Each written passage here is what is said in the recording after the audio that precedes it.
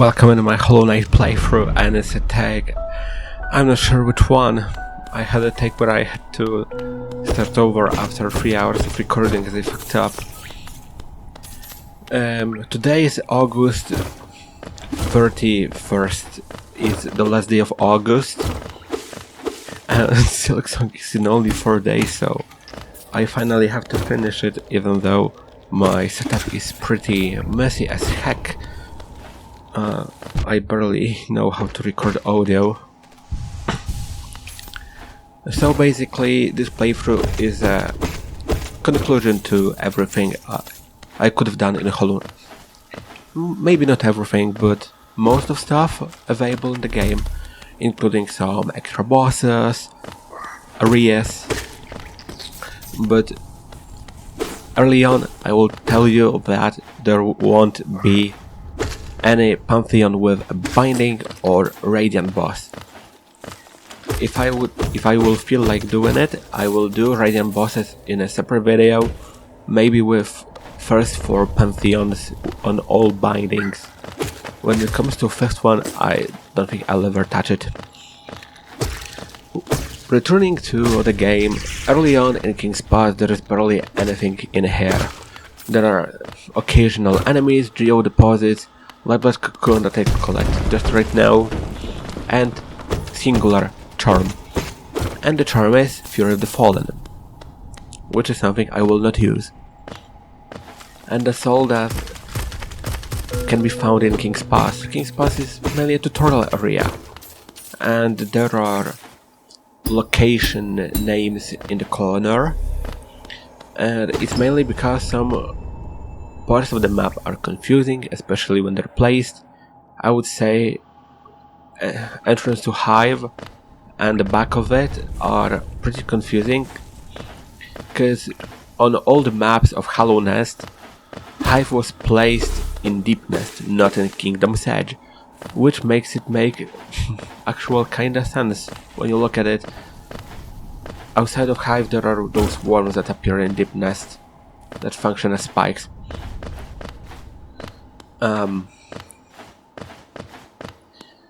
When it comes to my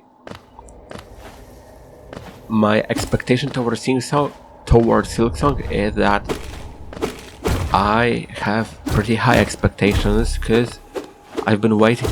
I mean, I'm still waiting as of recording it right now, over 6 years. Mainly, I counted since I added the game to the wishlist in February 2019. So it's quite a time of waiting. And that's how we got to Dirtmouth. So far Dirtmouth is pretty deserted. There's barely anyone here except for the Elder Bug. And time to jump well into Forgotten Crossroads.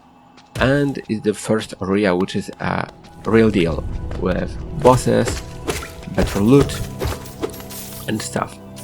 It doesn't mean it's necessarily hard, but it's bigger and more fruity with what's in it. Some people, I feel like, leave Hollow Knight after Forgotten Crossroads because of how depressing it is. The color palette is mainly blue and gray, which makes it pretty sad looking, but I kinda like those colors. Maybe it's because I love blue. I'm a sucker for blue. That's why my avatar has blue skin, which people make fun because I lack oxygen, obviously. This room leads to several places, including a boss fight. This boss fight is a bonus boss fight. It's not necessary for the main ending, but it's necessary for the completion. Because this playthrough will have pure completion. Pure completion is 112%, which is 100% from the main game, and another 12 from DLCs, which are Hidden Dreams, the Grim Troop, Lifeblood, and Godmaster. It will also include all achievements that can be gotten on one save file, except for the optional ones, which are Banishment, Purity, and 2 Zout ones, because I'm gonna go for the Neglect. I don't wanna fight Grey Prince in Pantheon of Hollow Nest. I hate it. It's a boss I probably skip. This area I'm in doesn't have much things, and I pogoed of spikes and I fell right into them. I don't know how it happened, but there will be more confusing things later. I mean, in an hour or 2 or so. Brooding Mawlek as a boss has 4 attacks. A Claw Swing, a Rando Infection Spits, a Side Barrage, and a Jump. And they are mostly easy to predict. However, it's still easy to get hit when you get distracted or hit one and many. Or just walk straight into the infection ball. But aside of that, it's a pretty easy boss, which I had to cheese with Descending Dark because I was so bad in my early days of the game. I'm trying to memorize what I said earlier in previous takes of recording this episode, which there were like 3 or 4 around that, because my mic was really quiet. I had to boost it, and I'm using Equalizer APO to boost it because my mic doesn't have a boost slider in this Windows settings. Maybe because it's on USB-C. It has a different port connected, but I don't have the setup for it and time to figure it out. Brooding Mawlek dropped the Mask Shard, which, when collected, gives a full mask. 4 Mask Shards give 1 mask, and 1 mask is 1% of completion. Which is not a lot, looking at that. Getting some Mask Shards is harder. I mainly mean a Delicate Flower quest, because I would say it's the final boss of Mask Shards and Enraged Guardian. I used to find Enraged Guardian so difficult. Another thing that counts towards the completion are grabs, because Grab Fodder gatekeeps some really necessary goodies for completion, including Paylor, 2 Charms, Mask Shard. I'm not sure if Vessel Fragment as well, because I don't remember the whole thing I'm commenting in 100%. I remember the main picture, but details I do not, because I recorded it in April. I started editing it at the end of July, and it's the end of August, and my plan was to record the voiceover in September, because my speculation was that Silksong will be released in November, and it would work perfectly with my plan. But I got caught off guard, and just like that I had to adjust and go with the flow and figure it really fast actually, and skipping a couple of things that I was doing in the meantime, including finishing my drawings and Terraria World, which is, I mean, my Terraria World was getting a backseat for a while now. I still wanna finish though, but now I'm prioritizing Hollow Knight, and in a few days Silksong as well, because Silksong is a game I wanna explore, I wanna figure it out myself. Those heads in the background always reminded me of the Binding of Isaac because of the round shape and open mouth. Maybe it was an inspiration, maybe not. The only thing that was lacking are tears. This room has a mustard in it, which is intended to be collected after getting a wall jumping ability, but there is a way around it. because even background object cannot help. There is one other way to get it. There is a Vengefly, it's a little fly enemy that flies around, and the thing is to get it above those indestructible worms called Garpadace, because they can kill it. So pogoing is the easiest way to do it. And also like that were tunnels which lead to the mask shard. Tunnels itself doesn't require any bonus ability, but with a dash it would be much easier because it looks a bit lame, I would say. Maybe just because I was walking into those, because I wanted to get fast across. Because when I was recording it, I was sure that I would sit and play Hollow Knight for hours, and overall this whole episode was recorded in 3 days, and first day had the most stuff in it, second day had most of the main stuff finished, and the third day had Pantheon of Hallownest. Because doing POH takes around 40 minutes, which is not long. From what is known, Silksong might have more bosses, and I'm curious if they're gonna take the Godseeker plotline and put it into Silksong. Same with the Grim Troop, because both the Grim Troop and Godseekers travel across kingdoms, which would make sense to see the Godseeker, maybe not the same one we had in Hallownest, collect gods from Paralum, and there are gonna be several gods. One of them will be Seal Assassin Sharp. Sharp was intended for Hollow Knight but was scrapped later on and was repurposed for Silksong instead. And it's a void silhouette in a steel armor, which attacks with a nose. And I'm curious what's gonna be the purpose of the void. This is the boss number 2. Gruz Mother has 2 attacks, can dash and smash the ground and ceiling actually, but she didn't do the second attack.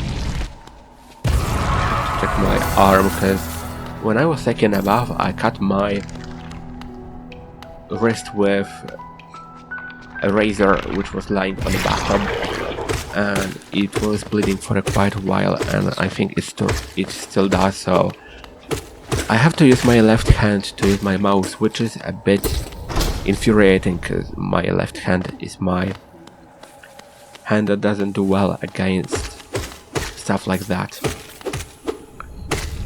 I defeated Gruz Mother to get an early access to Sly. Sly sells Lumafly Lantern for 1,800 geo. That's a lot.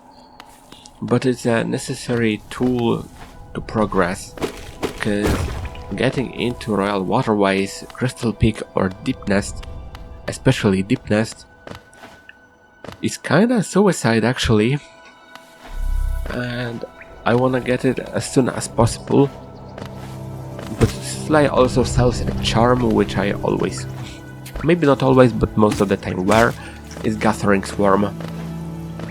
It adds little fly that collect geo for you. I use it mainly for the sake of simpleness and not having to collect geo manually, because it's a bit tedious. Another grab, mainly you can hear grabbed by their sound cue when you're around it.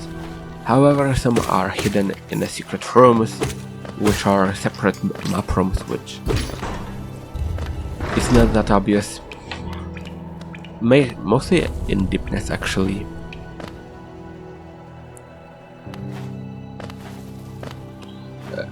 This enemy, whatever its name is the first enemy you can encounter that deals 2 mask of damage. Like this. I trusted to use my old method from my first playthrough to kill it, which was Fall Pogo, but I fucked up, and if he hit me one more time, I would be dead and I would have to start all over. But it's not really late, because in the playthrough that I put out years back in, I actually died. It's a playthrough which has translation of dialogues, which I'm not proud of. I honestly should private it, so nobody would see it, because it's... Maybe it's not the worst thing ever, but I'm not proud of it. At least not anymore. Because it's still something that started my YouTube journey. And there are also games which I do a redo. One of them is Celeste. Celeste will maybe not really get a sequel, because the story of Celeste feels complete. But the studio that made Celeste, EXOK, Extremely OK Games, works on another game called Earthblade. So I think it will be cool if I jumped back into Celeste before jumping into Earthblade. False Knight is the first boss which theoretically has to be killed. However, the fight can be skipped by destroying the bordered wall on the left. And it happens now when it blows a bit of dust away. But I wanna defeat the False Knight, because False Knight drops a City Crest, which is the easiest way to access City of Tears. It's a pretty boring fight actually, but I'd rather have it done now than to struggle with accessing the City of Tears. And after I beat it down to the maggot, he will smash the floor and fall down.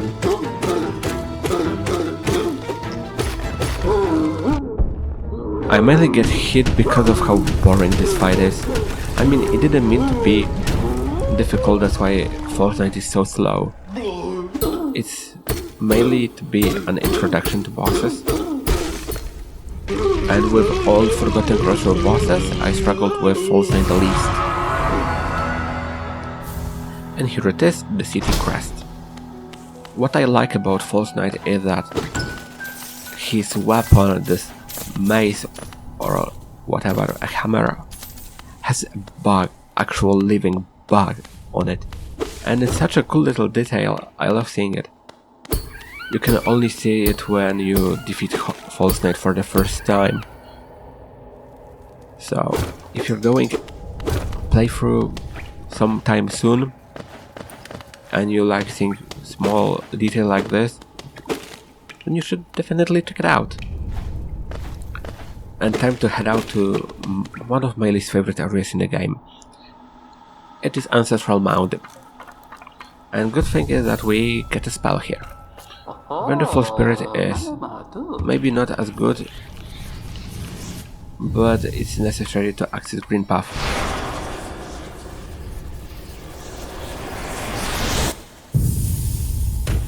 And before Shaman will let us out, we have to clear his quote-unquote house. Cause he spends eternity here and doesn't move a finger to kill all of them. Such a lazy man. At the end of the Ancestral Mound, overall Ancestral Mound has a guaranteed charm, and it always, because always the charm are in the same place. And it's a first charm I will use. It's Soul Catcher. Soul Catcher increases the amount of obtained soul. So basically, without any charm, it takes 9 nail swings to fill the vessel. With Soul Catcher, it takes 8. It's not a big difference, but it's still pretty handy to have. Especially when early on there isn't a lot of strong charms. And there's only 3 notches.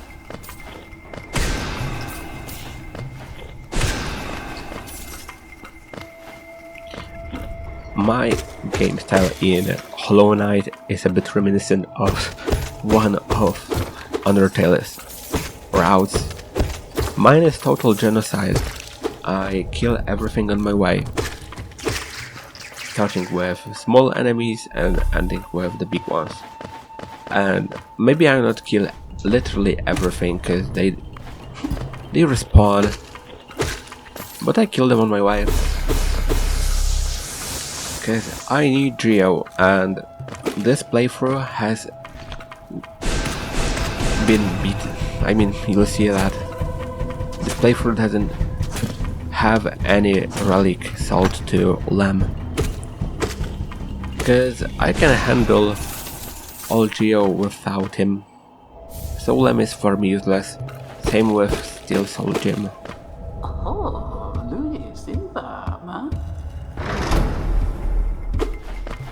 Before I leave Forgotten Crossroads, there are a couple of things that I wanna do. Starting with equipping the first charm, opening the door and collecting a couple of other stuff. And also opening the Stagway. Hollow Knight Silksong will have some sort of a Stagway in it. It will be Bell Creature, Bellworm, I don't remember how it's called, but well, there will be. Overall, Silksong will have some original NPCs, enemies, you know, replaced. So instead of Conifer, we'll get Chakra. And I'm curious how they're gonna handle Chakra's sound cue. Because when a Conifer is nearby, he leaves sheets of paper and he's humming his little melody. Chakra will leave rings instead, but what's gonna be her sound cue? Overall, some Hollow Knight characters are gonna be replaced. Knight as the player character will be replaced by Hornet, so Hornet will be replaced with Lace. The first early on boss, the easy one, I mean, Mother and Gruz Mother, kinda same stuff. Conifer will be swapped for Chakra, Hunter for Huntress, and overall from what I know, Farm will be bigger. And in terms of Hollow Knight, we have to go deeper and deeper and deeper into the abyss, while Silksong will be about going up instead into the Citadel. Because in the trailer you could see that Hornet fell down into the Misty Grotto, and her objective is to go up into the Citadel. I'm curious how they're gonna handle it lore-wise, because they announced it as a sequel, and a lot of people, I mean, maybe not a lot, but I saw some videos on YouTube which say Silksong will be a prequel because in ending Sealed Siblings, Hornet is inside the Black Egg. So how is she gonna be in Farloom if she's already sealed in the Black Egg, which nobody will be able to get into unless there is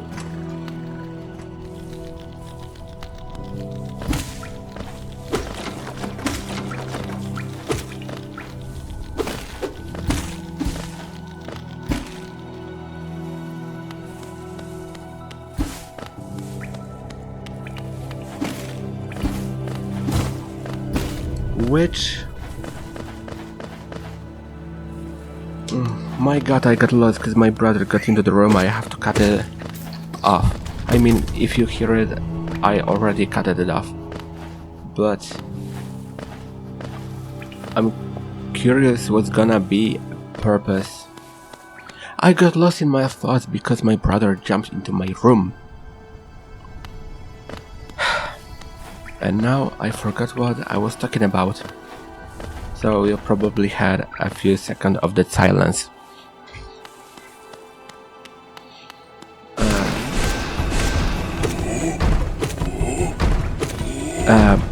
Oh, I remember what I was talking about.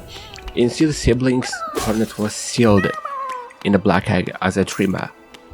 So Seal of Binding was put on the egg. So if Silksong is really a sequel, there is a way to unseal the egg. Because from what I remember, Hornet is taken to Farloom in a cage which was sealed, so she couldn't get out. But there was a little butterfly thingy which broke the seal. I don't really understand how it works. There is a journal entry about Seal of Binding, but I don't think it explained anything about how the seal works, how to take it off. So currently Hornet would be sealed, and from what is known, all endings are canonical, starting with the first Hollow Knight ending with Embrace the Void. Another thing that I'm curious about is Mr. Mushroom. Mr. Mushroom has a to be continued on its final screen, and it really confuses me because it feels like a joke added later on, but I would be surprised if Mr. Mushroom had any role in Silksong. But of course he might have.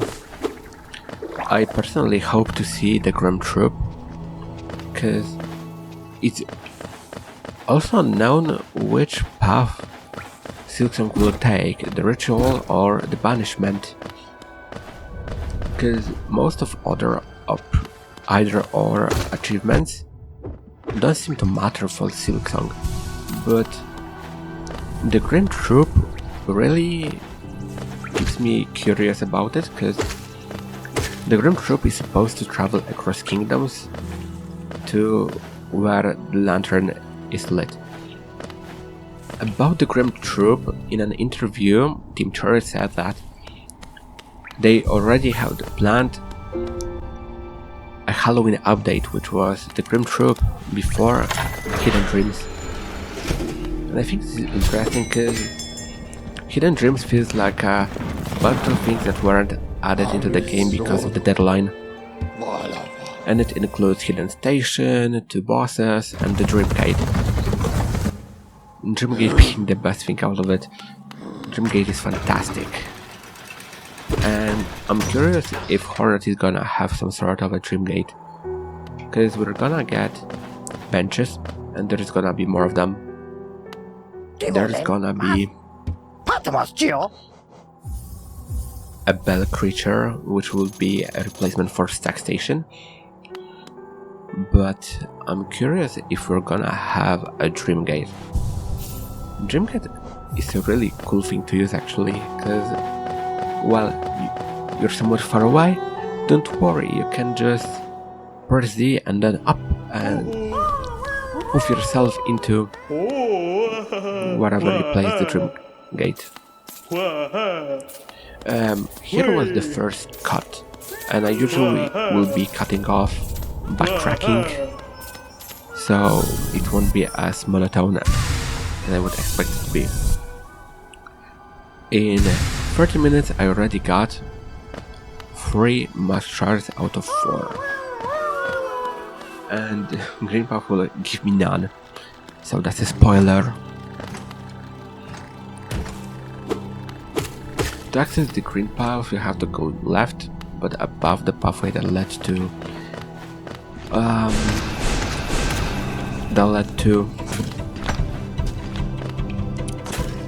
Brooding Mawlek. I had to find that name in my memory. And you have to kill the Baldur, which can be only killed with ranged attack as it closes when night is nearby.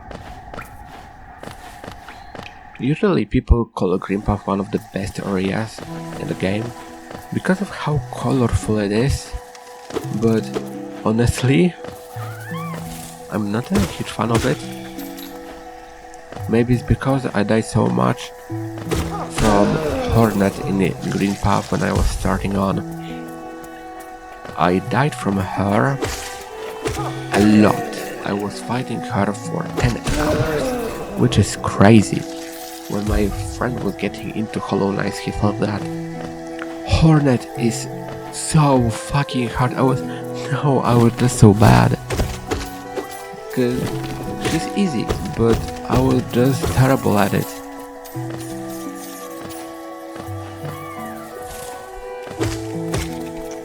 But there is one room in Greenpath which I sincerely love, and it's this one. The waterfall in the background. And I wish we could see it fully because it's blurred. And from what I've seen on the clips, they probably increased the background blur in Silksong, which I'm not really happy about it. Because it would be really cool to see all the detail in the background. They are mainly blurs for optimization because they can reduce the quality of the asset and blur it, so it will take less computer resources. But for people that can handle, that have strong enough computers for it, I think it would be cool to decrease at least the blur, to see it fully unblurred. And I remember there was a mod for Hollow Knight which could remove the blur, but all assets were pixelated because they decreased the quality to blur it. And Hollow Knight is also made for Silk. Hollow Knight is made for Silksong. Great. Hollow Knight will also appear on Nintendo Switch. And Nintendo is much more limited than a regular PC would be. So maybe that's why assets were more compressed. But still they could add a bonus folder with unpixelated, with assets in their original quality, and it would be just fine. Another thing that I'm really excited about is the soundtrack. Hollow Knight has a fucking gorgeous soundtrack. Larkin did a great job. And a couple of years ago, we got 2 tracks released, Lace and Bone Bottom. Lace will, well, obviously play during the Lace fight, but Bone Bottom will play in a city, and well, it's the hunter. But I love how empty Bone Bottom feels. It feels calm, it feels deserted, but it's also beautiful. Hollow Knight is one of the games which I will always praise for the soundtrack. Now I can look at the enemies which I have to kill more or less, and there are 2 enemies which I sincerely despise. One of them is the Leaping Husk. It appears in mainly Crossroads but also in City of Tears, and it appears not as often as I would like it to be, because getting a Hunter's Mark, which you'll see later on, requires killing enemies more times than just once, and the reason why I had to do a Trial of the Fool twice, because Colosseum has its own exclusive enemies which don't appear outside of it. But returning to it, Leaping Husk only appears in few rooms in Crossroads. I would say it would be a total of 5 of them, which makes it a really tedious process to kill them enough. So in this playthrough I decided to, well, walk more and lose stock less, which made it a bit boring to me, and I remember how bored I was when I was doing the playthrough in April, because I had to kill all those enemies for the Mawlek, and the other enemy is mostly Vagabond, and it shares the problem with Leaping Husk.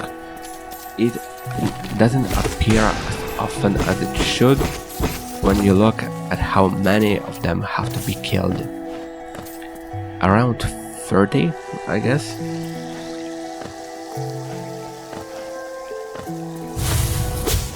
So, from bonus stuff, which doesn't give any percent or achievement, well, Puff of Pain will be. I like Puff of Pain. I need something like Puff of Pain in Silksong. And yeah, I was rage quitting when I was doing Puff of Pain for the first time, but when you do it more and learn it, it's not that hard. It's hard for the first time, but gets easier with time, and I like when stuff is skill based. And that's what Puff of Pain actually is.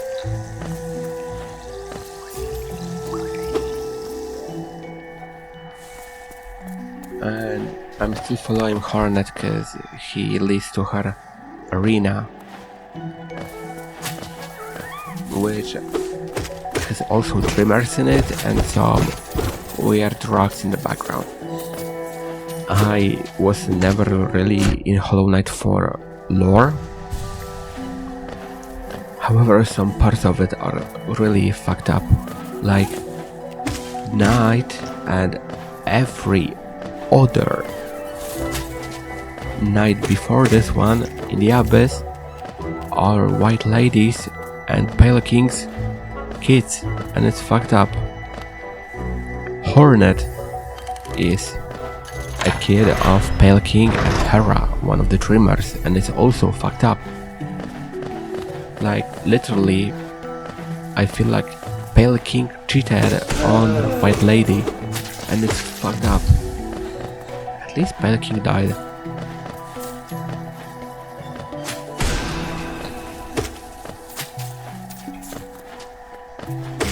And I'm curious who is gonna be at the top of the Citadel, because it was never revealed, and even in trailers, Citadel didn't seem to appear often. Or to even appear. I feel like there will be more biomes in the Silksong, but I was hoping for a new map design, but map look-wise will be more or less the same. Very simple to look at, and there was a first map design in Alpha which was far more detailed, and I wish they kept it, because it kinda would fit more to a scribbly style of a conifer map.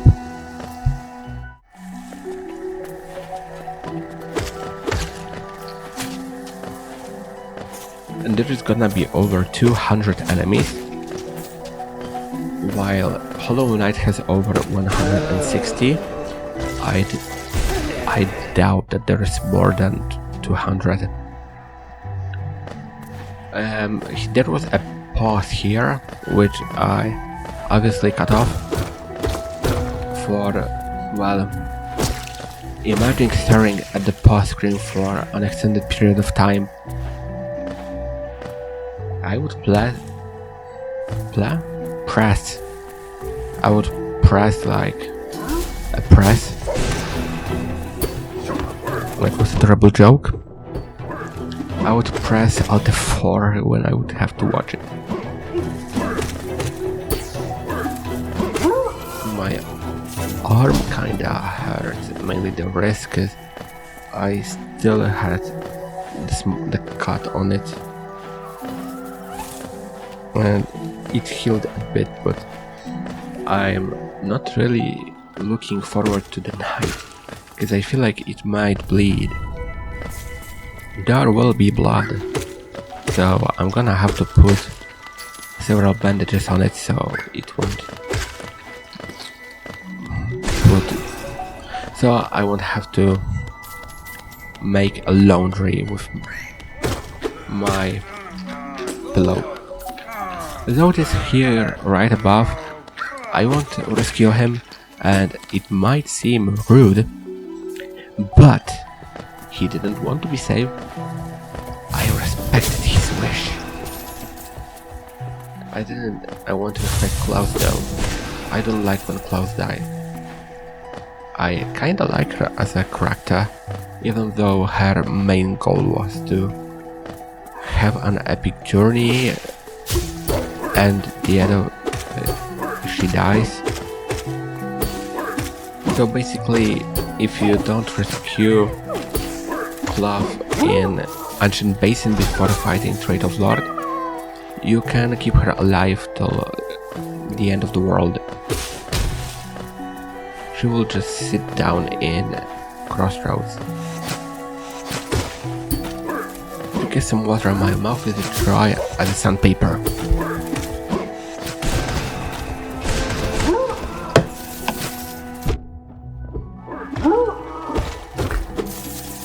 There were recently a couple of cooler days with temperature around 15 degrees. Today was above 25 and I'm still alive. And I know that there are warmer countries like Australia where the temperature hit 40 degrees.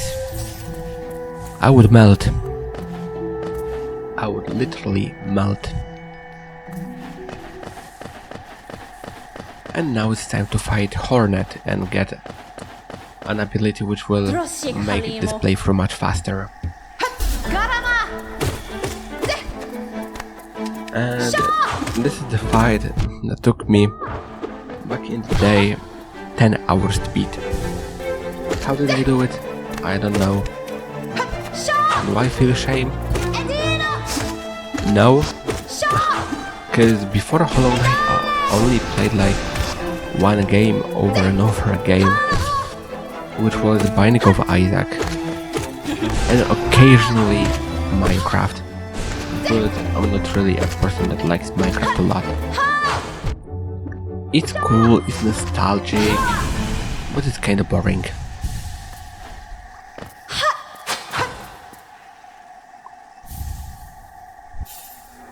And finally, a Mothiwing Cloak. Also, those location names were all made by me, which was a long process, and it's not a mod. This is just a text I put in DaVinci Resolve with a fade in, fade out, so it would look like it's a part of the GUI. It's some of the interface. Why did I say GUI? I'm thinking about the Gaga song. A really good one actually. I like Gaga.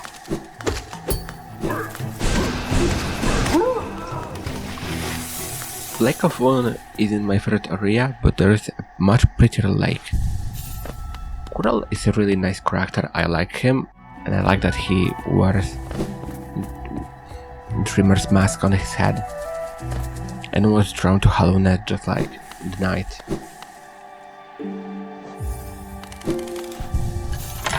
So across Knight's journey he will see Kural more every now and then.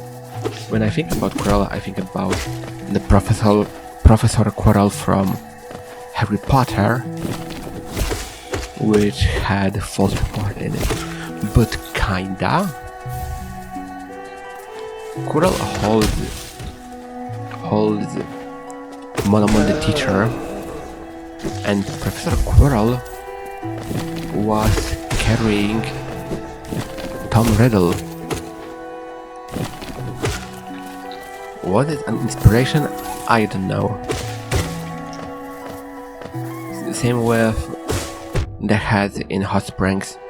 Was it an inspo from Isaac or just a random idea they had? What I really like about Team Cherry is how passionate they are. Cause Silksong was never in a development hell. They were just so passionate about making the game that it took them so long. Especially, Silksong originally was intended to be a full-on fleshed out DLC for Hollow Knight, but the idea grew and grew and grew, and they released a reveal trailer, and then it grew and grew, and they rebalanced and bug fixes, and it took so long. But we need more indie devs like this. We need more people creating games for art, not as a product. Because there are some studios which treat it as a product, and I never like when something is intended to be capitalized on. And Hollow Knight was actually never, because I mean, Hollow Knight, when it was released in 2017, was around the edges, because they just were running out of money, and I really can understand that, because they really got into development of the game and spent a lot of time making the game. There were bugs when there are still bugs, because every entity in the game is a literal bug, but I mean bugs that are, well, unintentional things. Time to get another term. This one is Thorns of Agony, which is a term which people don't use, and that's completely justified because I don't use it as well. Mainly because it's an on-hit effect, and being an on-hit effect easily tracks it down towards the bottom of my term tier list, which I never made, but it would be. On the top I would say would be Fragile Strength, Weak Slash, and Shaman Stone. I mean, most people would say this order as an S tier because they're just so good. Most people use them. Or Unbreakable Strength if people play on Classic. In my first playthrough I was dying so much and retrieving my soul that I effortlessly collected enough Geo to turn Fragile Strength into Unbreakable, which is 15,000 Geo, that's a lot. And sometimes people have to farm the Geo, and there are several ways to farm it, like Colosseum or Hopper. Hopper is those little enemies in Kingdom Hearts that jump.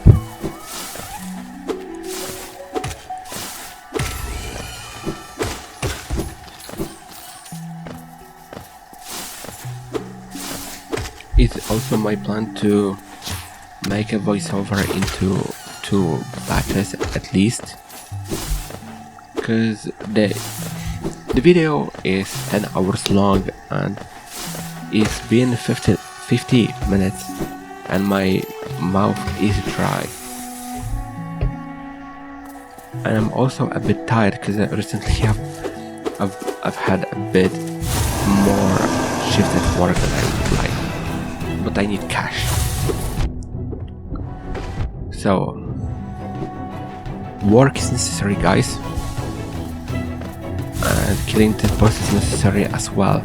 I mean, most people don't consider Massive Moss Charger as a boss, and I think Cherry doesn't as well, because the boss name text doesn't appear when you fight Moss Charger in Green Path. and it dies also quickly. I mainly killed it because I needed geo from it, and now I have enough of it to buy a Lumafly Lantern, which gives me a way to see in the dark. And there is a sub-Orion green puff, which also needs it.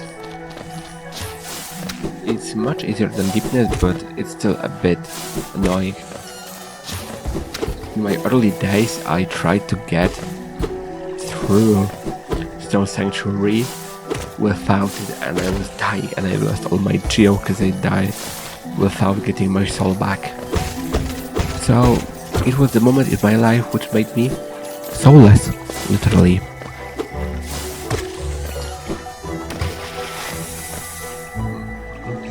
I'm just joking, you know, but there are games that players usually pay with sanity to play them. Usually when I think about a game like this, I think about League of Legends, and I'm happy that I don't play it. Personally, I overall don't play a lot of games. I mainly focus on this vid and drawing, because I got an iPad around a month ago and I'm trying to figure it out, and I have like one drawing which needs a bit of finishing touches, which we'll get in upcoming days.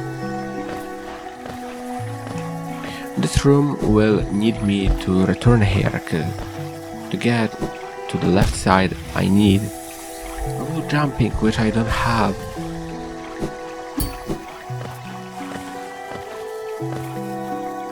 And there is also a way to enter this room from Queen's Gardens, and 2 blocks have to be smashed in order to have this room fully unlocked.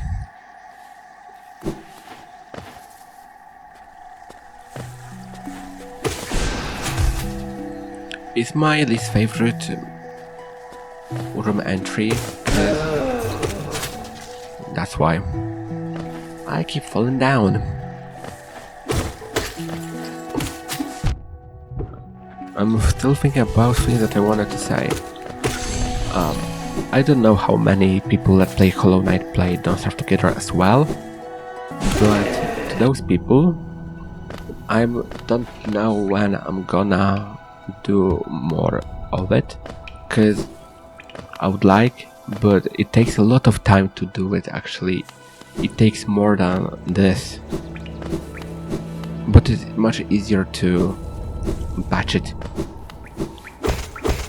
cause like usually I had a recording of 2 to 3 hours of Don't Starve Together depending on the season, which I had to edit, which, well, is much easier than edit a full elephant, Orville elephant size of an episode, which is this.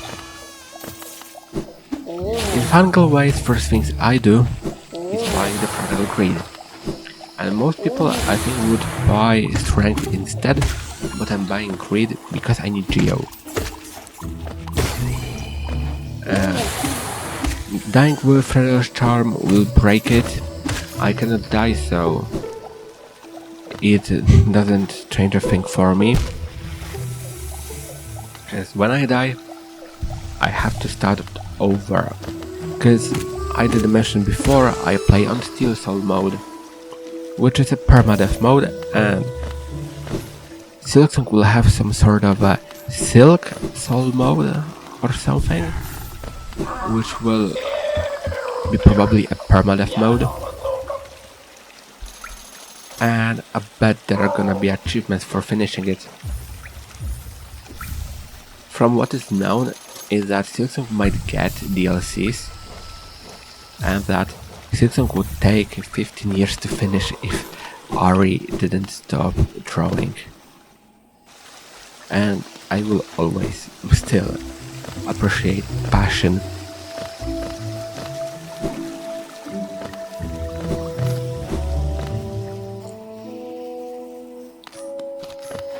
This room took me, well, on the show I almost gave up. Horrible Waste is one of my least favorite areas because of how agonizing it was for me back then. I was dying and over again, and it was a miracle that I got across Mantis village, the bench, and got the claw. Cause my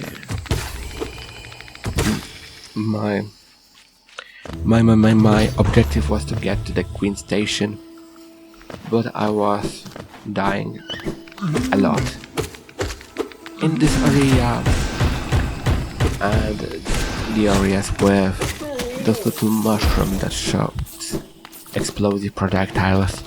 I hate those. That was an agony, honestly. I'm not sure if you could hear me scribbling down on paper, but I write down on paper timestamp that I have to cut off. And I try to write with my left hand, but my left hand doesn't work and it looks like a children drawing.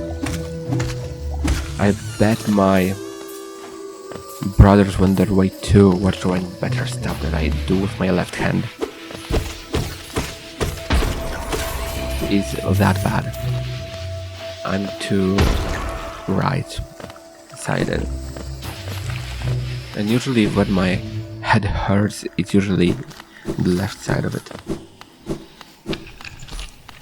Here Klaus appears for the first time, but I'm not gonna talk to her because I'm not interested in reading dialogue. I already saw them, well, most of them. And I don't feel like doing it again. But I will read a lot of dialogues in Silksong because, well, it's new, it's fresh. And I'm just curious about what the characters might say, especially that the player character in Silksong will speak as well. I mean, it's kind of part of the charm of the Knight character, because Knight doesn't talk. And I'm not fine with it.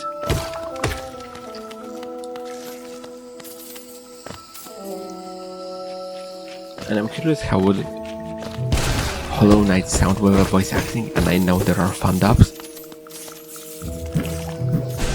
But I mean with an official, professional voice acting, how it would sound. But it would be pretty expensive to do. Because there are quite a few characters which matter to the story. And original Hollow Knight didn't have the budget. Silver probably has. What I would like to say are physical copies for PC, and I love collecting physical copies. I still have a physical copy of Lego Batman that I got when I was 7, and I still hold it and I will never get rid of it. It's one of my longer lasting possessions. Because nowadays I just collect music, CDs and vinyl. But Lego Batman 1, the video game, was the first CD I ever got. And well, it will stay with me, and it would be so cool to get Silksong CD Silksong PC physical, because usually, especially nowadays, games don't get physical versions because Steam exists, but I think it's really cool to own a copy, and it's the reason why I collect music.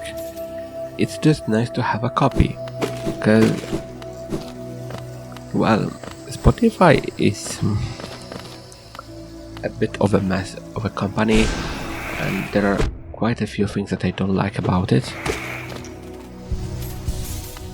And it's messy and some quality isn't the best, and I would say vinyl is the coolest thing to play,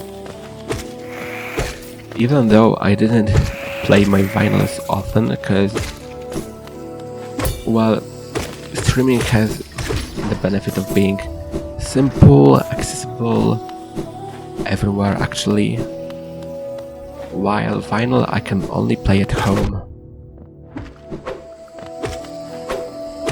And for example, right now I have my headphones on and I listen to what happens in the game and to music that I have in the background on Spotify, and if I had my record player on, the mic would probably capture the video.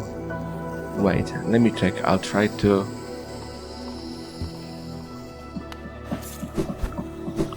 It captures when I'm doing it, when I'm knocking on the drawer behind me. About drawers. So, person that sings, it's a singer. Person that builds, it's a builder. Person that paints, it's a painter. So why the fuck drawer is a piece of furniture? I don't get it. I'm not sure how my voice was distorted in a few clips, because I feel like I might have boosted my voice a bit to match with equalizer. But on the other hand, I feel like too loud might be easier to make it better than too quiet. Someday I will get a better equipment for the sound recording, but currently I have to stick to what I have. And I didn't comment it, but I got Mantis Claw. So Mantis Claw and Mothiwing Cloak are the main two traveling skills which are required to access most areas. Wall jumping and dashing, well, I'm fine. Double jump is cool as well, but it doesn't change as much as wall climbing and dashing. And now I will fight Mantis Lords, and there is one thing that I will always recommend people fighting Mantis Lords is getting up this wall and get Lifebloods. Those are two mice that you then... My tongue is getting tied. Those are always two bonus mice that you don't have to keep. I was almost said I don't have you don't have to heal. I almost said almost you don't have to kill, which is kinda the opposite of what my intention was.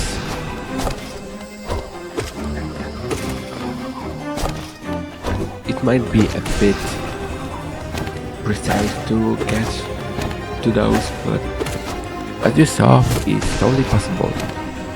Mantis Lords are one of the most loved bosses of the game, and it's completely justified because the fight is so fun. And it was difficult as hell to the old me.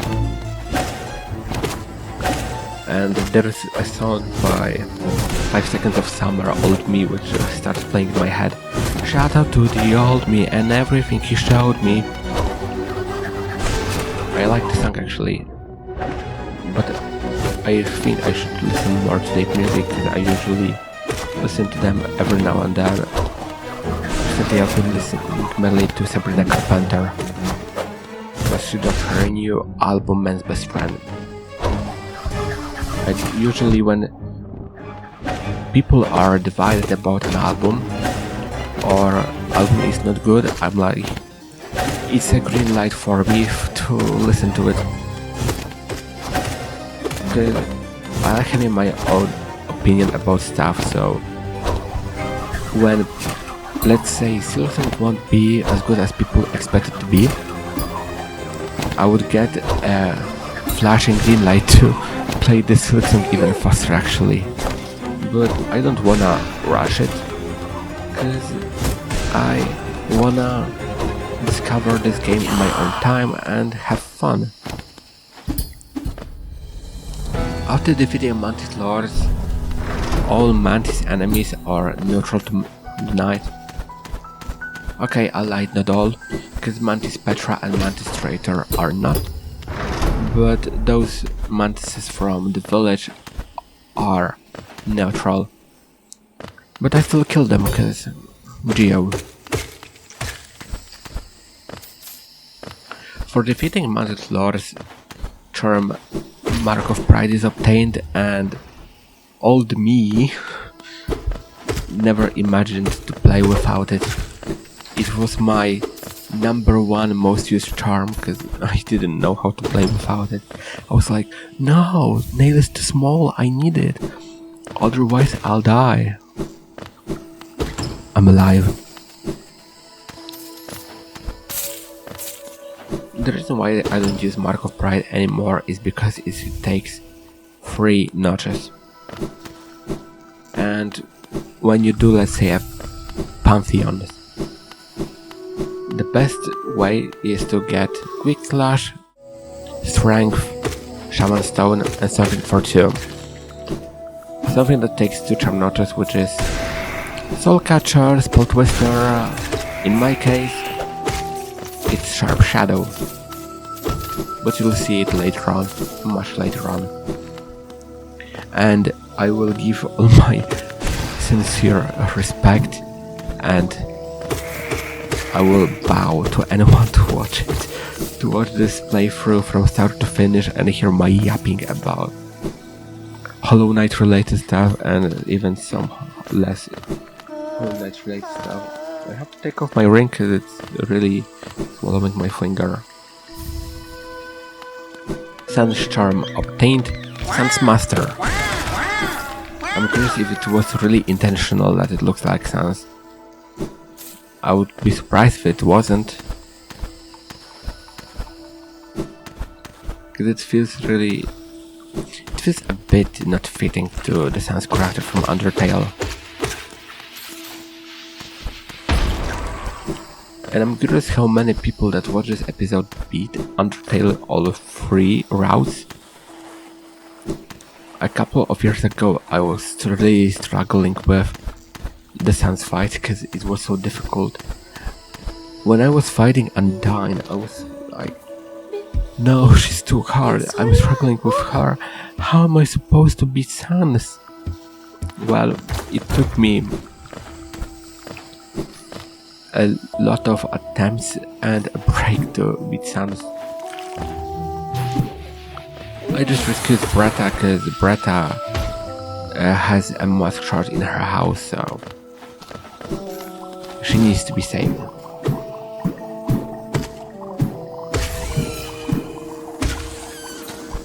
Even though I would usually, if it wasn't for the mask shard, I would leave her here. I just don't like Bretta. Same with Myla, and from what I know, Myla is pretty light in Hollow Knight. Maybe because she died due to infection at night. Because, well, the knight is the one that takes her life after when she's in her 3rd stage. Because she's uninfected at first, later she's partially infected, and at the end she's fully infected. Because there was something with radiance in the crystals. No, it kinda makes sense because Hallownest Crown is on top of the crystal peak. And the statue of radiance can be even dream nailed. You won't see it here because I will get to the crown before even touching the dream nail. Cornifer is gone because I defeated Mantis Lords, which is the main boss in Fungal Wastes.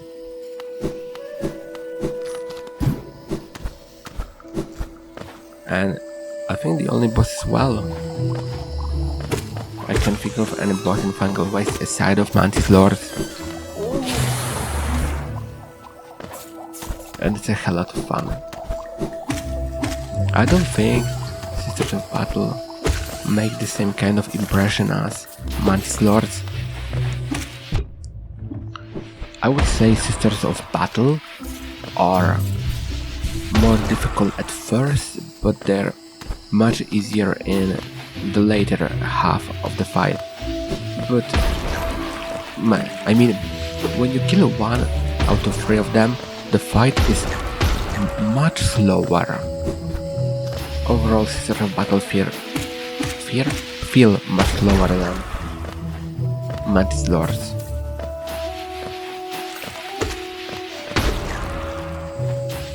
I hate those enemies. I hate them truly. And they need to be killed because I promised myself to get a Hunter's Mark, because it's actually the second time in my life I'm getting it. First time was for the achievement, and now I'm getting it because I don't fucking know even why. Why? It's either because I wanted to fully complete the game in one save file with everything possible, because Hunter's Mark doesn't count towards the percentage, or I'm just stupid, or both.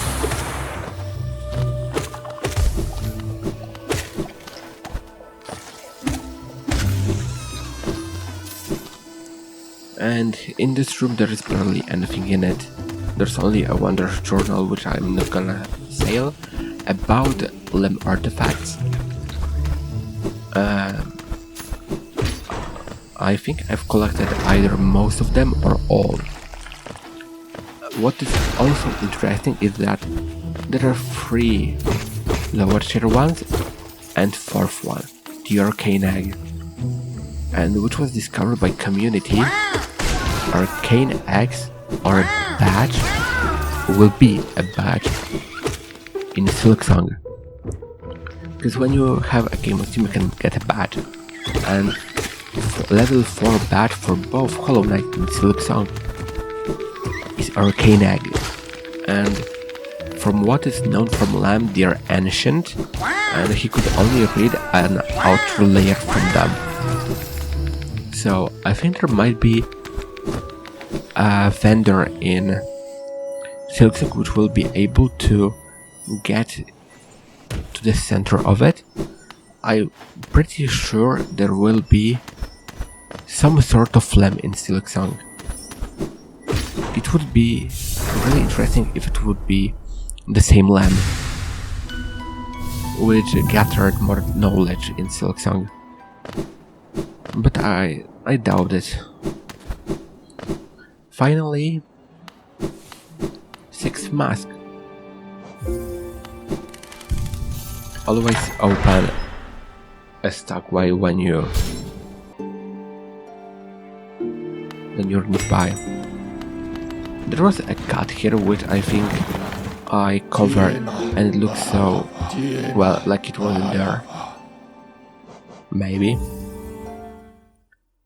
Maybe someone saw when I cut it off. It was mainly when I left my room without pausing the game, and it was just a screen of Nice sitting on a bench.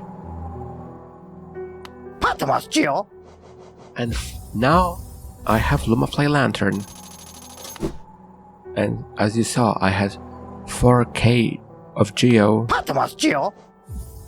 after Fungal Wastes. I also grabbed a simple key. There are 4 of them, and 3 things are needed, are completely necessary to be opened with them. Since I have both dash and wall jumping, I will be able to get Salupra. Salupra is one of the most necessary vendors in Hollow Knight,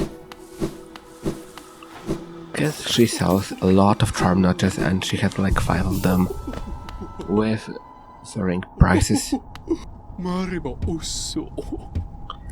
I really don't like the sound Salupra makes. The weird kissing sound is unsettling. In trailers there was an alternate voice to her which sounded more feminine. It sounded much more flirty and it was probably the reason why they swapped it. But the one they stick with isn't much better anyway. But at least I got enough from not just to equip Shaman Stone. And now my Vengeful Spirit will be bigger, but it won't deal much more damage. Because the default Old Nail Swing deals 5, Vengeful Spirit 15 and Vengeful Spirit 12, with Shaman Stone 20. So it's a really small difference. Time to get to the City of Tears, which is such a beautiful area, and the soundtrack is amazing. When I listen to the soundtrack of City of Tears, I usually imagine myself sitting on the windowsill it was? I'm really sometimes confused about how some things are named. While looking through the window when the rain is dripping down. I love rain. It's the best weather. And when it comes to the worst, summer is the worst. I'm a summer hater. And that's why my most relatable summer song is Sick of the Sun by Poppy. And the song is about what the title says.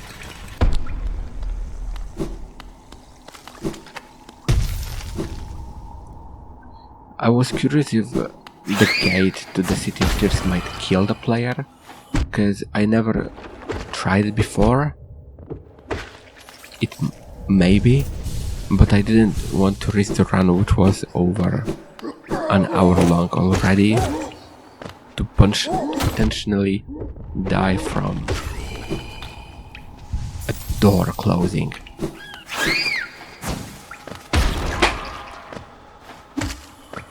That was my chair.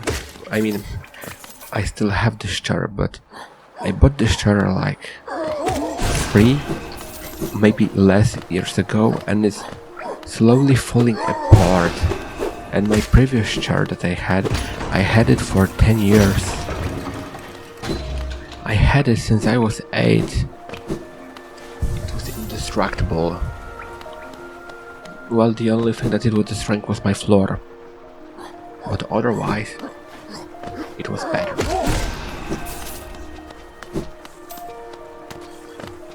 And this chair I have to really struggle because my wheels fall off.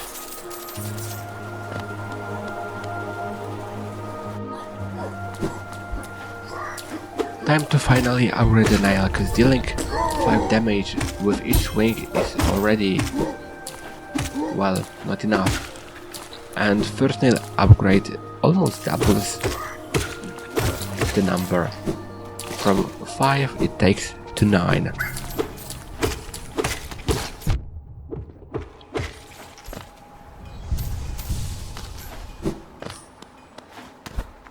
Which will make kinda the spell even more useless. Vendas Ranjo Stenja. And it's not really expensive, but I'm kinda broke after buying all those charm notches and lantern. But I still won't go to them. Now the thing is that it has to be done is getting to the Soul Sanctum,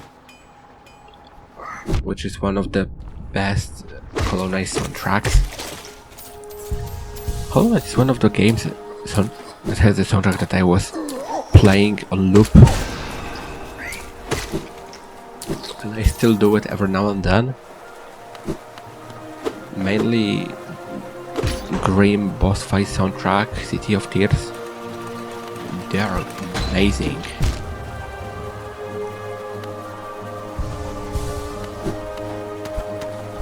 I always pogo off the elevator because elevator is just low.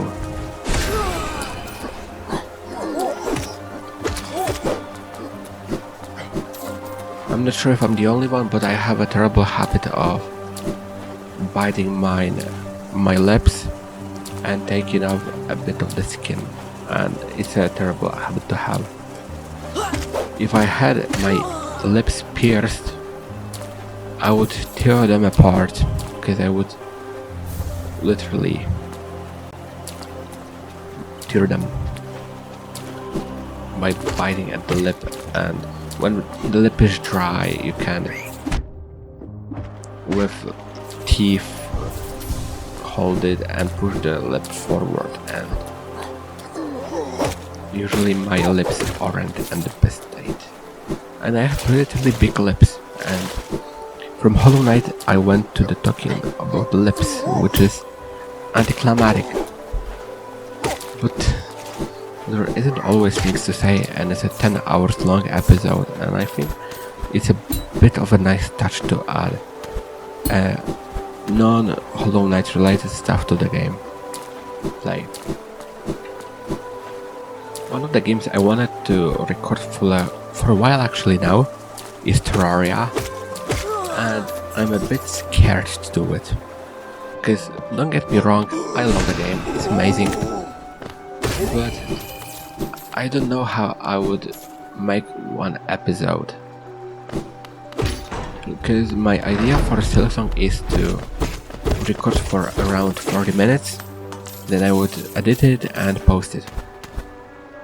From Terraria I don't know, because there will be a lot of stuff that I would cut off, mainly backtracking, as here I do, but I'm just really not sure how it would turn out.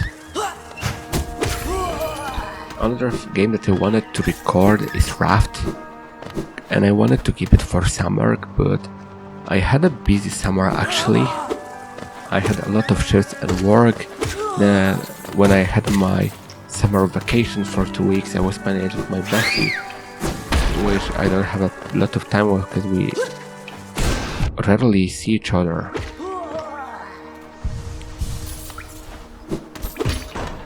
And now I thought I would have a more chill out September, but I still have a bit of shifts earlier in the month, but somewhere in the middle I have a week off, so I will spend the time on the Silksong,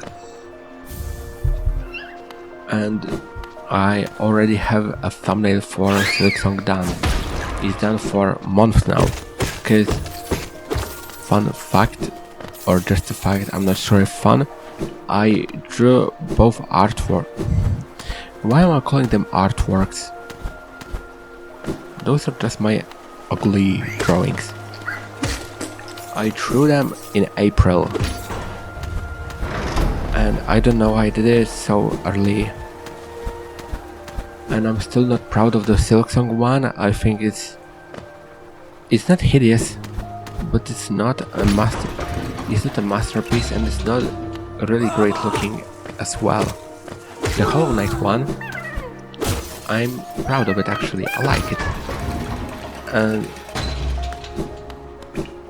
I usually keep a drawing for a day or two before I post it, because with a clean eye, with looking at it a day later, I can spot some mistake, I can add something.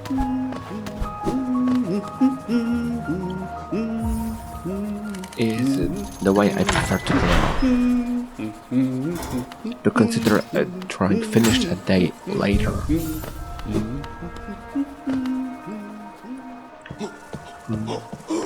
You probably already saw the night art. It was on the thumbnail, and I think it's the only place it appears.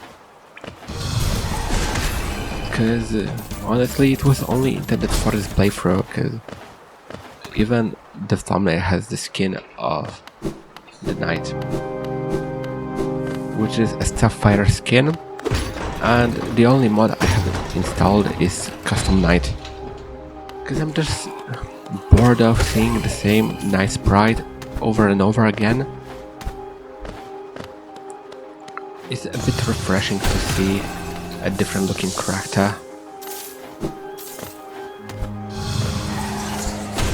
And there's a lot of skins for custom knights. There's one look that looks like Baby Hornet, which is still actually adorable.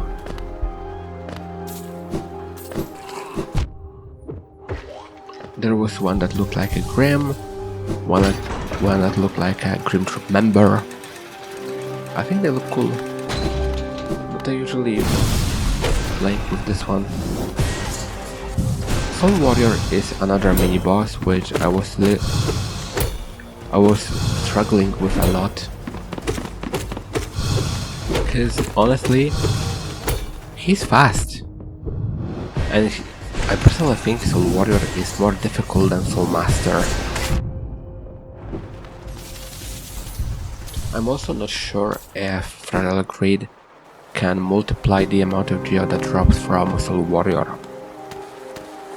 It would be really cool if it did, but I don't remember how much it drops without it. And I play with Fragile Greed for years now, so I don't know. It drops with Fragile Greed to 145.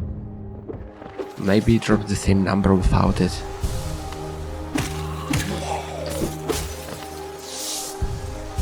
I'm getting a bit sleepy now, but I promised myself to finish it, and when I promise myself something, I will have to do it. So, I mean, it's the main reason why I was already sleepy is because I'm a bit sleep deprived. I've been lacking sleep recently. I will catch up tomorrow, not yesterday. I'm slowly losing a track of time. I also work in a place where I don't really mind working. Maybe not really mind, but it doesn't matter what day it is, because I can work on Sundays. And I don't mind Sundays. I like actually Sundays. Today's Sunday. At least for me, because I'm still not sure when this episode will. It's not an episode. It's a Hollywood scale movie, Disney and stuff. And it's a bit messy.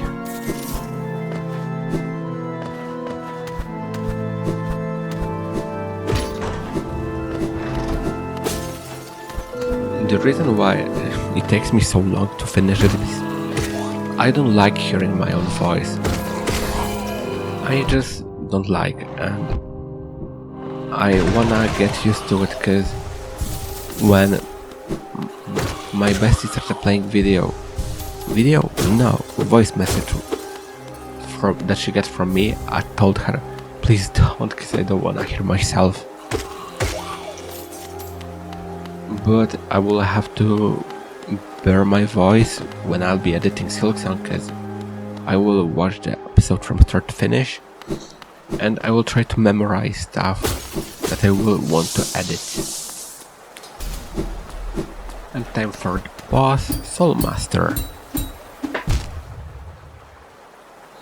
I always pogo on the spikes and then I fall into them.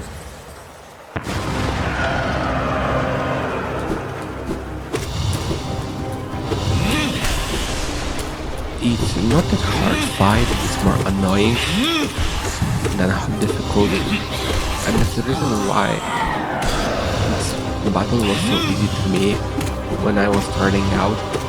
It's slow and it's easy to find a place to heal.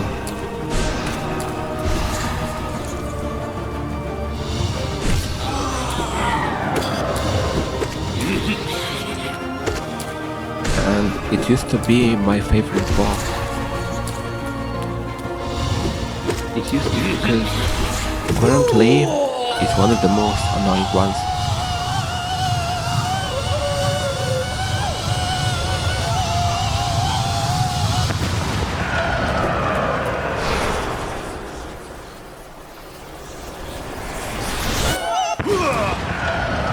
I like this a lot.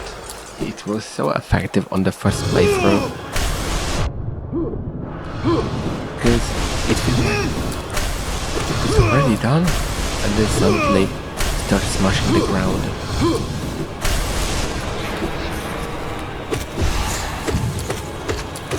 And now it can die. There is a harder version of it called Soul Tyrant, and it's one of the most insufferable bosses. It's not difficult, but it's fast as fuck and annoying as fuck.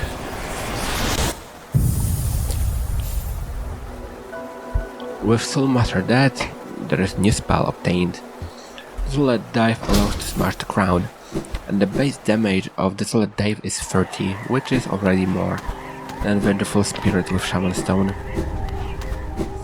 But it's much more limited to how it's used, cause when you can throw projectile anywhere, you can't smash everything.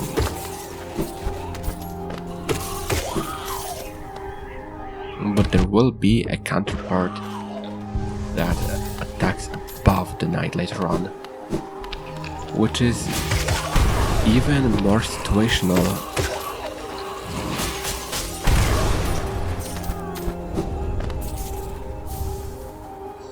Hollowness Seal, from what I remember, Lem was giving 400 geo for one seal, 200 for a journal, 800 for a King's Idol, and 1200 for an Arcane Egg.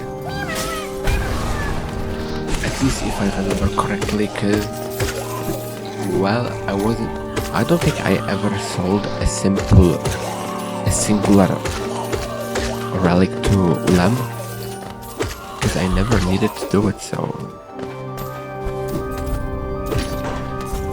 And in a playthrough that I did years ago, I think I collected all of them because I was at the same time looking at the wiki to see if I missed any.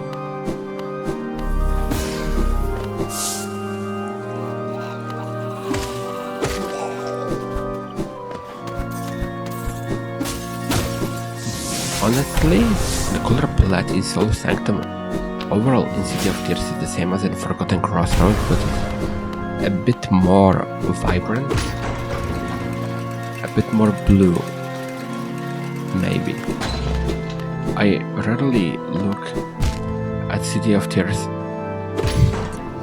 I dash into the spikes, it was stupid. I rarely look at City of Tears and Crossroads side by side. But color palettes are either very similar or identical. I really recommend smashing this wall when you visit Soul Sanctum for the first time. Conifer is gone, Crystal Master is gone as well. Well, he's not really gone, but he's dead.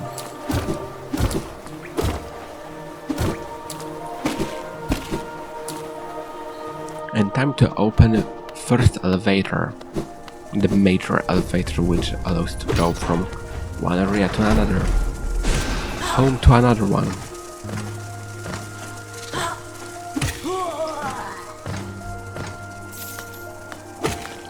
And stack station, which is useful as always. The most useless stack station I would say is, I don't know. Maybe resting grounds? It's not an area which is revisited regularly. The only moment when you return to resting grounds is when you go to Seer to give her essence and do a delicate flower quest.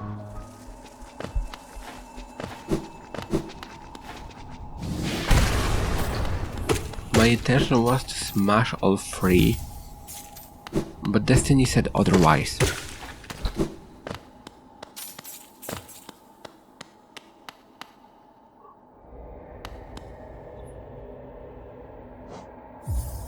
When I was playing Steel Soul mode for the first time, what year was that? 2019? 2020? Around it? My game froze while riding the elevator. I had the chain on my screen and I had to restart the game. And I was so confused because I was hoping, I thought that I would lose progress because I would have to force to turn it off, I think, over the menu.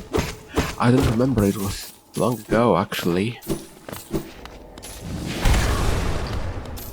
On my old potato laptop I was fighting pantheons and struggling a lot. I think I only did Knight and Artist. And this is the first Vessel Fragment. Artist I think is the easiest pantheon. And I was really struggling on my potato laptop with Nightmare King Grim. Nightmare King Grim was difficult as hell on it, because the further you are in the fight, the more animated the background is, and it was taking a lot of my laptop's resources. I couldn't also play on my potato laptop Ori and the Blind Forest. It's a game I think I should retouch someday. Last time I was playing I was disappointed about this game. I finished Ori in 8 hours without knowing a thing. And I was like, this game costs more than Hollow Knight and it's much shorter. And it wasn't a really interesting game. I was kinda bored while playing. Maybe it's because I know Hollow Knight so well. Or Ori is just a boring game, at least to me. Because unlike Hollow Knight, Ori is more platforming focused, while Hollow Knight has more combat things. And more bosses, obviously.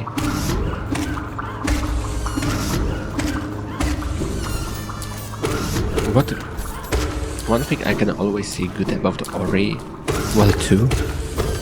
One is how the game looks, and it looks absolutely stunning. And the soundtrack is gorgeous. The story, I don't know a thing because I don't really care enough.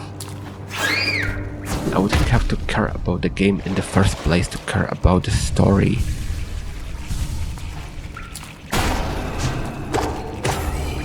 And so, if I don't care about Ori, I don't care about the story as well.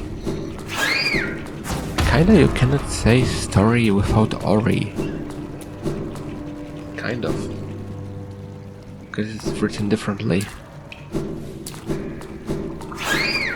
Even though I love Hollow Knight, I don't really care about the lore. It's a bit fucked. Especially the vessel part. And Void might have appearance in Silksong, and I didn't expect to see Void in Silksong. I honestly didn't know what to think about Assassin Sharp. And it was a character that was teased long ago, but most people forgot about it.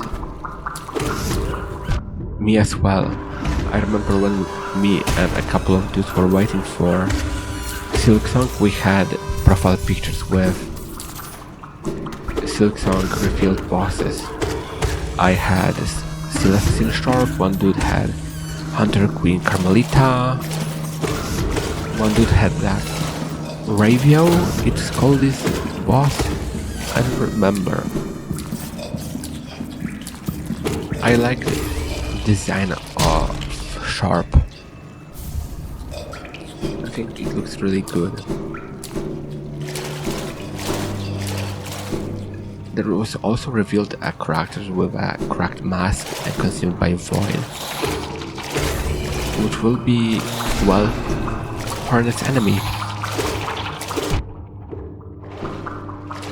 hate those. I despise those. But at least Master Shard is obtained.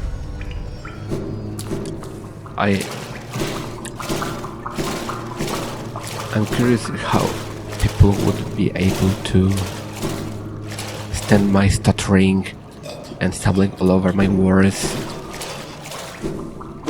turning my tongue into a knot.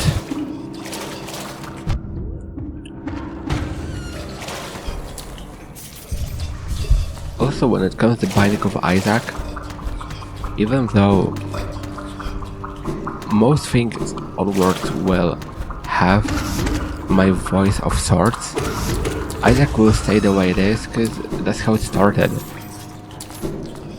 And Isaac they drop currently is mostly my curiosity to see how much episode it would require to beat the Binding of Isaac completely from the start to that god. And the last episode would be a summary with, well, spoken words actually. So that's my plan for the Binding of Isaac, and when I finish the one that I'm doing right now, I think there will be more. I just have fun creating YouTube content aside of usual daily stuff, because aside of it I'm a bit bored to do. I mean, there are things I like doing not related to YouTube by any means. I enjoy listening to music a lot. I love music, I cannot breathe without it. There are games I wanna finish, some I didn't even start. But currently Hollow Knight, and this room is connected to the Sun's Charm room in Vengeful Wastes.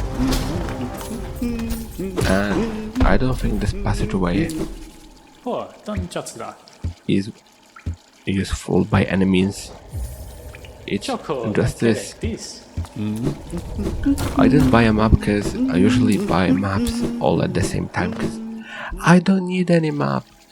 I memorized the map perfectly. I know my stuff. Watch me getting lost.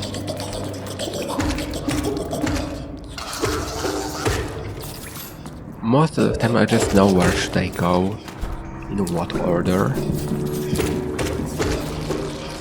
And I think I might take a longer while to memorize the Silksong map, because Farlum, from what it was announced, is going to be at least a bit bigger, and it's gonna have a scrapped Hollow Knight area, Bone Forest and of Bones. So I like that they repurposed it, because when I look at Hollow Knight now, I don't think it would fit.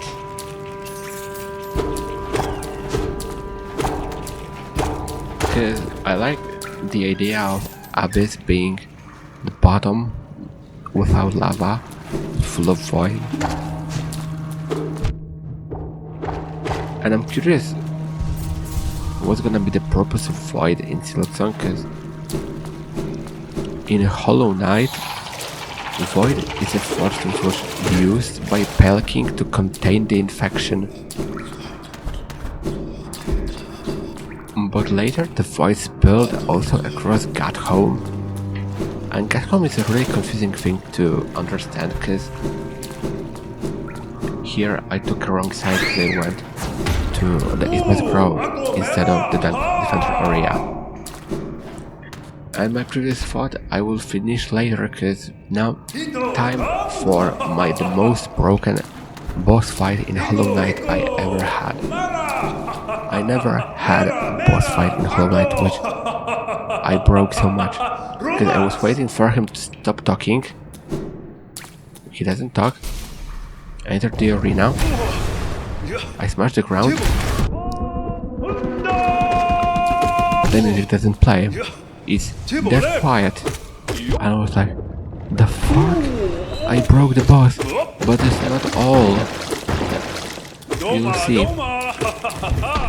But it's a bit later in the fight. I really broke Dung Defender in this playthrough. Back in the day when I was scrolling Hollow Knight Facebook groups, I remember seeing a meme with Dung Defender in a car because he's screaming, "Ah, Honda!"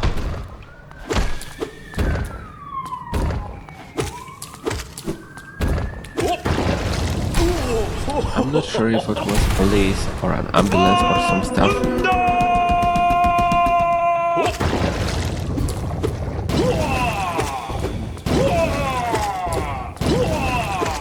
I usually hear alarms when I wanna sleep or late at night. And now he disappeared. Fucking Houdini. Where the fuck is he? I broke the fight so much. Or it broke itself. Maybe it's because I was waiting for him to stop talking. And now he's suddenly here again. He's a freaking Houdini. As Dua Lipa sang, "Catch me or I go Houdini." Dung Defender did the same thing. I caught him and he won't go Houdini. The most funny thing would be if the charm wouldn't drop. It would be somewhere stuck in the ceiling because it falls from the air. But being unable to get this charm would make getting 112%. It would be impossible to get because each charm is 1%, including Defender's Crest. So it would be impossible to get. And I forgot what I was talking before I started fighting with Dung Defender. My head is messed up.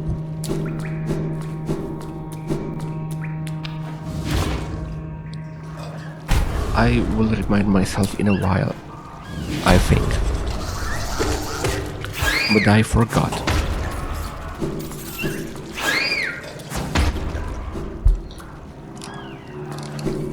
So, while I was trying to remind myself what I was talking about, another game that I was thinking about putting out as a gameplay is Crest Dancer. This game is difficult as hell, but damn, the soundtrack is a fucking banger. The reason, something that holds me back from doing Necrodancer are characters which are mostly bad. And if I did Crypt, I would have to do Rift as well. And I don't think Rift is that much of a good game. I played a bit in Rift and I didn't enjoy it as much. Even soundtrack isn't as good. It's a bit underwhelming because I really enjoy Crypt, even on the very few characters that I like. Most characters in Crypt base around having some sort of a curse, which makes them really uninteresting. Because most characters doesn't have a good thing to them, which makes them really annoying to play as, and it's really interesting. So, time to fight a second boss in Royal Water Wise, which is Flockmorm. And the best way is to pogo off of it without taking damage, obviously. And I hate the sound this boss makes. It's so unsettling. I cannot one-hit any of those. And this playthrough almost ended here. And you could also see that Net was floating a bit like in the water when I entered this room. It was so weird. Okay, second try.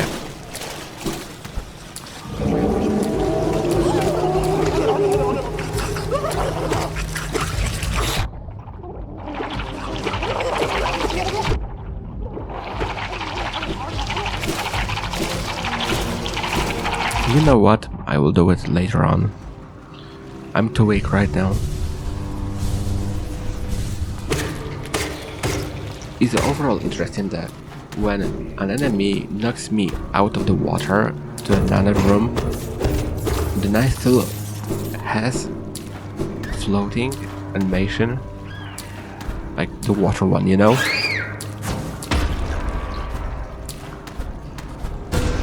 I think there was an option to give yourself a no clip.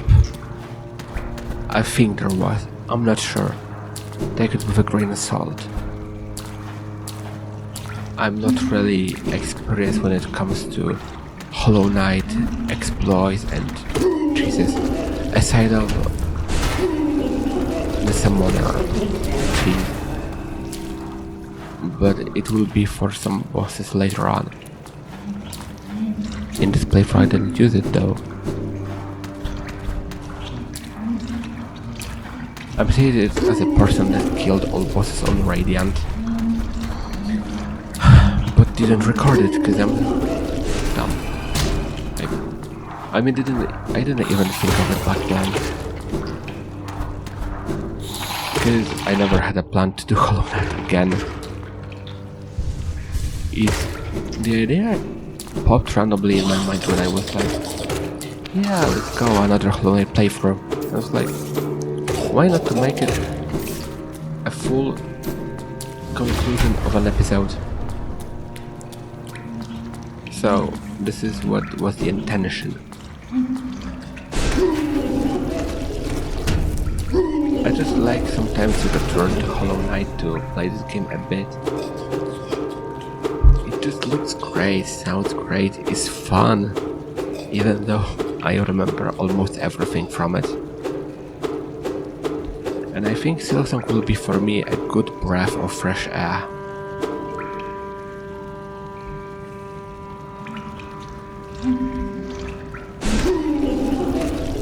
I really don't like those enemies because they deal too much of damage for no reason.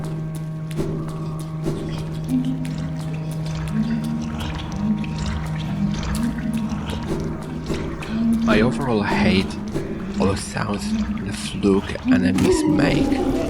They are so off-putting. I don't like them. I forgot that this floor actually doesn't need a Desolate Dive.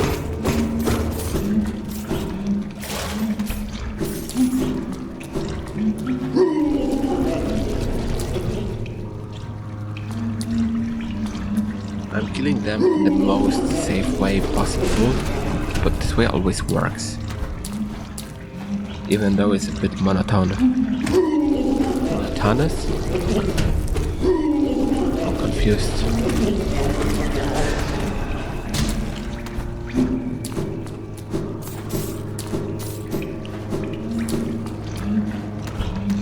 I'm checking out the junk pit earlier on, but I will have to return to this room again to get those enemies.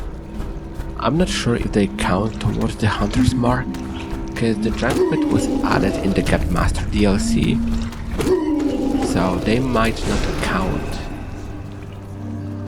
But I wasn't sure about it when I was playing the game, so I was like, just in case I kill them, because I really don't know if they're required for the mark.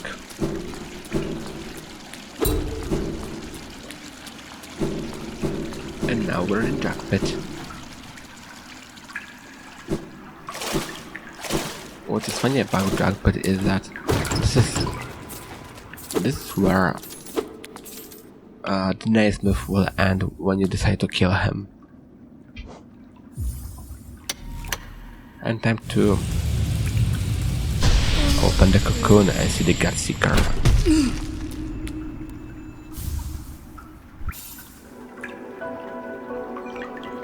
The icon of Godtuner will show up every time I kill a boss, because it attunes all gods of Hallownest, including, except the final bosses of, I think,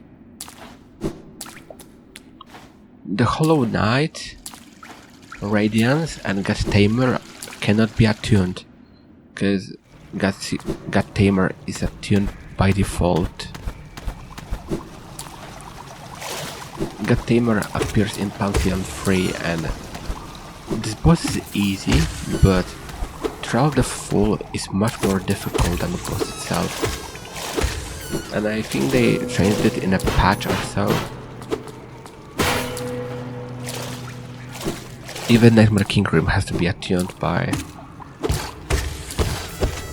Or... Nah, Nightmare King doesn't have to, because even when you decide to banish the Grim Troop, you will have to fight Nightmare King in the Pantheon of Hallownest. So, there is no way out.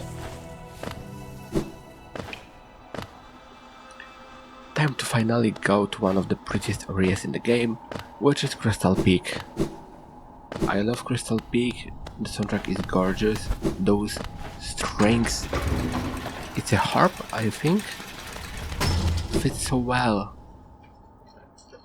I never did a music theory and it's just my guessing what the instrument is.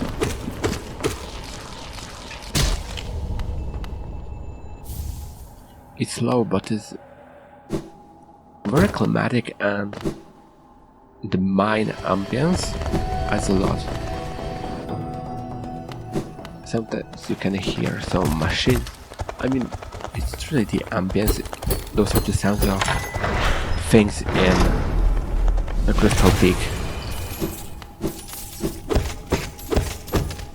You could also enter Crystal Peak from this way, even without paying. But I just like using the top entrance because it feels more coherent because it requires Desolate Dive. And in Crystal Peak you can upgrade Desolate Dive into Descending Dark, and it's the first spell which can be upgraded.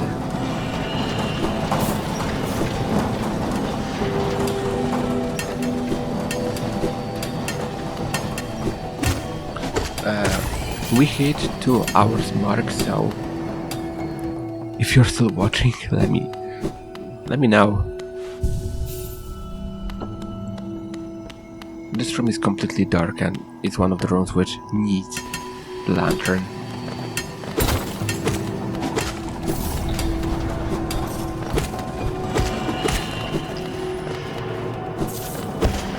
I will always love that.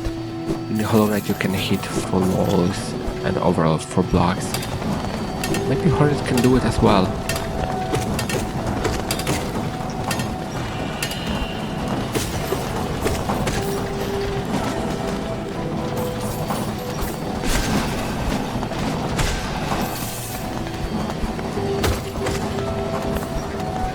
I'm thinking about other things that I could say, but I'm slowly getting out of the things I can say after 2 hours mark,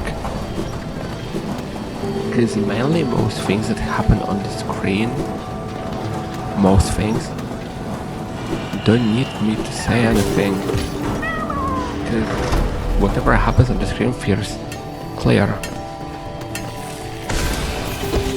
Those little bugs that crawl and shoot lasers count toward the hunter's mark as well, so if you're here you can kill them just in case, but if you're in the end game, you have all charms and you wanna do the mark, you can kill those enemies with Sharp Shadow.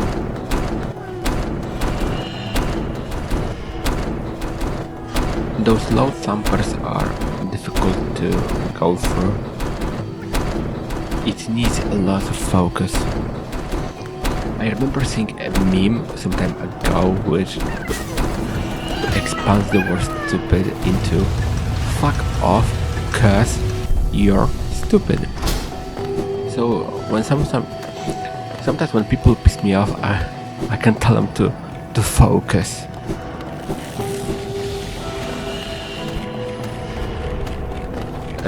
Here's the secret room which leads to a charm deep focus.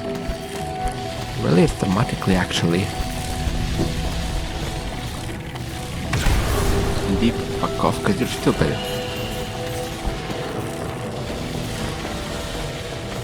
Easy and simple.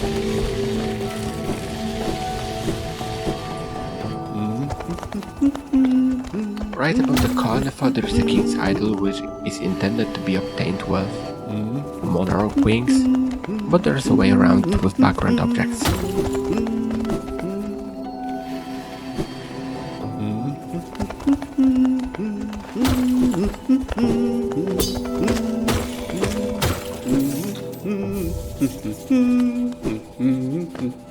If you're selling relics, it's your free 800 geo.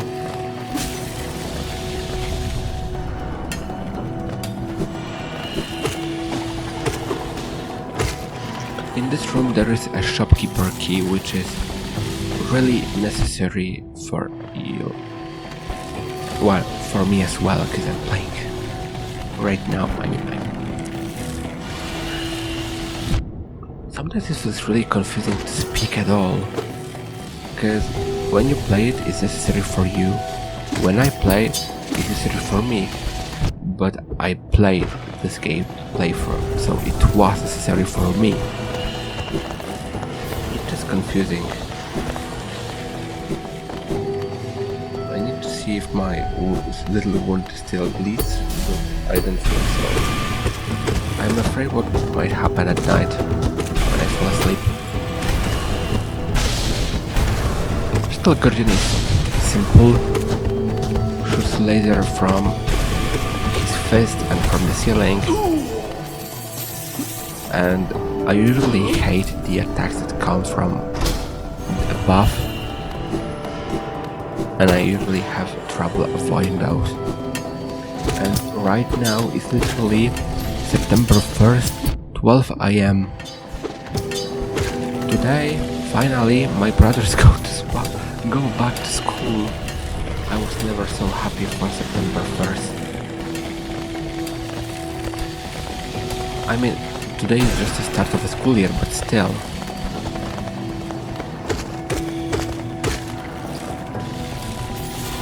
I graduated school 2 years ago? I think so.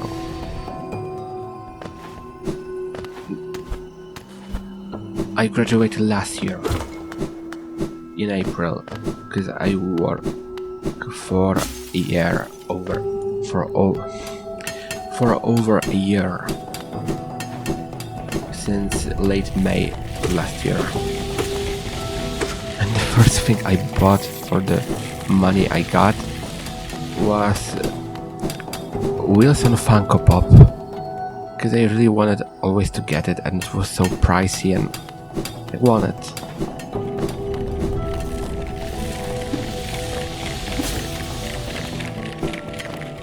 Kalon's Crown is another area which is intended to be accessed with monarch wings, but as it was before, there is a way around it, which requires a bit of background objects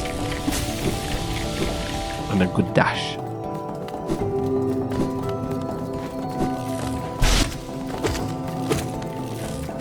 It's a room I will return to later on.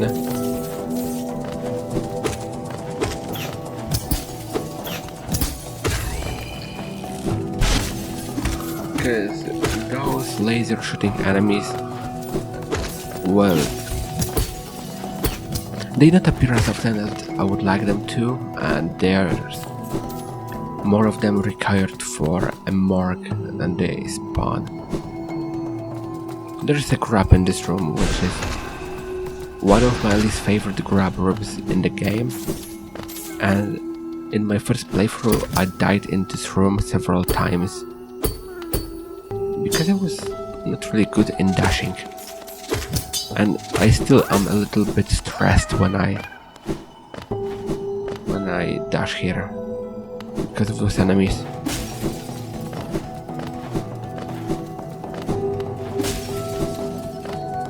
And also Whispering Root is here, so that's another reason to go back here later on.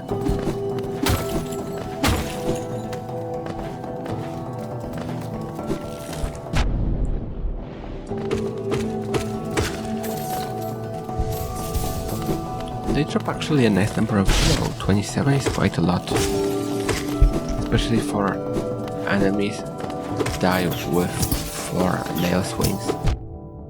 Those flies that shoot crystals should drop more. They're annoying as fuck. They drop how many? 13. Damn, that's not a lot.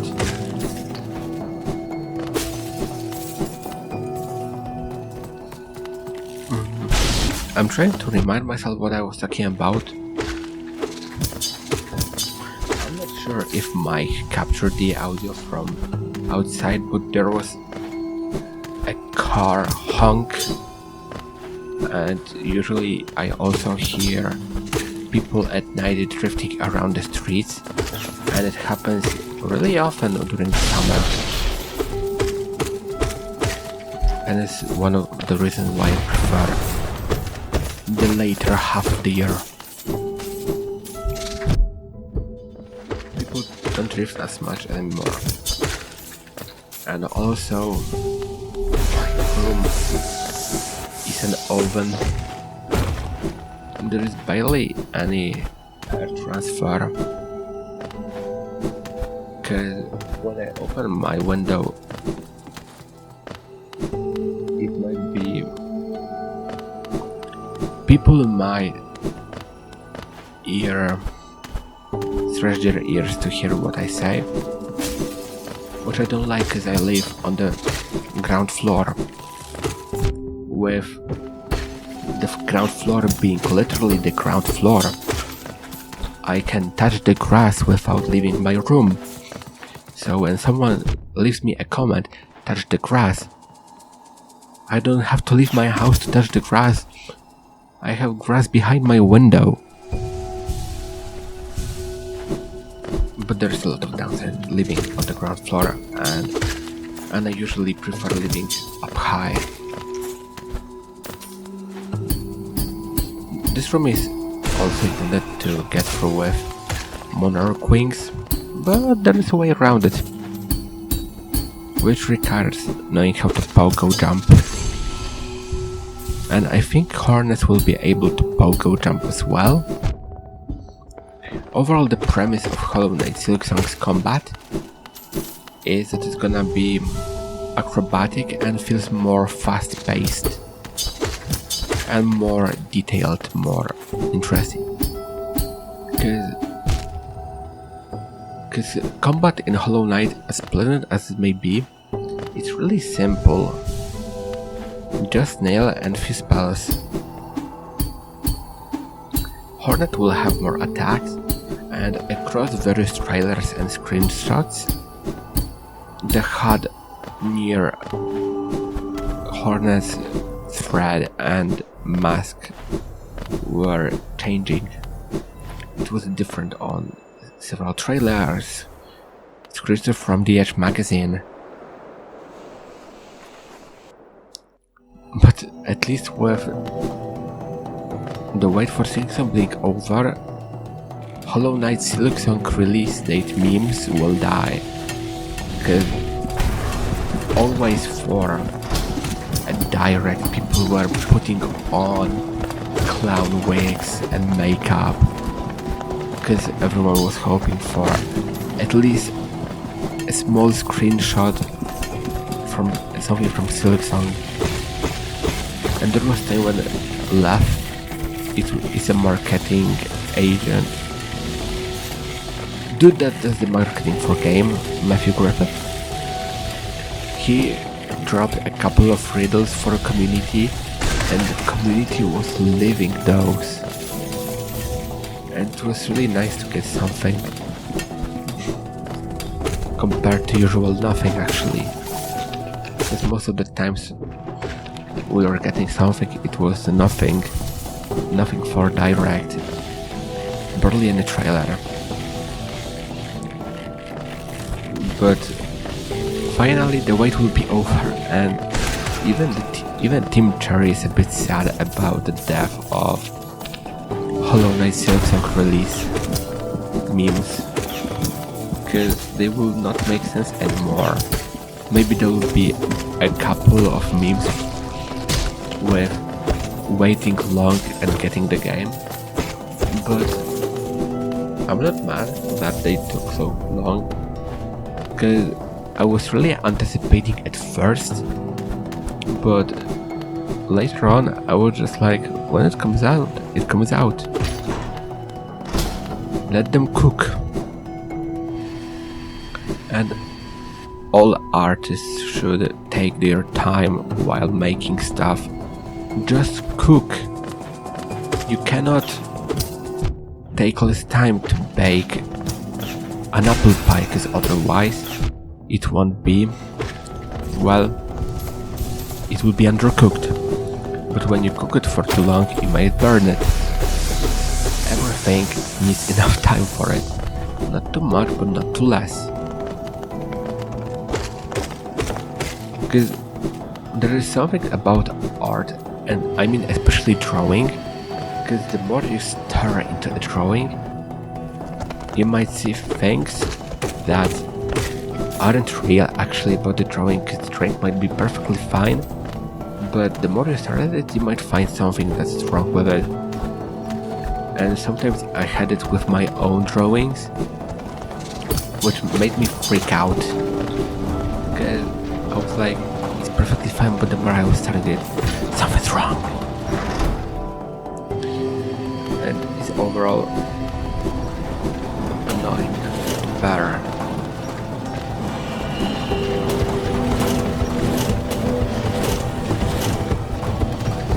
I remember there was also a meme about Silksong being a dating simulator, mainly because of Hornet and Lace.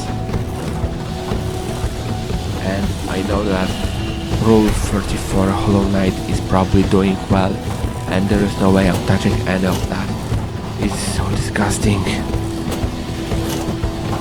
It's off-putting. If you're curious how do I know about it, there is a dude I knew that was into bugs. Kind of. Not sure if it was a satire or not. I like that the heart beats faster when the night is closer. But it builds the anticipation for it.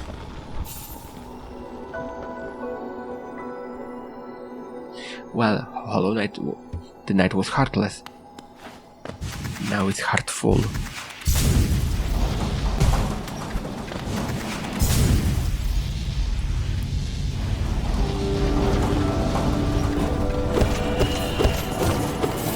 Here, right above, I missed a grab, and it will be later on in the timestamp I have it written on the paper. 6 hours 43 minutes. I missed it because I forgot about it actually. And I think there will be 1 or 2 more grabs that I also forgot about. When you play fast, it's easy to forget stuff. I mean, I was playing fast but I wasn't. How can you call playing fast when you don't rush the final boss in less than 5 hours?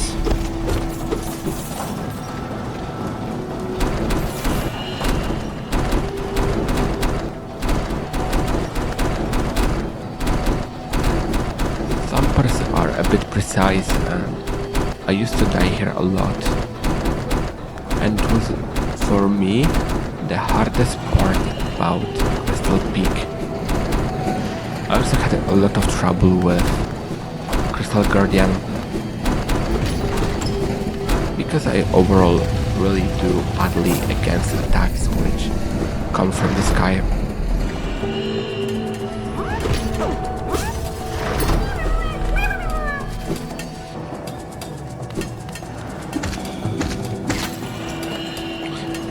The room on the left was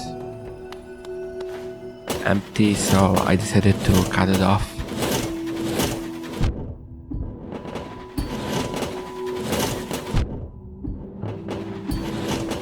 My jumping abilities were doing really well. I'm not sure if I did Path of Pain in the first day or the very next one. It was either first or second, but I'm not sure. Currently it's still the first file. The file from the first day recording it. Because I just called them HK1, HK2, HK3.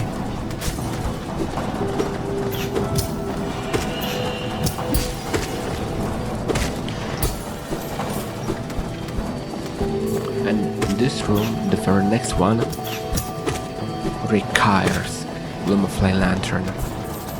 It's almost impossible, I would say, getting through this room without it. It's dark. Dark as hell. I love that Knight holds a little lantern when it's in the dark room. It's a small detail, but I like details.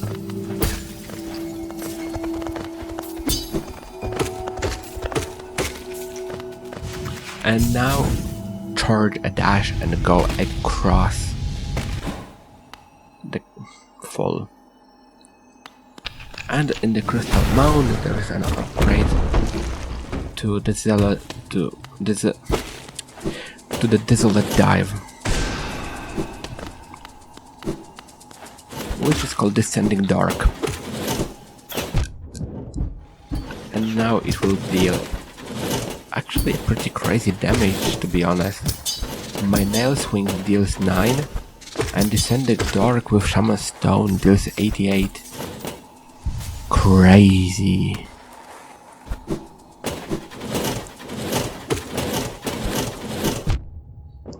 And Crystallized Mound is another area where I was dying a lot, because I was always hating those flies and platforms combined.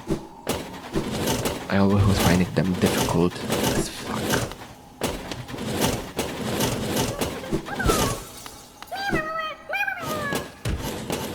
Don't forget about grab. Somewhere in my house door smashed. I'm not sure if someone closed it or something else. The door is surely closed.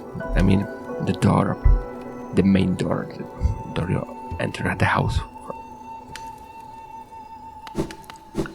With Descending Dark obtained, it's time to leave it and fall straight to resting grounds.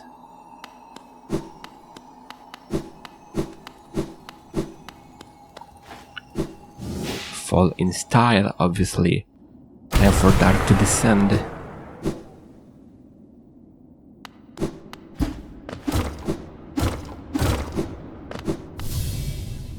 And time to finally snatch the Dream Nail.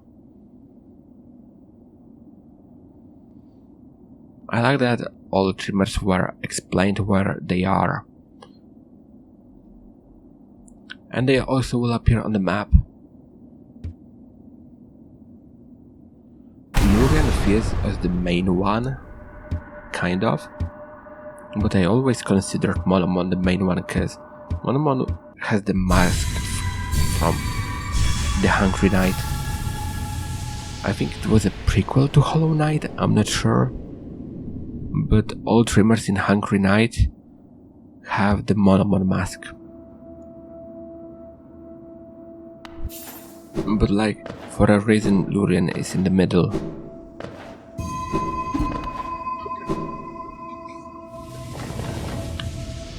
I really don't like this area. It's so boring to get across.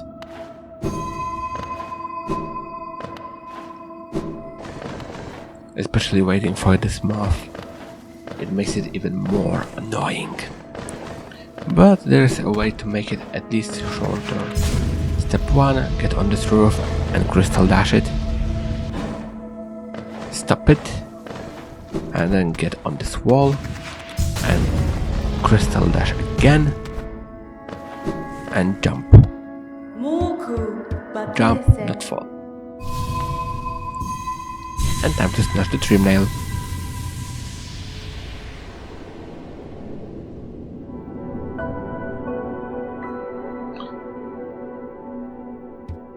With the trim nail,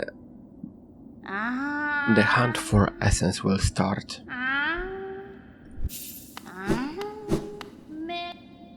I don't like the seer sounds. They're fear. I don't know. They're weird.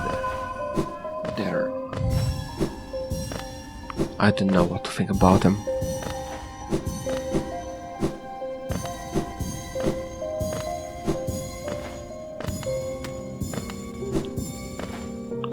A total of 20 essence is obtained from this Whispering Root. It's the only Whispering Root that I remember how many essence it gives, because it's the first one. And the soundtrack in Resting Grounds is absolutely magnificent. The simple piano does so much here.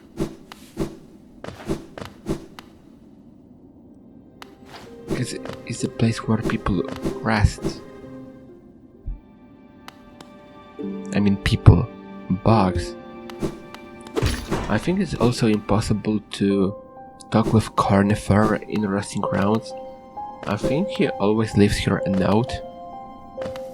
I think I was reading about it on the wiki longer time ago. And I don't like this area because of these enemies. They always make a little dread crawl for me. They're really weird. Kinda horror-like. Kinda. Right above me is the Grain Mourner, which I cannot do with, aside of losing the flower now.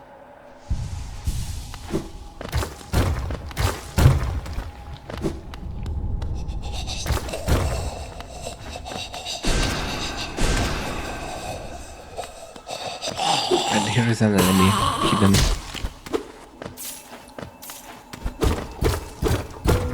And a charm. Charm Solitaire, which is not really useful because of how many notches it takes. It takes a total of 4, which is crazy. I only used it while I was doing the Radiant bosses, because I didn't care about being overcharmed.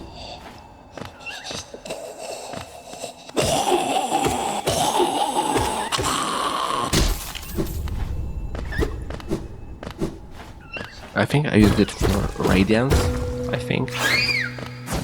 I did it longer time ago, I don't remember. Even though I try a lot.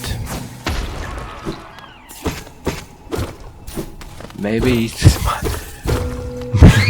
just my age of 20 suffering with the memory loss. I'm very old, I'm 20. Soon I'll have to look for a coffin.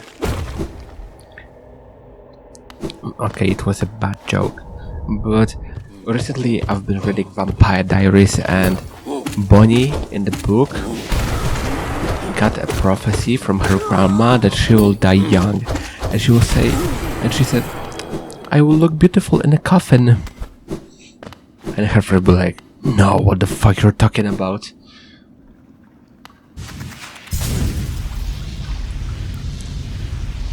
And this is Blue Lake. Blue Lake is absolutely stunning.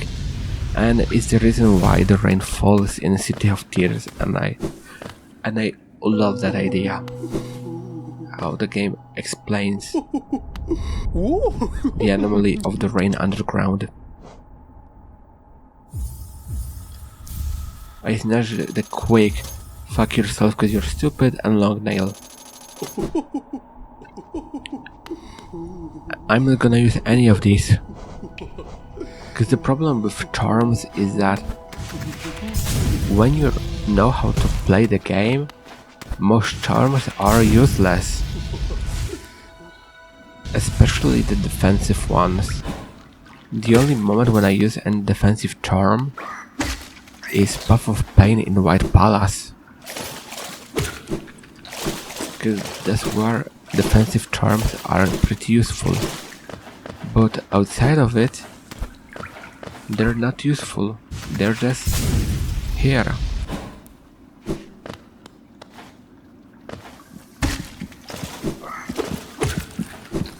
I could have skipped this Rancid deck, but it's another thing that I like having all of possible,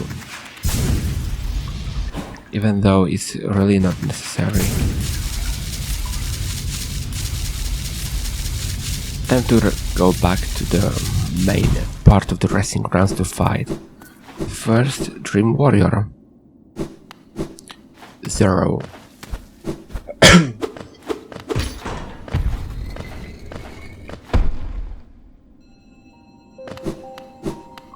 It's the easiest one because he's meant to show off the main idea of Dream Warrior. He's not meant to be hard, but it's a really pleasant fight actually.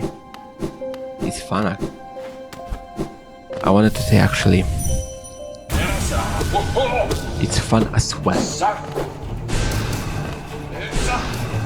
I don't wanna repeat myself a lot, but usually I end up repeating in most of my sentences the word also, and there's also.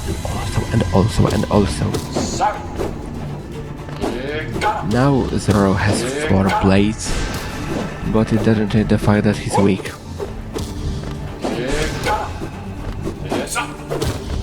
And I like that when enemy is strongly affected by knockback, Vengeful Spirit can hit twice.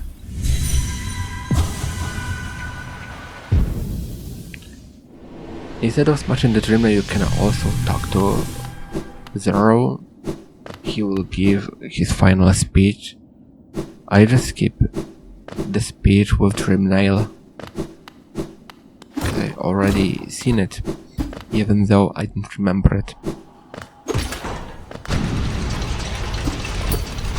Zero's grave says something about fools being those that got against the king. Something like that. I'm not sure. I haven't read it for years.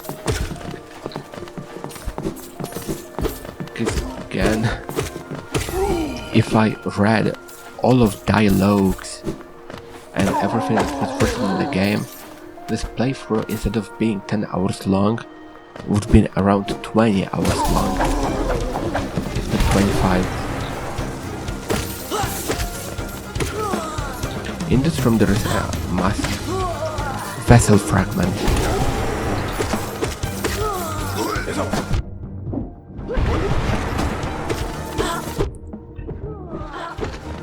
And this arena might be a bit difficult because enemies are actually pretty well combined with each other. I think one of the things that were added in Lifeblood update is intense version of the City of Tears soundtrack. Or Royal Waterways got its own. I'm not sure. There's a whole list of things that Lifeblood changed on the wiki. And there's a lot of those, because Lifeblood was mostly a quality of life update, while The Grim Troop and Godmaster were mostly content heavy. Lifeblood was quality of life, optimization, bug fixes, improving the game. This was mainly Lifeblood. And it's a really cool thing that they did Lifeblood an update like this. Even though it's content heavy, it makes it essential to what Hollow Knight is right now. Because Lifeblood made the game more polished. Because when the game was released, it was rough around the edges. And it made the game better. All 4 updates made the game better. All 4 in a different way.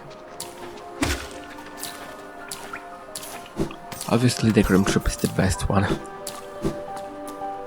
Or maybe Godmaster, but I think I prefer Grim Troop. We got to the King Station and time to get on top of it. Because there is a Hollowness seal hidden above it. As I said, even though I don't sell them, I collect them. Similar I have with vinyls in real life. Because when my dad saw that I collect vinyl, he said, "Son, they might have a good value in the future." No, I don't buy them to sell them. I buy them because I want to collect them. And because I like music a lot.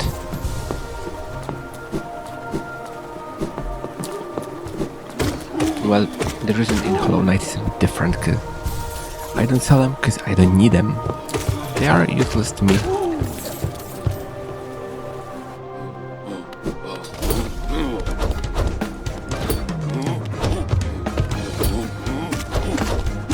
This enemy is easy to beat. It requires a bit of focus and not getting hit, because it deals 2 masks. And with Greed gives a total of 80 geo, which is a fine number. There's a total of 4 or 5 of them in this room. I think 4.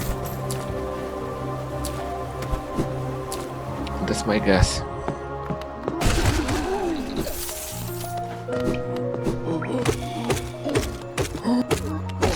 Golden Aristocrat. I'm not sure if these enemies are called aristocrats. I don't know. They just feel like aristocrats. But this one obviously is Ebenezer Scrooge.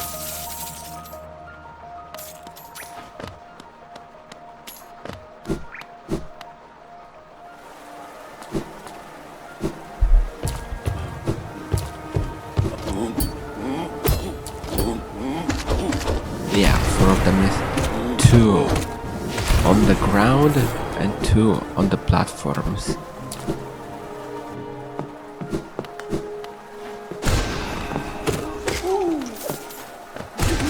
Yeah, Vengeful Spirit weak. It's not really strong now. And this room is cool because in this room Knight learns teleportation. It's like, what is this? Wait, not now? What's this? I'm super dashing. I fall. I watch the cutscene, which is absolutely gorgeous. I love how it's animated. It's good.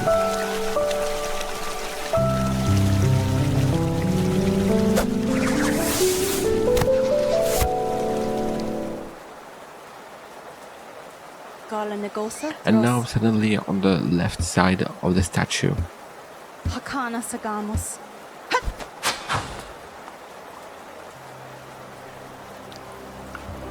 Interacting with the statue shows marks on the map where the Temple of Black Egg is, but it's not really useful. I think it's a bit unnecessary to be in the game. And finally, the nail was upgraded to the nail that is held by the knight on the thumbnail of this huge movie episode thingy, whatever. I don't know what it is. Episode, when I think episode is a part of something, but it's a part of nothing, it's a one shot. It's a movie, no, it's not a movie. Movies are made by big studios like Disney, Netflix and stuff. I'm making it myself.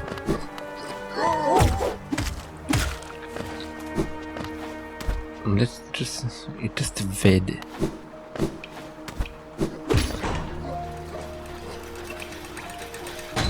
I should stop confusing it with episode.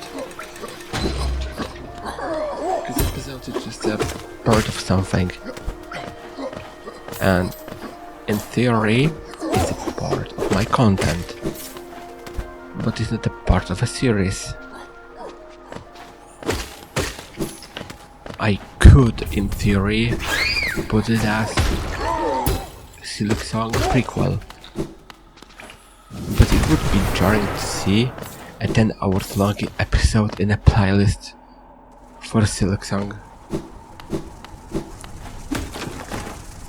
And with Silksong, I'm not sure if I'm gonna make a huge video like this. Maybe I will, maybe I won't. It depends on how fast I will learn the game. Because the first playthrough will be recorded, it will be here on YouTube. But the next couple of months, I think I will record, but I don't think that I will post them. But maybe if I even drop them, but I don't think there will be much editing to them. And I'm also thinking about putting this episode out without episode. It's a video, not episode. It's a part of nothing. This video as a version without a voiceover, because I'm sure not many people are gonna like my voice, how it sounds, and I'm fine with it, because in life it's impossible to please everyone. And if someone likes my voice, that's fine. If someone doesn't like my voice, that's fine as well, because I don't like my voice as well. At least now. And usually people tell me that my voice sounds good, and I'm like, are you crazy? Do you need a therapist? I think my voice sounds like shit. And when one dude told me that I sound awful, I felt fulfilled. Because finally someone agreed with me on this. But usually people enjoy hearing me yap about stuff. Even though I'm not a great speaker, sometimes I get messed up. I get my tongues tied. Tongue-tied, not tongues, I have only one. And I usually pay attention to grammar.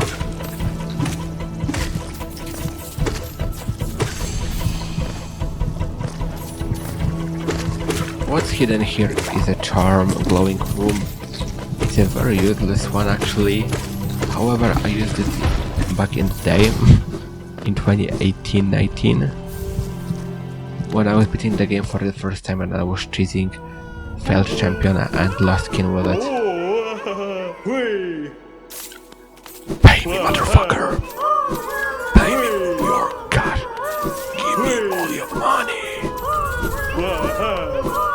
I started to think about a song about cash, but the only one that came to my mind was Money by Poppy, and it's not really about being rich, because the hook is, if money is so fabulous, wait, Wait, I got myself. If money doesn't give happiness, then why is it so fabulous? Something like this. If money doesn't give... If money gives not... I haven't listened to this song for a longer while now. Because usually when I listen to Poppy, I listen to her more metal stuff nowadays. If money is so fun... Wait, I figured it out. I'll try at least. If money doesn't give if money don't give happiness, then why is it so fabulous? Something like that. There is also Price Tag by Jesse J, but it's still not about being rich, and it's kinda the opposite.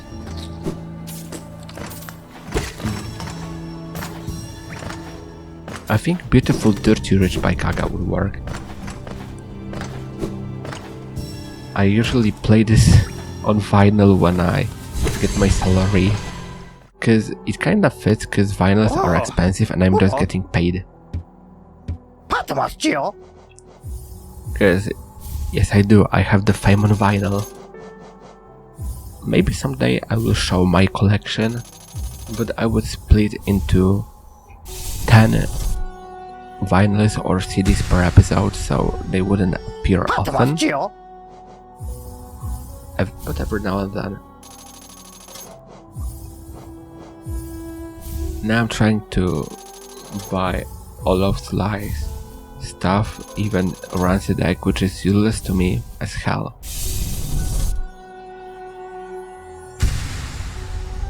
And finally, my vessel got upgraded.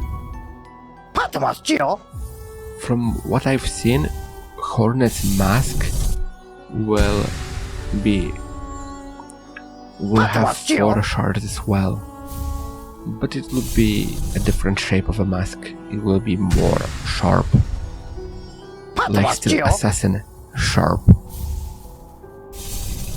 I'm curious if there's gonna be an option to increase how many silk can Hornet store, because currently it kinda works just like the soul. I think that at 9 hits we're feeling Hornet's counter as well. I also gonna steal Bretta's mask shard. The door was open, so why shouldn't I open it? It makes any sense. The door is open, why shouldn't I go through it? It's almost 1 AM, I'm starting to talk bullshit. I bet I'm gonna look down on this vid in the future. I will be like, no, it's not mine. I don't know the person who made it. He doesn't exist anymore. It's something that I imagine about what will happen with this vid in like few years, maybe 3, maybe 4. I will be like, nah, that person is long gone. Who the fuck made it? It's absolutely atrocious.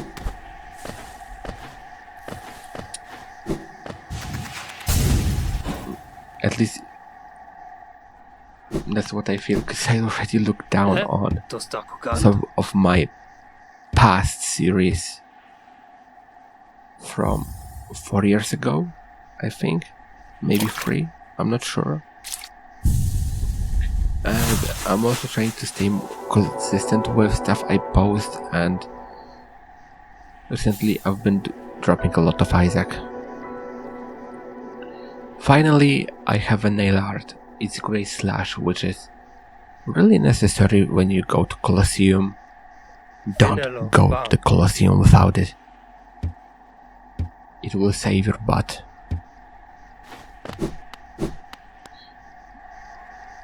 returning to what I said before, recently I've been dropping Isaac every 3 days because I wanna finally finish this series. It's following me for years now.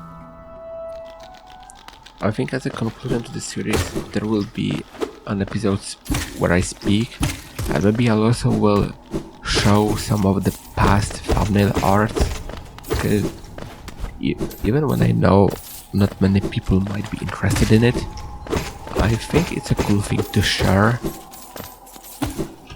how those looked before, and they were absolutely ugly.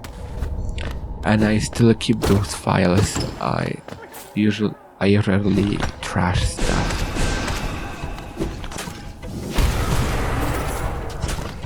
I prefer gatekeeping, and I'm pretty sure that nobody who watches this episode saw them, because they were for a month before I switched the style.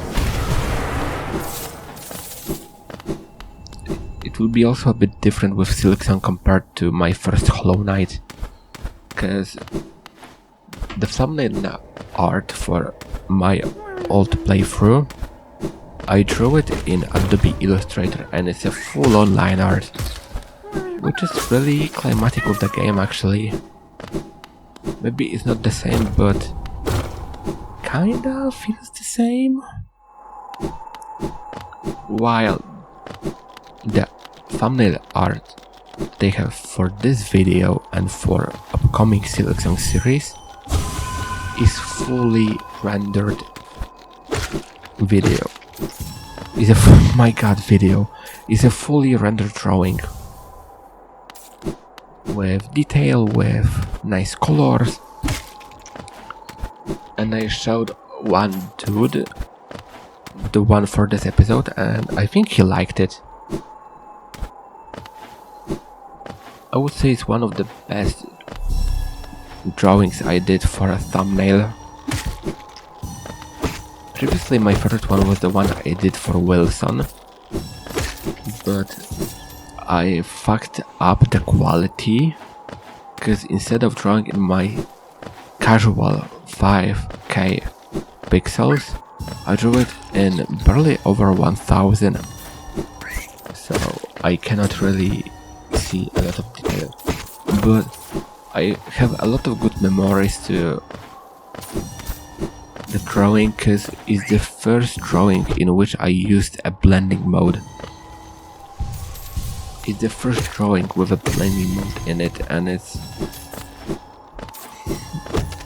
something that the drawing will have, being the first one that I did with a blending mode.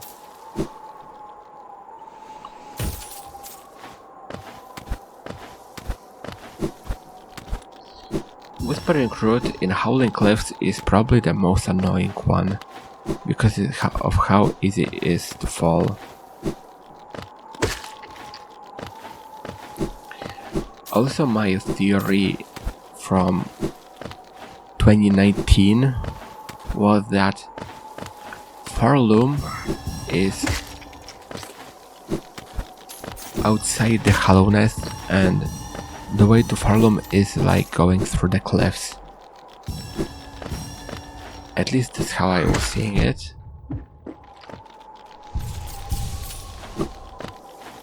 But I'm not sure how it will end up looking. But one cool thing would be if in one ending of Silksong, Hornet would return to Hollow Nest.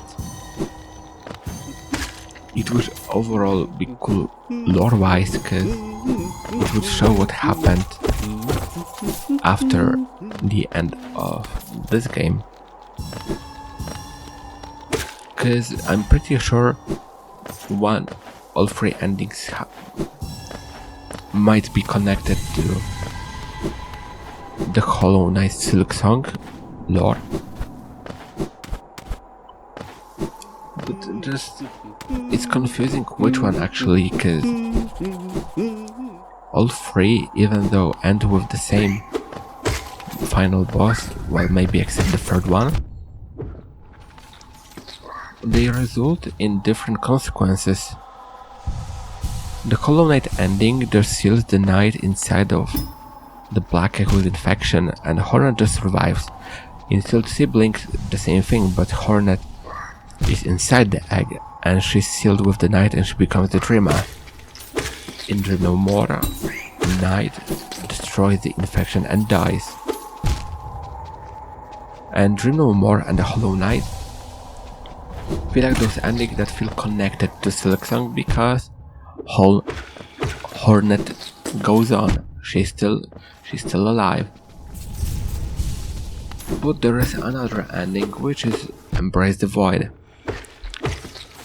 And I have a small idea that Embrace the Void happened along with one of 3 of those endings. But it's confusing because all that was inside of it happened inside of a Godseeker's head. And I'm not sure if it can have any consequences on the actual world of the game. It's kinda like going to the White Palace. You go to the White Palace, you see it how it looked like, you see a memory of it, but it doesn't have any consequences on the world. The only thing that it changes is the corpse with the memory is more destroyed. About the genocide, I also dreamnail every ghost. I think it's a bit cruel.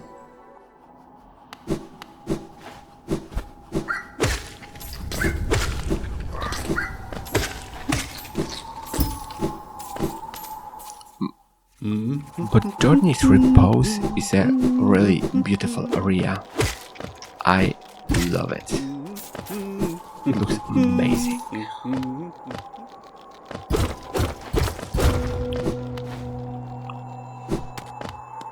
Now I think when I said amazing, I thought about a song by Britney Spears, Inside Out. Hit me one more time, it's so amazing. So come and shut your mouth and turn me inside out. Sometimes I just have random songs in my head when I think of words. Time to summon the Grim Troop. And I love the sound.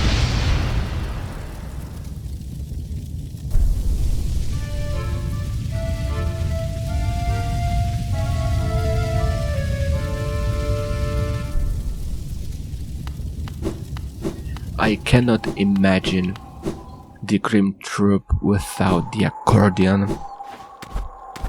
It became such an imprint. I have no words for it actually. I'm speechless. But like, imagine the Grim Troop without the accordion, without Broom. Or maybe it's Vroom. Vroom vroom. But yeah, Broom accordion is amazing. And when I was visiting my classmate from tech high school, he bought himself a piano, and I tried to play a couple of chords from Broom accordion, but it's a lot of keys to play at the same time, and I'm really not really good when it comes to playing piano. I have a little keyboard behind me right now. It had like 3 octaves, but I don't play it often because I just don't have time nor motivation. And time for nail art number 2, which is Cyclone Slash. And Cyclone Slash might be really powerful if used well, because Hollow Knight is really slow when it comes to vertical or horizontal. When it comes to moving on the ground, But with Cyclone, Hollow Knight might fall faster and slower. Just like this, we might fall slower. And I mainly use it for some enemies, and here is time for a secondary warrior, Gorb, and I usually fight Gorb with it. I think it's really climatic to fight Gorb with a skill that is obtained nearby Gorb. Gorb is called being a great mind, but it's just so goofy that I cannot take it seriously. How can it be a great mind? Maybe it's a great mind in a world where Italian brain rot became true, in which I cannot speak it without cringing out. I cannot. I really cannot. But like, how the fuck is Gorb a great mind? Especially with its sound, which are so goofy.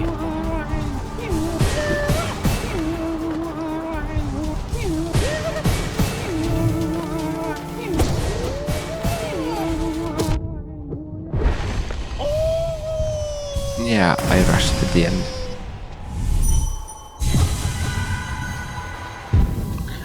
Right above me, a bit on the left, there is a stag station, which is stag nest, but I didn't access it now because I think it needs double jump to get it before the intended way. I don't really remember because I didn't get to the stag nest this way for years. Literally.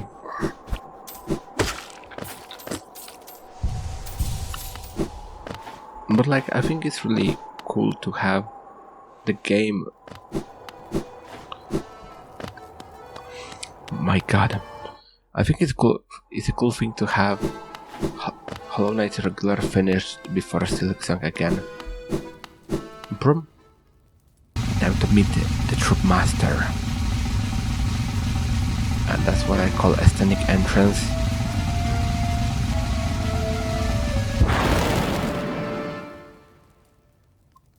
This accordion, it makes me feel possessed. I love it so much. If it wasn't so long, maybe I would make it my notification sound. I used to have a notification sound which is a last few seconds from Tandava from Anti-Birth. It's a boss fight soundtrack, and it was so fucking loud that it was pissing off my mom, and I had to change it. And it was kinda annoying me as well, cause I was jumping back every time I heard it. Time to upgrade the second spell.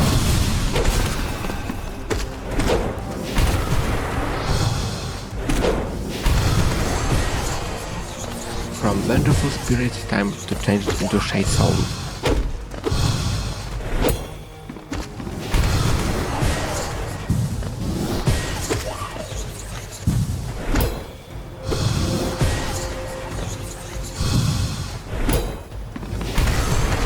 I like that the spells, when it comes to weaker versions, stronger, are called with synonyms. Soul and Spirit is, I think it's the same thing. Howling and Shriek are very similar things. And Dive and Descending is similar as well. But Dive is more like dive into something, into water and stuff.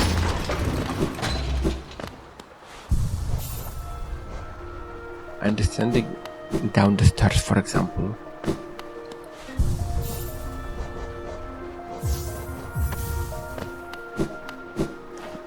While I'm still in Soul Sanctum, I'ma kill the Soul Tyrant as well. Soul Tyrant isn't hard, but it's goddamn annoying as heck.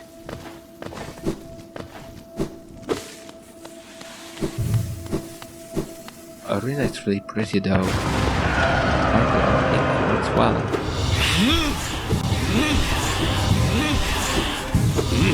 And that's why it's really annoying.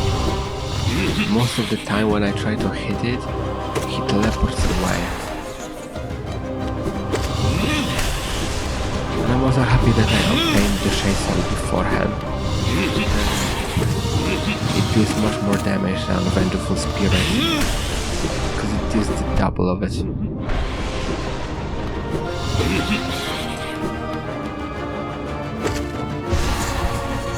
It's definitely one of my least favorite bosses in the game. How annoying it is. It's so chaotic, messy, and probably gives space to hit it. That's the main reason why I don't like this boss as much as the others. It's just not fun, it's annoying, it's chaotic.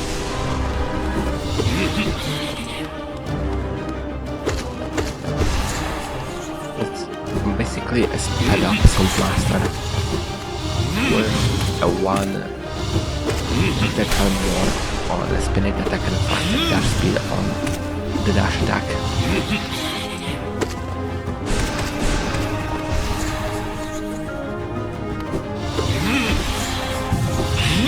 It's just annoying mess. And yeah, False Champion is fast as fuck as well. But the reason is difference, not reason.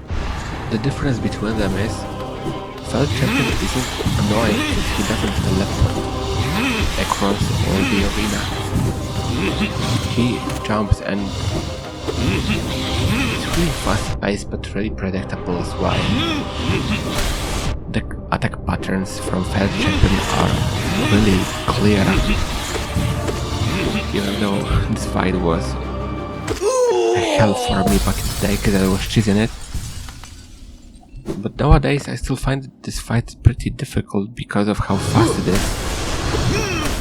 This fight is fast as well, but it's annoying because it's fast and because the boss teleports across the arena.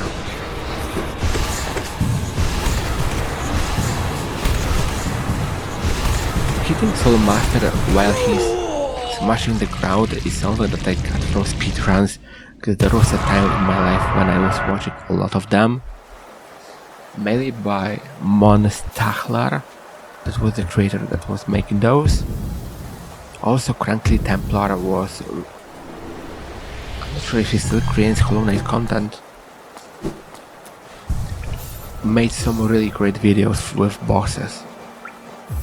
And I think there was also a video where he fought boss from Cuphead in Hollow Knight from mod.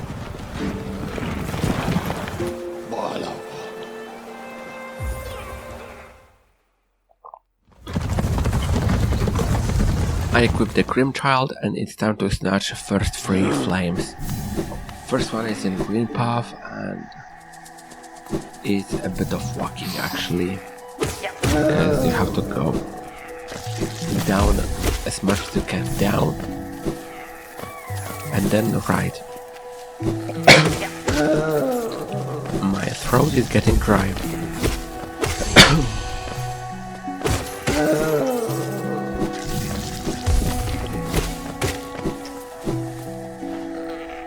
At least I can now double shot full liters and now time to go right. To get right.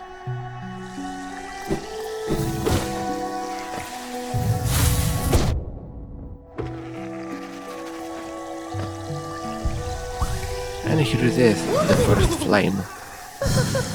And getting a great slash for it is a must, because otherwise this process will take ages. Grimkins are such annoying pieces of shit. that I cannot comprehend.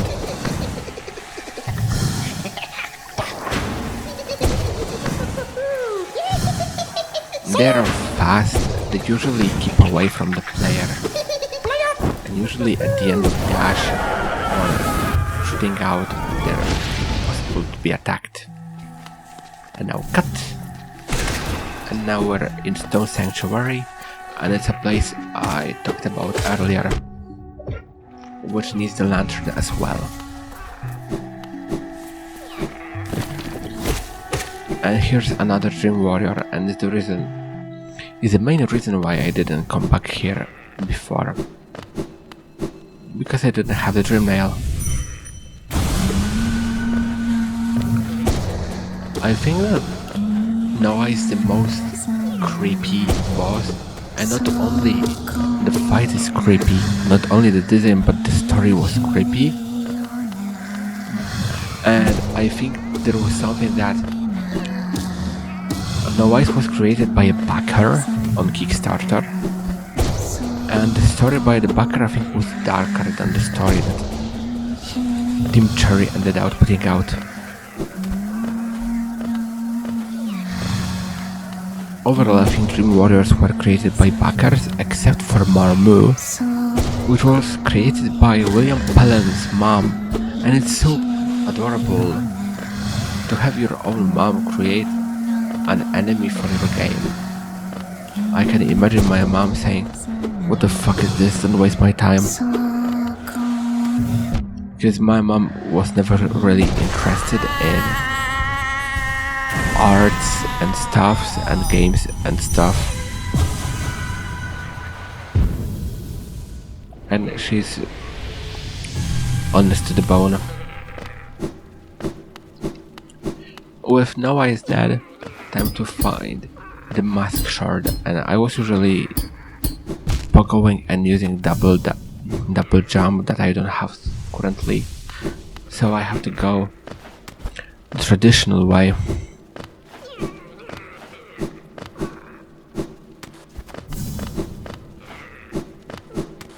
One important thing in Stone Sanctuary is to watch your step.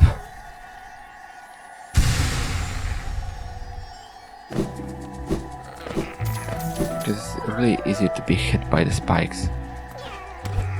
On my way back I also slashed the crab that was above Conifer.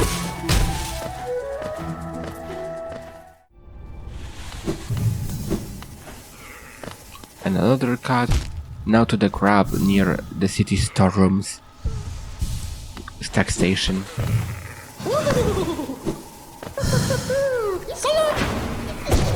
And the last one was Green Path, City Storerooms, and Crystal Beam.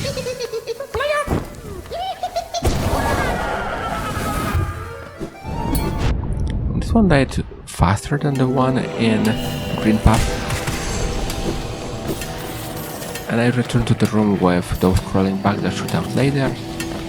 And when I'm here, I'm also snatching the Deep Focus Charm, because I don't think I'll ever be nearby it again. I like that this room is a small test for the Crystal Dash. It's a really cool thing to have. But the room was Deep Focus. It's so beautiful. I mean, look at this. It's absolutely stunning. It's beautiful. And it's a room for a mid-tier charm.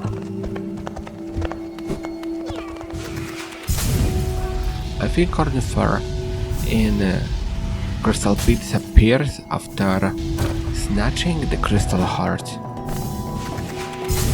At least I think that. On Wiki, I think I've written up or a condition for Conifer to disappear. Mostly those are boxes. But I think in some places he stays longer than the boss. At least I think that.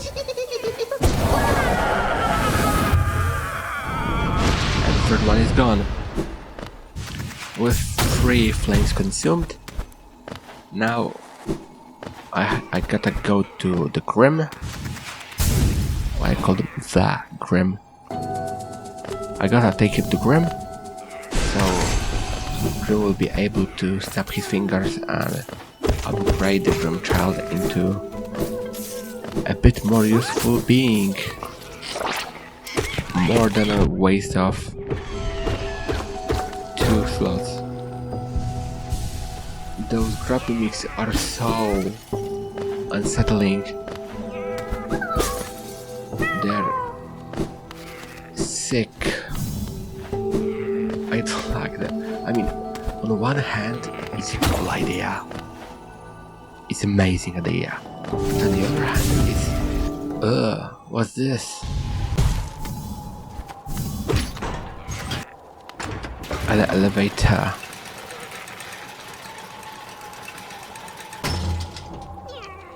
Wish it was a bit faster.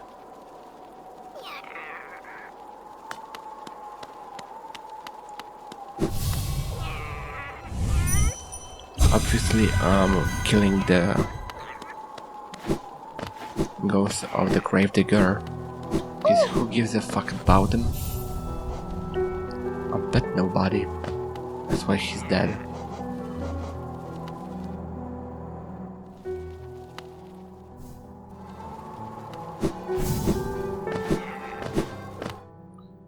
And time for Grim.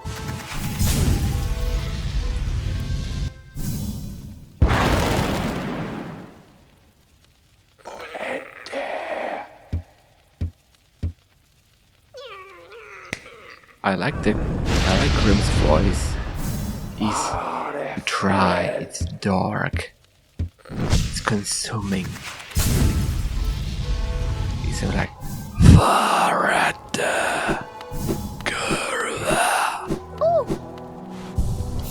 at least something is how I imagine how Grim sounds. It's dark, it's raspy. And now I'm not doing the third and the second Grim Child quest, because I'm going down to Ancient Basin. The way to Ancient Basin is through a rundown elevator, and it has a hot spring. First time when I was beating the game, I was looking for this hot spring, because there was a map pin with it and I couldn't find it, and it was hidden behind the wall. I was like, really?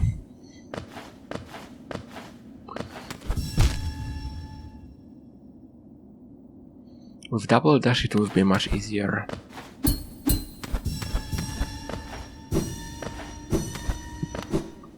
But Pogo saves the day. About Pogo, there is a game in the making. It's called Crossworn, and it's a game I'm waiting pretty much, because from what I know about Crossworn is that it was inspired by Bloodborne and Devil May Cry. Never played any of these, but also a Hollow Knight, and the clips the devs showed are really Hollow Knight like. When I saw this game on Twitter, I was like, is this a new game by Team Cherry? But nah, it's a different studio. It's called Mungus Rodeo. And I'm waiting for this game because it looks pretty great, and I think it might be fun. There's a way to access Isma's Grove without returning to waterways, and it's extremely precise, which I am not good at.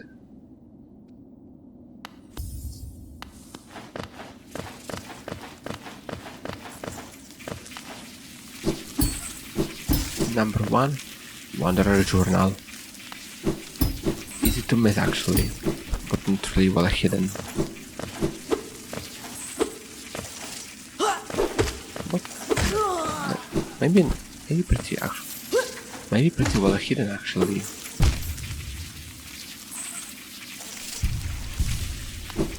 I don't like that.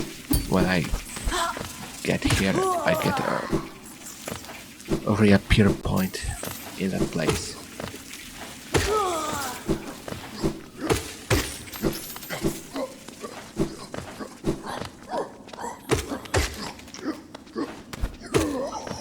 By the way, I have a Spotify in the background and it shows me on tour, and it's confusing me because I have the main DaVinci Resolve window.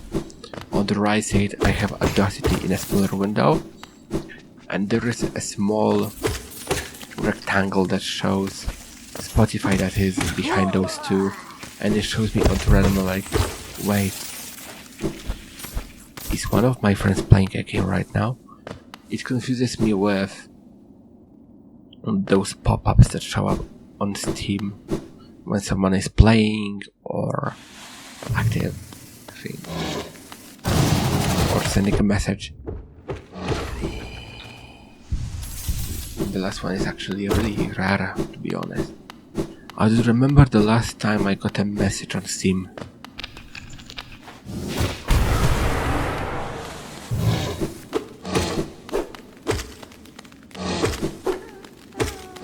Grab has to be saved because, yeah, pure completion and stuff. But in this area there is one more important thing, and it's called Pale or Cloth is only on the left, but she can wait, she won't die. And I don't want her to die because I like her. She's one of the characters that I can actually save even though she doesn't want it. So basically I did the opposite things when compared. I don't know. I kinda neglected her here to die. Without I neglected him to die in green path. Same case scenario actually, but different outcome. Without ended up very dead, and Cloth good as new. Maybe not good as new, but good as usually. Healthy, alive, everything good. Time to enter the actual ancient basin. And I like actually the color palette in the ancient basin.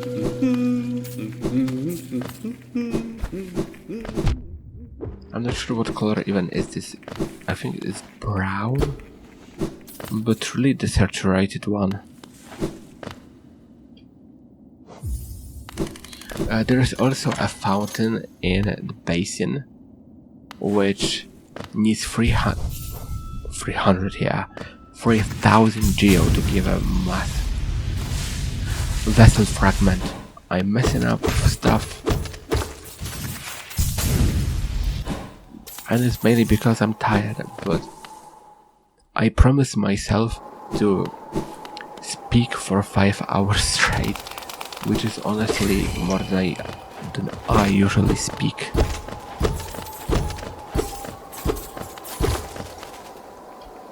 I usually sit somewhere quiet listening to music, and it's a habit that I have since school. I just like music too much.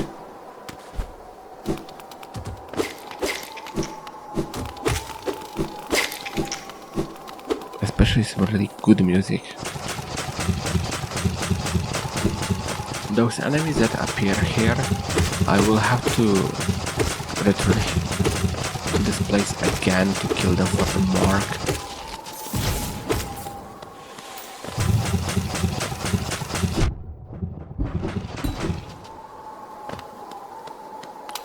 And I'm also skipping some of them because they are absolutely difficult to kill without any double jump or abyss streak. I also snatched a simple key is the third one. One I got from Fly, second I got in City of Tears, third one I got here, and the fourth one is hidden behind a fake wall in Colosseum Falls.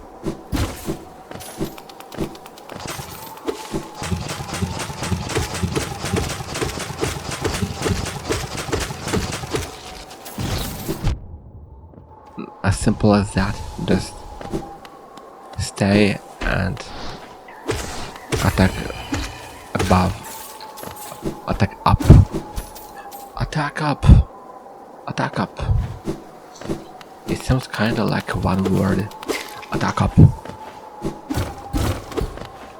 Kinda like some medicament.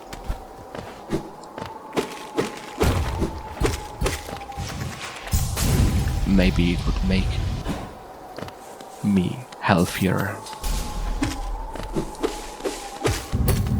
I love how this fight starts. It looks so cool when all those little infection bugs go into the broken vessel.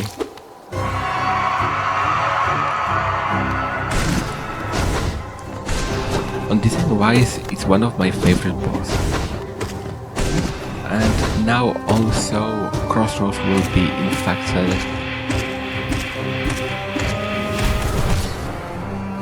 The pogo of Broken Vessel's head is a method I found out in my first playthrough, and I was surprised how easy it is and how effective it is.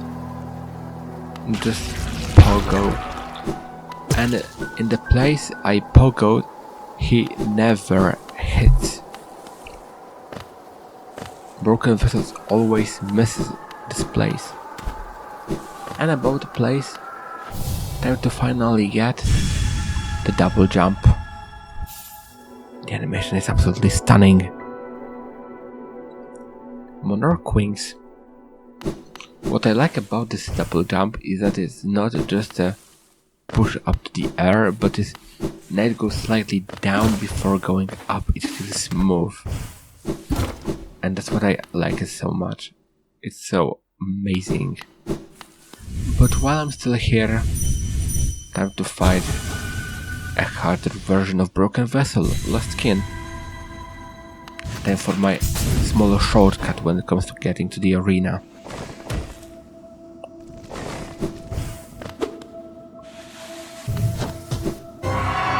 I don't have the dash slash because you can hit the Lost Kin when you're at the door and use a dash slash, but I don't have it yet. When you hit it with a dash slash, it will be at the door on the left, because it will be pushed back quite much. Compared to Broken Vessel, Lost Kin is much faster, doesn't have, or let's call it a rock and roll attack, because he's shaking his head like the rock and roll, I know. He doesn't have a rock and roll attack in Lost Kin, but can do a couple of nail swings instead. And well, just much faster. And this is another boss that I was chasing, because I had so much trouble. This fight was really too fast for me, and in fact balloons were one of the reasons why I didn't like it at first. But now it's one of my favorite bosses, at least not counting a couple. It's a really solid fight. Not counting DLCs, it would be maybe my top 3. It's easy though.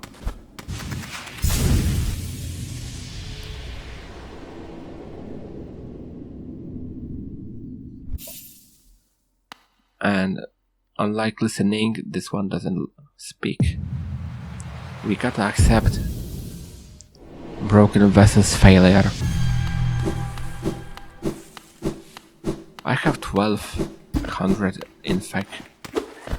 essence, not infection. and I surely have enough for the Dream Gate. A Walk-in Dream Nail was for 1800 and 2400 was the last one. The last one for the achievement.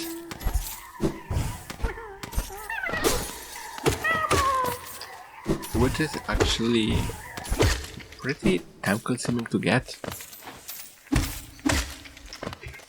I bet when the game was released it was much harder because Dung Defender gives quite a number of essence.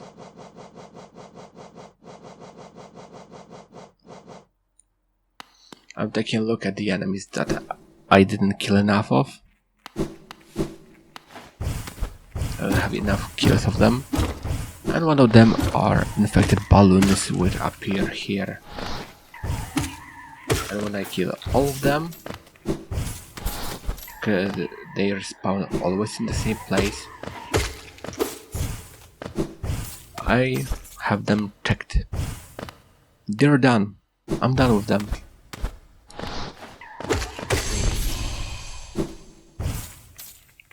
Just like that.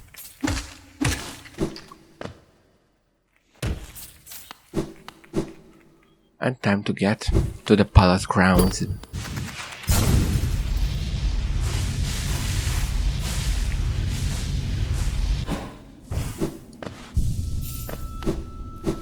But sit on the bench first.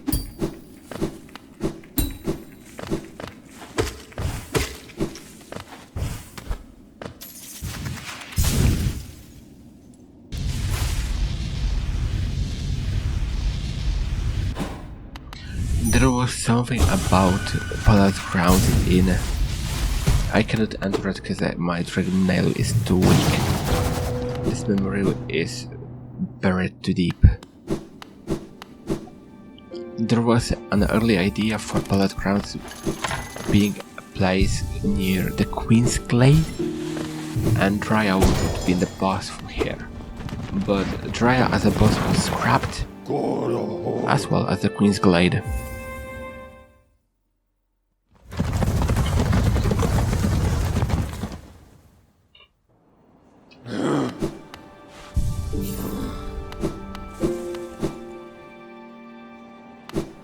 However, there is a mod for Hollow Knight called Pale Court, and it added all 5 of the Great 5 Knights,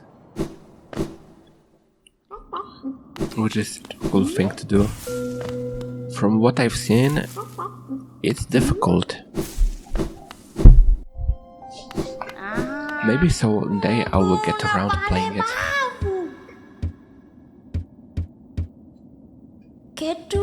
I returned to Seer because I want a Dreamgate so bad. Dreamgate eliminates some of the backtracking. She opened the Spirit's Glade, which I'm not gonna go now yet. And she gave me a Pale, which is one of the best things she can give me. Aside of a Walk-in Dream Nail and the Dreamgate. Dreamgate is awesome. Awesome. It's fucking awesome. I'm surprised that they didn't add an achievement for Dreamgate. I think it's a pretty important thing that totally should have had at least a small achievement. I'm glad that I have Audacity on the right side of my screen, because now I see that the mic was too far away from my mouth. But sometimes it's even too close and it might sound a bit distorted.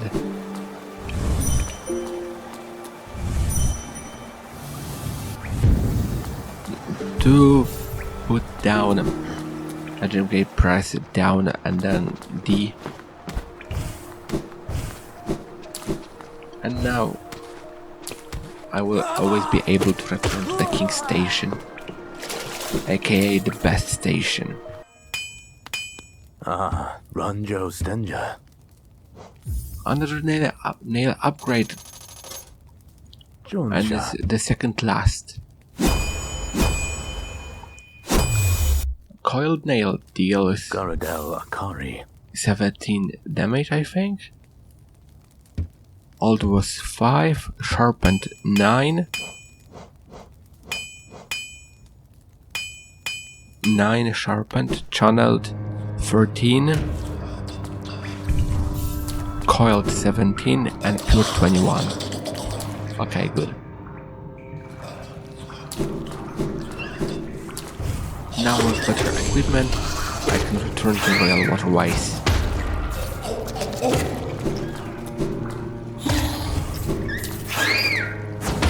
And do something I haven't done before.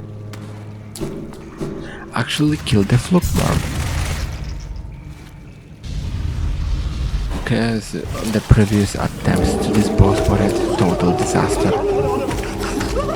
But now I can one-shot those little motherfuckers. And I also have better spells.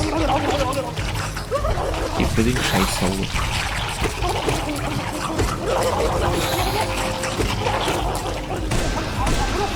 I really hate the sound Flukmar makes. It's absolutely off-putting. However, I like Pokemon of the small sack it remains.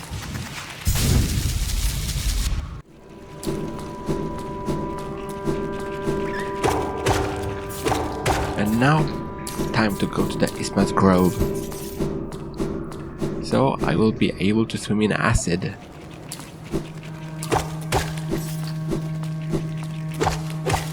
And it's a pretty important ability, especially for some parts of Hallownest, like Teacher's Archives.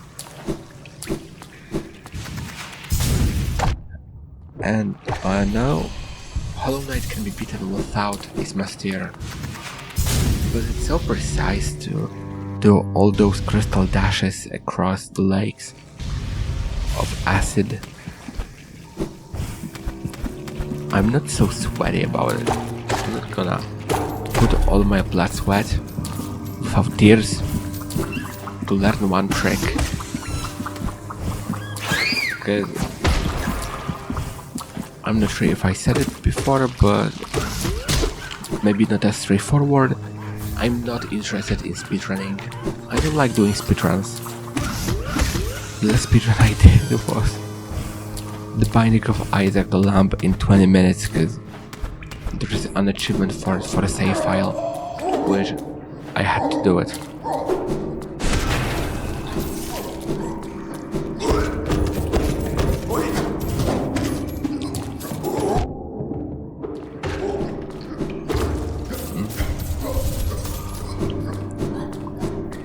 I'm trying to concentrate on other things that I can mention in this vid.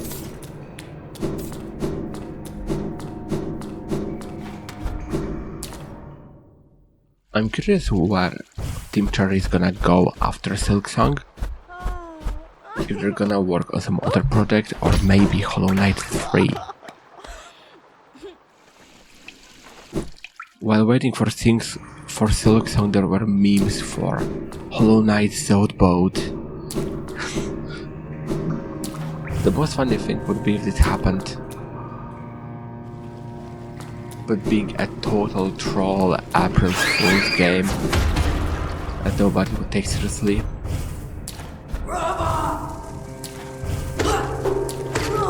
Pretty cool, to be honest.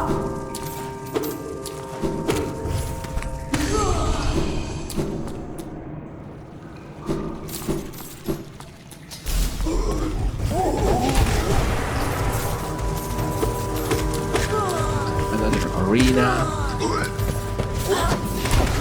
Kinda don't know what's the point of it, because it's actually pretty easy. Because actually the main boss that is meant to gatekeep is Grove, is Dung Defender. Mainly due to the switch of near to his arena.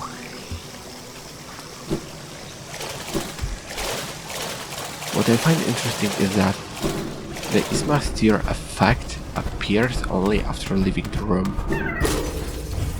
I mean, I didn't have the effect here and here. Okay, that was too fast.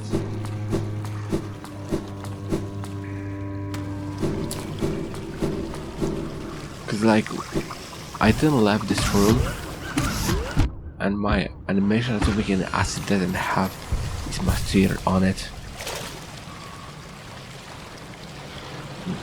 See.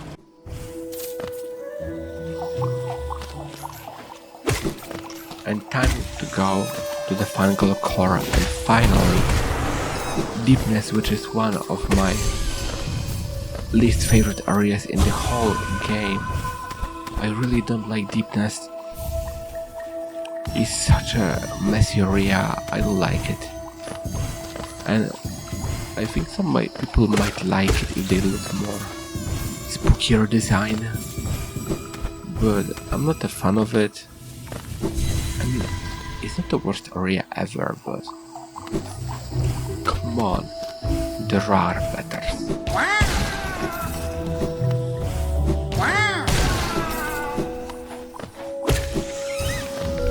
When it comes to special things that can be found in Fungal Core, I think there was only one rancid egg.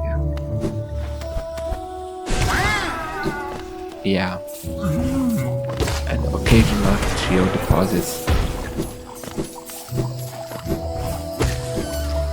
And later on we might find here a Grim Flame. And my tip, don't go there. Cause it's the hardest room to fight the Grim King Nightmare.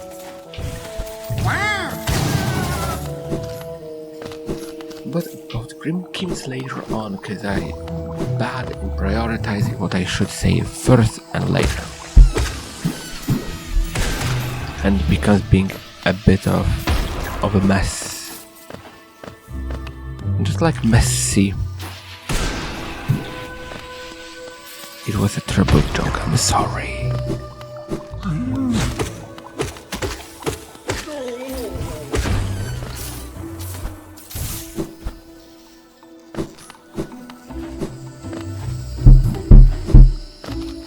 I'm hitting the mic stand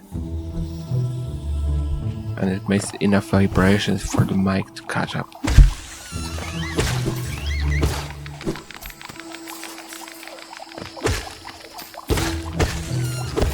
Since today is already September 1st, in 3 days I will finally be able to touch Silksong, probably because I'm not sure how much time I need to finish this episode. Today, at the other night, I have a night shift, and tomorrow I go with my parents to a different city for a small trip. But I'm not sure how it's gonna be looking like, because I have on September 4th I have a day shift.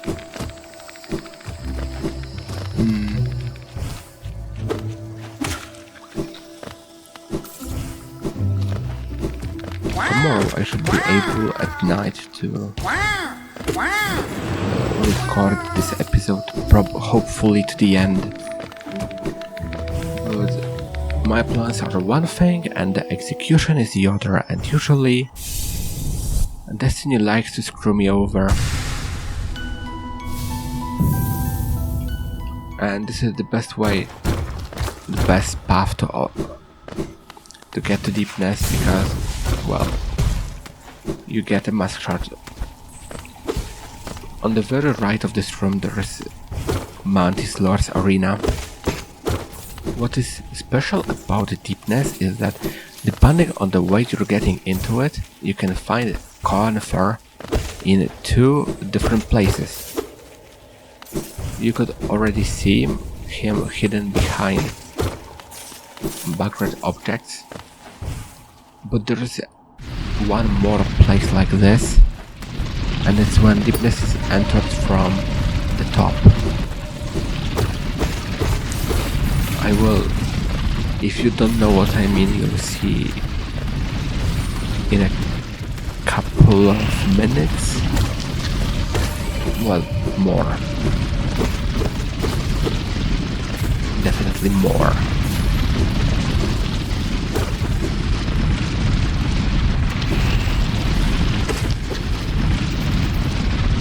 Because I have the word bandage on my hand would stop bleeding. Well, it stopped the bleeding. I feel like I'm wearing a rubber wristband. Because I'm wearing those. But I take them off before taking a bath. Because it would be really annoying to wash myself with them on my hand. Maybe if I wore them, I wouldn't scratch my wrist. And I'm still really afraid about falling asleep, because I might rotate the wrist weirdly and it might start bleeding as well. And I think I'm gonna put on a bandage. I will undig some in a drawer in the kitchen.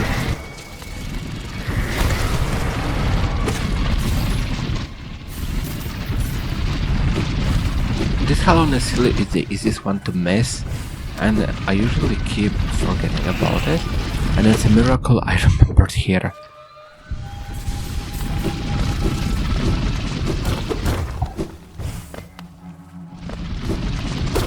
I think I hit the mic with my headset. I already promised to give my...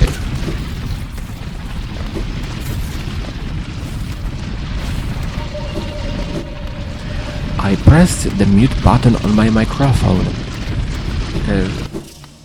It's from the bottom and I usually don't see whether it's on and off. Even though it's glowing a bit, I barely see it, and I touched it because I was repositioning the mic. What I said is that I promised to give my old headset to my brother because he already asked me for it. But I need to buy myself a new pair of headphones first.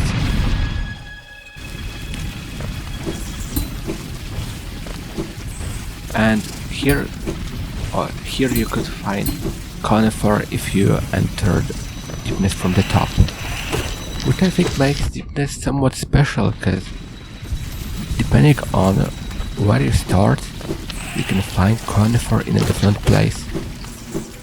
But it's probably for the sake of difficulty and not being so lost.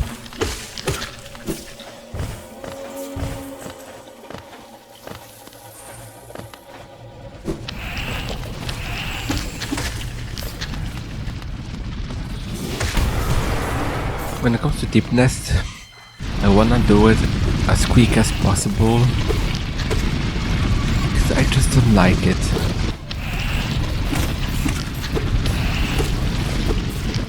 Notification on my phone lit up. Oh, and on my previous takes of recording this voiceover, my phone notifications were playing because I forgot to mute my phone. I didn't make the same mistake again. So you surely didn't hear any notifications. And in the previous attempt, my phone was laying on a bed, so I would have to stretch it a bit like Mr. Fantastic. That's what his name? Mr. Fantastic for the one that can stretch. Like Jake the dog from Adventure Time. Would be pretty handy though.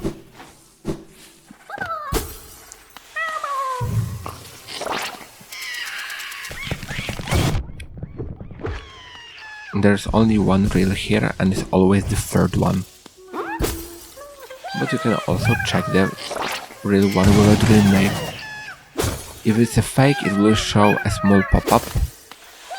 If it's a fake one, it shows us hostile pop-up, sometimes something with hunger and feed, while the real one will say something about home. So if you're not sure which one is the real one, use the Dream Nail. However, I recommend killing mimics as well, because it counts towards the mark. Hunter's mark. And it's really a time-consuming thing to do.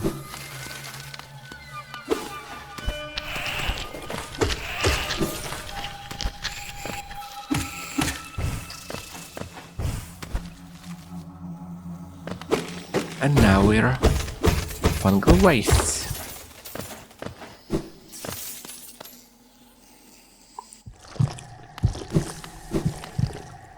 On the map, this room appears when you're in Queen's Gardens, so I counted it as Queen's Gardens.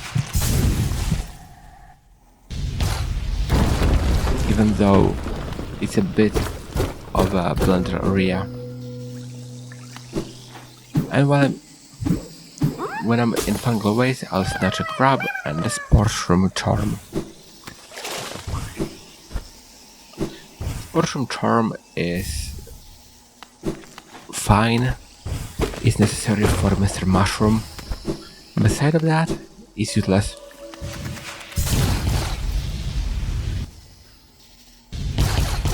And now I can return to a spider hell. And this is what Deepness is. A spider mess with occasional worms.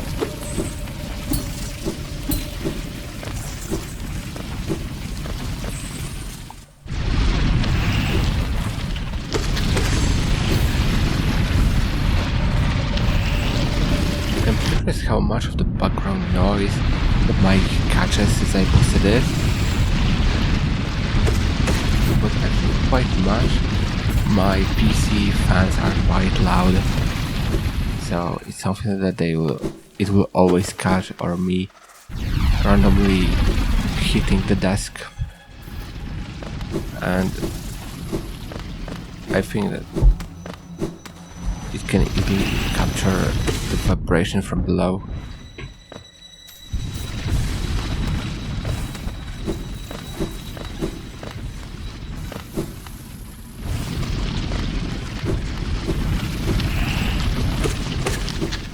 Where's me?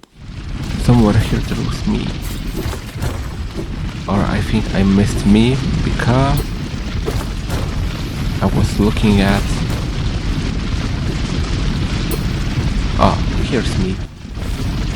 I was looking at Audacity because honestly I have to keep one of my eyes on DaVinci and one on Audacity. I gotta split my attention in two, cause when I'm too close it puts too much, when I'm too far away I'm too quiet, and it's a bit annoying cause you'd not be able to hear me always. Again, heads from the Binding of Isaac, and first I go to the right, and there is a vessel fragment to snatch, and I think it was the third one, so I'm gonna have a second vessel.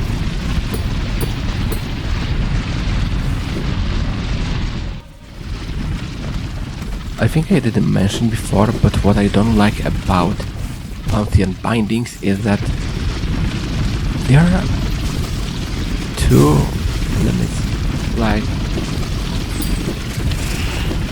let's say with endgame gear, you can have up to 6 soul charges, 3 for main vessel and 3 from smaller vessels. While the shell is not the shell, it's a soul binding, it reduces it to 1. They could at least let keep 2. Shell bindings takes away 5 masks. Brutal.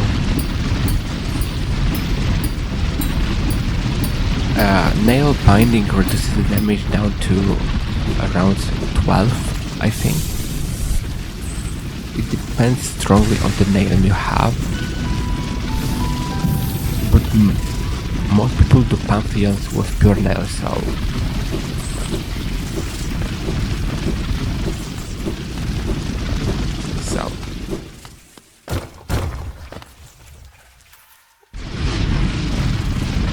and there is also a charm binding, which is the worst one of them. Beating Pantheon of Hollowness without terms is absolutely difficult, especially Markov and Radiance, and Markov and Radiance. Final bosses. Markov on Ascended Area is absolutely awful. I hate him, truly.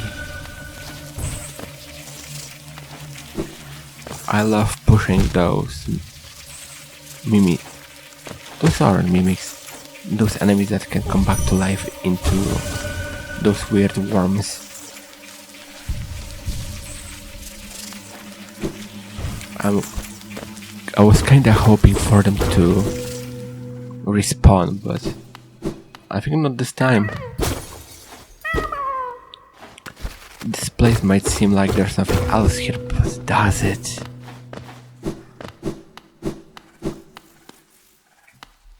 And look, here's me again. I split in half.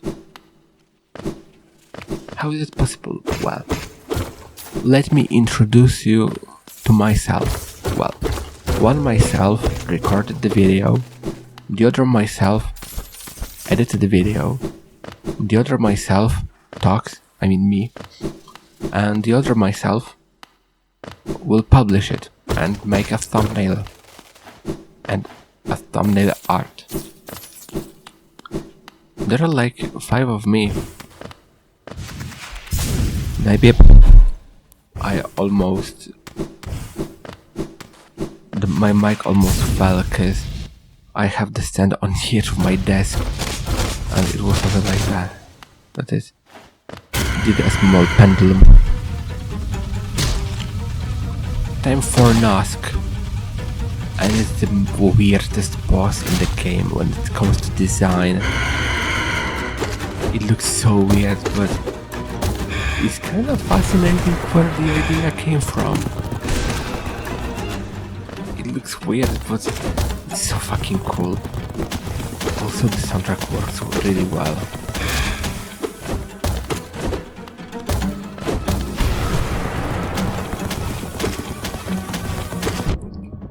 It's not a hard fight by enemies.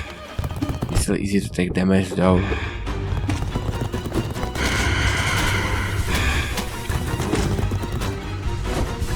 Soundtrack is always good in Hollow Knight.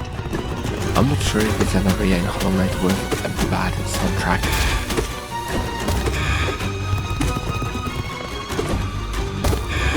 All are absolutely stunning masterpieces.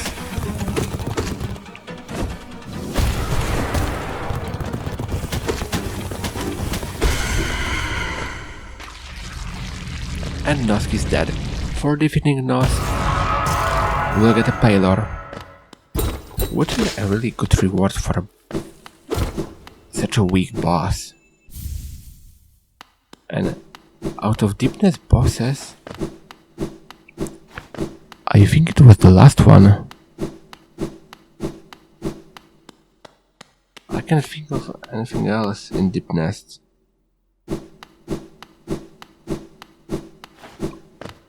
Even Queen's Gardens has more bosses. Deepness is pretty... it's huge, but empty.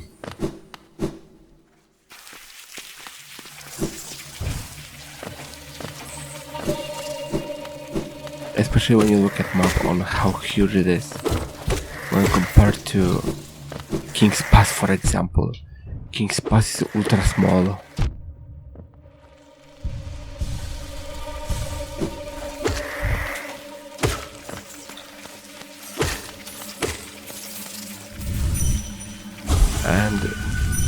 Deepness as an area is unsettling as hell, especially those corpses that can come back to life. With the sound of a cracking spine, it makes my spine hurt. And the designs are pure nightmare fuel. They're weird.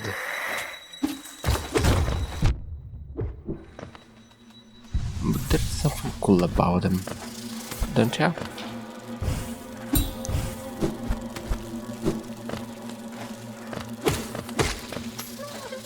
There's a crab here which you can get with Crystal Heart or Pogoin. Pogo is one of the best things in Hollow Knight. It's so fun. Even in Path of Pain, when it's actual Path of Pain.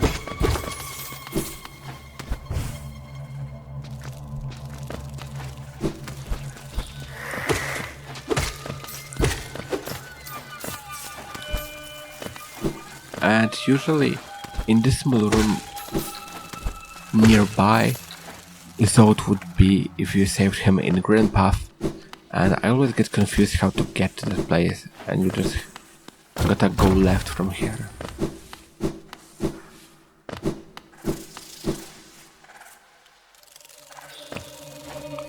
And I don't know how I fucked it up so many times. Zero conclusion. Brain usage overload. This arena is full of mutated enemies, and I'm curious how it sounds. Deepness ambience with more layer, with being the combat one.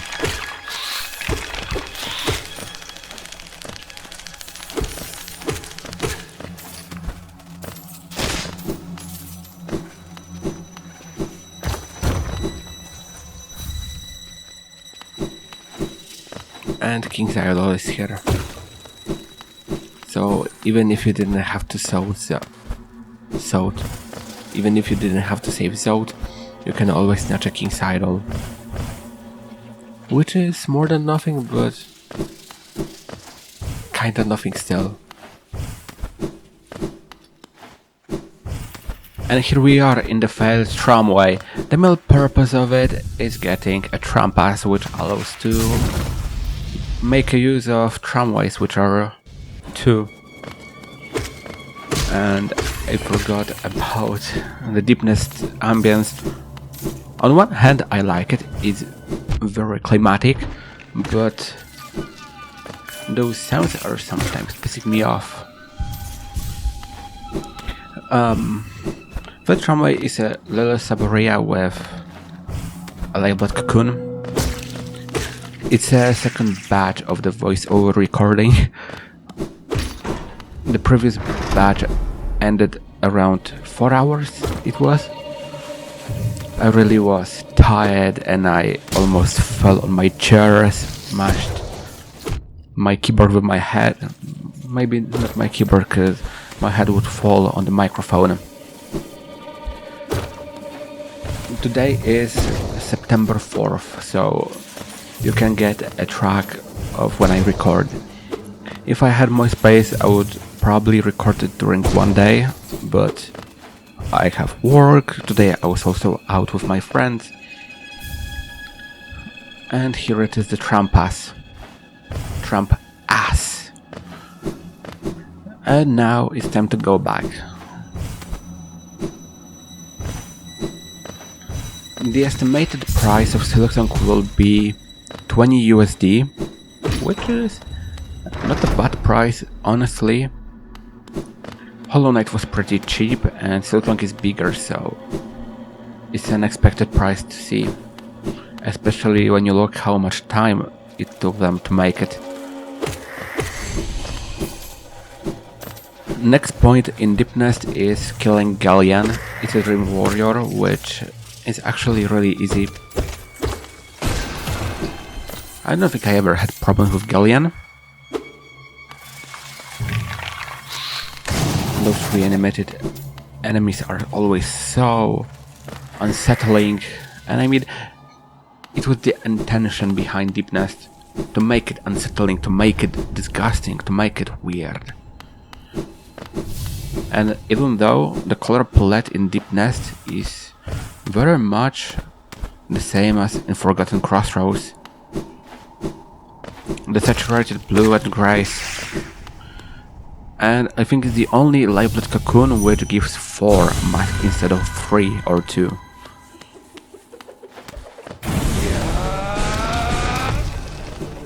And I think it's really easy to avoid Gillen's attacks. They're really predictable. Usually it's easy to get hit when you fight too brutal.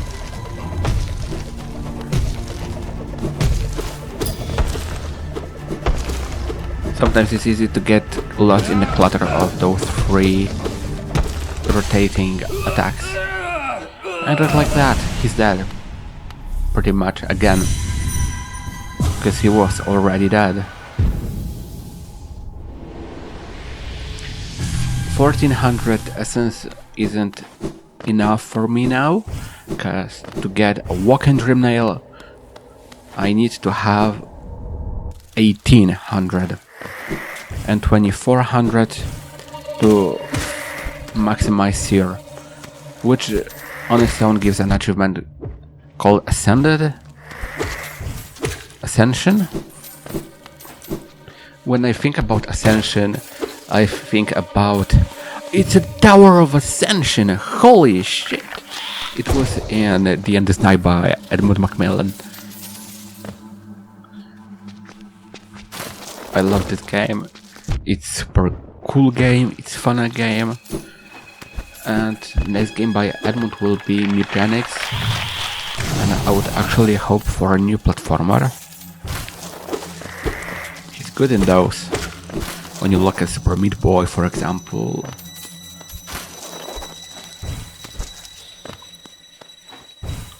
And right beneath me is the worst enemy in Deep Nest. It's called Stalking Vot.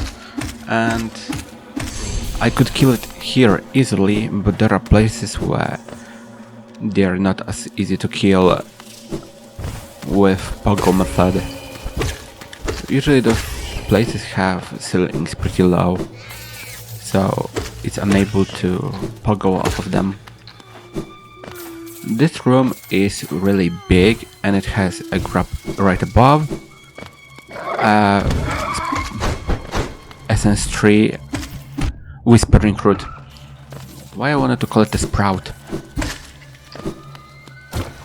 And obviously, most important thing is watch your step, because it's really easy to fall onto the spikes. This Whispering Root gives quite a lot of essence, and I usually always collect all Whispering Roots,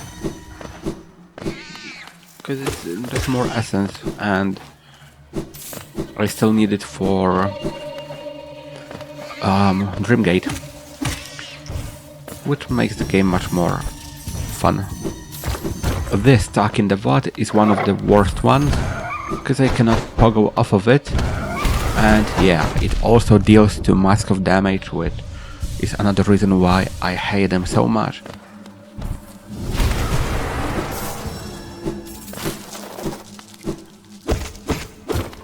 And there is a small passage to avoid the Devot, which is here, with a 15 geo deposit.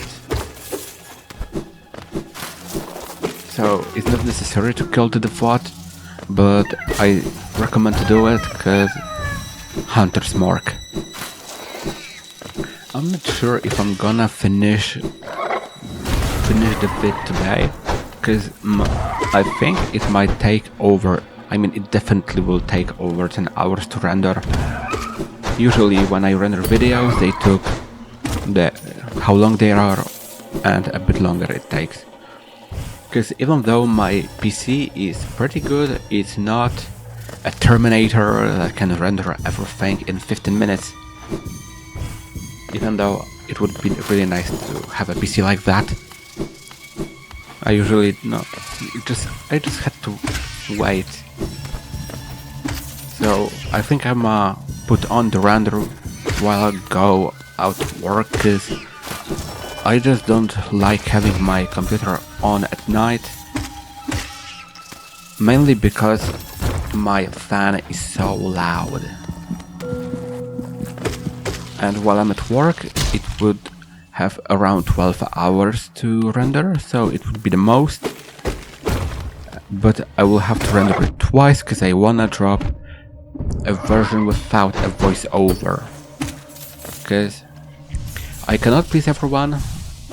If somebody doesn't like my voice, they can watch a version without it.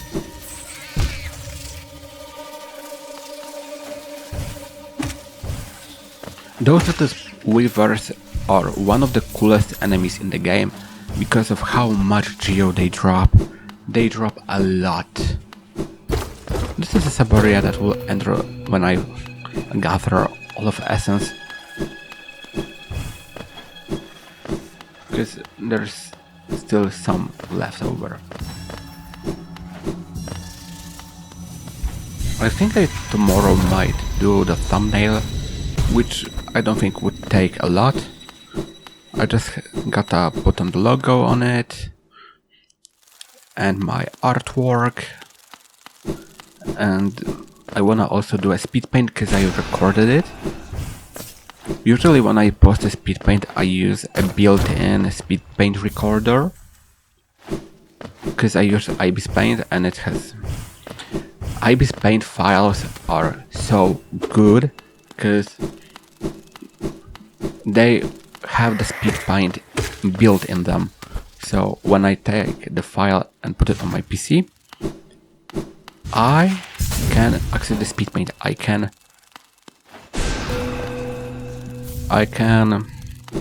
export it on my PC because sometimes my phone cannot handle it. It just crashes. The small sub area, which is a secret room, has one cool thing in it, and it's behind this wall. And the thing that is here is Seal of Binding, which I feel like it's Hornet seal, because, well, Hornet is half spider. And there is a small weaver escaping the den, and it never appears again. Maybe this weaver will do something in a Silk Song. It's unknown. Would be really cool to have it. Because overall, Silk Song is a sequel. Even though some people don't believe it.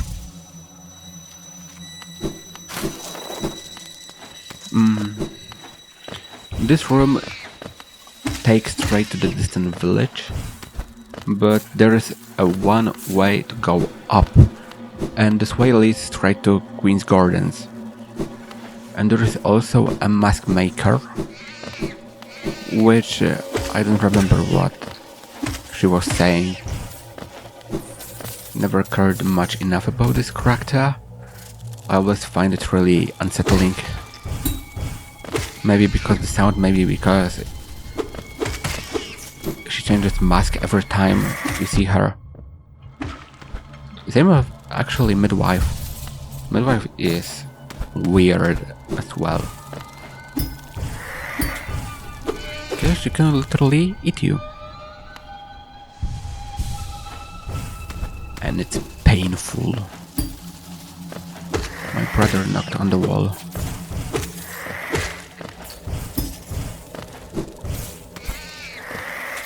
And there's a lot of weavers, and those small weavers are also good because they respawn after re-entering the room, not while sitting on a bench. And I have a mark for them. And the way from here to Queen's Gardens is hidden a bit. I just do it to have the room appear on the map later on. It's hidden, but it's possible to enter it. this is Queen's Gardens. It's a darker part of Queen's Gardens, but the background and overall nature says everything about this place. It's totally Queen's Gardens. It's a bit of parkouring. Queen's Gardens is a really gorgeous area, and I wish it was bigger, but it's really small. Those mantises don't respect me. And they also appear in Colosseum during Trial the Fool. And I love the speaker remix of the Reflection track. It's so awesome.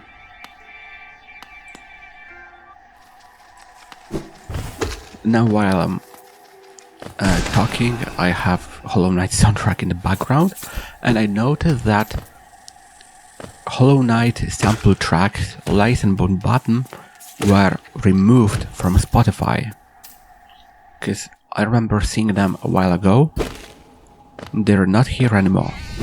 So they surely might return with the release of the game, which will be in 2 days. Almost. I can say tomorrow. I don't know what time, but I think somewhere late for me. Some time late for me.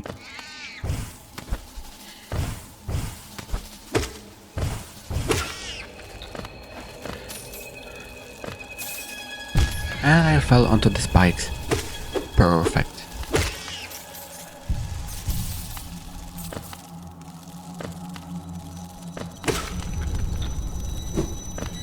And now I can go to the distant village and smash the first dreamer, which is Hera. Lore-wise, Hera is Hornet's mother, which is fucked up, because it means that Pale King cheated on White Lady with Hera, which makes him even more of a shitty character. I'm curious, what's y'all's favorite Hollow Knight soundtrack? Mine would be the Grim Troop, the track that plays during the Grim fight. City of Tears is a gorgeous as fuck track. It's absolutely beautiful. Sealed Vessel, it's a great one. Pale Court, Crystal Peak. Hollow Knight soundtrack overall is absolutely stunning.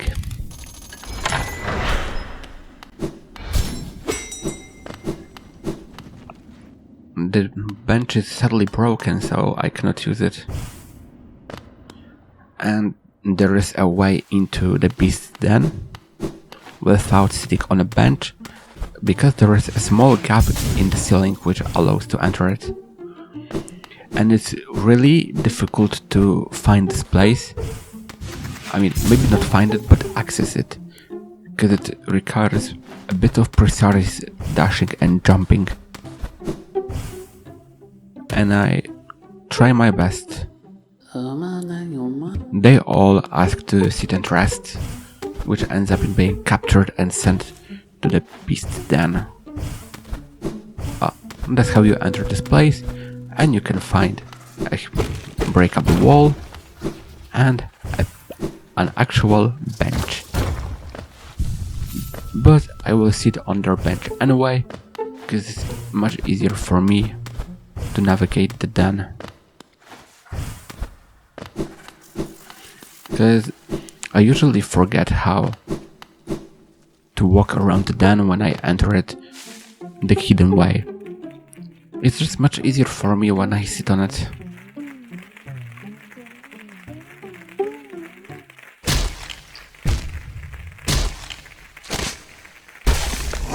And another captured cocoon. I hit my desk.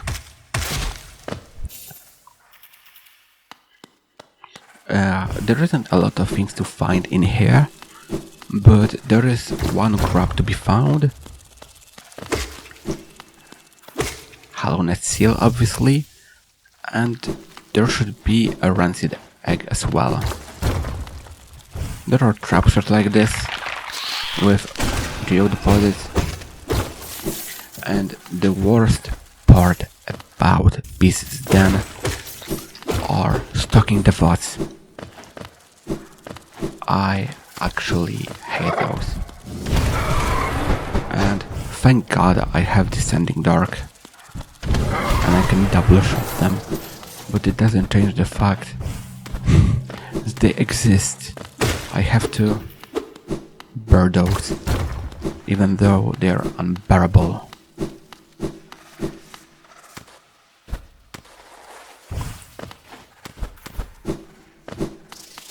It was a bit of a clutter, mess, whatever.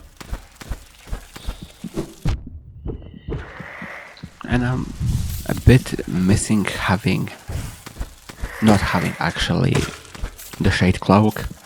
Dashing for enemies is such a cool thing. Not getting hit as well.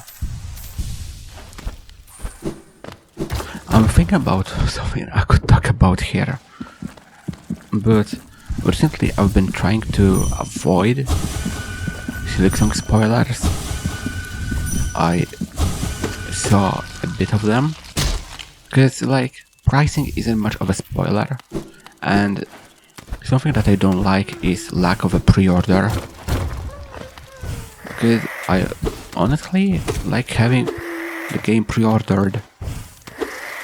Later on I can just download it when it's out.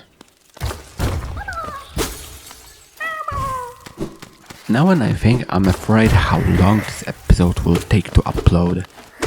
I bet it will take hours. Cause like, it's literally 10 hours long, so it definitely will take not much time.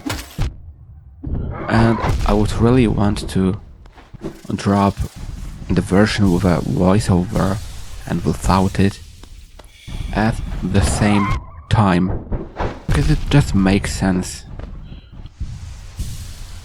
But if I'll be able to pull it off, I don't know.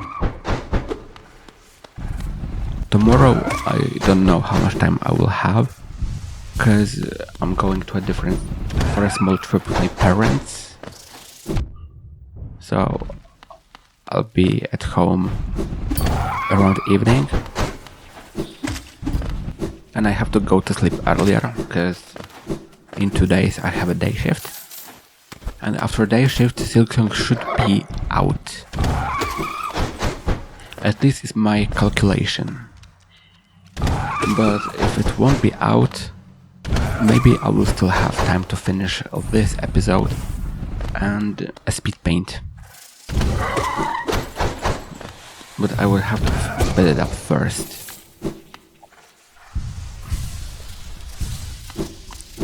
And the speed paint, I think I will drop it after this episode. And finally, we have the trimmer. What I really don't like about the trimmer is that nail arts don't affect it. Spells as well. I'm curious why the trimmers have to be consumed, to be destroyed. I think that being killed would do the trick to break the seal.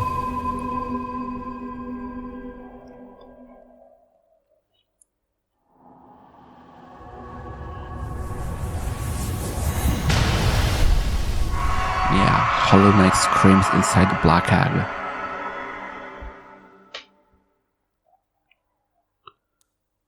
And there is a way to have Hornet here when you slay Hera, but I don't remember how to do it. She was saying something about that nobody trusts their mother. I don't remember what she was saying exactly. It was a time when I was reading a lot of dialogues, actually kinda getting into the lore, but I don't remember a lot of stuff, and it never really got my attention for an extended period of time. In Hollow Knight, I'm here for the gameplay, I'm here for the art style, I'm here for the music, but don't really for lore. And I still don't know what this is.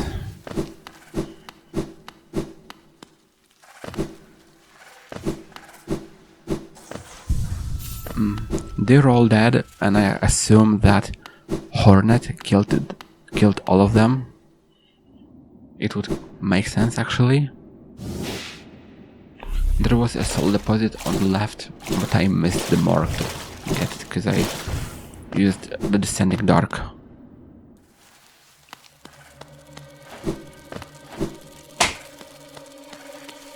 My chair cracked again. It shows its age. She's hungry. Really hungry. But actually, her voice is really cool. I like it. But how she's hungry is actually funny. It's a stereotypical how you imagine mimicking how someone is eating. And I think that's kind of funny.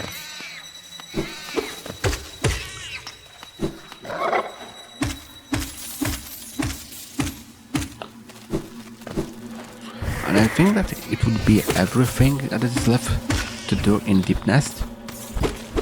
It's a fully cleared area, honestly. Even though there isn't a lot of things there, Deep Nest is huge.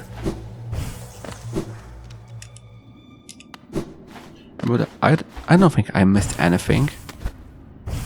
So about those stack stations, which is the most useless one? I think I will say Distant Village, because the only moment it's useful again is when you go to Broom to get a flame. Otherwise there isn't anything special. Time to get a bit of essence stuff.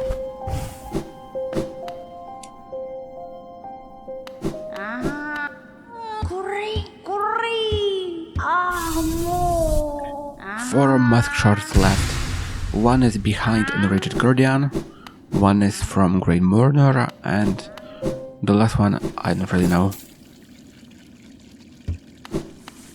And here was a small cut, and we're now in Ancient Basin to snatch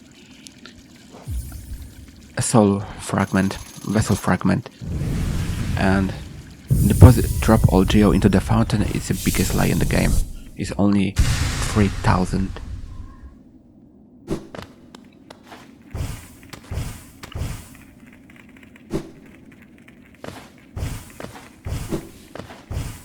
And now I can go up.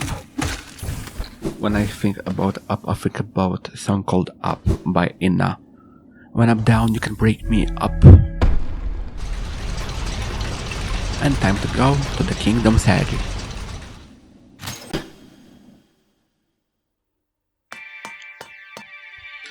And it's the only useful tramway. The one that is connecting Crossroads and Resting Grounds is useless. But this one is useful as heck. And time to enter the Hive. Oh, now we remember. The Hive has one mask shard.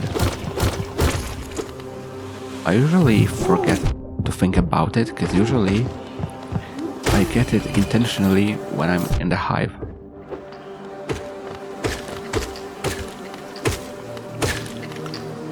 And the hive as an area is one that I don't really like.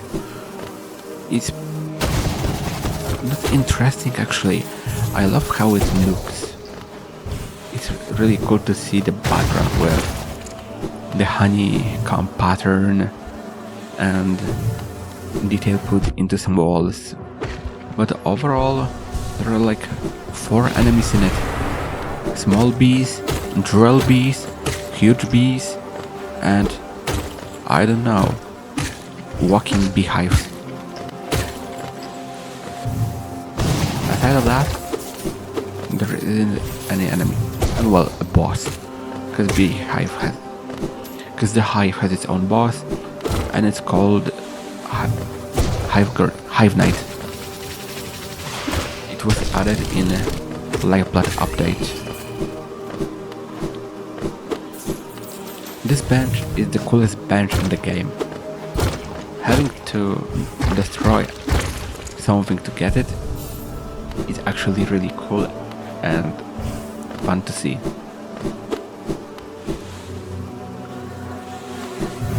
While I'm in the hive, I'm also trying to get enough enemies killed for the mark. So basically I'm killing everything on my way. The hive has its own whispering root, which has like 40 essence. It's not a lot, but it's still something.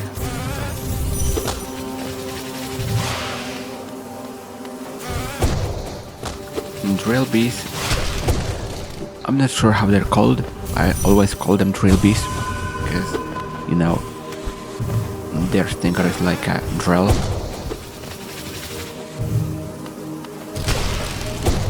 They're actually annoying, especially when they're in crowd. They're not as bad as primal aspects, you know.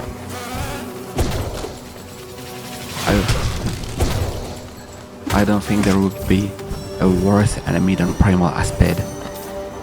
Maybe Silken will be, because usually when you ask someone what's the worst enemy in Hollow Knight, they probably will say primal aspect. Everybody hates him.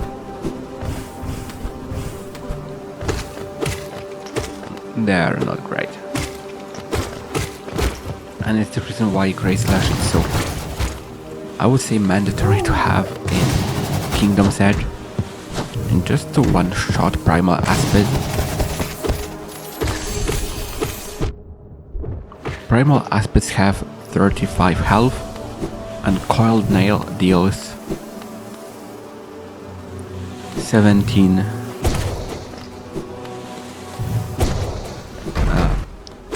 And I think Bracelet deals a double of it, maybe a triple. Those big bees that are bouncing from a wall to wall, they deal too much of damage, so I really recommend avoiding touching them, even though they look kinda adorable actually.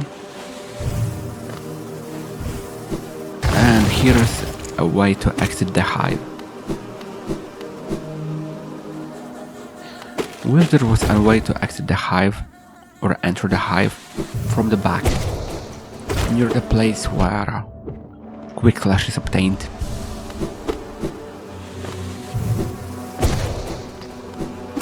I don't think it would change much. Also, it's really confusing to call the hive a main area or sub area, because on one hand there's a big splash text when you enter a hive for the first time, but on the map the hive appears as a part of Kingdom's Edge. You have to get a Kingdom's Edge map to get a map of hive.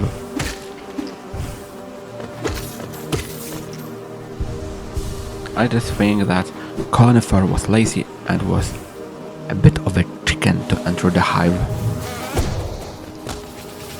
He was afraid to face a big bee, a driller bee. And it's really funny because the track that plays in the background for me now is the Hive Knight boss track. Very thematic, because I'll be fighting Hive Knight in a while. And it's a really fun boss actually. In Pantheons it appears in Pantheon 3. Because it's the first boss, so it's easy to remember.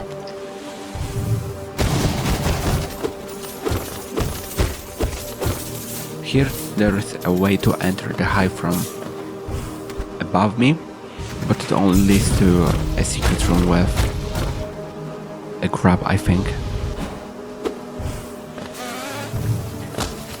One ground smash and the ground is open.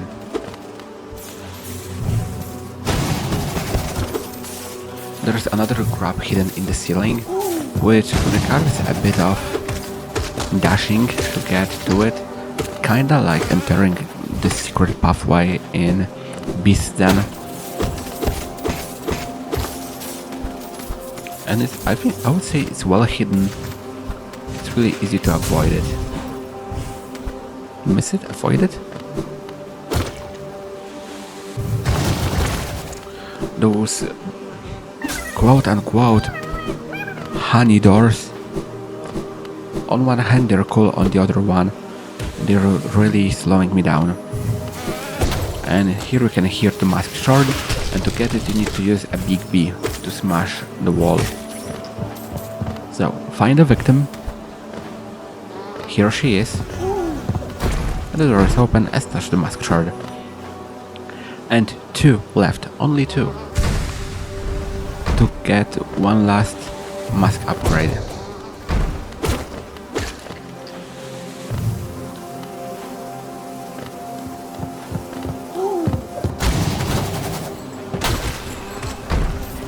Mask upgrades give a total of 2 achievements on their own. One you get for 1 mask, and the second you get for 4 masks.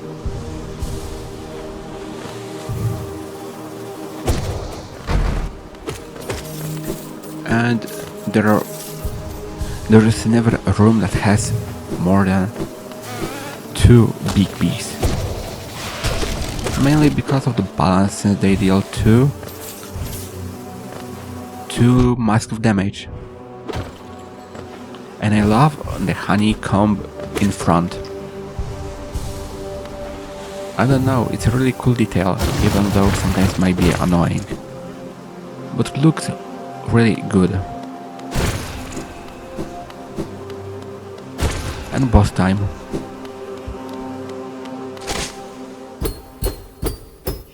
And the B intro is a bit unnecessary, but at least I can collect soul. I'm curious why the Hive Knight doesn't make Knight bow. I mean, I'm not sure if it's a bow, but do the small animation when you can move. And it's one of the very few bosses that doesn't do that. I don't think there's any other boss I can think of that have it as well. Definitely, well, Hive Knight is one of them, if not the only one.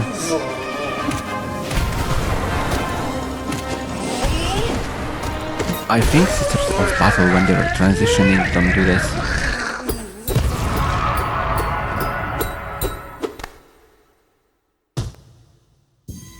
Another boss was attuned, and time to snatch a very defensive charm, which is Hive Blood. Hive Blood allows masks to heal over time, and it was a go-to charm while fighting the Nightmare King for the first time. The Queen, well, ends up in a Dream Nail. There are still a couple of bees that I have to kill before leaving the hive. And it takes a bit of time to get through all of them. And sometimes the order of the enemies is a bit confusing. I shortened it for you because otherwise you'd have to see me walk around the hive over and over again, and it would be a bit boring. Now we're outside the hive, again in Kingdom's Edge. There isn't a lot of stuff here. There isn't even a soundtrack. Because it's kinda like an outskirt of Kingdom's Edge. I love how huge the hive is.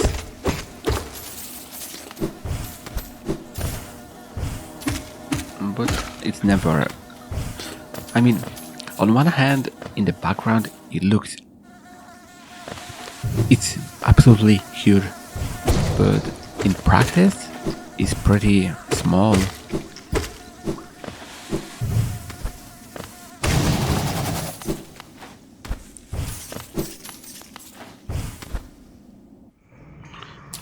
This is a small sub-area of royal waterways which is above Bismuth Grove.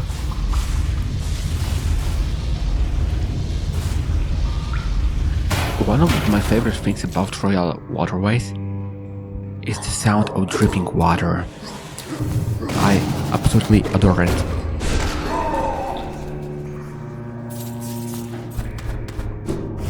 And on my way back to Kingdom's Edge, there's one grab that has to be snatched. Not gonna lie, the word snatched sounds funny when I say it like this. Snatched.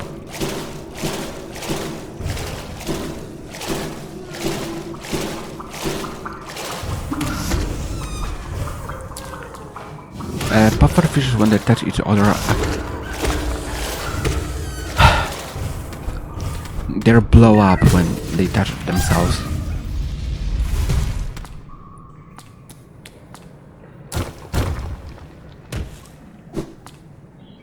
And there are 2 secret rooms. No, one. What the fuck am I talking? There is one secret room which needs a ground smash.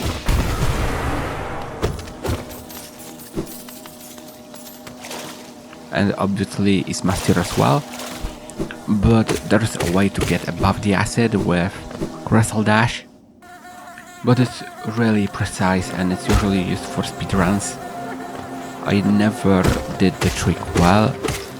I find it extremely difficult to do. Because to pull up this trick you have to dash onto the wall and time the Crystal Dash button perfectly to be on the edge and not fall into the acid. And it's too precise for my patience. And finally, actual Kingdom's Edge. The soundtrack is so calm. From what I know, all the white stuff that falls in here is Pale King's ashes. Because Pale King used to be huge, I think. It's so fucked up.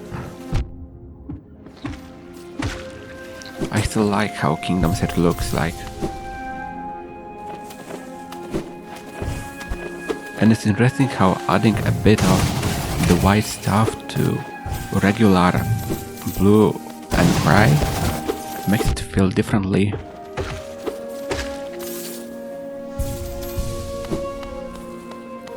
Even though the color palette is mostly the same.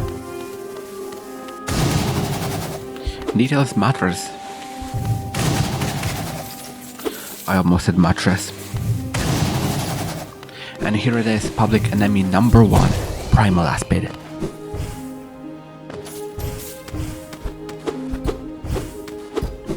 I don't think there's anyone that likes Primal Aspid.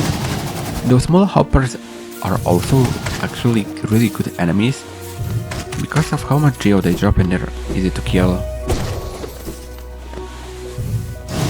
Overall, the geo drop and the enemy difficulty is kinda doesn't make sense because hoppers drop.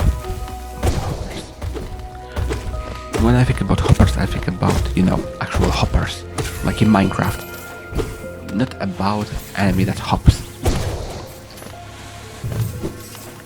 And they drop more than the Primal Aspid, and I think it's stupid. Primal Aspect should drop more.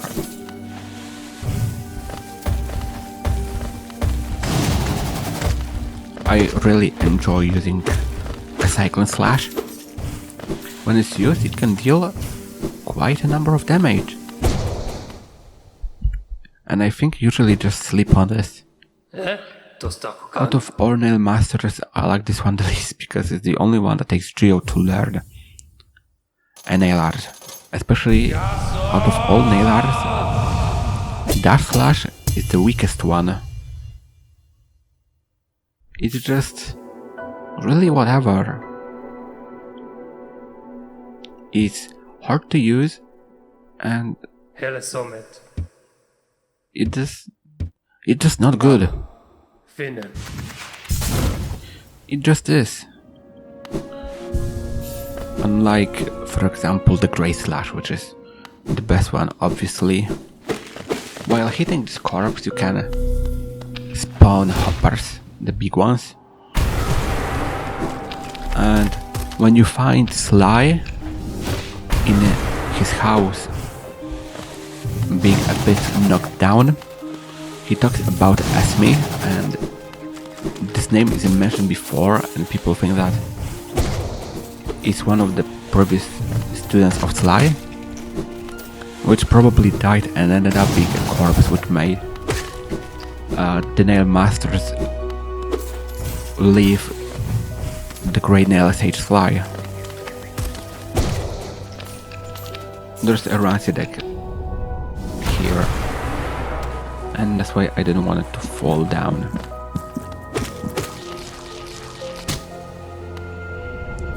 Obviously I don't need Rancid decks because, well, I don't sell them, but I collect them. This small secret room takes down to a huge geo deposit, which drops a total of 420 geo. Very funny actually. It's something that should be break on April 20. And it's interesting how deep it goes, because overall it falls down to the ancient basin. It's actually huge.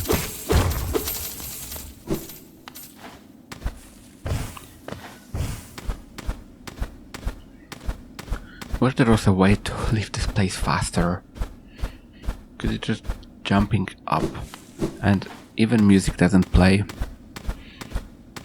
But it would be funny if some elevator music was playing in the background.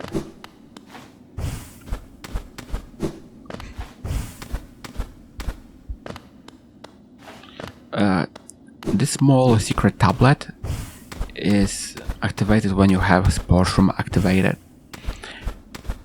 When you wear the Sports Room,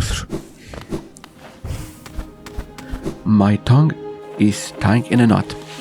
When you put on the Sports Room term, the tablet will activate, and I don't know what it says. I think it was something about Mr. Mushroom. It would make sense. Maybe. I don't know.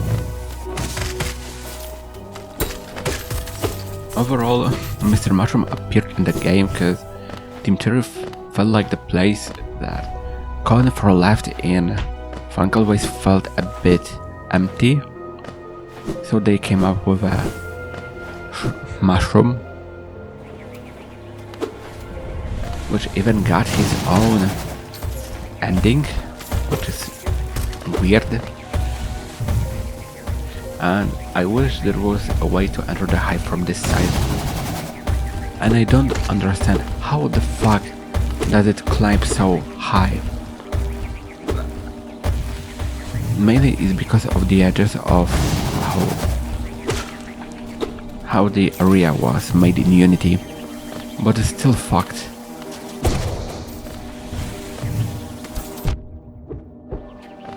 People can use the edges to, for example, access fungal ways without a dash. You just shoot shoot Vengeful Spirit at the right moment, and you can just pogo off the ball of the projectile and enter the fungal waste. And I think it's a really game changer for speedruns on one hand. On the other one, dash is still really useful though.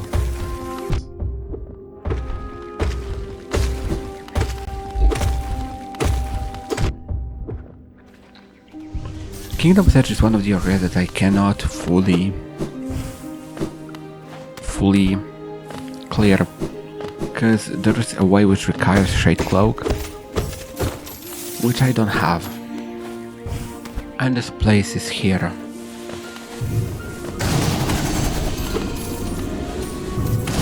So later on I will return to this place and kill Markov, which is behind it, which is a boss that people usually tend to dislike, and I'm one of them. I just don't like him.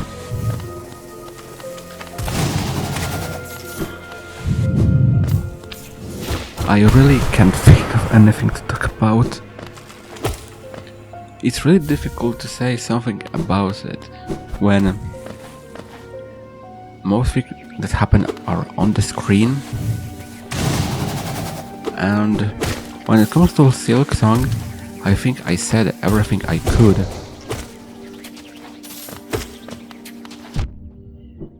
Probably will get a release trailer for Silk Song. We got the one with release date, and I think we might get one with when the game drops as well. There is possibility, I would say. When I drop this episode video, you surely know if we got a trailer with after the release.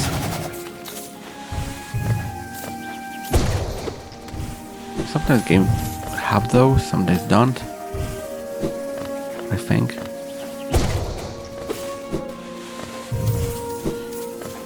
And there is a hidden bench right above, even the sign tells that, even though it's a bit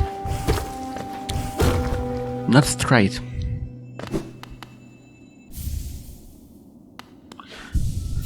And the next boss will be Hornet Sentinel, which is another boss which used to be problematic to me. And when me and my friend were doing a bit of a race who beats the game first, I was the one to beat Hornet Sentinel first, because I used the Stalwart Shell, Quick Slash, and good healing charms, and I kinda defeat her pretty fast. Compared to her Green Path counterpart, she's much faster and has some bonus attacks, like the one when she spawns some spikes. This attack, and she can also do a slash around her. The hardest part about this fight is how fast she is.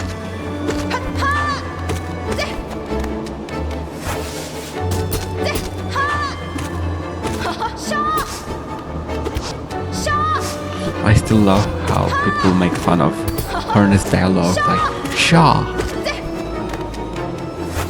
especially Get Good. In an interview, I mean, it wasn't an interview from Team Cherry, it was a bit from them talking about Silk Song. They said that she says Get 2, but it would always be Get Good. And time to finally snatch the King's Brand. King's Brand allows to enter the Abyss.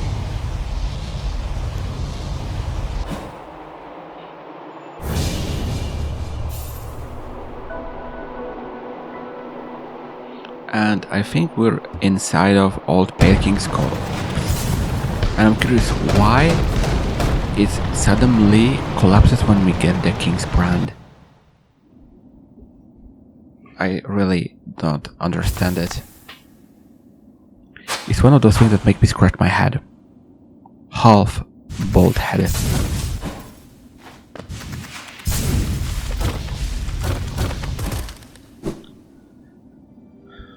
But there are a couple of things that I really wanna do before leaving the Kingdom's Edge, which is getting, for example, a Whispering Root. When I think about it, most areas have one, but for example, Green Path that didn't have even one, unless we count the one it shares with Spin's Gardens. There are two in Crossroads. Kingdom's Edge has one, Hive has one, Deepness has one. I don't know what's the purpose of hitting the bot. It's really weird. Back to counting the Whispering Roots. One in Crystal Peak, one in City of Tears, Ancient Basin.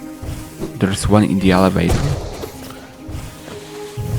which on the map is still City of Tears, but it's really...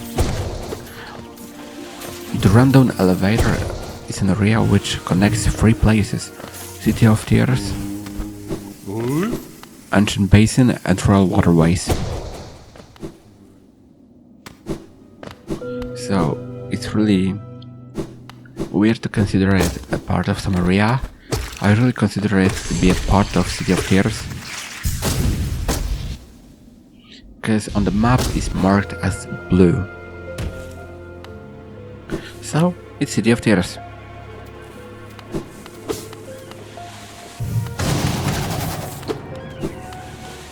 This room is absolutely huge, and in this room there is a Whispering Root. The corpses that fall are from the Colosseum, which actually kinda makes sense. And when I said the word that falls, I thought about the road that follows, and it got me into a weird connection of thinking about the Return to Freddy's. The people that don't know, because when somebody is still watching, might not know what it is. The Return to Freddy's is a fun game. It's a FNAF fun game, which has a really fucked up story, and I was really laughing when I was watching a vid about it on YouTube. It's so fucked up. Super Cancer? Strip Club? The fuck? One of the funniest things is that it has a book which was written in a TXT file. And it all started with Five Nights at Freddy's 3 fun game. I still remember when it was released, because people were a bit, I don't know, bored while waiting for actual game. This game looks so bad. But when I was younger, I was like, I don't know, 10? Because that's how long I know Five Nights at Freddy's. I didn't really pay attention to how ugly this game is, and it used a lot of FNAF stuff in it. Like every asset in it was from either a FNAF game or taken from a fun game creator, like Sugar, which is an early model of Candy the Cat. But getting into the rabbit hole of the Return to Freddy's, it's really funny actually. It's fucked up, but it's funny. And I bet most people that follow this fun game franchise is because of how fucked up and how little sense it makes. Tower of Love needs a key to open the door, which is in Green's Gardens, which I cannot enter right now.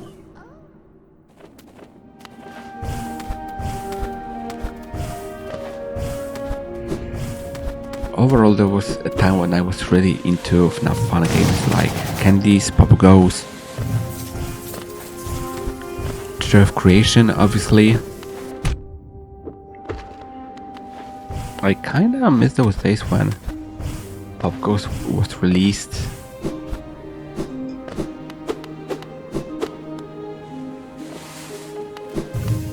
And Pop Goes lives in a hell of games that never get released because of troubles that get into team.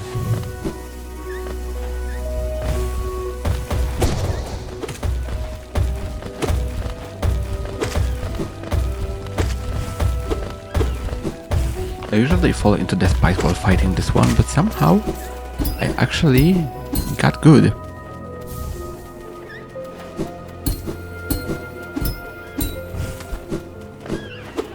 And I think that from Kingdom's Edge it's actually kinda everything,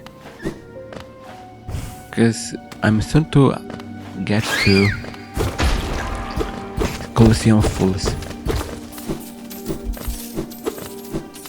And I personally don't like the Colosseum, and it's really easy to die during Trial the Conqueror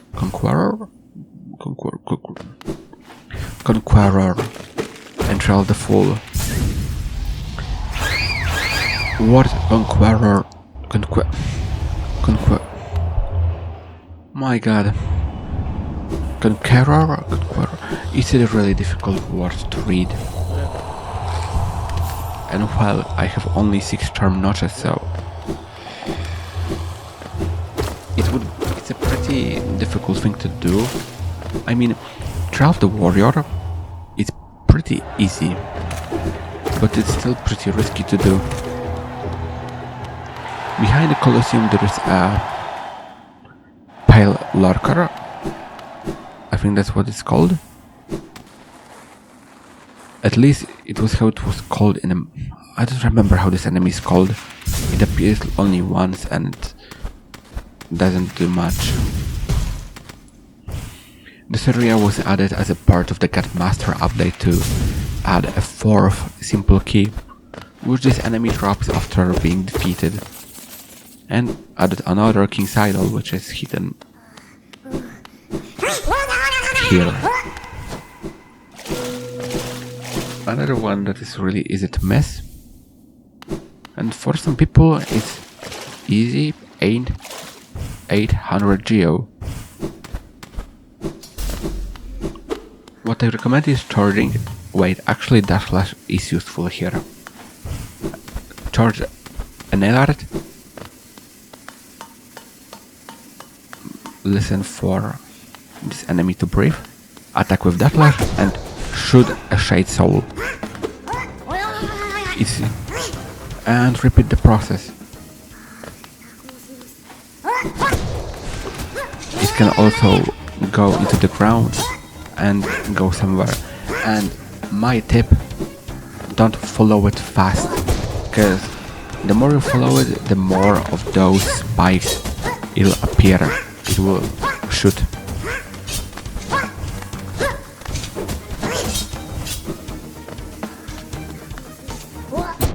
This was a bit of a bad place.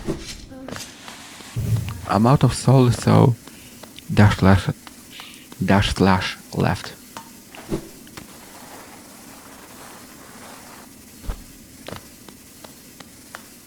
As people say, slow and steady win the race. And it's a really annoying enemy to deal with. But only one time per playthrough. Which Rika is doing it in a pattern. Follow, dash slash, shoot. Well, maybe hunt instead of follow.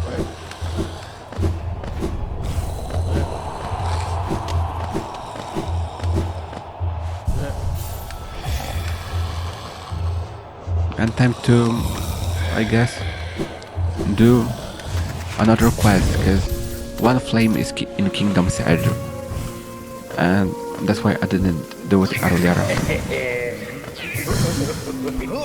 Grimkin Master, guess how it's called, has more attacks than Newbie, and a different sound cue with a much deeper voice. But mostly the tactic is the same. Grey Slash, maybe even Shade Soul to deal the most damage. Well, I missed the shot.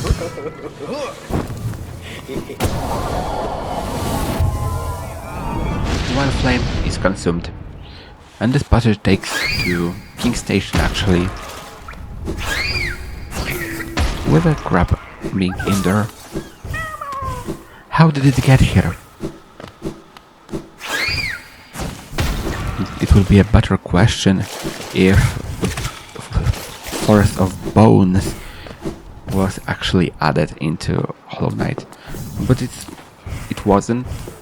It will be in Silksong instead, and I bet there will be a Sound Grab replacement.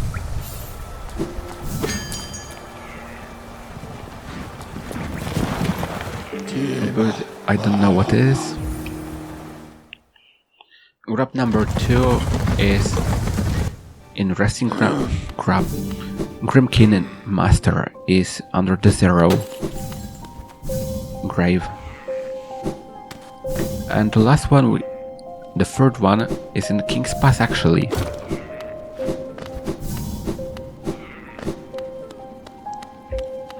A small walk to enjoy this absolutely gorgeous track.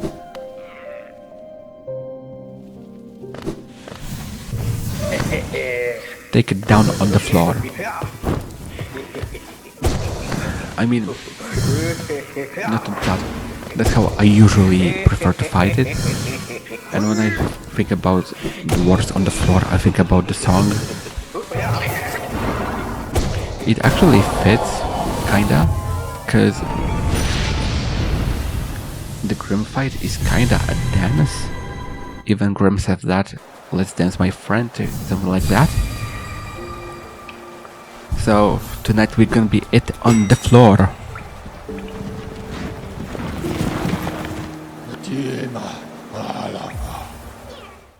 I think it would have been better if a Grimkin Nightmare was in King's Pass. I don't know. Just my little thought.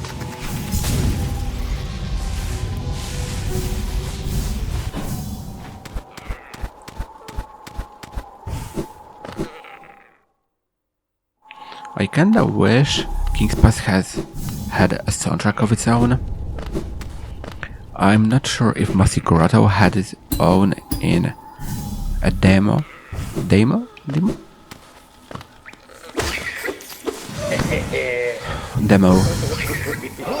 I don't think so, but maybe it will get one in the final release.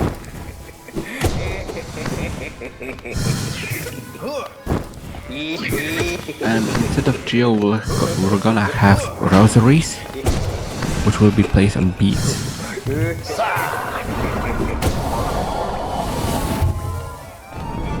And all 3 consumed. Time to find the Troop Master. I kinda got lost in how this boss is called. It's Troop Master Grim, and you need the Grim Child to fight it. The loot, something that drops the Troop Master Grim, is actually really good, because Grim drops a Charm Dodge.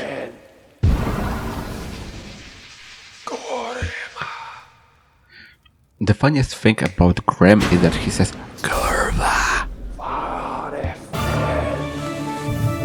and I missed the attack. When you attack him while he's doing a bow, he will scream and do the pufferfish attack.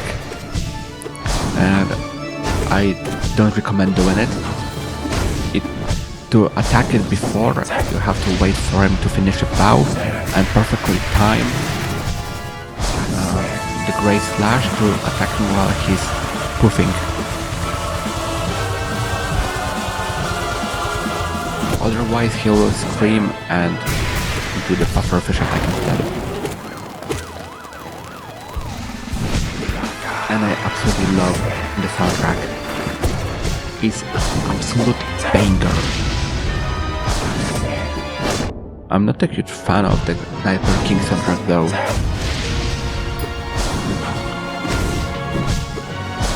Dashmaster soundtrack is much more lush. There's a lot of happening in it. Nightmare King feels more looped, and I love how the track gets more intense during the pufferfish attack. It's absolutely stunning.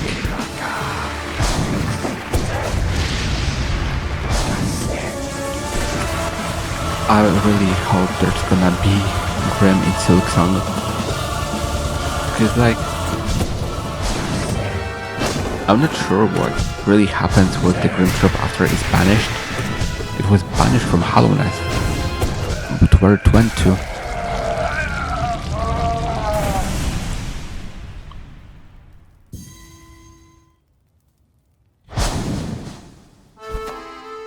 This accordion always makes me smile. It sounds so good.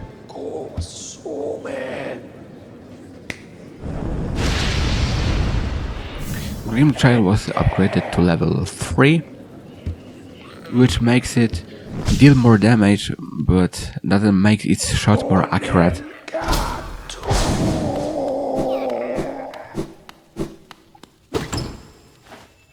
Charm Notch. Always happy to see them. And when it comes to Grimkin, to Last Flames.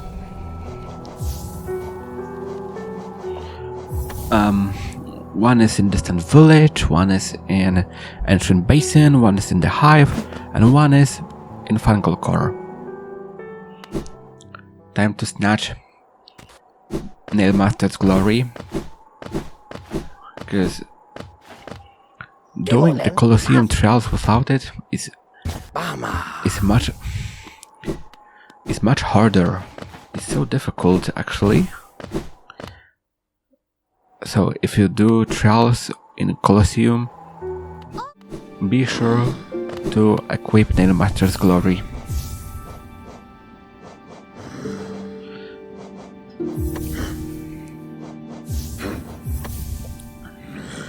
Because otherwise it will be much more difficult. Time to go down into the abyss.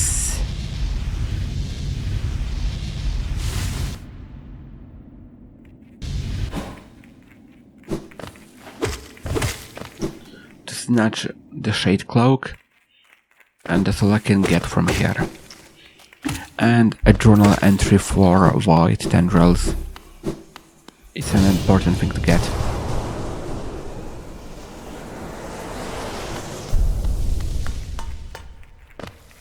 I don't get why the Abyss splash text doesn't appear here.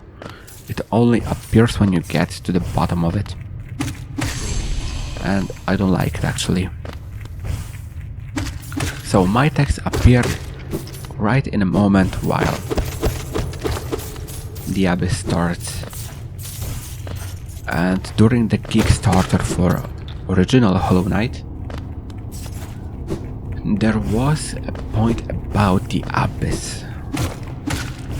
Because Abyss doesn't have a lot to it. Even though it has a huge splash text, it's still mainly a sub-area to Ancient Basin. Color palette is mostly the same. The main difference is that it's a bit darker. And it's filled with corpses of Pale King's children. The Abyss. There are like 3 enemies in the Abyss. Void Tendrils, which are these thingies. siblings, which are, well, siblings, and those little crawling bugs that were on platforms. When it comes to siblings, I really recommend you to avoid taking damage from them. They deal 2 masks of damage.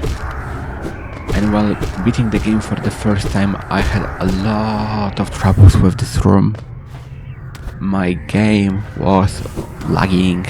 It looked like a PowerPoint presentation. And I really don't know why, because the background isn't really animated. Maybe it's because of the huge wall behind, because of the lighthouse.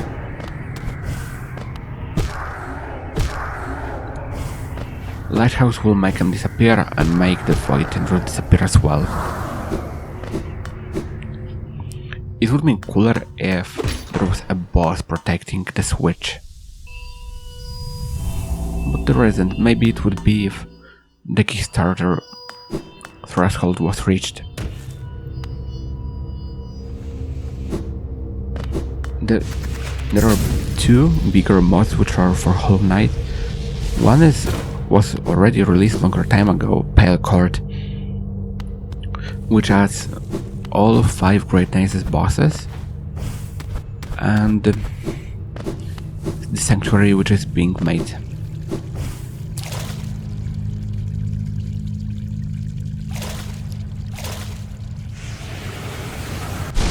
I love this animation. The Shade Claw was absorbed, and this creature can be Dream Nailed, but only with a walk-in Dream Nail. Otherwise you cannot Dream Nail it.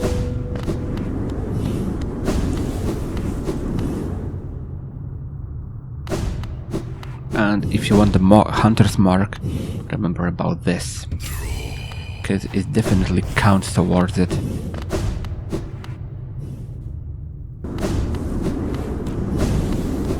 I loved super dashing in to the Void door. And here there is an Arcane Egg, so for a bit of lore, and obviously Geo, grab it.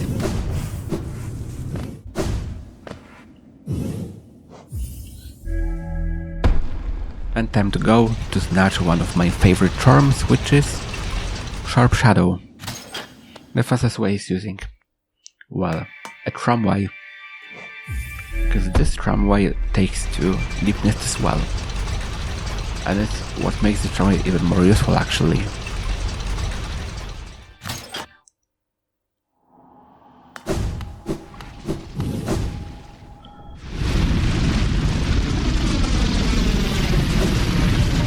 Now deepness will be cleared, because I actually forgot a while ago, while leaving deepness, about Sharp Shadow. But yeah, it's actually a great charm. Usually people don't use it because of, don't forget about the corpse, because it definitely counts towards the mark.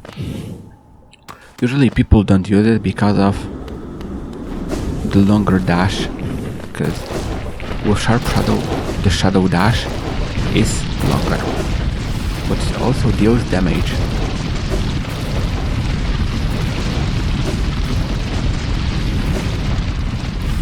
And I'm curious why it's attached to a soul deposit. I don't know.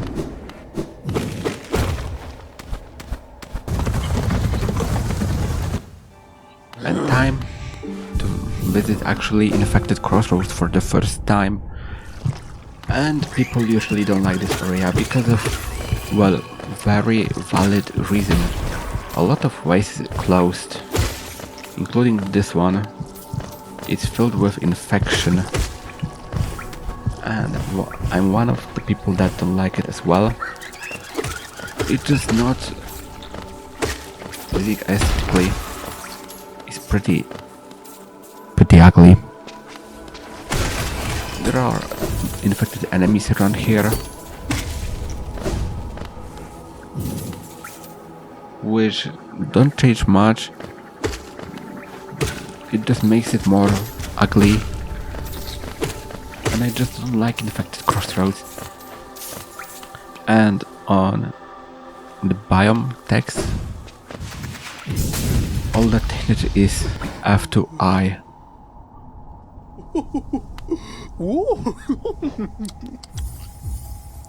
Now I have all the terminators from Salubra. There is definitely one left in Colosseum and one in Fog Canyon. Explosion obviously deals to mask of damage, so be gentle. There is a way to kill those running husks with a shadow dash, with sharp shadow. It's still really precise because you have to jump when the enemy is right in front of you.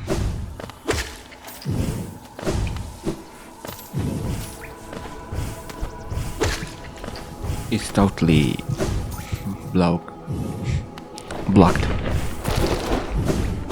And the way to enter Ancestral Mound, that one that was with a door, I think, is blocked, or the one next to the False Knight. One of these two is blocked by infection. It doesn't change much, but the way with that connects the room near the tech station with the lower one is a bit of a bummer. It's much more useful. The good thing about all those infected enemies is how much geo they drop. So there is a positive in all of this.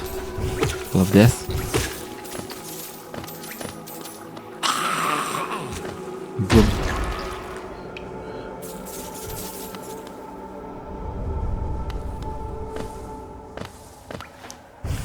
And infected crossroads, I think, is the only area which was affected by killing Broken Vessel, except maybe the full infection of Myla.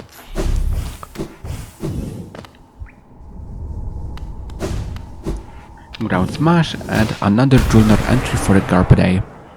Not Garpaday, it's a Gome. I keep messing up those. It's a Gome, not Garpaday. Garpaday is the one in Deep Nest. I mean, they kinda work the same, but they don't.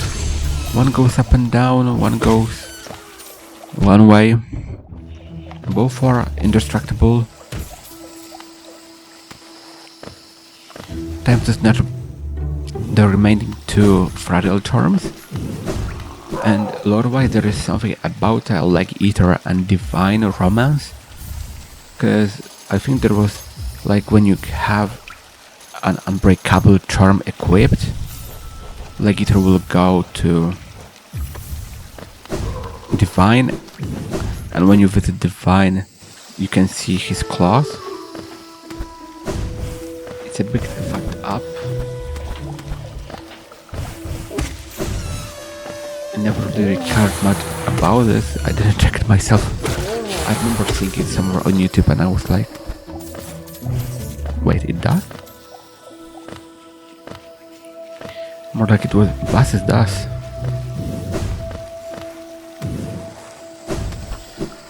I had time to go to Fog Canyon, which is one of the worst areas in the game. I don't like Fog Canyon and many people don't as well. It's not aesthetically pleasing. It's a green path with a twist and less enemies, because there are like only 2 enemies in Fog Canyon. Small jellyfish and big jellyfish, and one of them does a boomerang and explodes.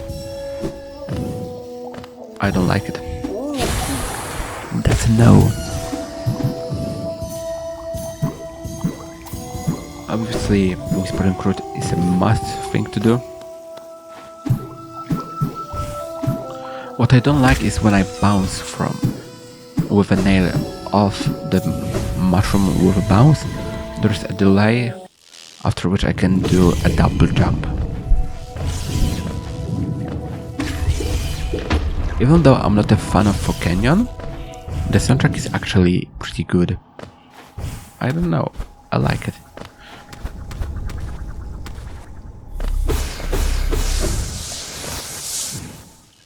Secret room with a hollowness seal.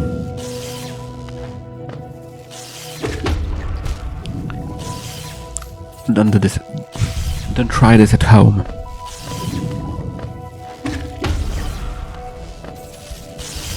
So, if you don't care about trinkets, you can just skip it. I'm still not sure if I got all of them right, because I could have missed one or two. Definitely, I found most of these. I didn't bother with checking them on wiki, because they don't count towards the percentage, nor the completion, nor any achievements. So I don't care. The only ones that I definitely got all of them are Arcane X, because there's only 4 of them. One is obtained from Seer, one is from that place when I got the Shade Cloak. One is in Birthplace, and one is in the Lifeblood Core. Almost said Fangalo. Core is a core, like in Undertale. I haven't played Undertale for ages. I was trying some mods actually, like the one that makes Metaton Neo an actual boss. Cause in actual game it's not really a boss, because it gets one-shotted.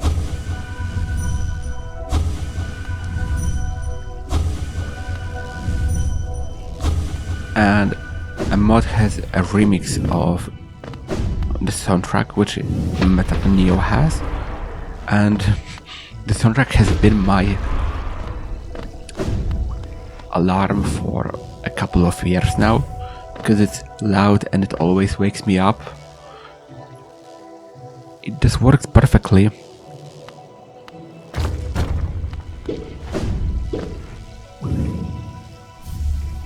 Another charm notch.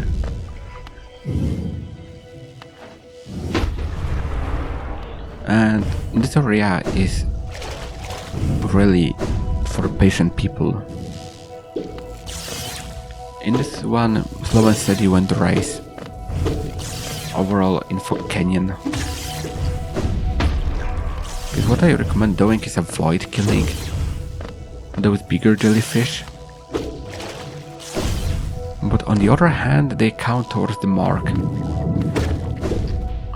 So there are, to say, 2 sides of one coin. One side says kill, one says don't.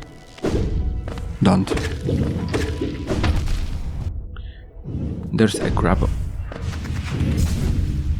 And it's pretty well hidden actually. Teacher's archives are actually really nice looking from the inside, but I wish we could see the area clearly from the outside. But it's all blurred.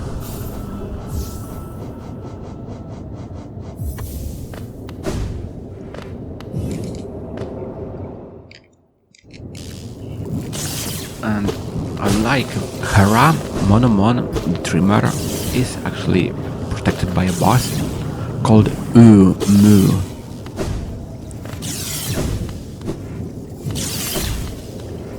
And I remember seeing mods would turn it into which is actually so fucking cringy.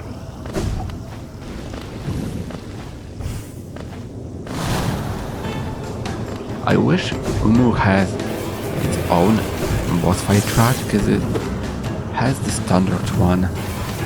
It's called Decisive Battle, and it was during the Brooding Mawlek fight.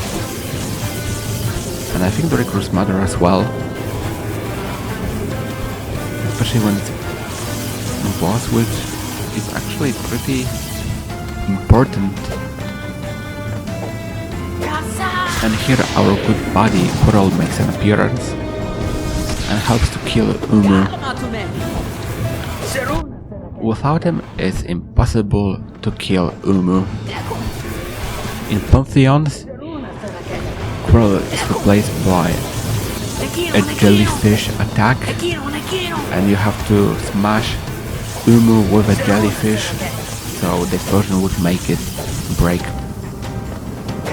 like Quirrell does. And Umu in Pantheons is one of the worst bosses because of how jellyfishes are annoying to aim. Usually it's easy to get a backfire from them. I'm not gonna lie, I really like Quirrell's voice, especially when he says Kaza! It sounds great. In Teacher's Archive there is a jar of charged Lumaflies which has to be examined while getting full journal. Well, a tank, not a jar.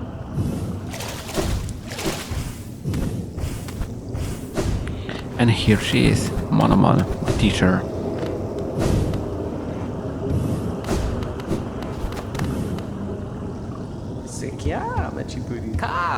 Out of all Dreamer thingies, this one is absolutely epic. It looks so cool.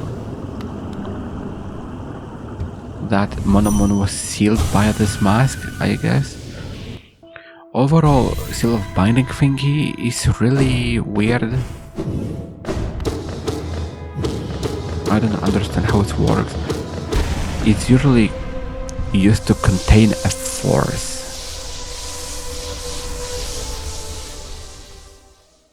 But how it's done, it's not explained. How to seal something. How was Seal placed with Hornet in the Sealed Siblings ending?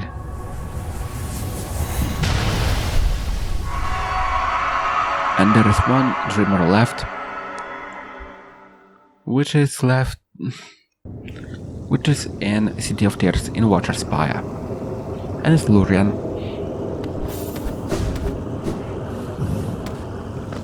And it's a Dreamer that looks the least off-putting,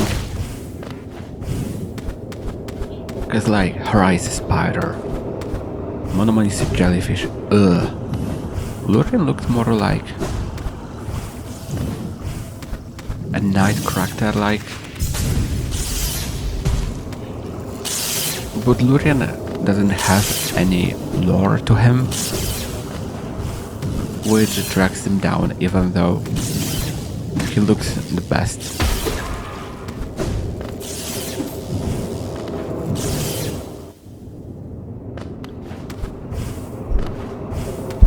I grabbed Mark of Pride for this fight because it's easier to hit Umu with it and Pogo with it.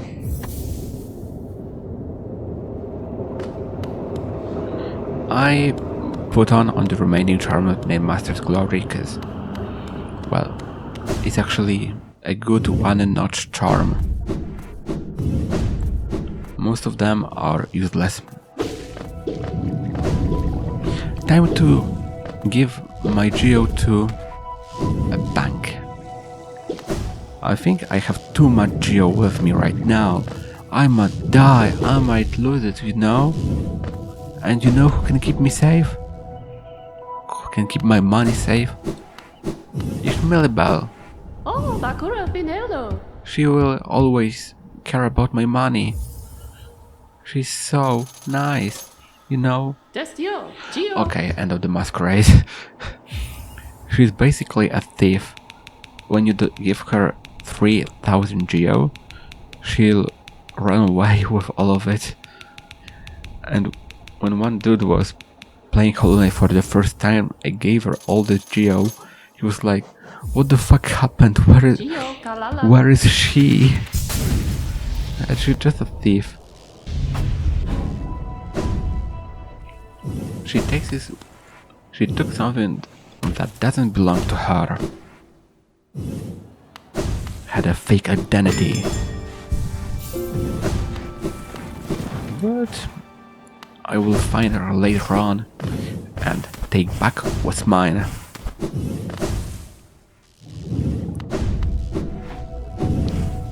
Honestly, when there are characters in movies that are like referencing a movie all the time, I would be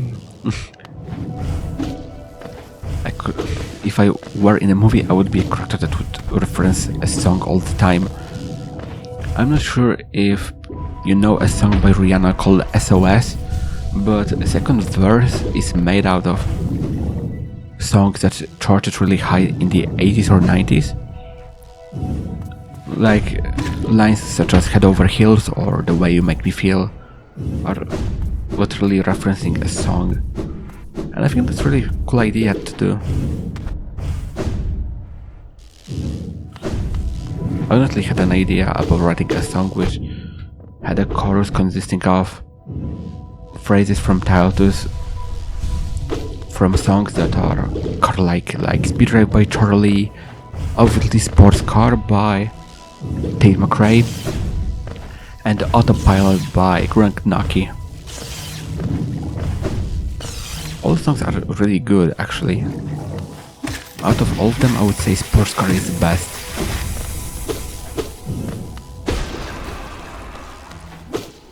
There are 2 exploding eggs in this room, and shooting a shade soul destroys both of them.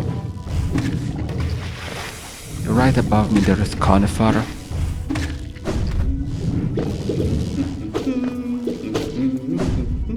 So if you're looking for a map, here he is.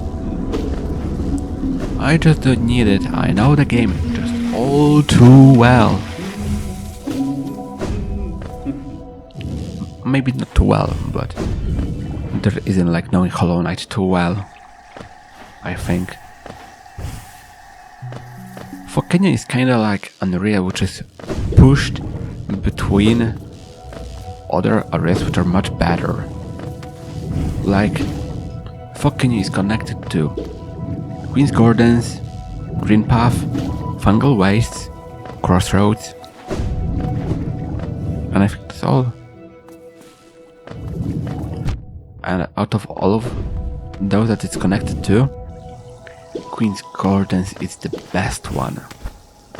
I love Queen's Gardens. It's so pretty. A couple years ago, I was trying to make a reskin mod for the Binding of Isaac, which had Hollow Knight stuff, but I was so bad at pixel art that I gave up. And there's still some leftover files on my PC. And the chest floor from Isaac would have been reskin for Queen's Gardens. And I honestly had everything planned, and it was mostly inspired by the forgotten character, which really reminds me of the night, especially with, well, soul leaving the body. Time to snatch the last spell, well, second last, because it's gonna get an upgrade later on. Overground Mount should have been called an Overlooked Mount, because it's, out of all mounts, is the most forgettable one. Even though it was actually good. It's just not as good as Crystallized Mount, and doesn't make an impression of the first mount. It was Ancestral Mount.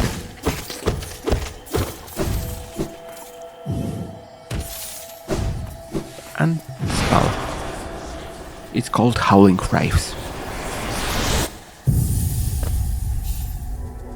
And I overall love how the silhouette with Howling Graves looked like. The Shaman can be Dream Nailed.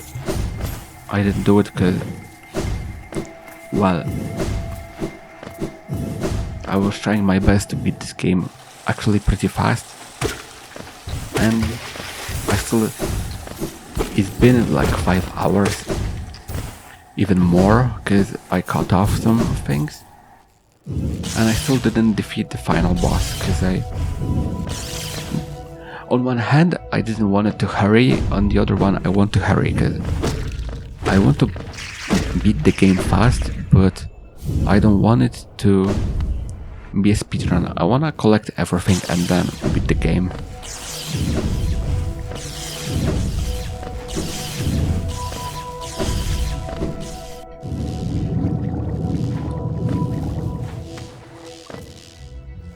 Now, Canyon is fully cleared. I don't think there's anything left in Canyon. So now time for something much more pretty. Queen's Gardens. And on the left, Mr. Mushroom will appear later on. I don't remember what was activating his spawn. I think all Trimmers being defeated.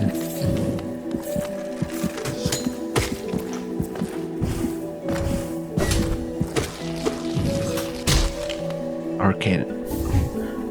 I messed up those eggs. It's a rancid egg, not arcane.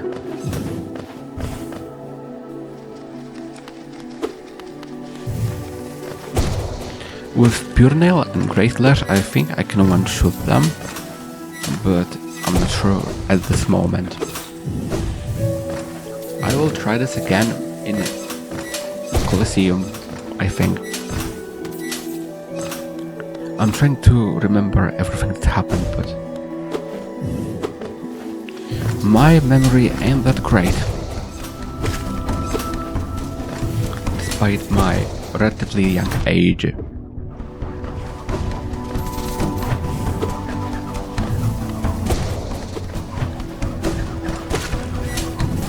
On my first playthrough I died a lot in this room because of those temporary platforms. Yep. Dream Nail to the twins of Cthulhu. Wish I could see the statue of Pale King in the background, which was unblurred.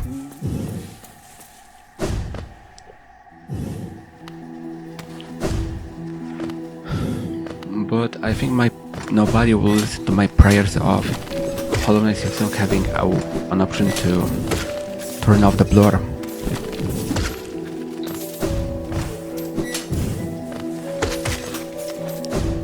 And the background will be blurred as well. And on one hand, background blur is cool because it allows to keep a focus on the main subject of the screen, but on the other one, I wanna see all this gorgeous art in the background. Like, this room is absolutely stunning. I wish I could see it unblurred. In great quality, obviously.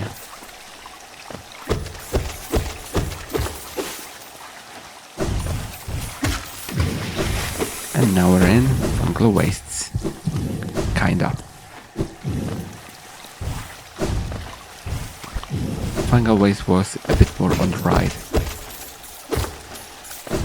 And not forgetting about getting the love key.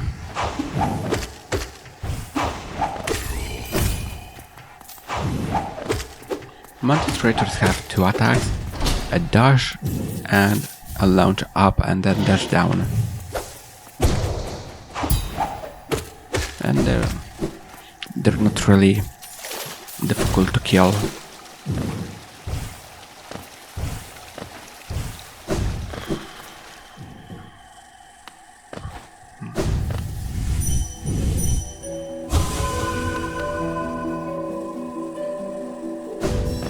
And when it comes to my risky mod for the Binding of Isaac with Hollow Knight stuff,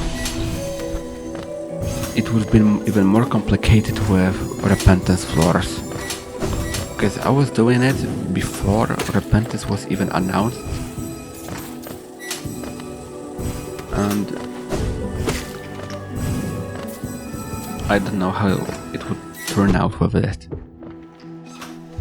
It would be really inconsistent, because my idea was for Arias to line up with the Binding of Isaac, that's why. Queen's Gardens is replaces the chest. I think Abyss was replacing Dark Room or Kingdom's Edge, I don't remember. Surely King's Pass was instead of Basement. That's for sure. On the left there was a bench that I found that I got to from Deep Nest, so I didn't even bother getting to it. I think it's an arena with the most waves of enemies.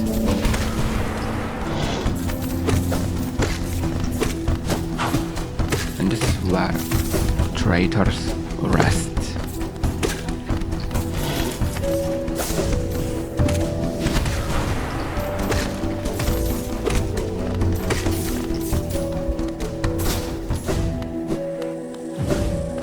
And I like an intense version of the Queen's Garden soundtrack. It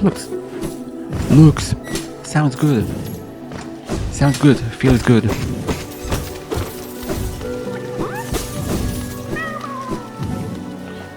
And getting to this stack station requires getting all the way around.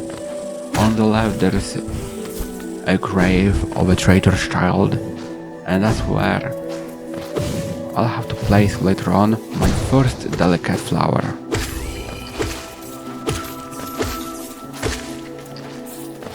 Those spider enemies are really cool, but they're a bit random. They drop a lot of geo though.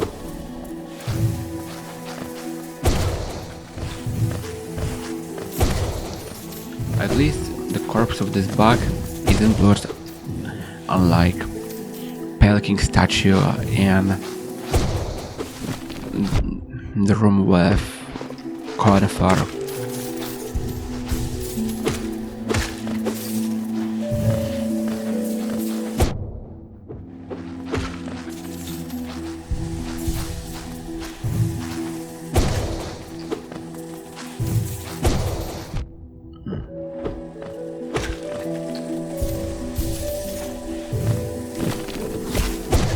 Honestly, I think playing Queen's Gardens on the piano could sound really great.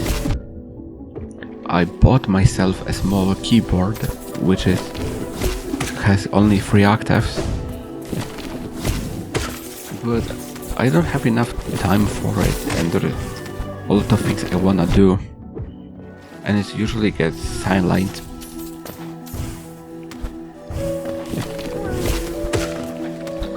It has a couple of synths and stuff like that.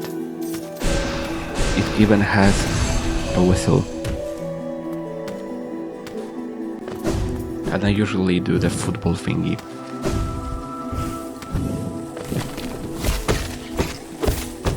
Sometimes it makes my friend jump when I do it randomly, or smash my fingers into the keyboard keys randomly because it ends up being so loud. If it was connected to a speaker or something, it would have been even louder. But I doubt that my neighbors would like it, especially at night.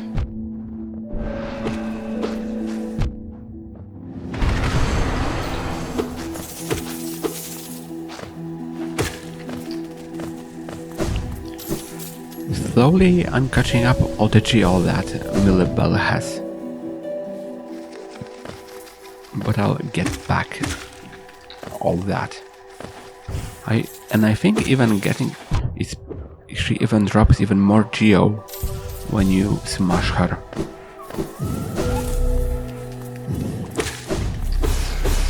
And here is Marmu. And I still think that's really adorable that Marmu was designed by William Pellin's mom. Even though Marmu is so actually funny and goofy. but the bug, which was the inspiration for Marble, is actually really disgusting.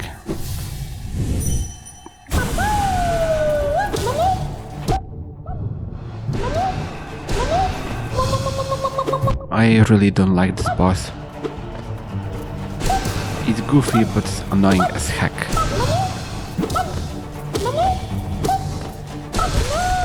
But it died actually faster than I expected it to.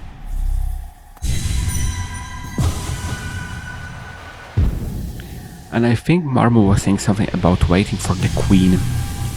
Well, queen is a bit rooted in place. Definitely. Literally. She took a root. I'm curious how they got her into the cocoon. How she even became so big. How does she even... I mean... Now she doesn't move, but how she was moving even though... She was definitely smaller, but how did she get inside the cocoon? And in front of the queen's cocoon there is a course of trial, and I wish trial was a boss. But like, we got Traitor Lord instead. But on the other hand, getting two bosses would have been cool, but the lingering question would be, why Dryad didn't kill Traitor Lord? Well, now Dryad is dead, I think it's easy to assume that Traitor Lord killed Dryad.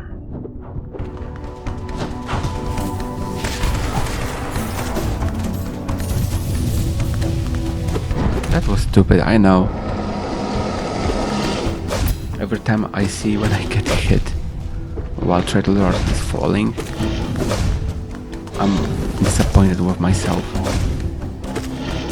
Unlike most bosses, Traitor Lord cannot be knocked down, and the battle is actually fast-paced, but he doesn't have a lot of attacks. He has like 4. Spinning Blades, Ground Smashes, Dash, and Jump and Dash.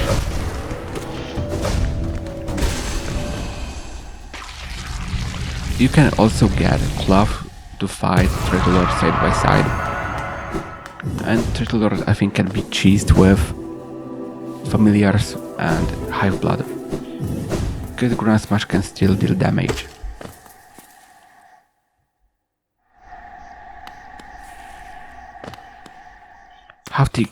How did she get here?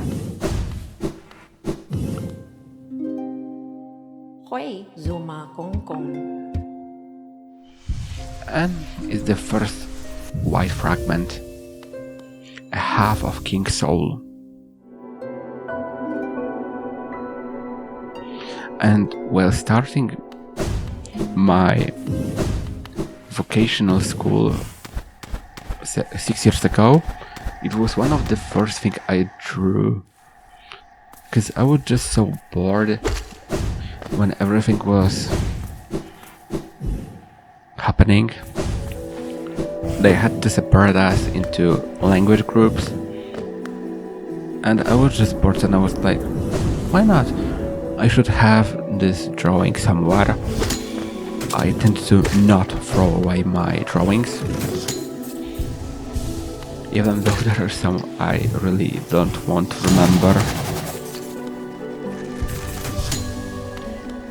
Because some of my art is a pure nightmare fuel. Like the semi-realistic Among Us lady, which you saw or you'll see, because I still have to add a few finishing touches to her.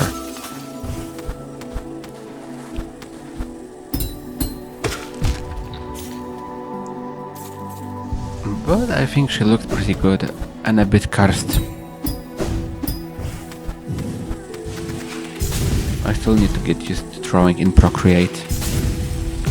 But if I don't like Procreate enough, I will switch back to Ibis Paint.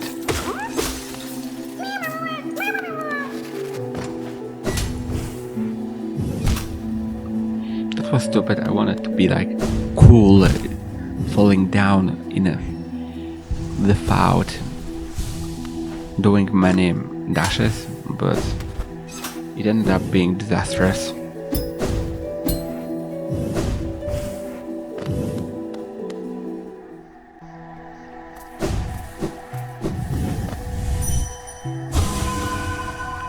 Well, I cannot collect a lot of essence from here, because the path is blocked from the side of green path. So, poof! Dream Nail.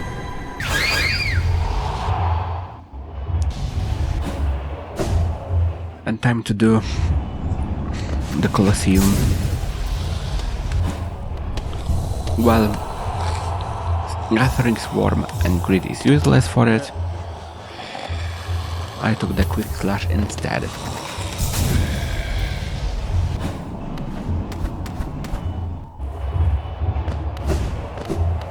I don't get the idea, why do I have to pay this little sucker Geo to open the trial?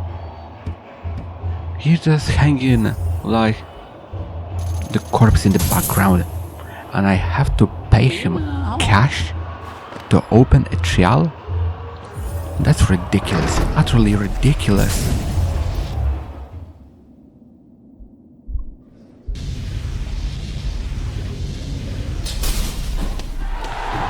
The Colosseum of Fools got its own big text in the corner of the screen because of the big splash text that appears.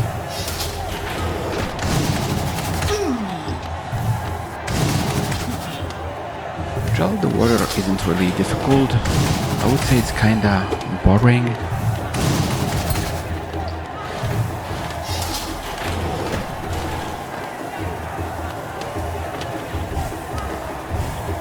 And for those, Cyclone Slash really saves time.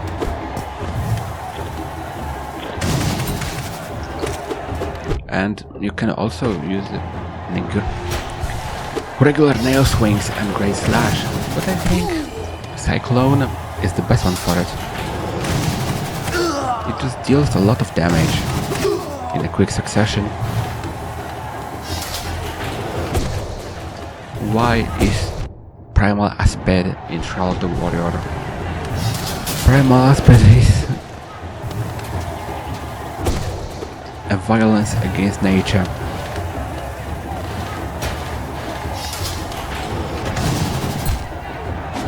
So stupid, I know.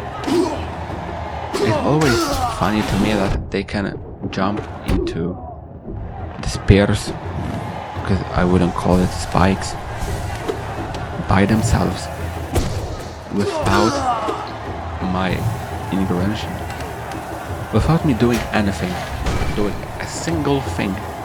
They can just fall into the spears. Looks at least like spears to me. I wouldn't call them spikes.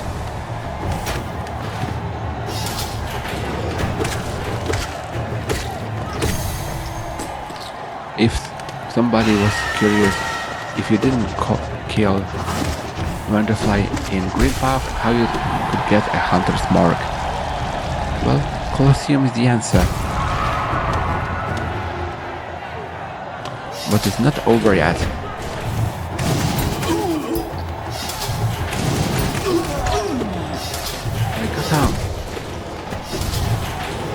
My wall is not hot, and after almost 2 hours of mostly talking, my mouth became dry. Dry like a dryer. He's lying dead in Queen's Gardens.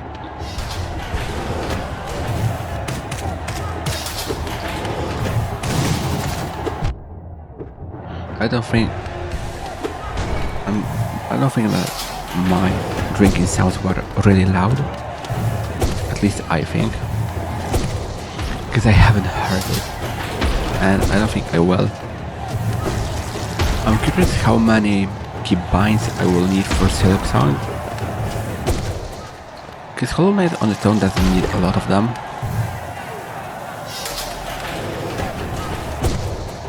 And it's the last wave of Trial of the Warrior. 2 Gruz Mothers. And Trial of the Warriors gives a Charm Notch, which is a great loot.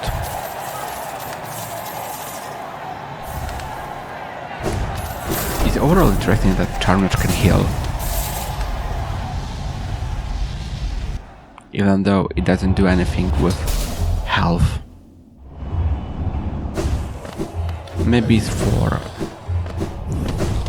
the area in Canyon.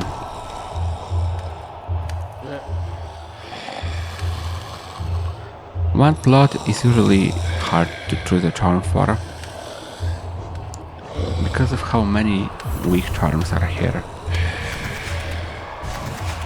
I took Defender's Crest because I didn't know what to take.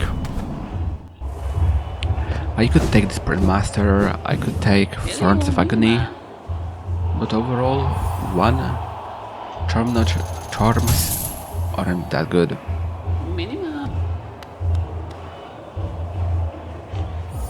Defeating Trial of the Conqueror gives a Payload, and I think it would be the last one before acquiring the Pure Nail.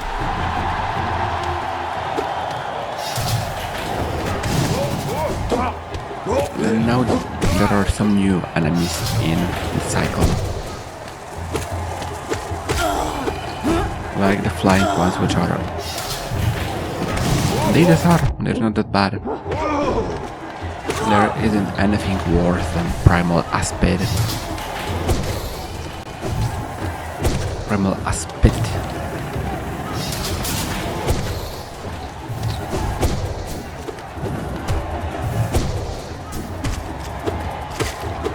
Mosquitoes are kinda annoying, but they're not that bad. I'm honestly doing now things that I really don't like doing, and I'm saving some other things that I really enjoy for later on, such as White Palace. I adore doing White Palace, and I'm not a huge fan of Shells. They're just not my cup of tea, and remind me of my insufferable experience of doing them on my potato laptop, because of how many animations are in the background. My potato was, well, fried. Another PowerPoint presentation.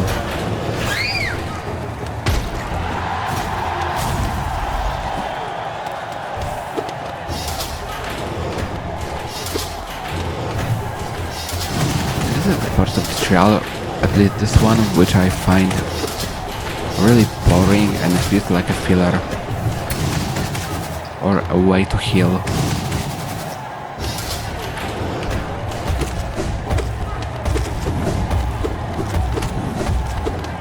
And officially now it's September 3rd for me, so tomorrow Silksong. I can't believe I can say it. It's so close. So close to what? So close to Silksong.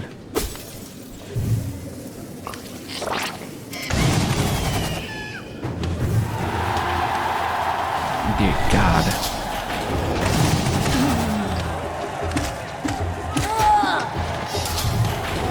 I'm so happy that it's finally... Well, when I'm dropping it, this vid, it's finally here, but it's not out for me now.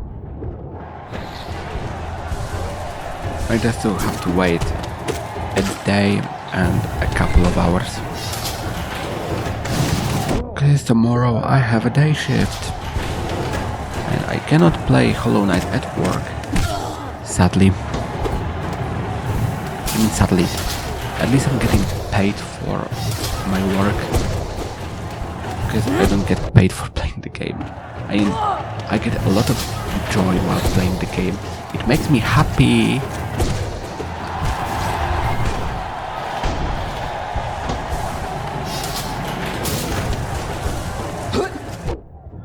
And I hope there won't be a Colosseum in Silksong. I really hope. Because I don't really like it here. I hate it here. From what I remember, trials count towards per completion. Each trial gives 1%. I think also a charm notch gives 1%, and well, Paylor is a nail upgrade, so it kinda counts.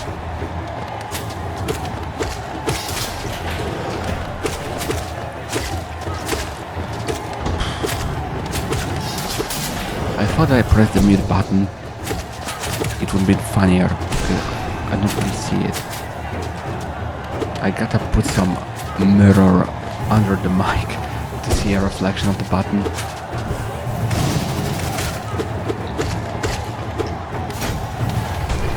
And the button also doesn't make any noise. It's just a touch, not a press.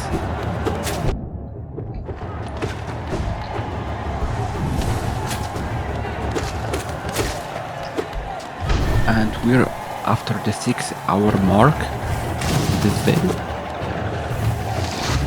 with a final boss of the Trial of the Conqueror, Oblobbles. It sounds goofy.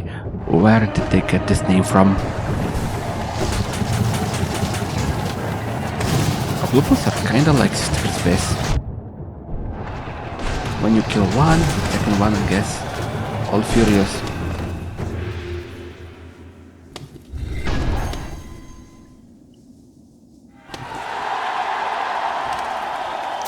And they give me all my applause. I'll live for the applause.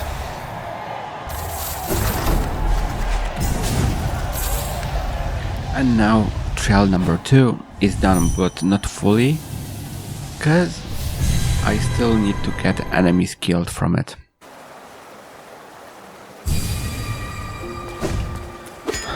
Why can't doing it one time be enough?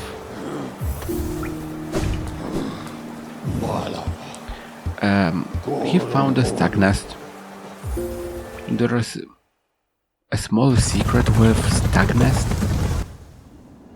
There is obviously a vessel fragment. And it's the second last. The last one probably has seer, I think.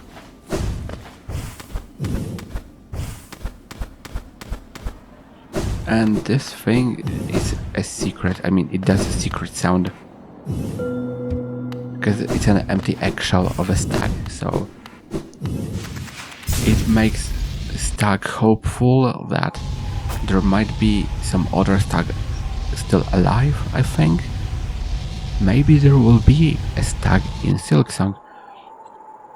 Because like, when you think about it, Hidden Station has a lot of threads of silk in it. What would they do with it? Well, sell it away to Silksong.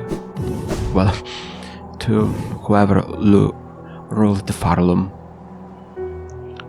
I just think this, it makes some sense. Conifer isn't home yet. Bapanada. And Bapanada. Bapanada is one of the most known sayings of a vendor in Hollow Knight. It's among get good. We have Bapanada. And a YouTuber Stizzle, I think Stizzle it was. Instead of saying hi, he's always saying Bapanada. I'm like, Bapanada. It would be funny if Bapanada would really become someday a word in a regular language to replace hi with. It would be funny to say, instead of hi, what's up? Bapanada, what's up?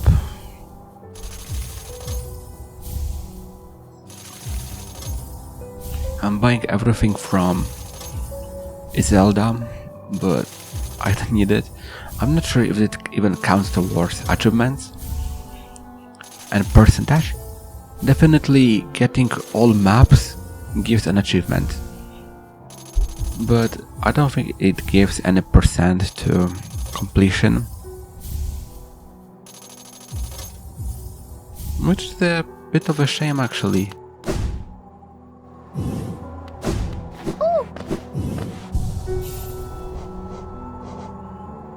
And now I can look at the map and where I've been. I still don't have Queen's Gardens, for Canyon and Kingdom's Edge. For some reason, I would expect Conifer to be already back from his journey. And now I'm Crystal Peak, getting second last Mask Shard actually. And this is Enraged Guardian. Unlike his original form, deals 2 mass of damage instead of 1 and shoots an orange laser instead of pink. And I used to find it so difficult to fight it, but he's not that hard. And the last Mask Shard will be for doing a Delicate Flower quest.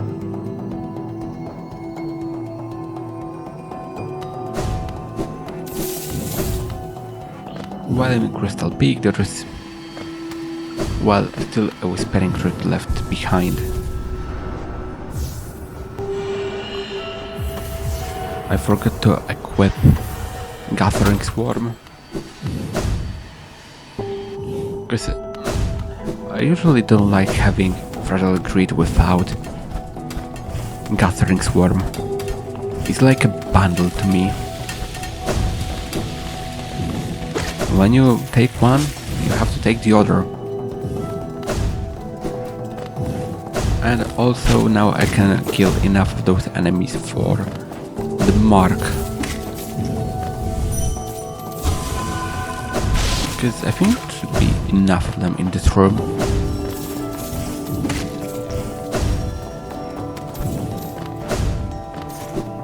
And I have already 1800 essence. Is enough to get an Awoken Dream Nail.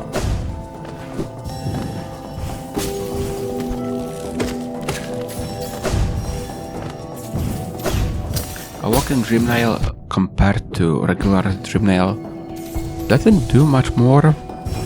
It allows to enter White Palace. I think without it, it's impossible to fight Radiance. Never tested it. Maybe it is, maybe it's not.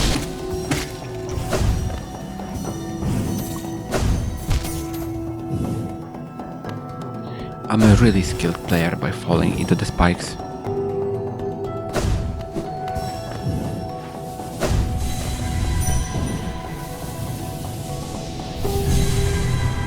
Well, there wasn't enough of those enemies, so I'll have to be in that area again later on.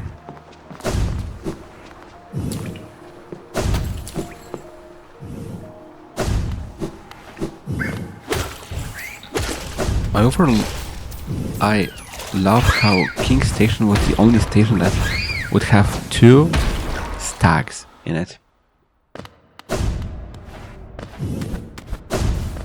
Unless it's an old one and it was replaced with the one above it. I usually smile when I hear the Collector. I don't know, it's so goofy. And also a distorted track in Fight with the Collector adds a lot of to it.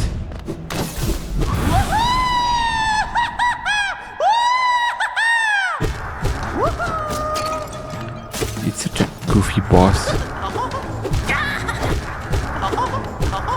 And it comes from White Palace.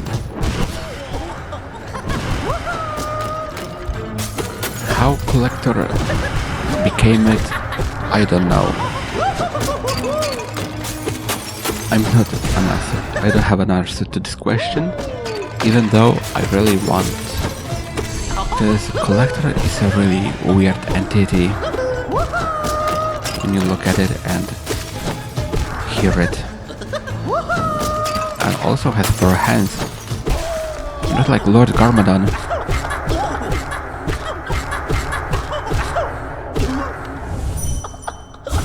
It can be dream nailed.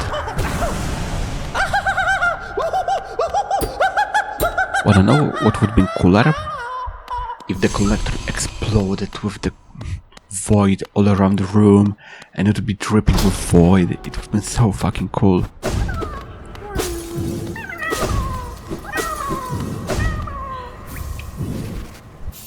Collector's map will show the location of all the grubs, mostly the ones they didn't rescue.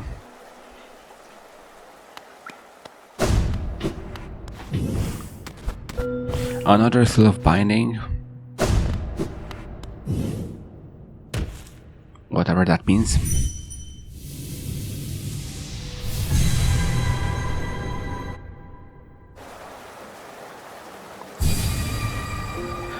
Time to sit down and check the map. There's one in Watcher Spire, which I'm gonna check out later. Everything in its time.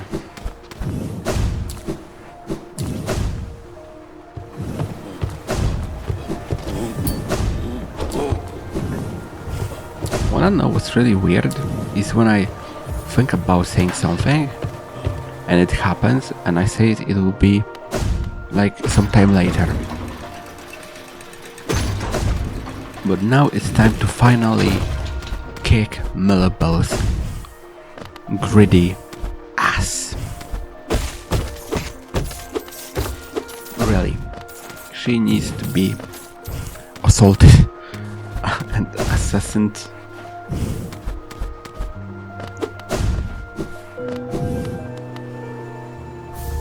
There is a chef's corpse here, and I think it's a cannibal.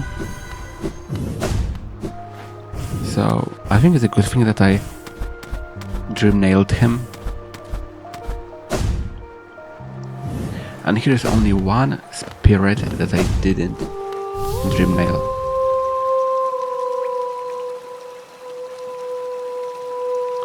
I don't know, it's just so cool to see it and hear her. It's funny how the game explains where does the vocal in the track come from. And also, Hello, bitch.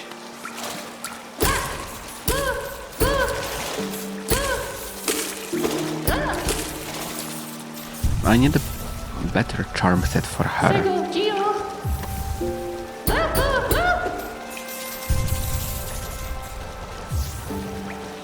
And steady body actually might be useful for it. But Guttering's form is useful for her as well.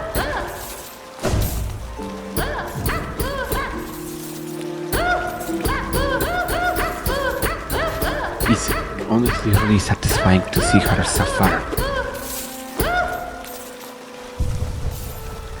All greedy motherfuckers deserve to get what they deserve. Especially all thieves. Taking all money from hardworking people.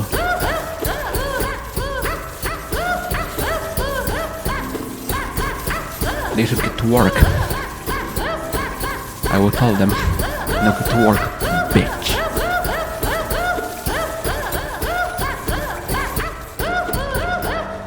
And now she's poor. I have to kick her out. is too luxurious for her. She doesn't belong here. Bye. And now Millbell is gone. Thank goodness.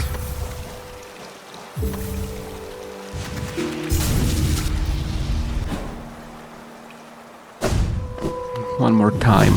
I had to. I like it too much.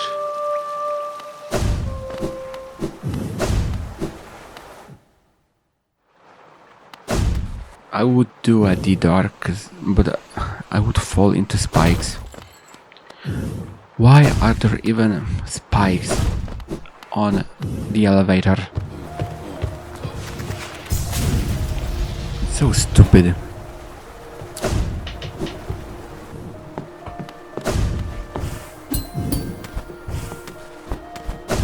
It's funny because it's the reinforced glass, but I still can destroy it with a D-Dark as well. While usually the cracked glass is the one that is intended to be destroyed.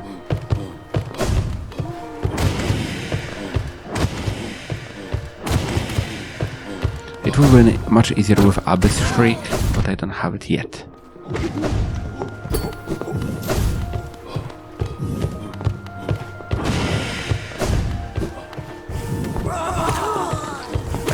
Soul. And that's how you can open it without going all the way around.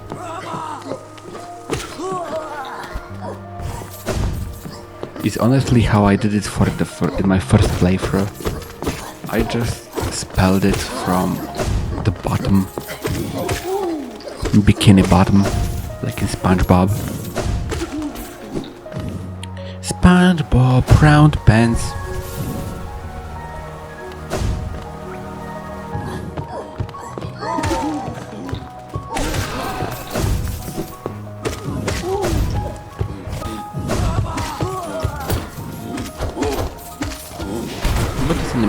Really easy to kill. I keep thinking that everything is easy, but I literally have, I don't know, around 700 hours in this game, so it makes sense that it's easy, because I played this game so fucking much.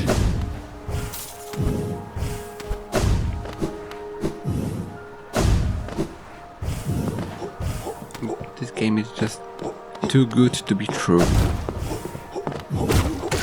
And I'm still curious how good it will be in comparison with Silksong. Because I don't...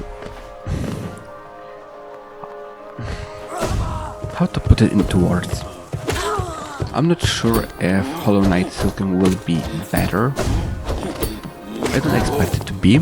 I expect it to be great, but not to be a better game, even though I really would want it to be, since I've been waiting for it for so long.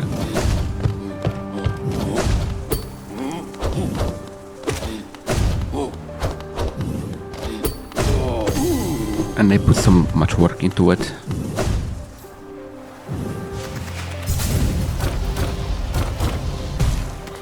Small passage to Soul Sanctum, maybe somewhere below Soul Sanctum.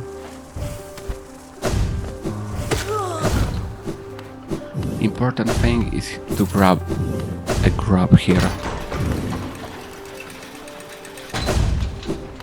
There's one on the right and then up and then left.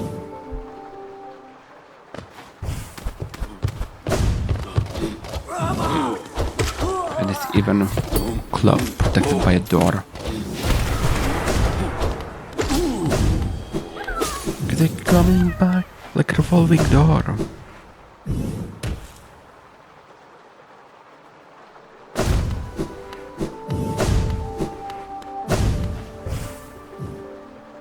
And time for Water Knights. And there is one mistake I did, because I forgot to break the chandelier.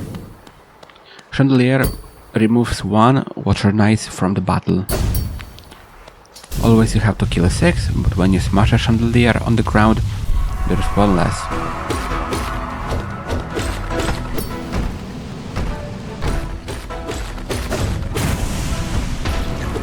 They're not difficult here, but on Radiant difficulty, they're absolutely horrible. They're my nightmare. And I still remember how much trouble it was for me to beat them on Radiant. Radiant, carefree, dreamy. Hollow Knight.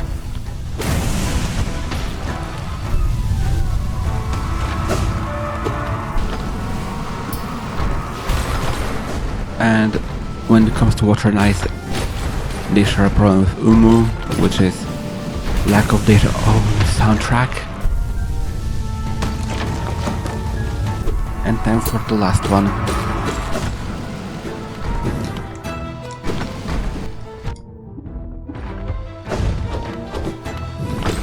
And it's become a bit of a boring fight when there's only one.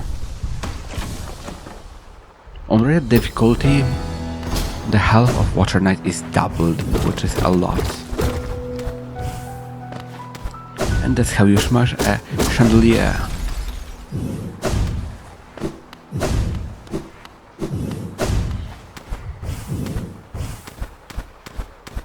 Unlike Umu, for defeating Water Knights, there's actually a reward. A bit of Geo, Hollowness Seal,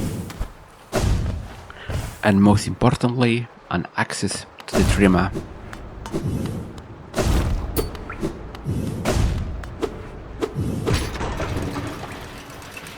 What I personally find interesting that there is an aristocrat next to Lurian. What's the point of it?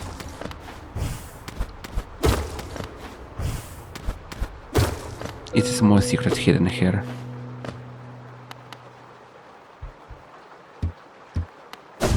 A bit of lore. It's such a cool detail to look at it. It kinda reminds me of Gotham when you look at City of Tears from the top.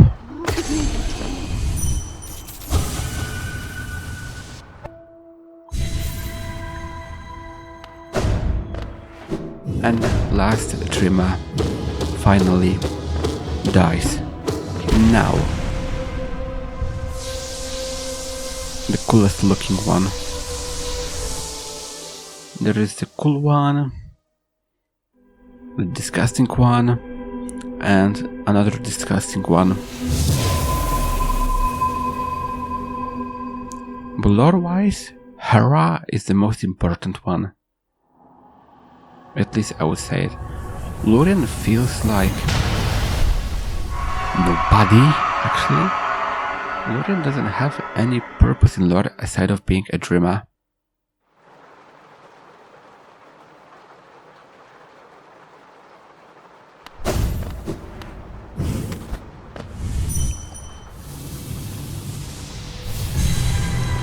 With all dreamers dead, away to the Black Egg will be as open as never before. What do I think about Stag's own old home? A bit forgotten. But now his name changed to Old Stag from the last stag, which implies that there might be a stag alive. Maybe there will be a stag in Silksong. What if in Silksong, instead of the bell creature, there also gonna be a stag? That would be so fucking cool. And stag will take Hornet to Hollowness. That would be so fucking cool. Imagine walking through Hollow Nest as Hornet. And they could just put all of the old asses in it. Maybe a bit change, being more void-like. I'm playing that. Embrace the voice ending. Embrace the voice. Embrace the void ending happened. If somebody would count how much I stuttered, I would respect that. Cause honestly, I feel like I'm stuttering a lot. I killed the Magus, cause why not? And time for failed champion. And out of all harder boss variants, failed champion is the most difficult one. He's absolutely fast and deals 2 mask of damage.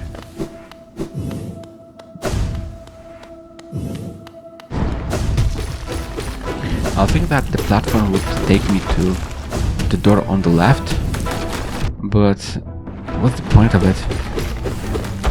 It's a bit stupid, a waste of time, when I can just end it here.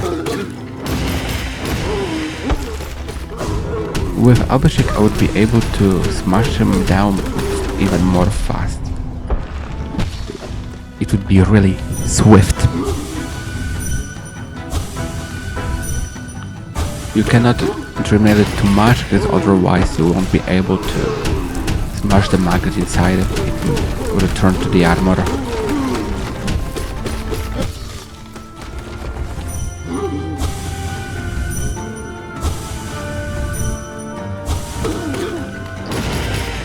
And I think now it smash the floor. Next we can be it on the floor. Anyway. Surprisingly it went well. And Maggot wanted to be a protector actually.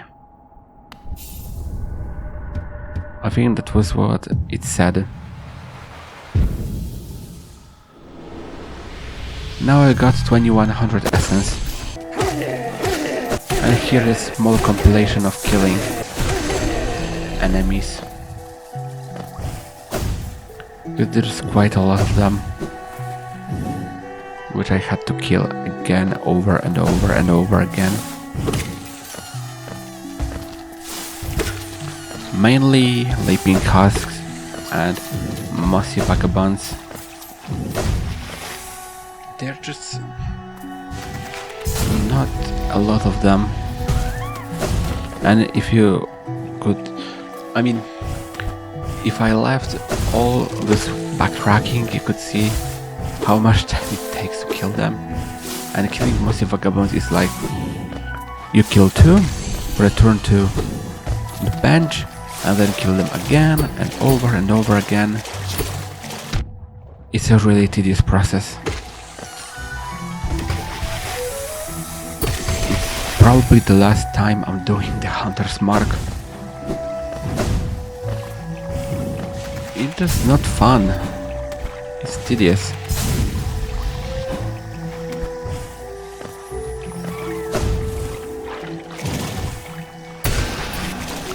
And I noticed another I did with the location names, because when I entered this place from Queen's Gardens, the Queen's Gardens was the text in the corner, and now it's green path, as it should actually be. But I'm not gonna fix it now, because I would have to watch it again, mostly, and that is not something I have time for. I'm already watching it like 5th time, maybe. I think so. I also snatched my last vessel fragment, which I actually was sure that I got it by now. But while I get messed up in the clutter of all things happening in my head, usually it's a remix of a lot of things. Not always are those things I want to think about.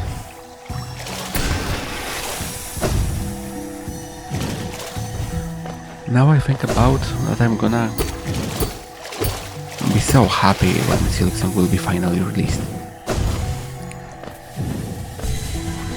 I'm sorry that I'm repeating myself with it, but it's gonna be so soon.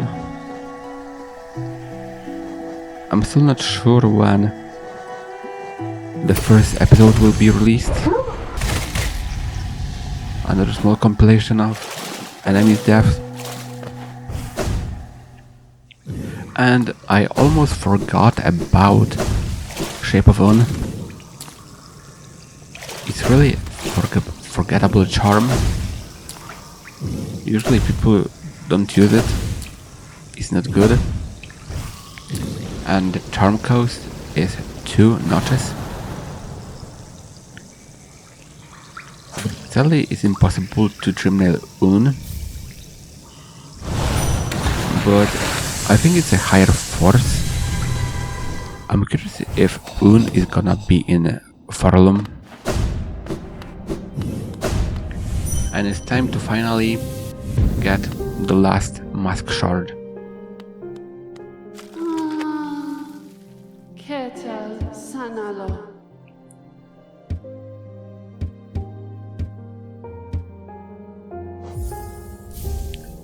Getting hit while holding a delicate flower.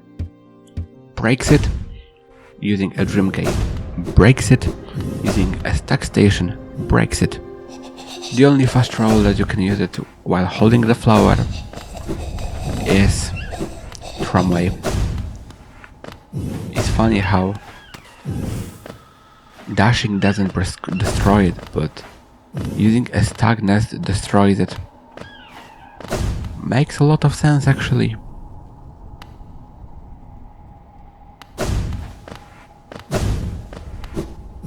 And I recommend avoiding combat because it's easily to get hit. That's why I took a bit of the longer way. You can also kill all enemies and then go take flower.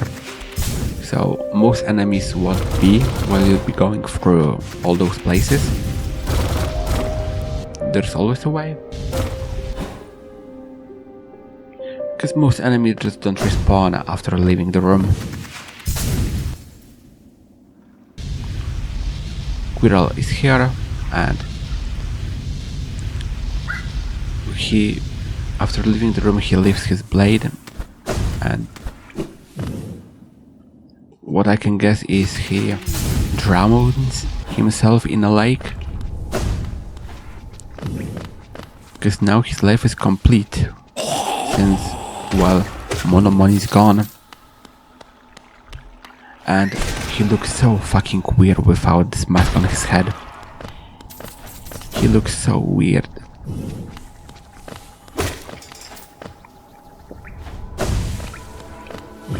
And this route for the Liquid Flower quest is a route that I found on YouTube when I was doing this quest for the first time years ago, and it's actually the best route for it.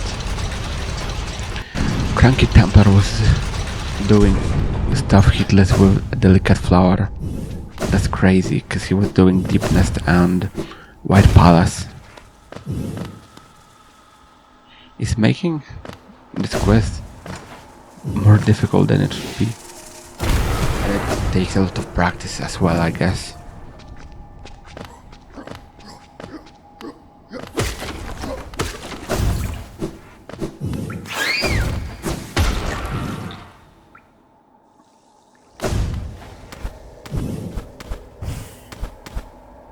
It's a way I still haven't opened before, because I didn't have a chance to do it, so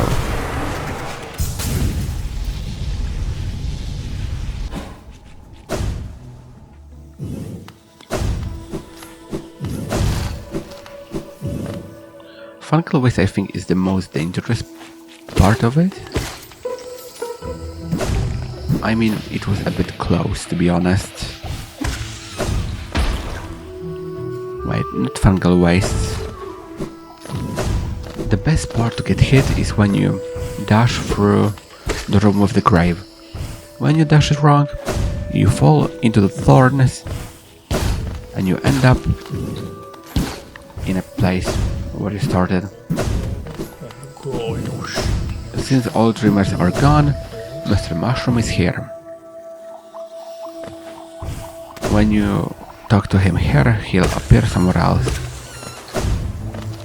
And I usually don't remember all places in the correct order.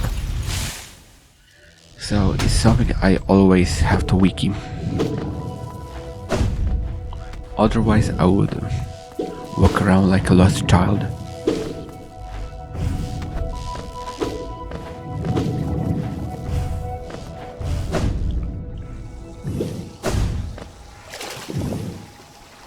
Some speedrunners use Crystal Dash while entering the Queen's Gardens because they don't get Ismasteer before it. It's so damn precise. I will never be able to do it, and it's not a thing I wanna learn. It's too precise to my patience. Even though my patience is actually really good, it's usually hard to piss me off. Usually.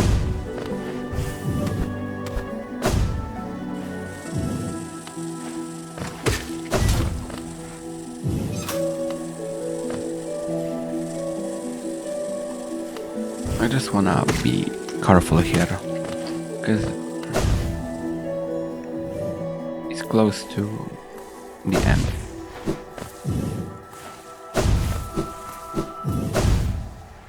And now I can grab my last mask shard.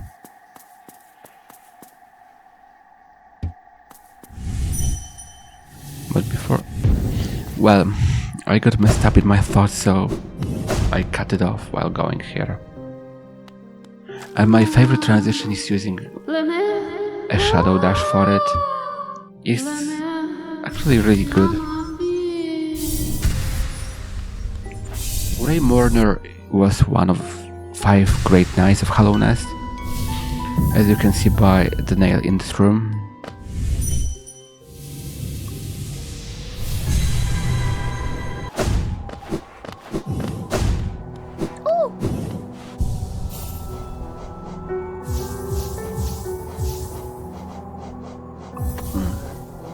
Time for getting one of the last charms that are remaining. 2 left. Fungal Core and Grabberfly's Elegy.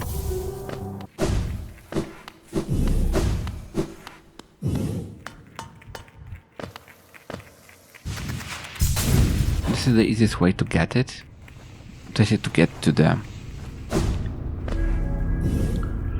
I got lost. To get to the door in the Abyss, it requires a total of 14 Lifeblood masks, and I think you can only enter it, use Johnny's Blessing and a Lifeblood Heart when you have 9 masks.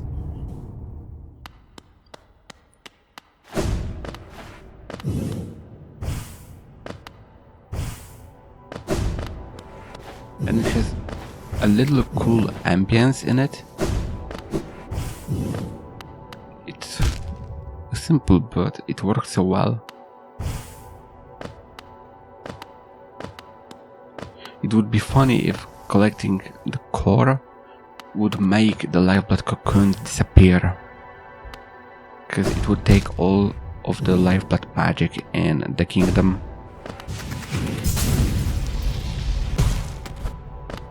Don't forget about the Arcane Egg, because when you collect the core you cannot go back to this place. So if you need Geo, remember about it. And there's a weird creature in the background, which I don't know what it is. Maybe it's one of those higher beings such as Un. And while I'm in the Abyss, time to upgrade my spell from Howling Graves to Abyss Shriek.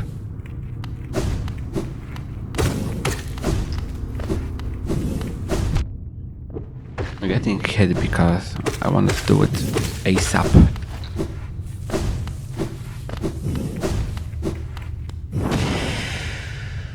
This animation looks amazing when the void pours from their faces and it enters the night.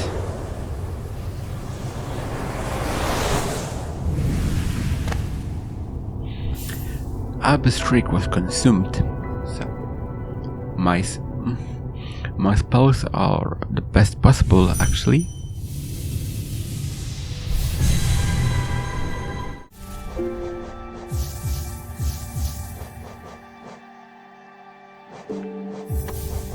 The best build possible for everyday walking.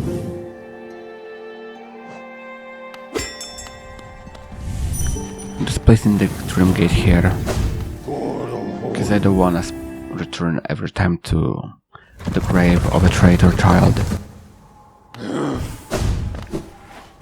Some people put the Dream Gate in Dirtmouth, but I'm not one of them because I have to go through the door. And now Cornifar is in bed, and I can have all maps possible. And he's snoring.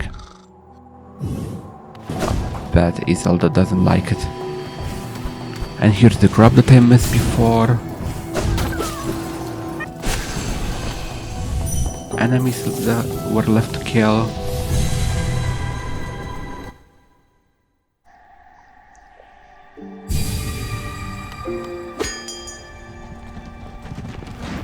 There are some that I didn't kill from Forgotten Crossroads, Infected Crossroads. Those infected enemies.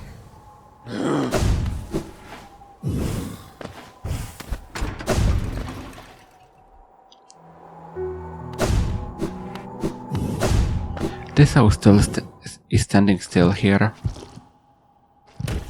because if you don't talk to Tissot, he won't die in Colosseum.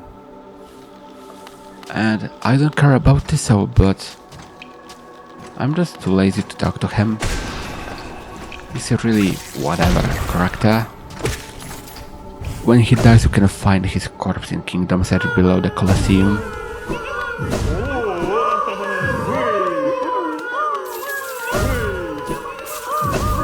And time to snatch the last charm. And among other things, a couple of trinkets, which are at this point useless when you look how much geo I have. 10,000 geo. A Paylor. So now I should be able to get Pure Nail.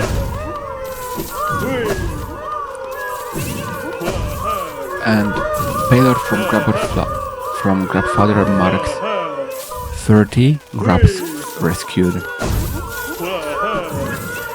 while Grabberfly's Elegy is the last one. And there is also one thing about when you left the room, you can see the Grabfather in the middle of the room with a big belly. But you have to sit on a bench to make it happen. And I decided not to cut this clip so you can see it without any ingression from editing.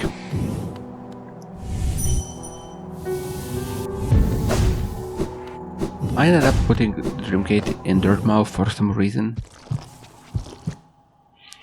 I sometimes do things that I cannot explain.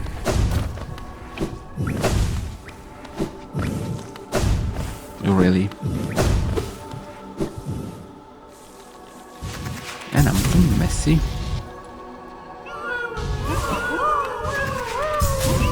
And one of those things is placing a Dreamgate instead of sitting on a bench.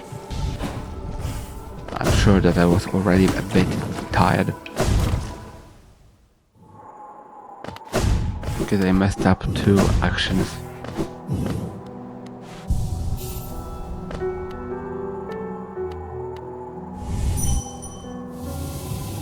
I just wanted to look pretty, to make the Dreamgate in the middle of the bench.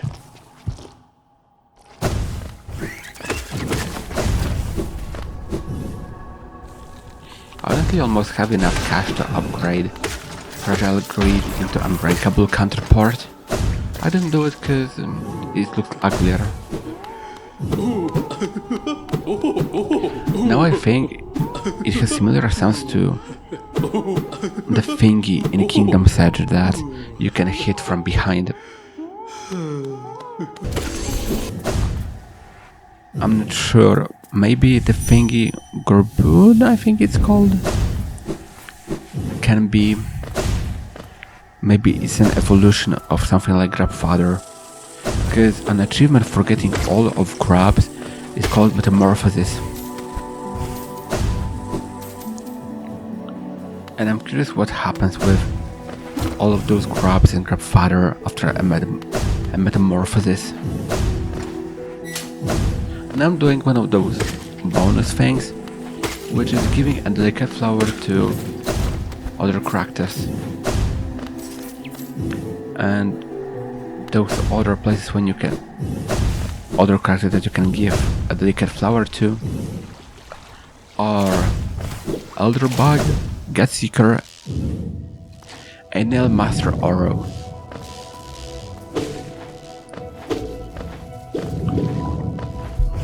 Does it do something? Well, it only does something with Godseeker, because it activates a different ending, but it does nothing with Grabfather and Elderbug.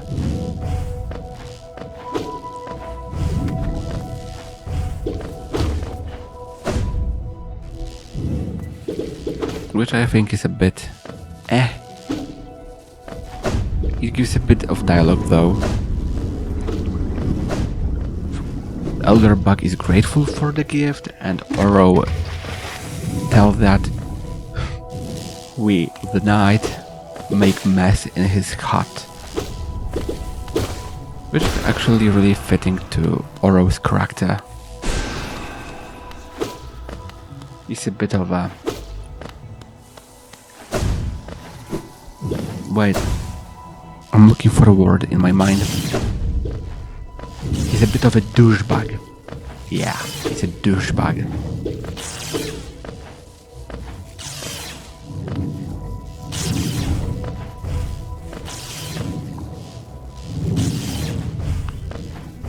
Killing the big jellyfishes would make it more risky, I would say.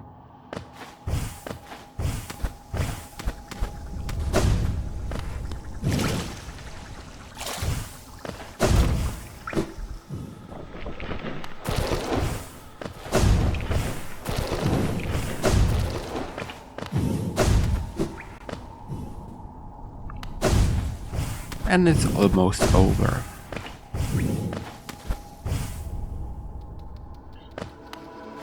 And it's actually a second attempt to it, so that's why all those big flies are dead.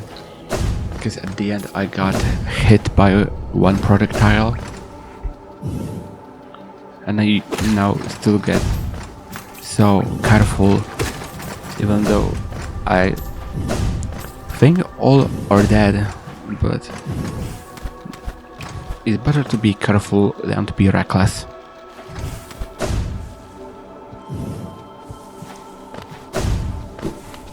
As you can see, those big flies were dead.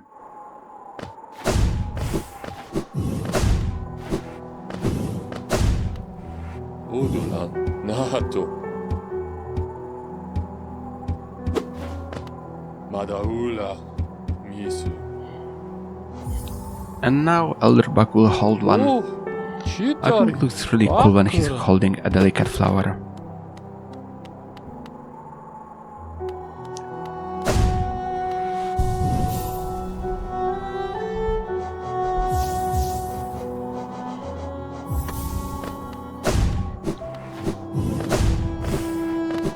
It's one of those things that I like doing, even though it might be a bit frustrating when you get hit at the end of the route.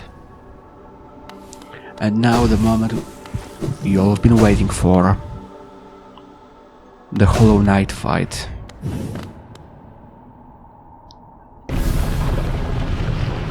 honestly wasn't sure how to put the text, because the Black Egg is a sub-area of Temple of the Black Egg, which is a sub-area of Infected Crossroads, so that's how I did it.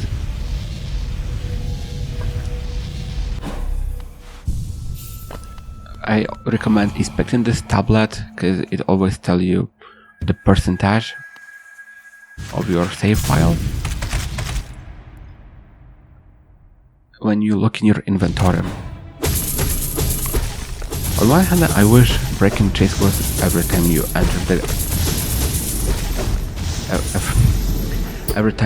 the Black Egg. I mean, the arena. And the soundtrack is absolutely stunning.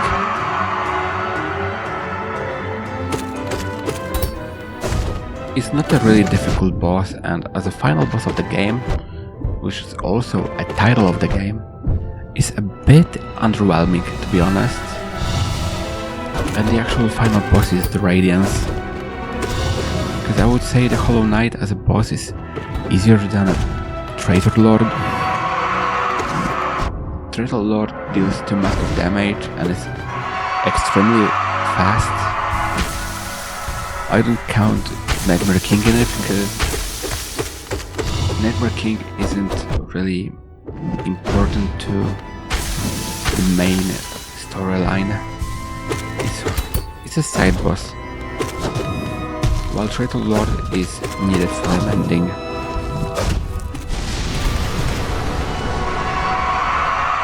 In this moment, Hornet would do get good,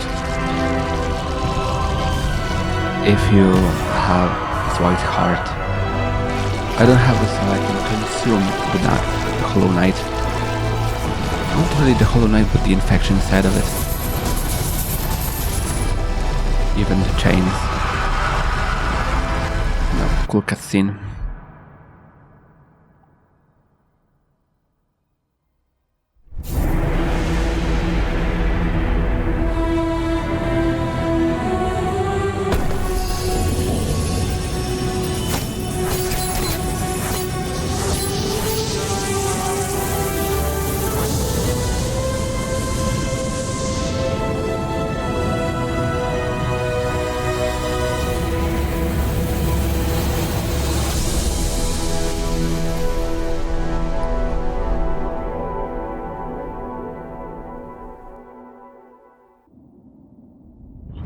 And now I got exactly 100% of completion. So now if you play it literally as me, which is impossible, I would get achievement for completion, speed completion and speedrun 2, which is a 10-hour speedrun. And this part now is a second day of recording it. It's a second file, HK2.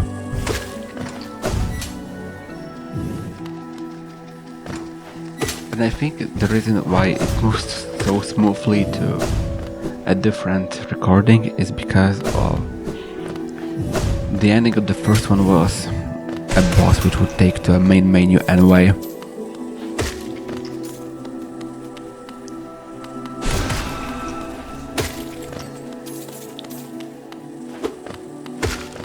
Going slowly but focused to deliver a delicate flower to Oro.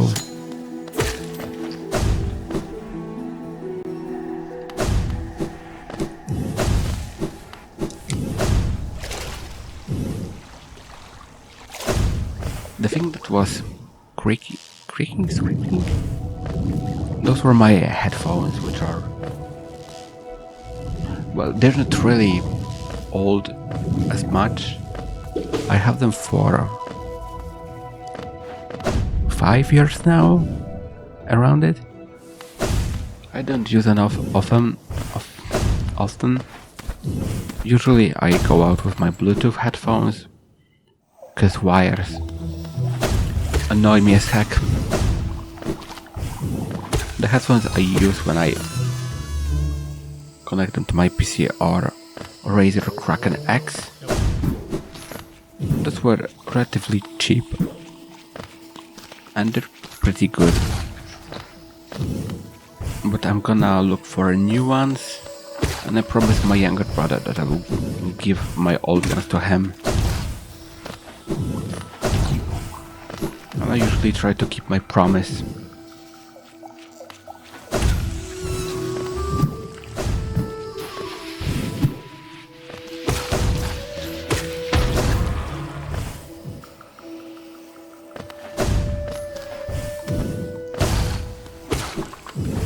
I'm not sure what's the most difficult part of giving a flower to Oro. Either City of Tears or Kingdom's Edge. Kingdom's Edge has primal aspects. And City of Tears is...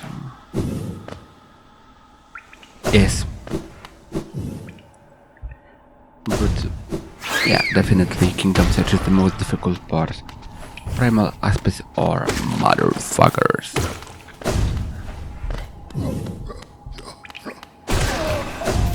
I doubt that there's a single person that likes primal aspects. There was even a mod that added primal aspect as a huge boss.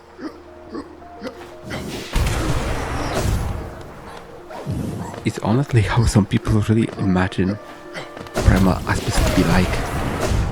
Huge, powerful, impossible to kill. Primal aspect. Today, for sale.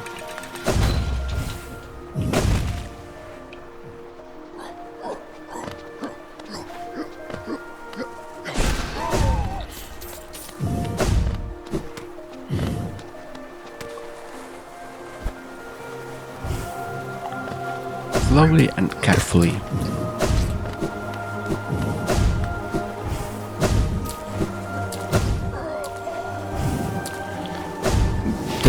There could be also a way to give flower to Oro while going through waterways, but damn, it would be making it much harder than it is. It's not exceptionally hard. It requires a lot of carefulness.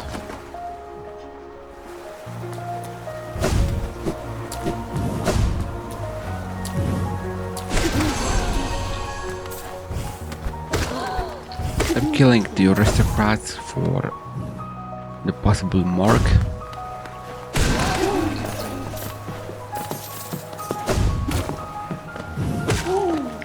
And because they're so easy to kill.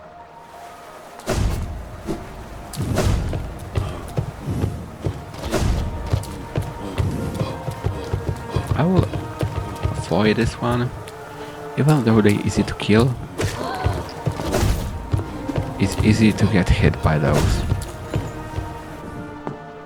And I'm around halfway in my way to Oro, so it would really suck if I have to start over.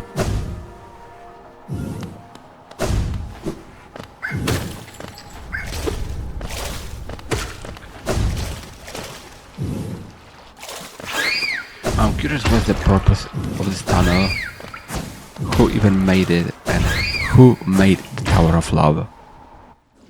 What's even the purpose of Tower of Love? Keeping Collector locked in? Those back didn't have a prison, even though White Palace is full of thorns, buzzsaws, king's molds, which are some sort of guardians. It's really stupid. I don't get it.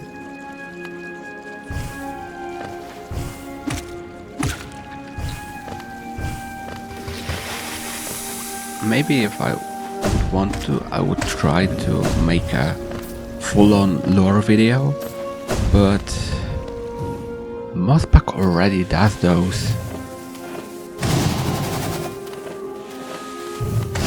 Usually lore stuff is associated with Modpack, I think.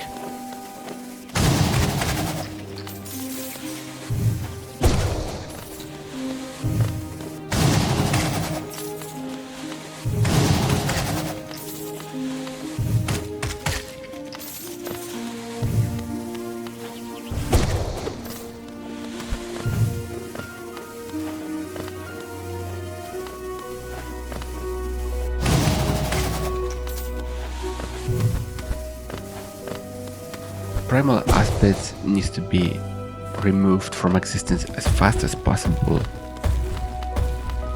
Otherwise, I see my dark future.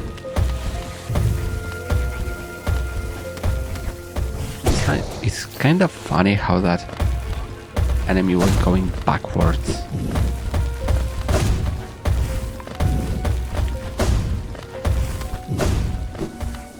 Safe and sound. Gechwal nedoka.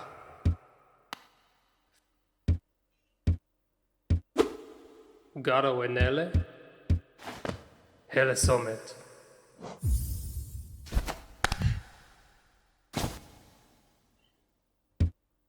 I think he called it rubbish. It definitely showed in a dialogue, but I didn't see it because I have a smaller window and it's a bit blurry to me. And he left the flower in a pot in the background anyway. So on one hand he calls it rubbish, but on the other hand he doesn't throw it away. Oro is a bit of a weird character. And there are gonna be definitely some sort of Nail Master replacements in Silksong. Trailer show that. There was a small cutscene with Hornet training with someone. With some still unknown character. Another douchebag, Markov.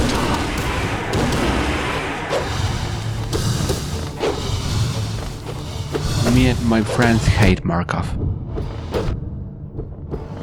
I remember seeing a meme with we hate Ori, me and my friend hate Ori, and it kind of is also to Markov. I mean, my friends, I don't think my friends hate Ori. I don't hate the game as well. It's not the game I hate. Some other games deserve this more than Ori. There's a lot to praise about Ori, but not really the gameplay.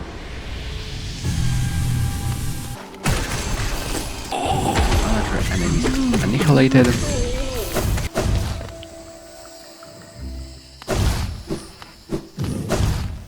And I almost forgot about Elder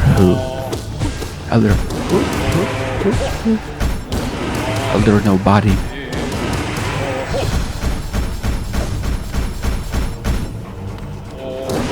To be honest, it's not the first playthrough I forgot about Elder Who.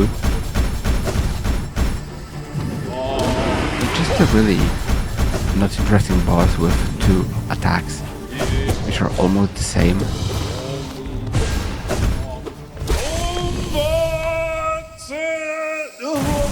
I honestly feel like when they were making those weirdly bug noises, they were translating random English words into various languages. At least I think that it's what happened.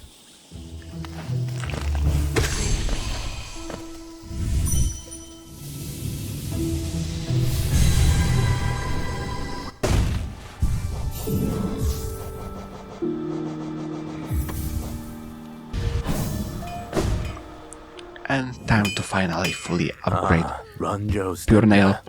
If I had to count how many times I said it's time or time, I would definitely need more than 20 fingers.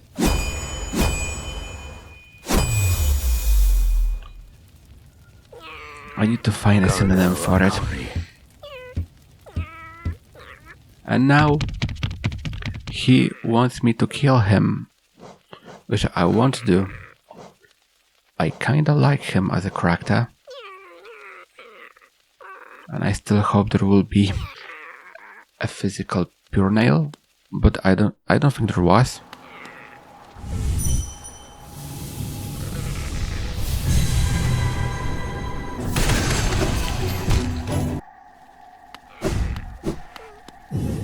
Garawenele. And it's kind of funny to see them making out. Ranjo Stenja. Kinda making out. Because she needed an inspiration. Ranjo's. Maybe they're together. I mean, I guess they're together. The achievement for not killing Nailsmith and seeing him in with Shio is called Happy Couple. So they are definitely together.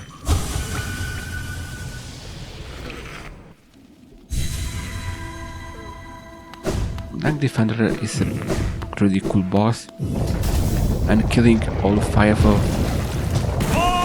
them is another thing I did. I mean, so far I will do. It's so confusing.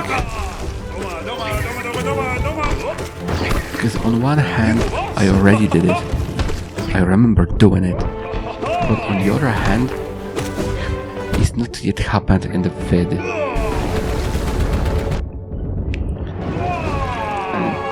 How should I talk about it? I will do it. I will lie to him to myself.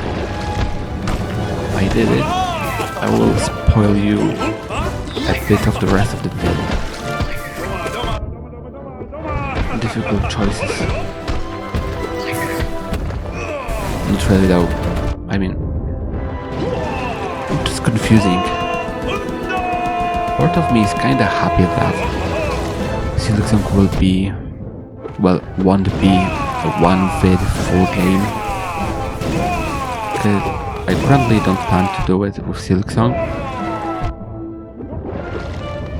So far I plan to do Silksong episode by episode into one big thing, which will be a playlist of all those vids. This one will be a big boy. If it's released, then it is a big boy.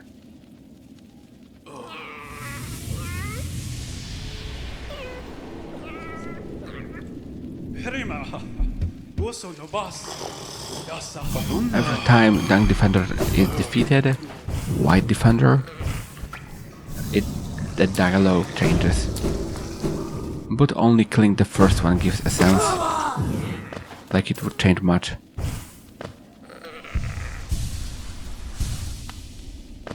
And while I'm near Ancient Basin, I'll snatch a Grimkin Nightmare. And here's what it is. It's a nightmare because it deals 2 mask of damage. And I really recommend defeating 2 and getting 1 flame from Broom. The one in Fungal Core is absolutely horrible to beat. It was the first one I went to in my first playthrough and I died so much on it that I never fought the Grimkin Nightmare in Fungal Core again.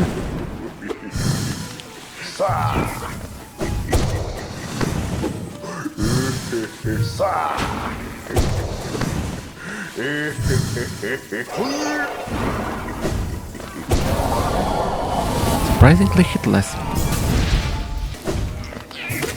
The second one is in the hive, and while I'm in the hive I'm gonna kill some bees for the mark. I recommend when you're going for the flame to enter the hive with the upper entrance, which I think you totally should have open it. Should be open for you if you did open it when you were in the hive beforehand.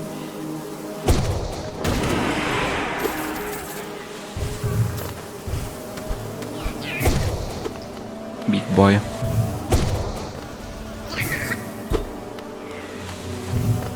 I really wish Grimchild projectiles were homing. Maybe it wouldn't be so fucking useless.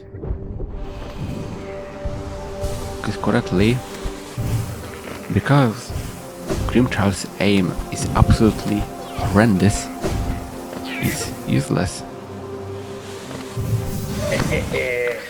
The Grimkin Nightmare in the Hive is actually, I wanted to say, pretty easy to defeat, but I just got hit.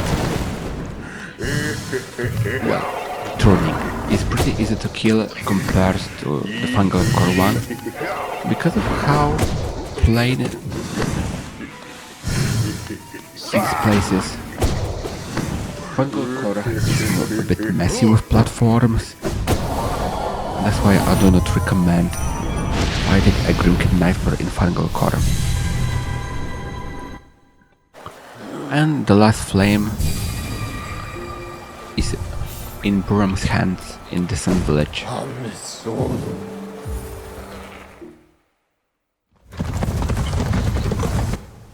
And Burum makes one Dan actually useful. Because like Beast Dan is useful for, well, Edrima, but the other Dan for Burum. Babala Geno. Sego. But I still think some of character phrases are random words smashed into a Google Translate. Because there are some words that I recognize. Mostly, obviously, I recognize Get Good. And before Nightmare King, I did a Ravek challenge, which is destroying all of souls in Spirit's Glade. It's optional, there's nothing for it. And in my first playthrough I dropped years ago, that's where I died.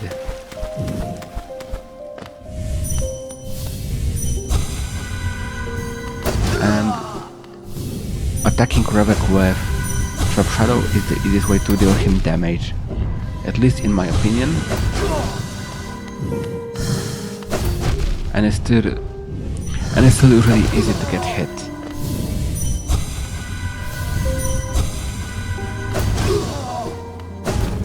While attacked, Ravek has a small cooldown before he can attack again. I took Johnny's Blessing because I don't think I would have an option to heal anyway. High Blood would be still an option though.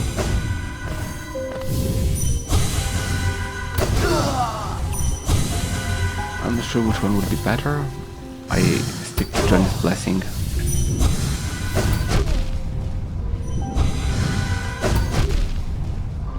I have 5 masks left, so it's time to make a tactical escape and go to the bench to fully heal.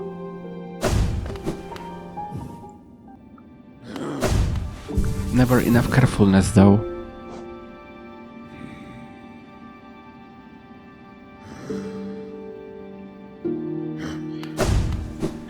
I'd rather be a bit more careful than to play all this playthrough again. Even though I really do enjoy the game, but doing the same thing 2 times in a row isn't really the most fun thing ever.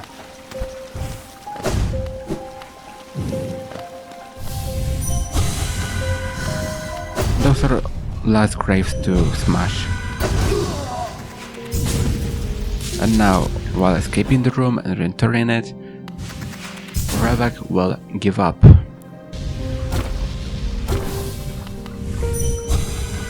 And can be consumed. In Spirit's Glade there is also a Whispering Root, a King's Idol, and a small secret hidden in it, which is here, and it's called Shrine of Believers. And I think it's a room where people that backed the game on Kickstarter could put their random words, I think. And all those can be destroyed, and there is a secret for destroying all of them. But there is no way I'm doing that this time. It just takes a bit of time I don't want to waste on it.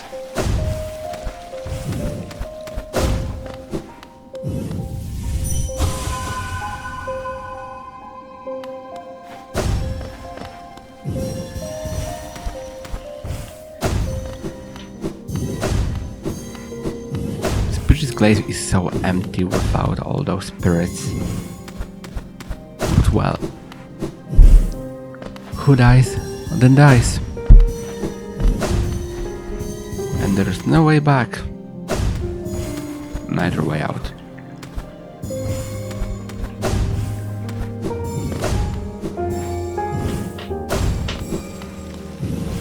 I don't need this much essence anyway, because, well, the last thing for essence requires 2400 and I have 28 anyway, so I can just spam the Dream Gate and try to use it all.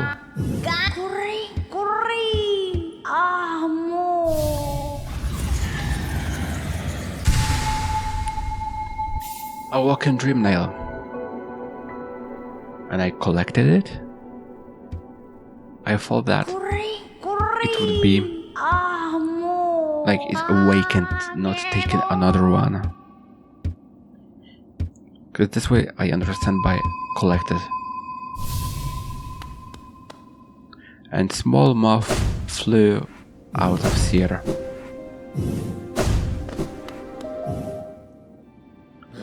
Because, and she also said something about Radiance. Because Radiance is a moth.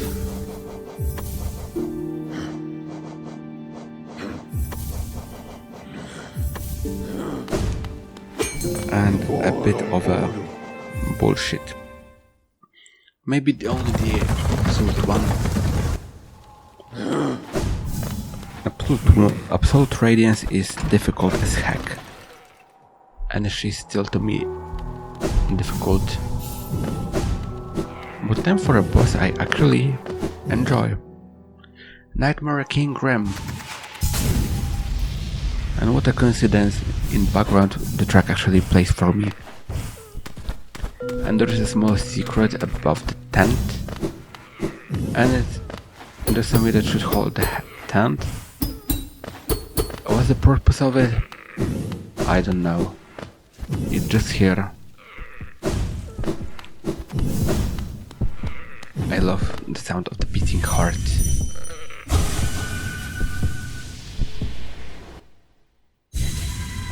Grab his Nightmare Heart.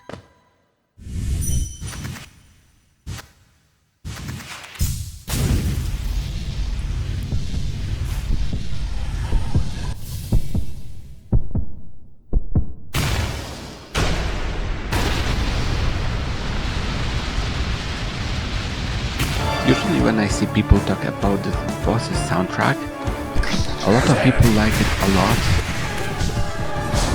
I'm not a huge fan. I mean, it's a great track, but it's not exceptional.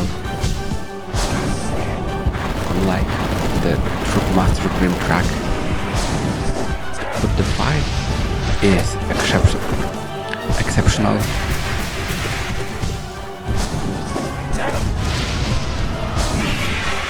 The pufferfish attack is almost the same, but the projectiles are much faster, and every attack of Nightmare King deals 2 masks of damage, which hurts a lot.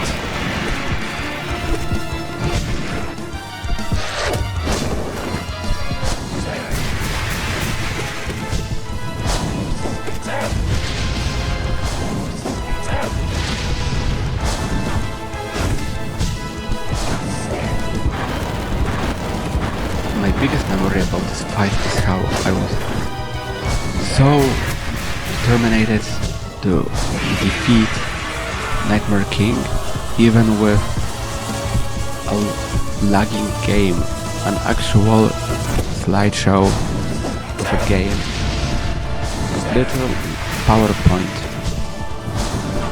With no offense to PowerPoint though, it was really like 5 frames per second.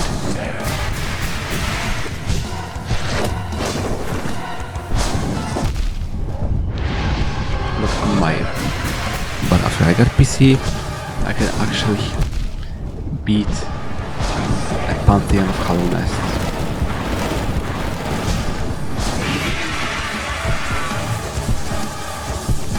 Honestly, Honestly, if they wanted to make the game more accessible for more devices, there should be an option called still backgrounds. Because some are so animated and make the game performance decrease. And still backgrounds would fix that issue.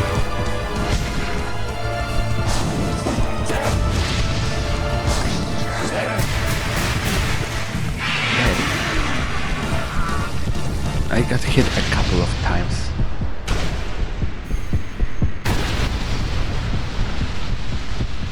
If you banish the Grim Troop, you still have to kill Nightmare King in Pantheon of Hallownest, so not a big difference.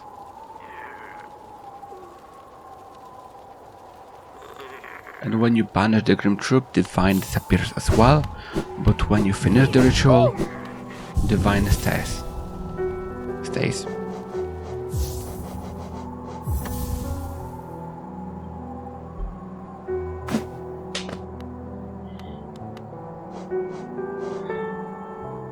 What I find interesting about Nightmare King is, unlike every other Dream boss, a hotter version like Field Champion, Nightmare King is the only one that got his own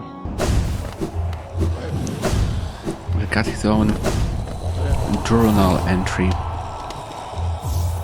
I think it's really interesting to show how much more powerful Nightmare King is. Even Absolute Radiant doesn't have her own. So I think it says a lot about the Grim Troop.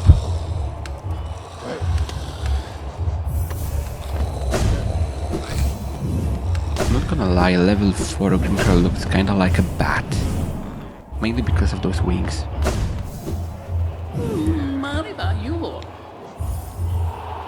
Time to get it over with. Trial the Fool is really difficult, but before that one, a small cut.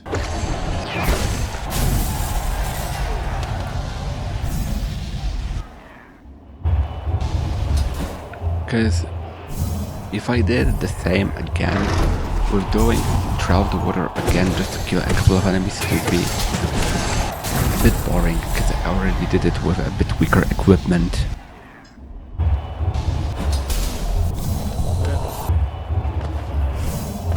Okay, then.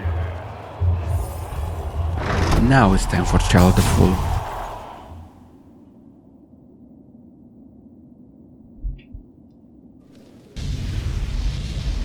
And some people say it's really difficult, because it is. Some parts are really precise, and it needs a lot of focus.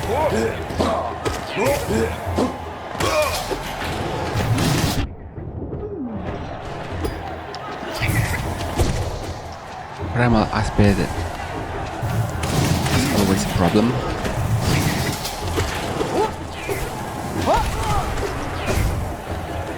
I think all those exclusive enemies in Elysium have full in the name,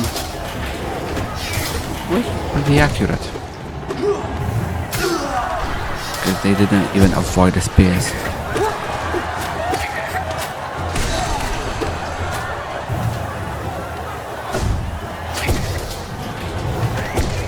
I'm curious if the publicity in the background is making fun of me, or all the motherfuckers that die.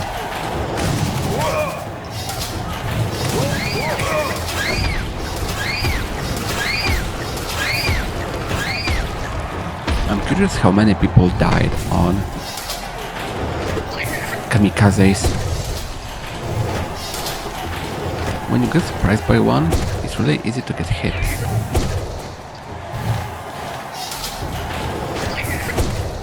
Twitch is from Queen's Gardens, but a full version. There's a full. English is messy. You get a couple of words that sound the same, You got Knight, well, literal Knight, and Knight as a warrior. Knight as a time of a day, you know? There is full like an idiot, and there is full, like for example, full bag of, let's say, Skittles.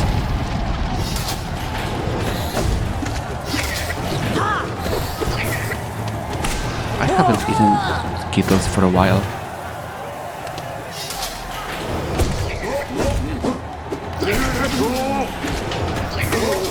I like them Skittles. It would be funny if someone would take it out of context.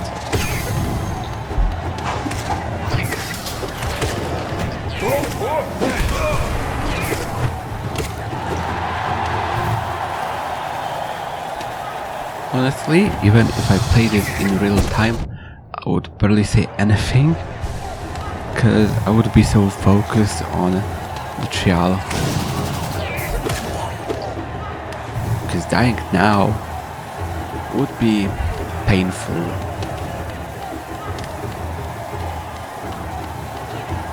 Next enemy is Soul Warrior, where I'm holding a nail art.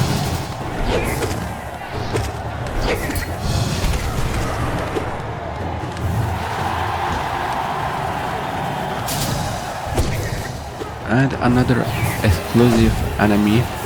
Well, this one isn't called a fool, it's called Vault Twister.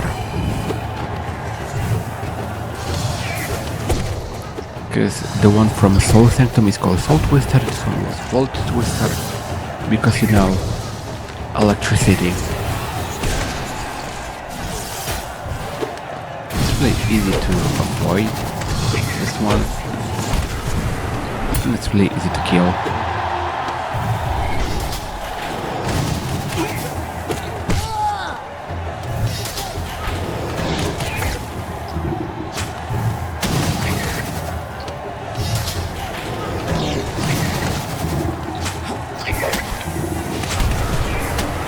Those enemies kinda remind me about that Love is still waiting for a rescue in Ancient Basin.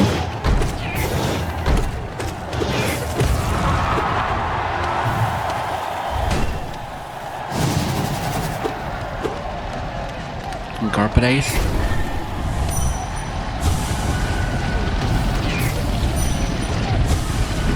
Garpadace during Trial the Full are a bit of a sweet relief.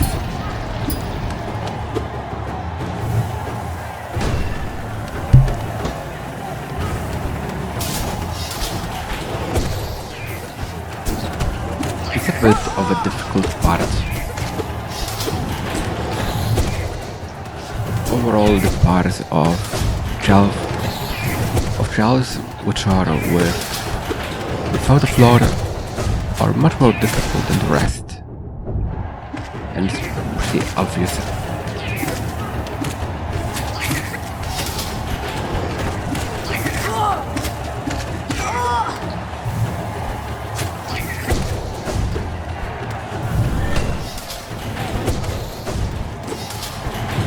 Something that still leaves me curious is who the fuck is the Fool King with the corpse in the background? Is he organizing all those trials in the afterlife?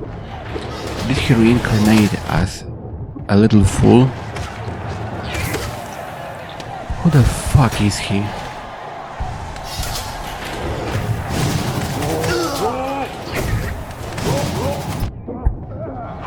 I feel like I'm a bit too vulgar recently.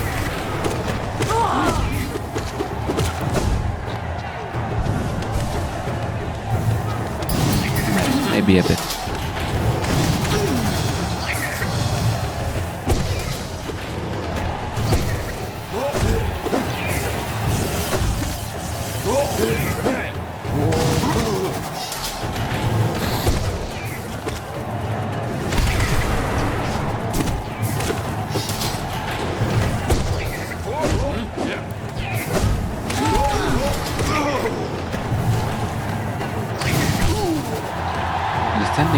saves the day. It's just OP. And the easiest part of throughout the fall is Godtuner. I swear, Godtuner is really easy to beat. Don't kill the warrior, kill the beast. When you slay the beast, the warrior will fall down to his knees. It's kinda a rhyme. When you slay a beast, the warrior will fall down to his knees.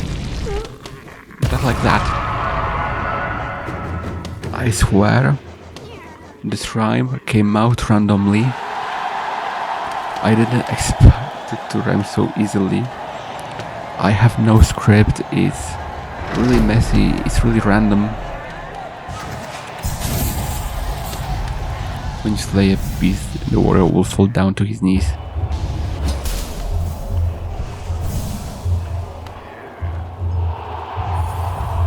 Maybe it will work for some Colosseum of False themed song. I know shit about making a song. Maybe someday I would learn how to produce music. But not now.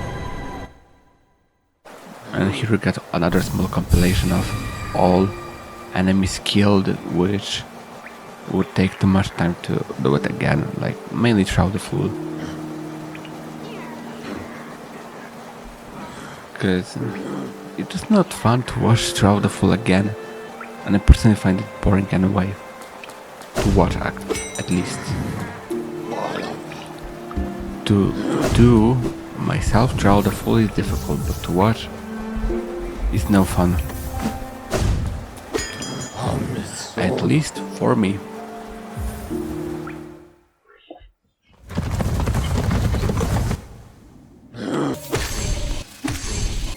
Under a compilation of kills.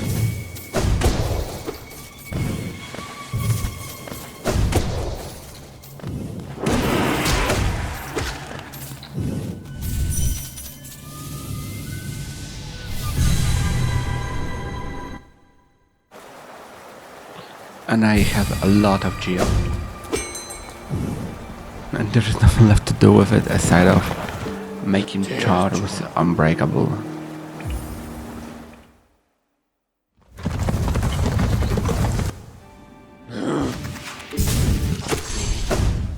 Yeah, there also were Ricard for the mark, and now I can save Cloak because since the Traitor Lord is gone, she won't die.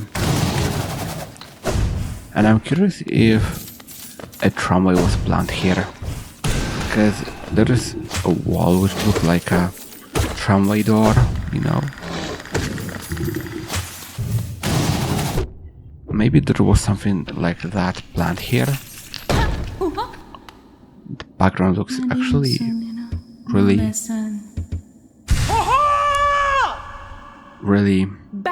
elegant.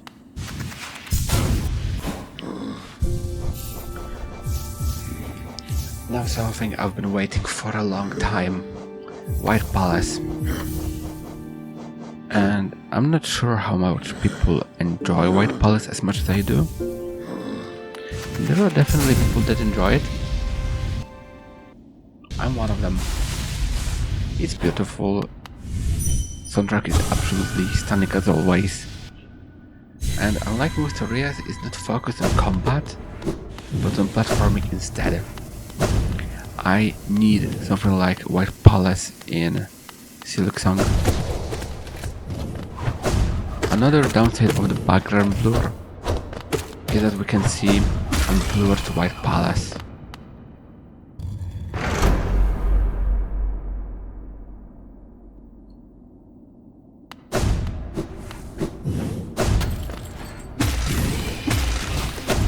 Those enemies that can regenerate have around 1000 HP and regenerate almost instantly. So they cannot be killed unless you try to use moss to make the nail swing deal 1000 damage. I saw a video that people, when one dude did that, it's an answer to a question I never had, but it's a small fact that's nice to know.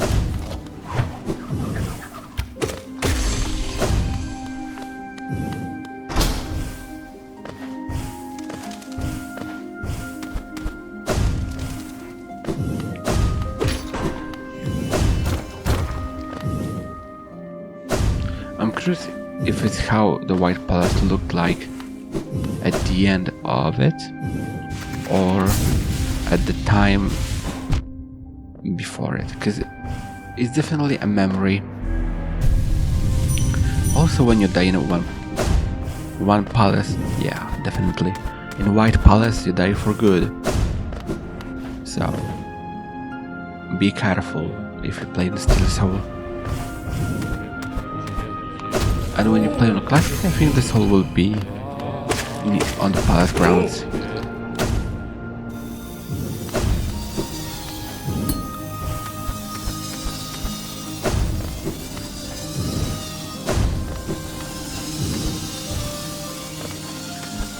I think it's a really good contrast to how dead most of the game feels. White Palace, even though pretty interesting when it comes to architecture, it's much more alive than most of this game. Maybe except Green Path and Queen's Gardens.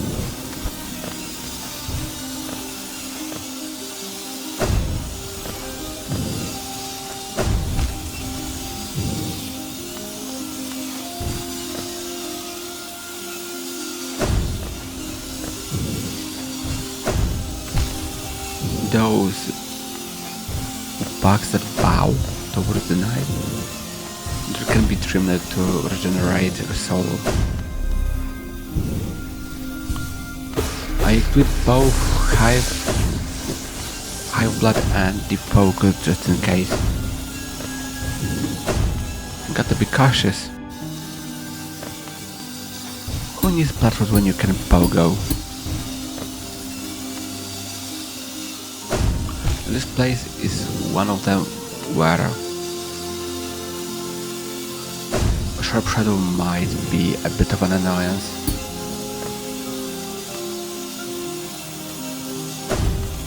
I cut off a bit of attempts when I was falling into the buzzsaws.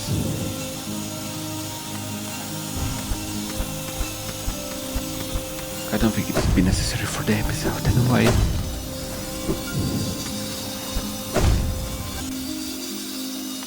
I also recently learned how to do a crossfade sound transition, but I think I used it much. At least in this vid. In the newer ones, it appears every now and then. It makes the sound transition so smooth. So invisible kinda.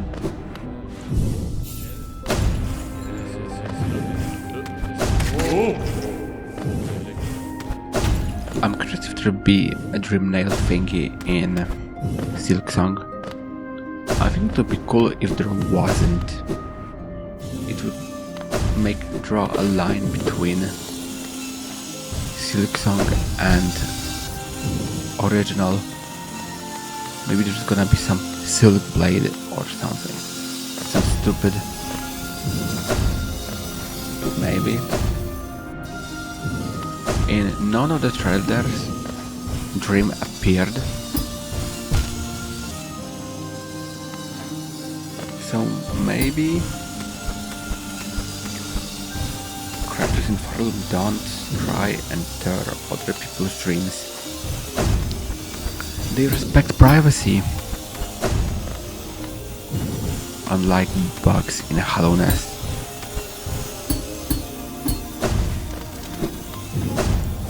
Like with Dreamlight, we literally invite a private space of a corpse. This little white palace is literally memory of a corpse.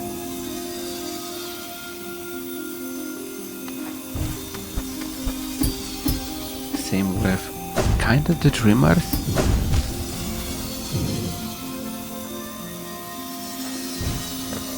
I didn't mind to the skip because in this playthrough I didn't want to. I wanted to show the skips in White Palace, but not to use them. So it came out unexpectedly.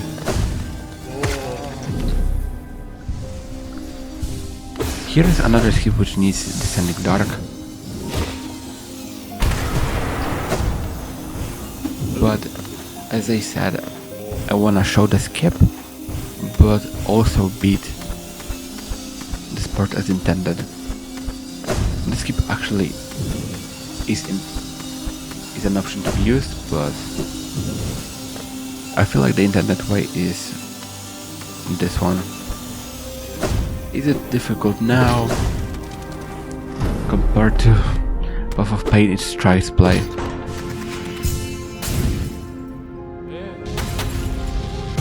I kinda wish White Palace was longer.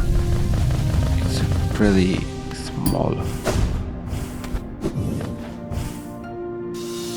And now, my beloved Path of Pain.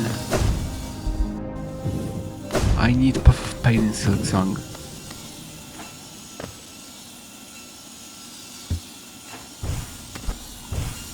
And the track that plays in Path of Pain is called Sealed Vessel, which plays during the Hollow Knight fight.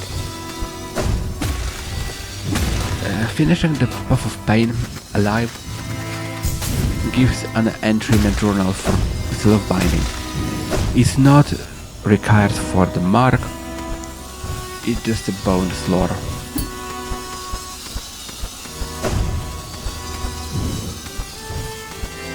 And in the description I think it said that it's used to contain a powerful force. Like Radiance inside the Hollow Knight, inside the Black Egg, inside the Temple of the Black Egg.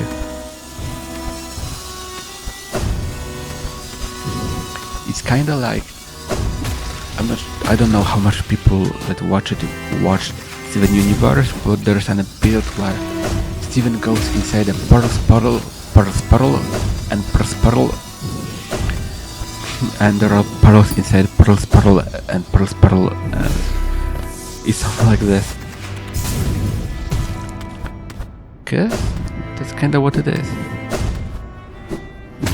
Radiance was sealed inside the Hollow Knight, inside the Black Egg, inside the Temple of the Black Egg.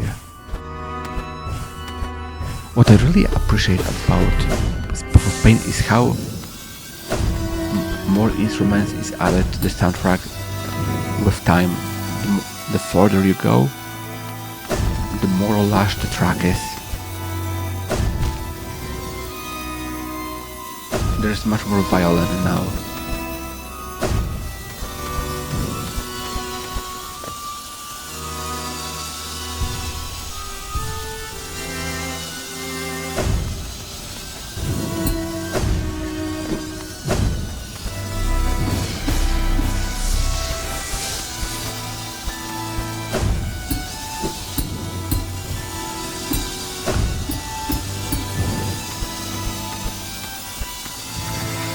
And I think it's my favorite part about White Palace. Gives it an actual challenge in it. Because White Palace compared to PoP is actually easy.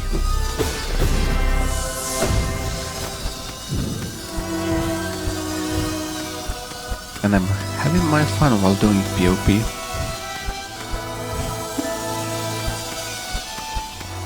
Well, when I said I wouldn't use escape, it's kinda escape. Because the intended way is to go to the left, then up and back to the right. Instead of going off the bus saw. But it's still an option. It's not forbidden.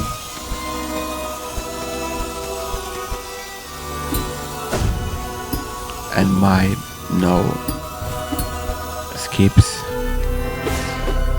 plan kinda fell.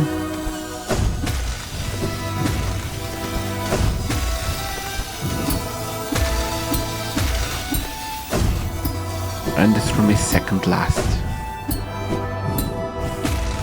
It's kinda like a seaside in Celeste. It's short but difficult.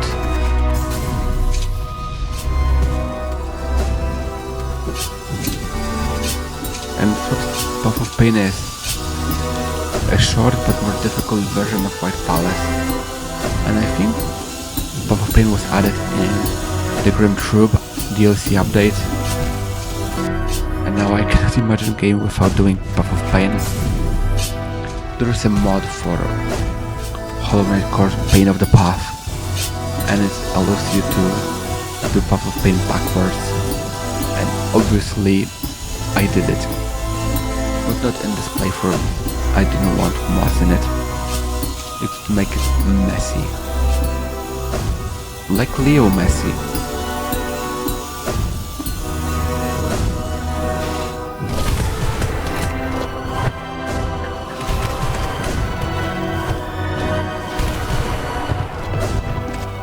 There was also a mod that replaces those two King's molds for Pure Vessel.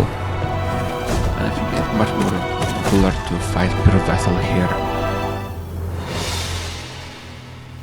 There's a seal of binding in the background. And this scene means... I don't think that it means anything. I honestly could imagine this scene as an animated wallpaper in a wallpaper engine. It would look cool.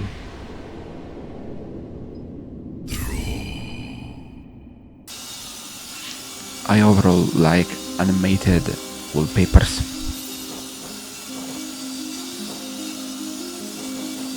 And the seal of binding.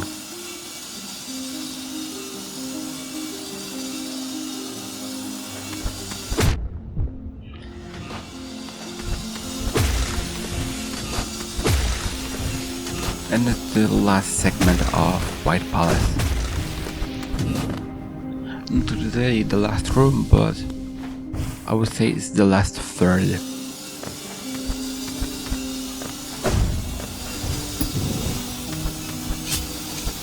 They said the way would be to go to the left, up and right. But even in my first playthrough I did skip unintentionally. So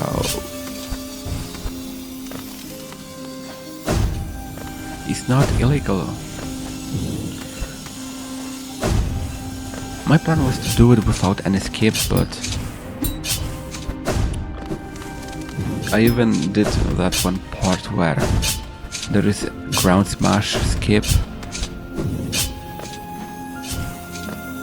And here's another possible skip with background objects. Really useful for a Radiant speedrun.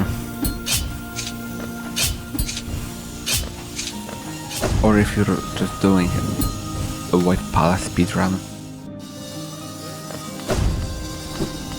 Because I bet there are people like this. I'm definitely not one of them.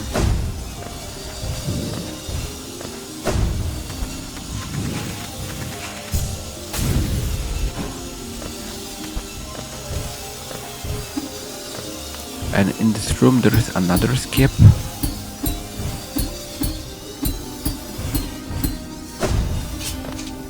That I will show you in a bit.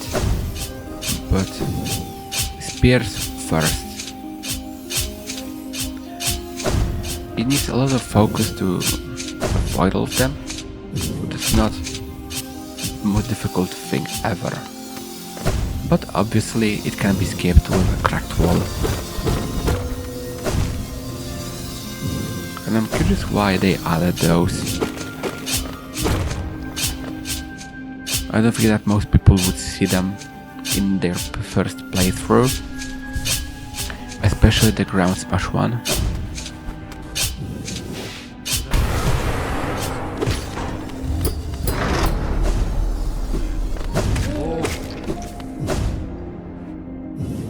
Maybe they left though. What did I say? It sounded like some brain rot thingy. Maybe they left those for speedrunners. Because when it comes to finite skips, there are no better people in it than a speedrunner. This skip is another that I did in my first playthrough.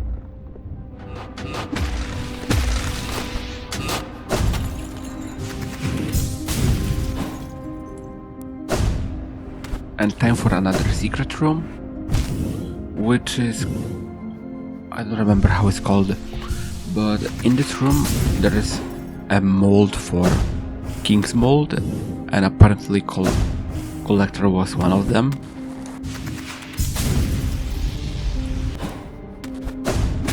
So basically a mold without a harness / armor becomes obsessive.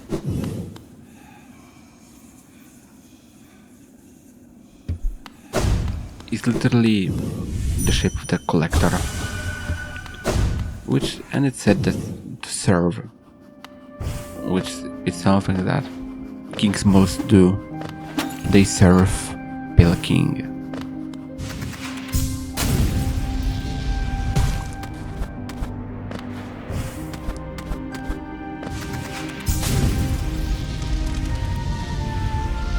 And I'm a bit sad that it's almost over. It's too short. Some people probably would say that White Palace is too long because of how difficult it might be to someone.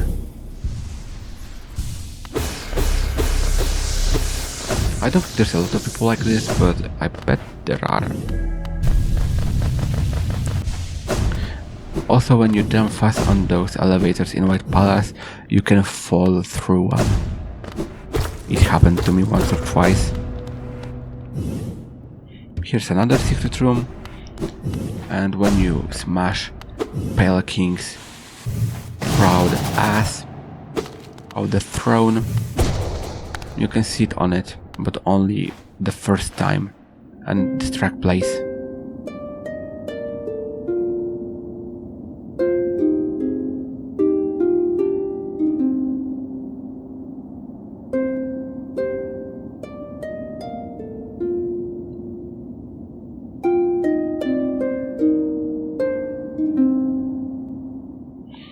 I increased the volume of it because it's usually really quiet, and I think it's really nice to appreciate this track here.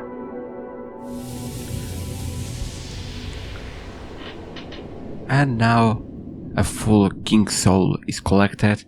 It's a 5-notch charm, which every couple of seconds gives a bit of soul. It's useless as heck. And it has only one true purpose, which is opening the birthplace. That's why it was made to be so useless. However, it's really pretty.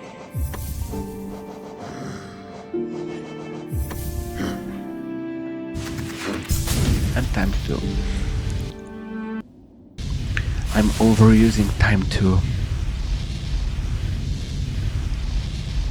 But what should I say before? The Abyss. Abyss time?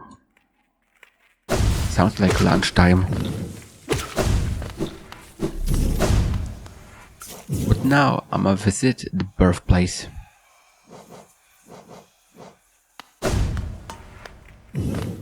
And now the Abyss text appears in the corner, but when I enter the Abyss for the first time, the splash text appeared when I reached the bottom. That's stupid. I'm curious if Team Cherry has a map of kingdoms. Currently we only know 2, Halness and Farlum, but there are definitely more of them. Even if they would want to, they could drag Hollow Knight till the end of their lives, but I don't think they would want to, even though they really do love the game.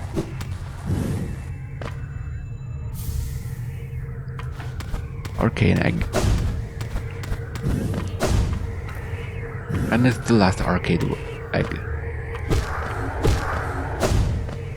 At least for now, because as I mentioned hours ago, there are gonna be arcane eggs in Silksong.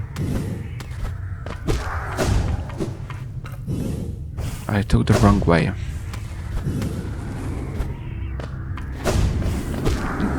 The right way is the one that has a passage that needs a shade cloak. I like that this egg is reflective. I'm gonna hit it also from behind.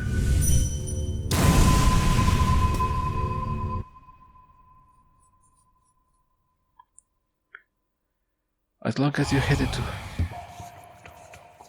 you can activate the birthplace escape or whatever it's called. And I was always curious if the HUD is only disabled or it's impossible to die here.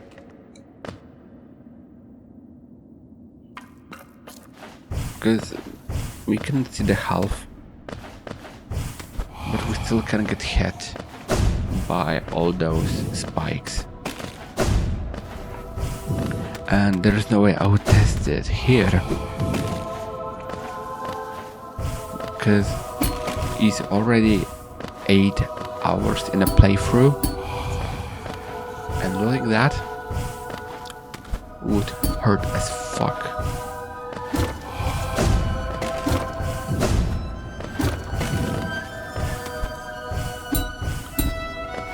As Path of Pain, Birthplace Escape has Sealed Vessel soundtrack.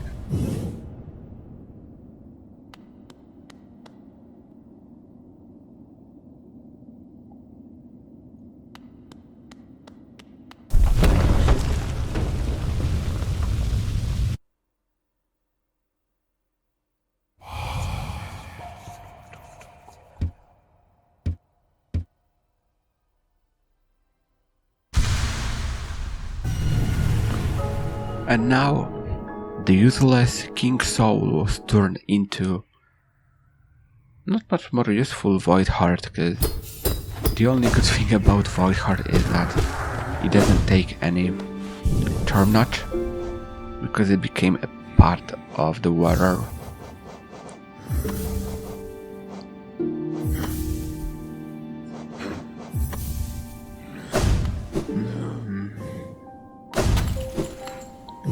The only other effect that Void Heart has is that siblings don't attack the knight.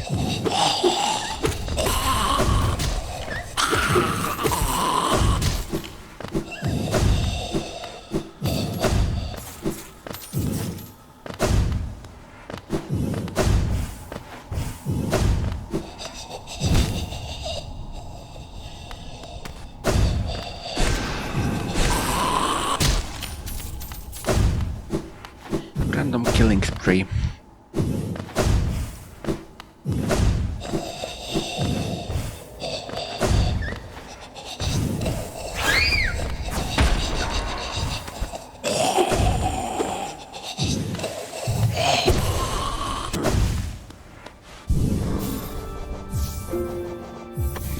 And time for Mr. Mushroom.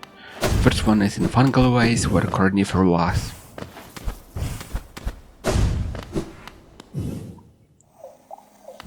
And if you wanna do the Mr. Mushroom thingy, Sporshroom is a must.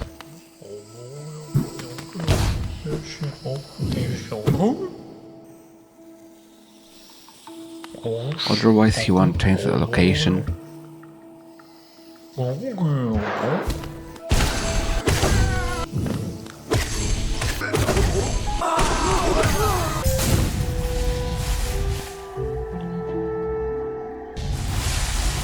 I honestly didn't notice how much of those small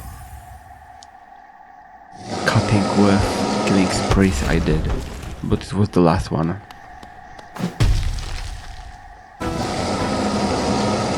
Like how much it feels like a boss and it just hunter giving a reward.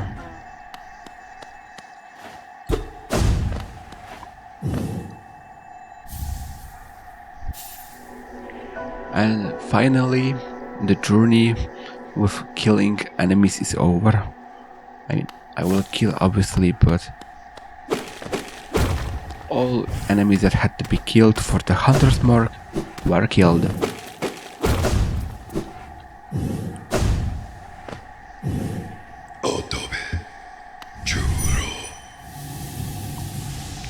Hunter's design is actually really cool. Hunter's design isn't as cool as the hunter. Mr. Mushroom number 2, near the hive in Kingdom's Edge.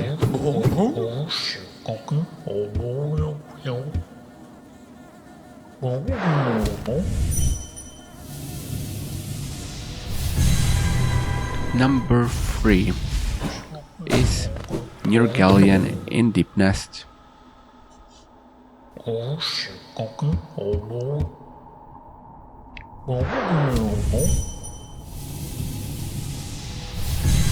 Number 4 is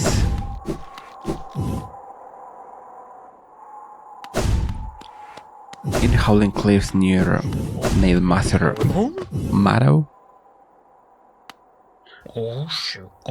There was a longer break now because DaVinci is a bit slowing down when I have a lot of transition effects. Number 5 is Ancient Basin near the place where we fought Broken Vessel.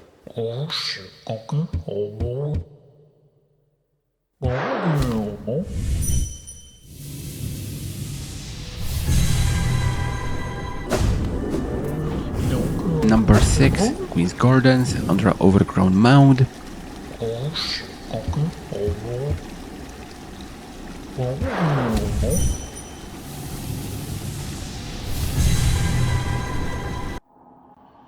And number 7, where the journey began.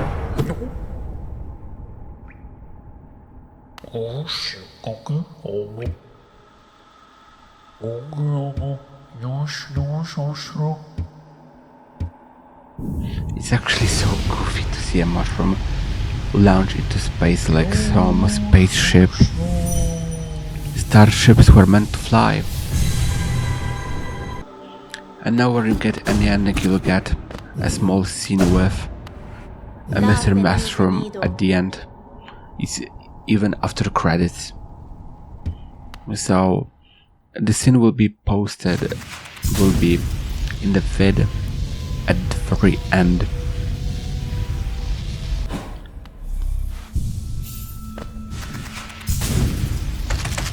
Now I can finally hear the beautiful sound of Get Good.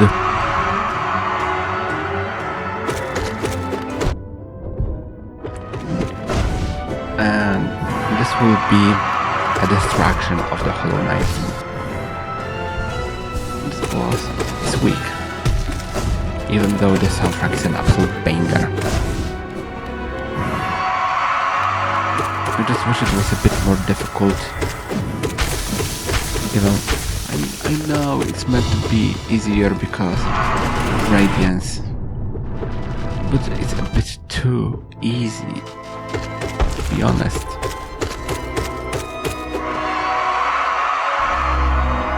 Before Radiance though, Get Good, and Sealed Sibling is going first.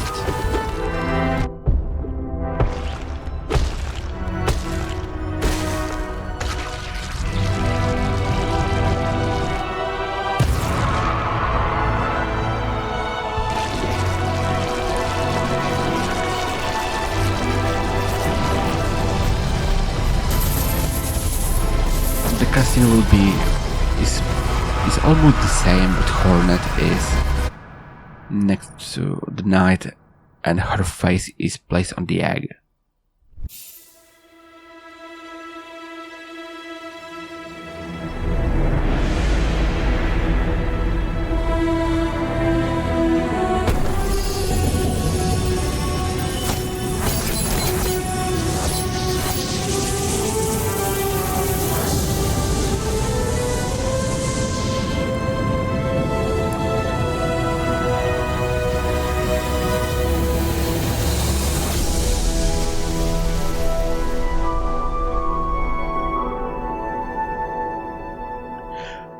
I'm curious how magical the black egg is, cause it literally can chain a force by itself. Nobody did anything. The knight was just chained by the egg itself and it was sealed. Along with Hornet being the trimmer. I don't really get how this works. And when it comes to stories, inconsistencies, inconsequences, when people... I'm starting to talk shit. When things don't make sense, it really pisses me off. So basically, how does literally an egg contain a force like this? Like, it literally put a seal on the Hollow Knight. Radiance.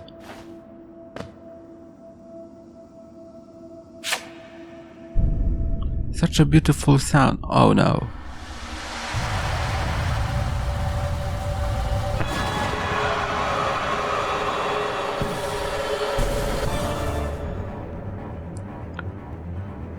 Regular Radiance compared to Absolute is so slow. I have to say it.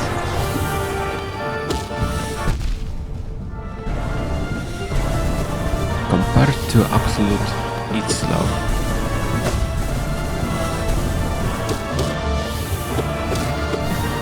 But it doesn't mean that the fight isn't fun. Because it kinda is. Also, when you die while fighting with the Radiance, on Steel Soul mode, you die for good. So, be gentle with your, let's say, 10 hours long save files.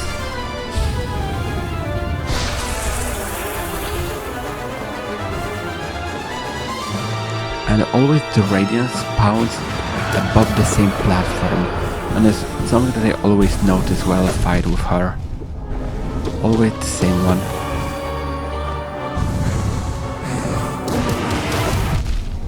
I never saw the Radiance take a different one. The first platform is always the same. Absolute Radiance always has a random one, but the Radiance has always the same one.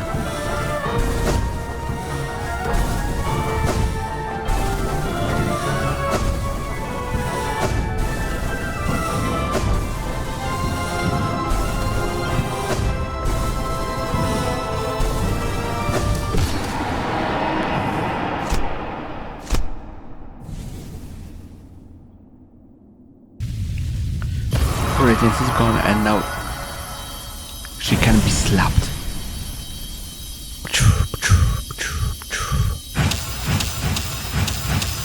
It's honestly satisfying to see her being destroyed, but it's even more satisfying in Pantheon of Hollownest. Here she gets slapped. In Pantheon she gets slashed. Like someone was throwing knives to her. With Radiance gone, Void leaves the black egg and corrupts, well, Hollownest, I guess.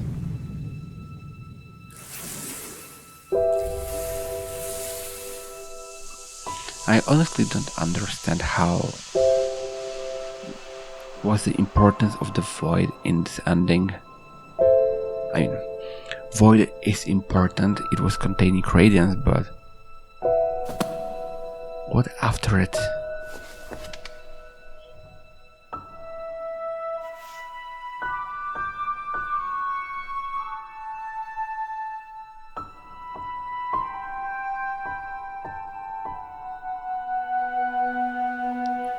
And there were theories that Hornet is Void. And it might seem true because the knight is born of God and Void. Soul of Worm, Soul of Fruit, Heart of Void. But I don't think that Hornet has a Heart of Void. It's really complicated. A bit higher percentage.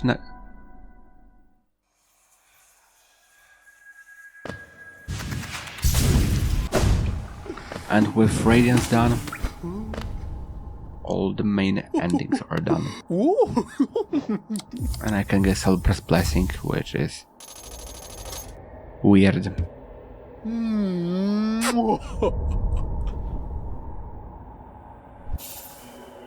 Celebrous, even the sound is distorted, is kind of funny. To get an achievement for all 40 charms, you need to get Celebrous Blessing as well. So it's a small fact about it.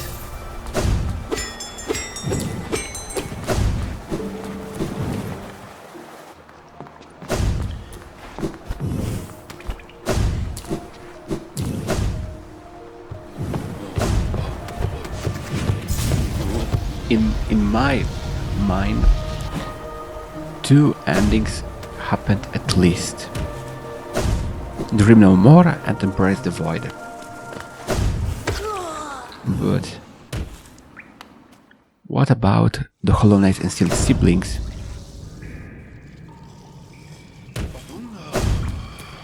I killed only one of White Defenders, 4 left.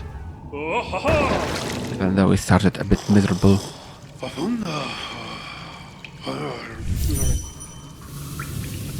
I decided to change my charm set to swap Shaman Stone for Mark of Pride, because I didn't really use spells while fighting White Defender, and more range is actually really useful for this boss.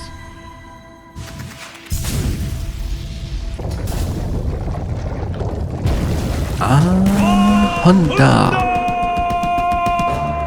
I couldn't help myself. I was possessed by a Honda. I was possessed by a car.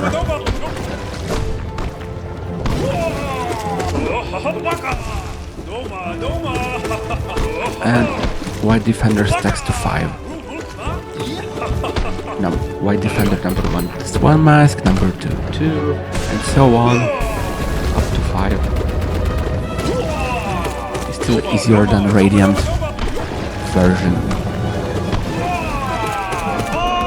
But it doesn't change the fact that it's almost the same.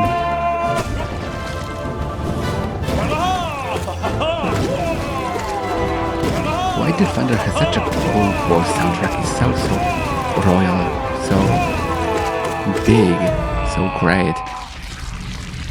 It fits him so well. But it's even funny if a regular Dung Defender track was playing during the White Defender boss fight. It would feel so out of place.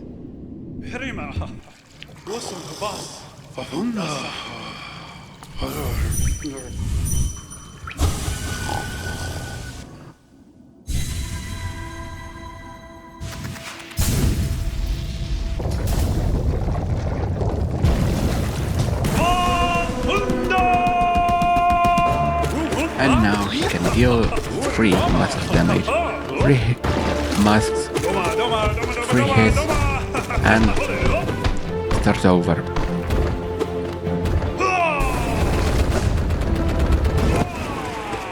Even though my spells don't deal as much damage without Shaman Stone, but there isn't a lot of things I can do with Soul, especially when I have all vessels full.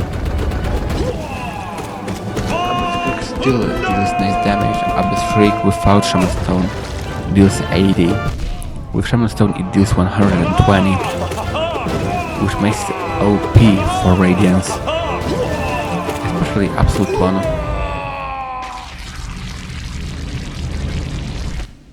I got hit twice.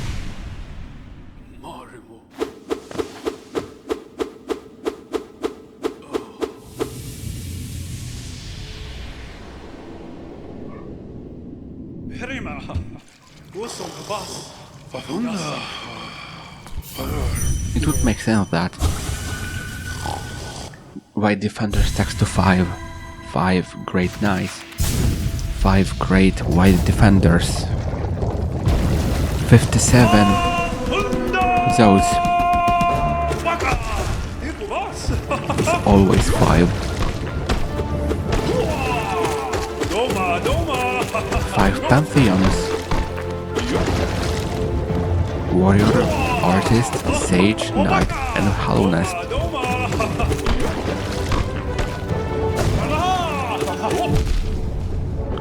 Getting hit now hurts so bad.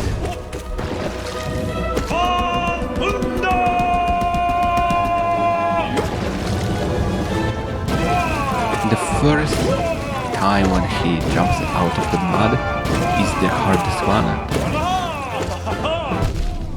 And when he's next to a wall is also difficult as well.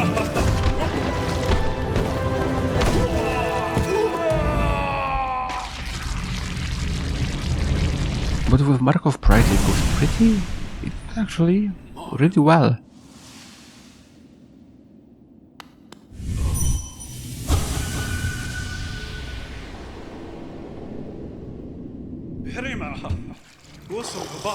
And of the last one, the way he has his face in shit.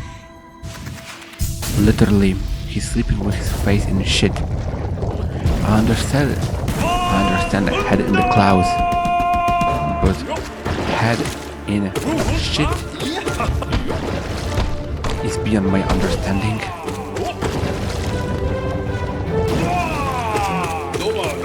I mean, it's not really shit, maybe some compound, some combination of other stuff, but it's shit. It's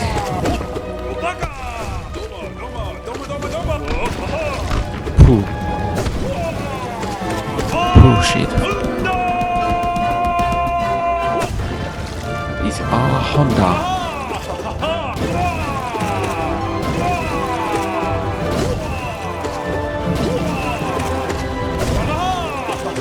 Dashing when he's jumping out of the ground is a really good idea to avoid taking damage. And now it went out hitlessly, perfectly, effortlessly.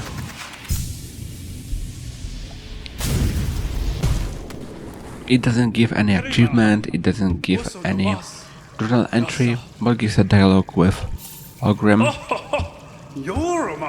It is overall nice to see him being so not hostile.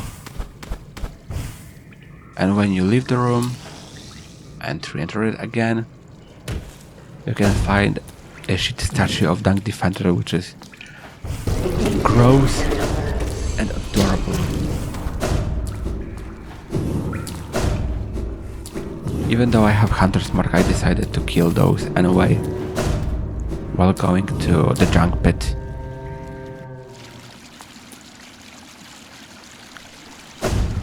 And from junk pit straight to Gat home.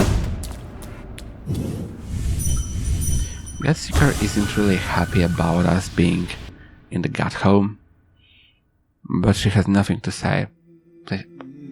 I mean, there's nothing she can do about it, so she has to accept it. The worst part about it is how bright this screen is. Literally, Discord light theme meme.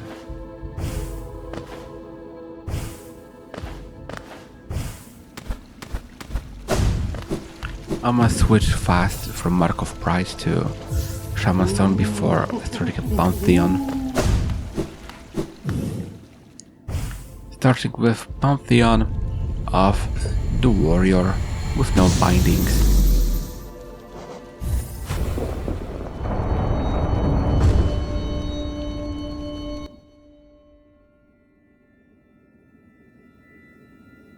I always hate those dialogues from Godseeker at the beginning of Pantheons. I mean, they only appear once while maybe not beating, because I doubt that most people would beat every Pantheon on the first attempt, but they appear always when you interact with Pantheon for the first time. Mantis King is the first boss, and it's kinda a joke, a bit of an annoying joke, because out of all bosses, this one is the most annoying. However, doesn't mean that it's difficult though. It's a child's play kind of a boss. Gruz Mother is the second one. Compared to outside of Godhome, all boss, maybe not all but most, had their health pool booster. Some more, some less.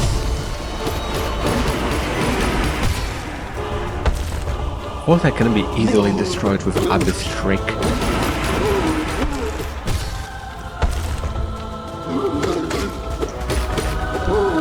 It's a bit of a joke, but at least it's not as boring as the fight that was much unreal in the playthrough.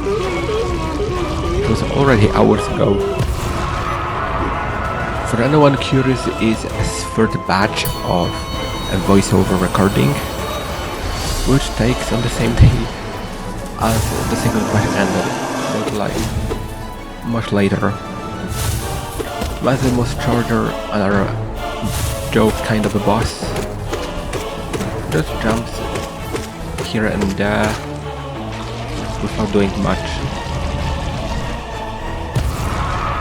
and can be easily killed with perfectly timed nail swings.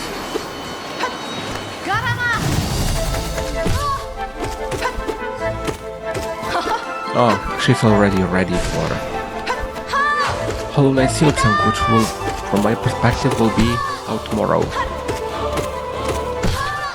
And I absolutely adore that Hornet has a remix of her regular track, because most bosses has randomly placed Gas and Glory,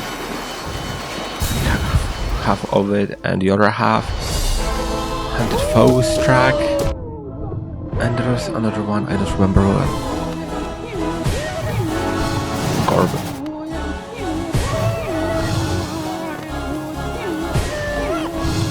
I'm returning to a cyclone slash tactic,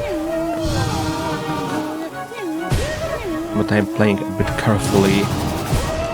I don't want to waste soul on a healing.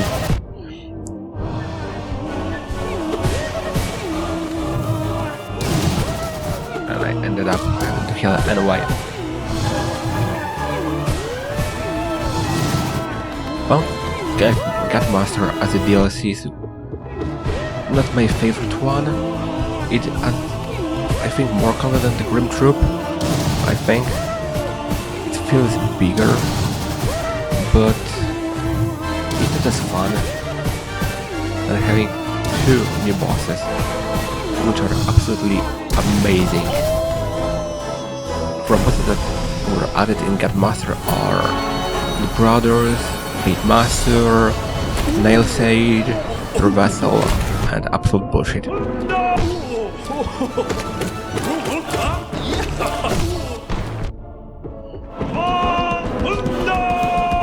Watching a lot of speedruns in Pantheons kinda makes the work much easier, because if I didn't watch those speedruns, I wouldn't know that I can take him out of the shit by using a ground smash.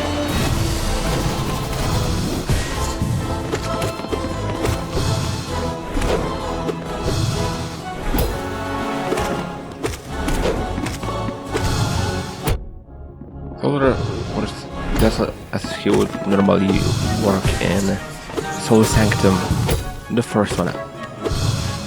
The one behind the elegant door key is his ascended form. The main difference is that he spawns those weird flying ghost-like, soul-like enemies.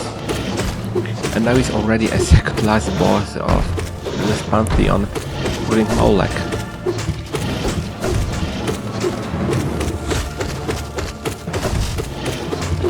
And defeating this boss with all charms and everything best is much more fun than it is without anything. But it's more satisfying to kill it without anything.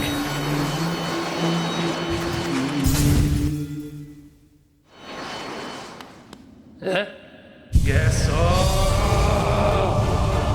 Nailmaster Oro. The one that I like the least, because his nail art is more a bit useless, and he's a greedy motherfucker, and you cannot appreciate getting a small fee being a flower. They screamed yes, and I will scream yes when I finally will be able to play Silk Song and find out if Hornet is actually void or not.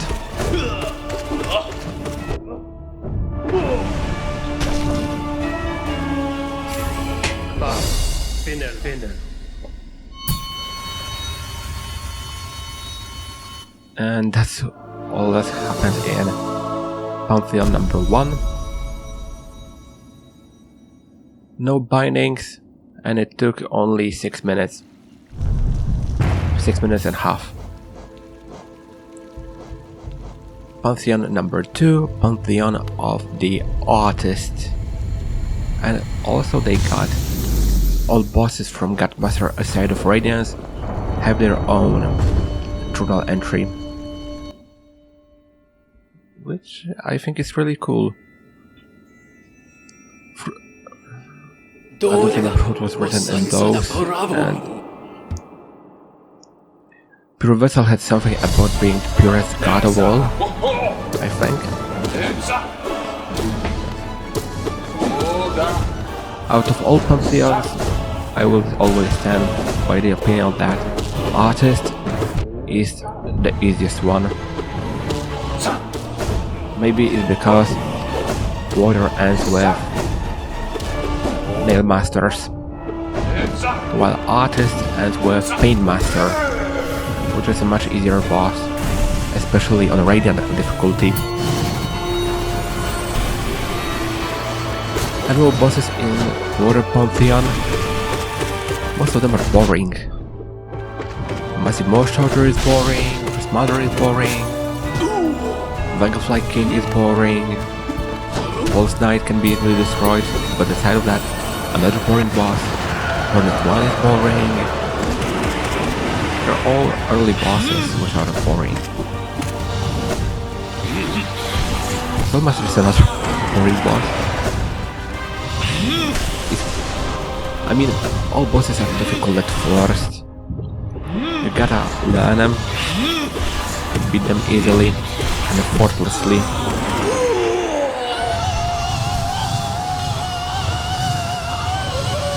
I wish they removed this animation, it makes it longer. And it's kinda annoying when my screen is shaking.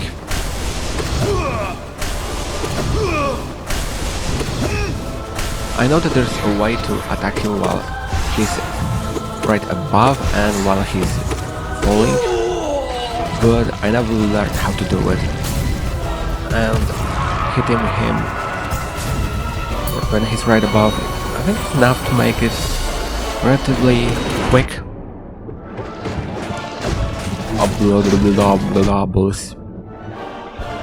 Where does this name come from?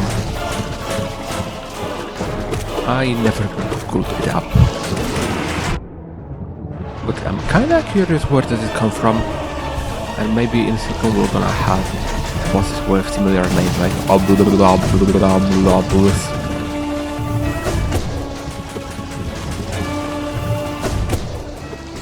I kinda sound like when I'm saying like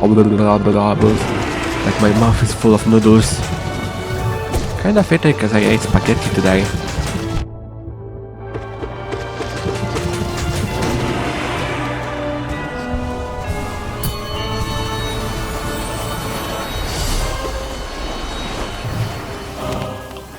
Mantis Lords.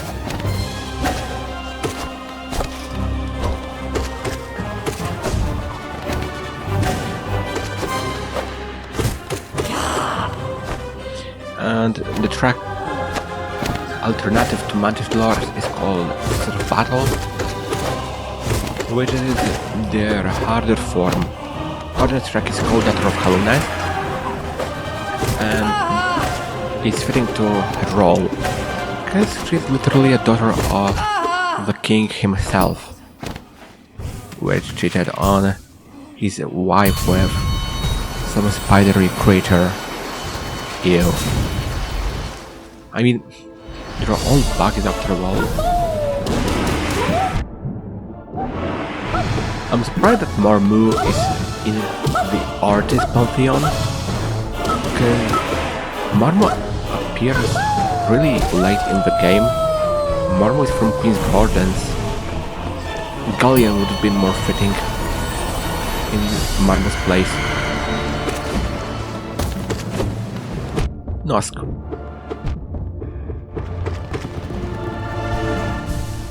I'm playing a bit aggressively because I honestly always tend to make pantheons as short as possible, which ends up in losing a bit of health. You can usually use Fury of the Fallen, because 75% more nail damage is actually a lot, but it's really risky. Another joke boss, and yeah, I almost died on it, but with all that I have now, it ain't a problem.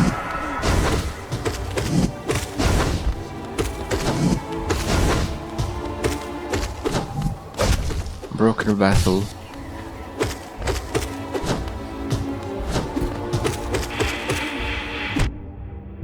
I could have used a Descending Dark spell.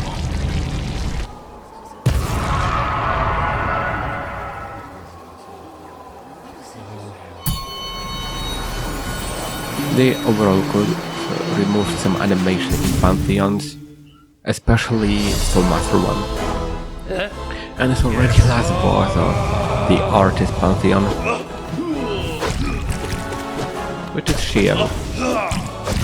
Shio has 3 attacks, and every attack can be easily identified by when you look at the tip of his paintbrush. When it's yellow, it's gonna be an attack that he'll do right before him to another wall of the arena. Pink one is a grey slash with a bit of paint drops going up and then down, and blue is a small slash. Bum. I'm surprised that the grey slash doesn't deal too much of damage. Overall, those paintbrush tips that change colors make this boss so predictable. When you look at it, it's so easy.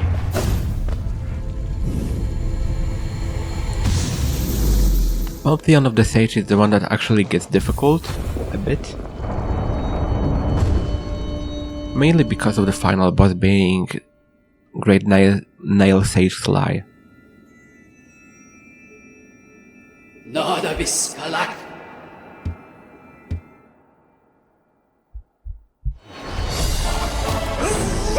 And first boss is Hive Knight.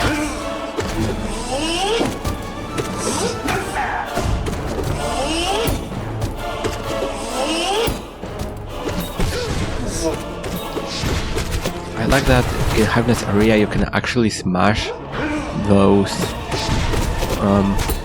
honeycombs right above. I think that's cool.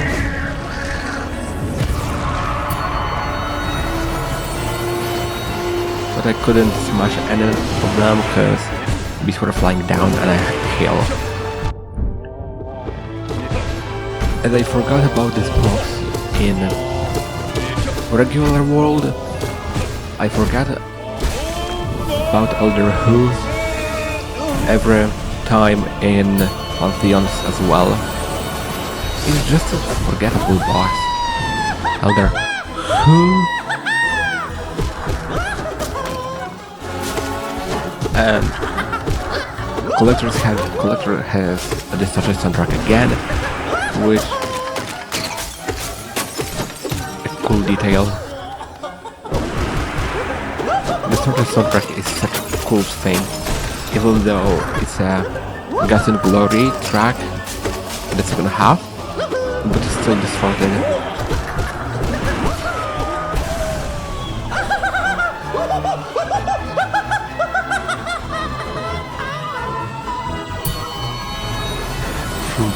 This laugh made me smile again.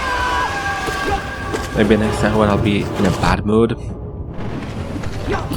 I'm gonna play this laugh of Collectors. It's so goofy.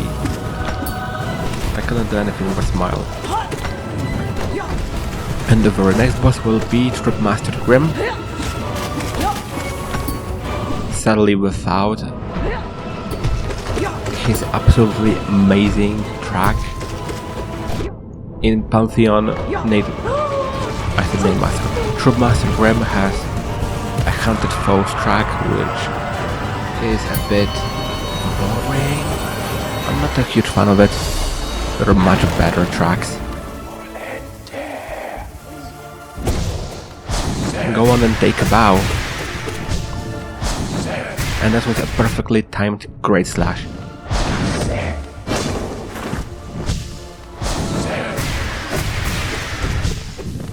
Sharp Shadow has its own benefits, but it requires being a bit more careful and getting used to dash a bit farther away.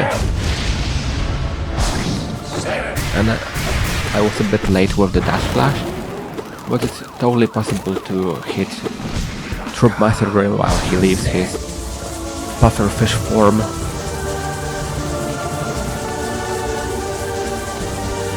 It just has to be timed perfectly, and even though he's resistible to nail swings while he's in pufferfish form, he can still be easily attacked with any spell. Usually people, sometimes speedrunners use Arbitrary right beneath him, but it's really difficult to avoid those projectiles beneath him. They're so tight.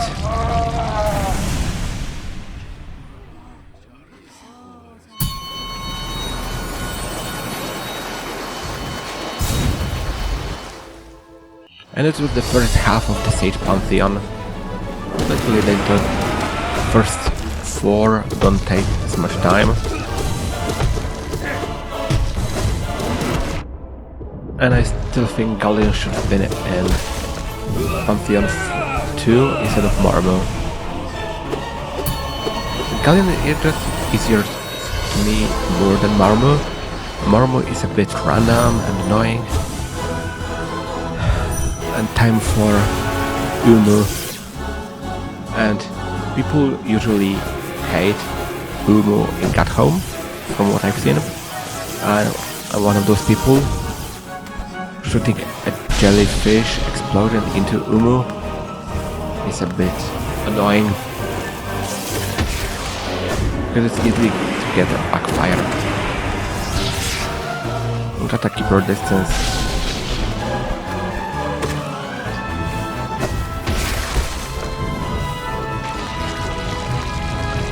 And aim the jellyfish well. Thank God they can be remailed.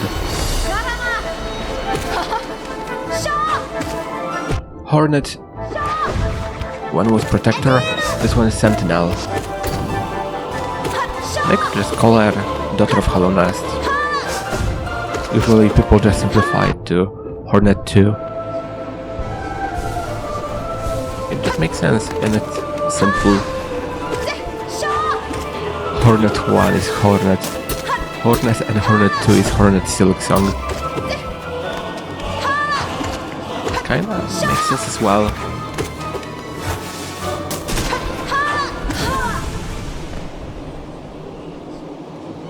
I personally would place Hornet in Pantheon of the Night. She's pretty difficult because of how fast she is. Greatness is Light has very clear attack patterns. When he's doing 2 swings, he does a swing up. The problem is, because of how huge Slice Nail is, it's sometimes hard to hit him, because it's really easy to get hit in return. Slice Fight is actually the one where Sharp Shadow is actually pretty useful, to be honest. And on second class attack, I'll do a nailed bounce and then a descending dart. I used to do only a pogo, but I ended up doing a pogo and a D-Dark. It's much safer this way.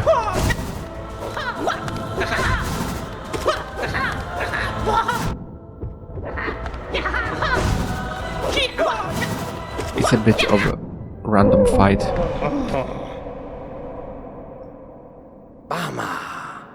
I think I heard a Nokia notification sound. I think it was Nokia, or maybe Samsung. Unlike first Pantheon, this one took a bit more time, 40 seconds more. And I like how Pantheon of the Night is protected by the cage. It makes it feel final, while it's not really final. What I really don't understand is why save files of Hollow Knight are in Steam Cloud, but the game modes such as Steel Soul and Godtuner mode aren't. So when you install Hollow Knight on your brand new PC, you have to unlock Steel Soul and the Godtuner mode again. I mean, Godtuner mode is kinda useless, but Steel Soul is really cool. I mainly play Steel Soul for a prettier HUD. It's dying ain't a thing for me, and I'm in a place where I won't die, at least for good. Because Godtuner is all a dream. It would have been such a bullshit if dying on Absolute Radiance would count as dying for good.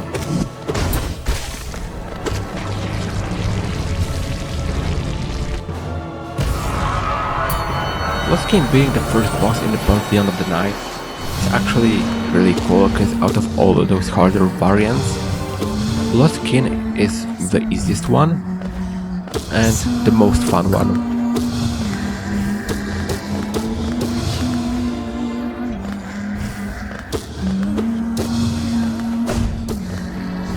Nova is kind of fitting in Pantheon 4 bosses. But she's still easier than most of them, if not all. Definitely easier than Lost King. But Noah's fight is not as much fast-paced as Lost King.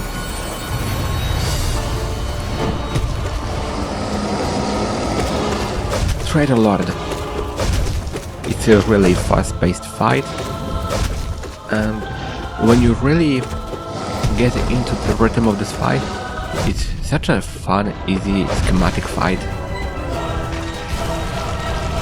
Attack patterns of Traitor Lord are really clear, even though it's really fast. It's really easy to predict his attacks. Time for another harder variant, White Defender. I would say Soul Tyrant is more difficult than White Defender, but definitely Soul Tyrant is more annoying. And Team Cherry did the Defender dirty. literally.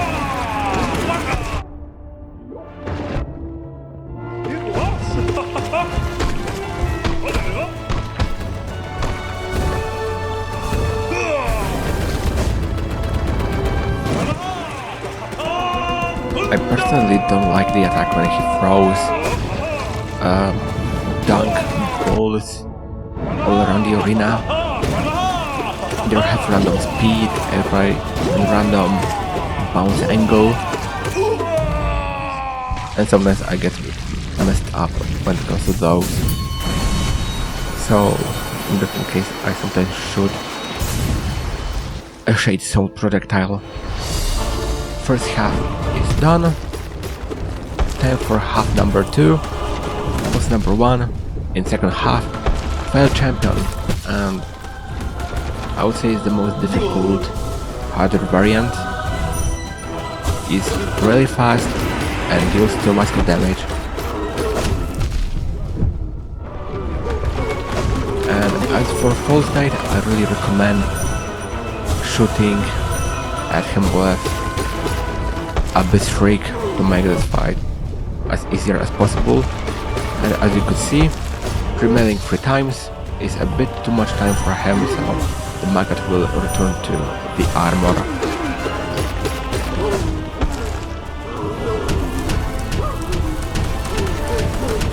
This time I didn't use the Abyss Shriek because I wanted to heal. When you're on either side of the arena, you should be safe and sound from the projectiles. It's a bit of a blind spot for them. And when the maggot is dying, you can easily remel the armor of his.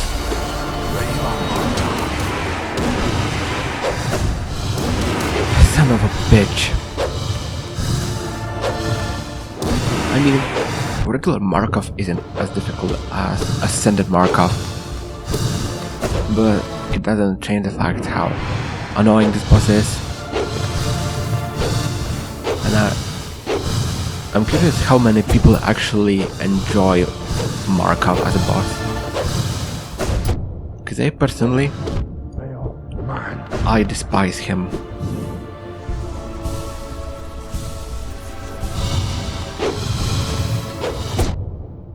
Truly.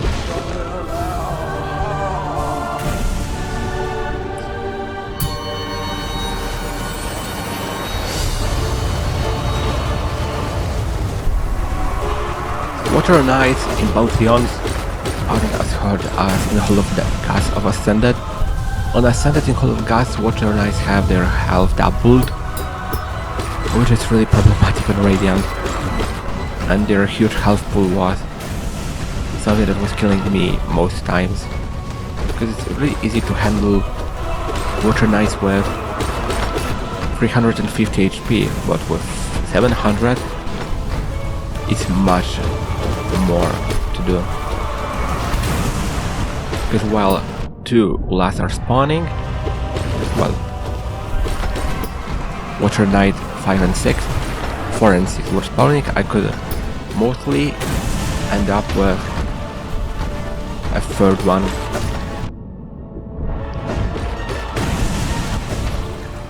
And something that was killing me a lot is a back roll. When they're next to a wall, they can do a back roll, and it's easily to get hit by it.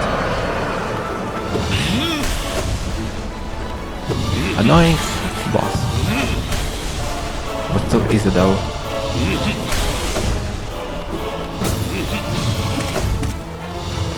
The worst part about Soltara is how there is not a lot of space to hit it because of how fast he is.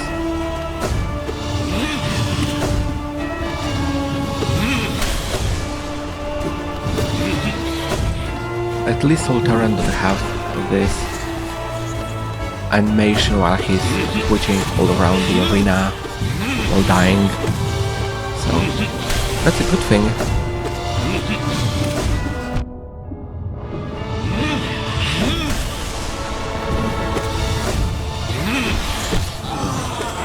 And when he does 2 gun smashes, it's a bit problematic, it's really easy to get hit by it, because those waves that he does while smashing the ground are much bigger when compared to regular Soul Master.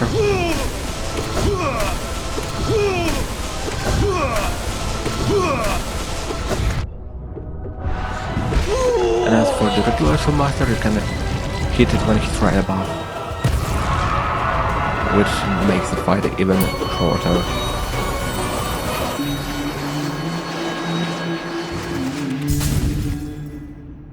And time for my favorite Pantheon boss, final boss out of all Pantheons, and it's definitely one of the best bosses in the game in general, Pure Vessel. And most people really enjoy this boss. I'm one of those people. Attack patterns are clear, it's a really fun boss to fight, it's a really skill-based boss, it's not random, because all attack patterns are clear. When you see him parry, you cannot attack Pure Vessel, otherwise Pure Vessel will smash you.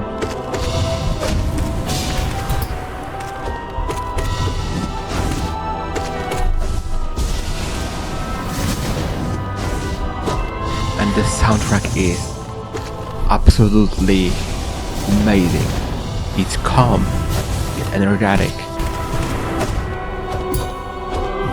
It's absolutely amazing. When he does a backdash, it's a bit annoying.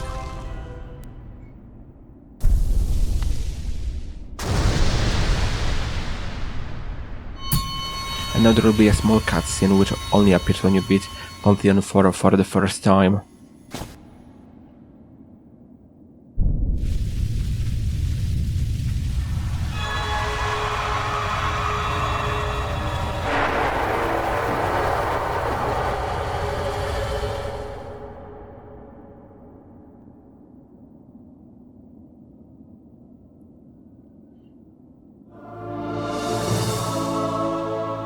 And it's a pretty straightforward teaser of the Radiance at the peak of Pantheon 5. And in the cutscene, all of the nice siblings were alive, unlike all those corpses in the Abyss.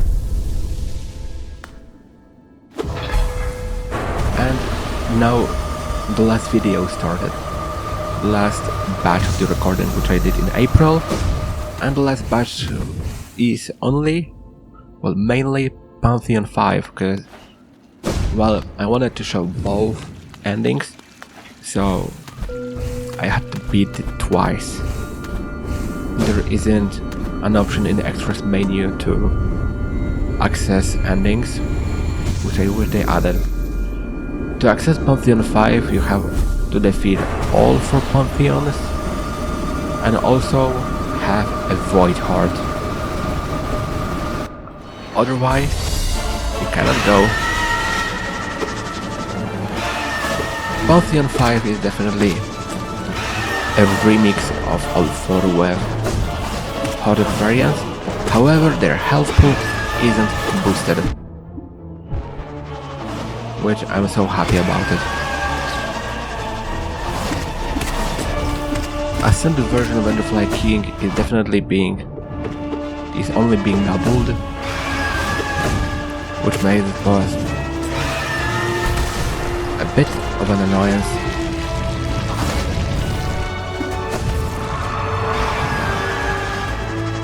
Especially how often the boss keeps away from the player and usually is waiting for its attack.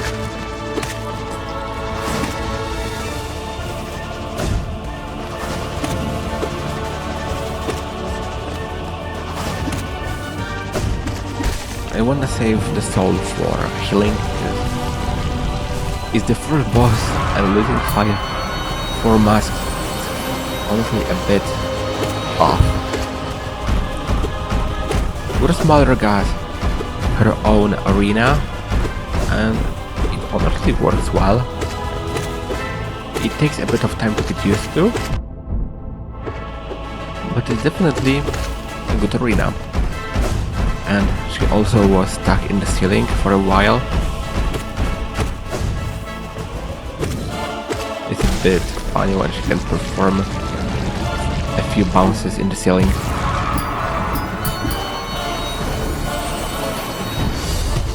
Pantheon of Hollowness is a bit differently segmented, and some bosses have swapped orders, and benches are in the same places. There are a bit scenes with, I think those are memories from the time before Hollowness.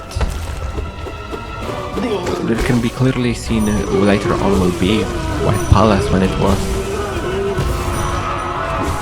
wasn't destroyed.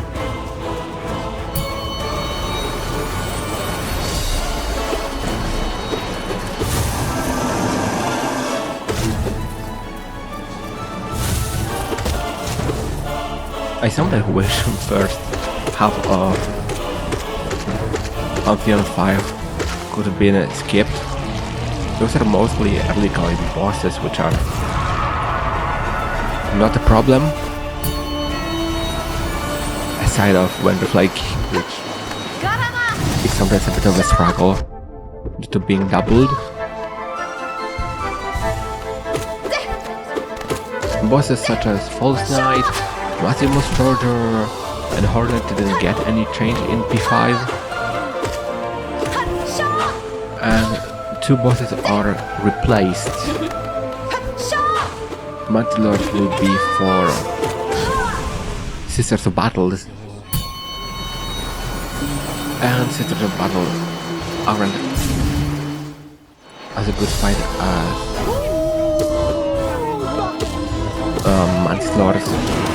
Godtuner is a bit annoying on Ascended. There are only 3 platforms and it's easy to fall.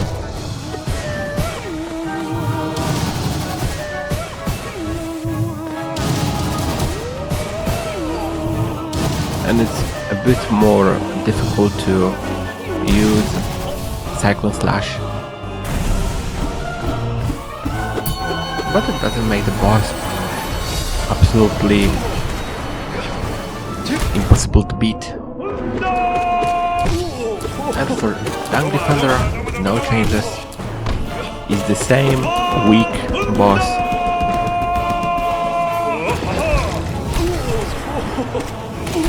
And he's still screaming Honda. And he was run over by a car, maybe.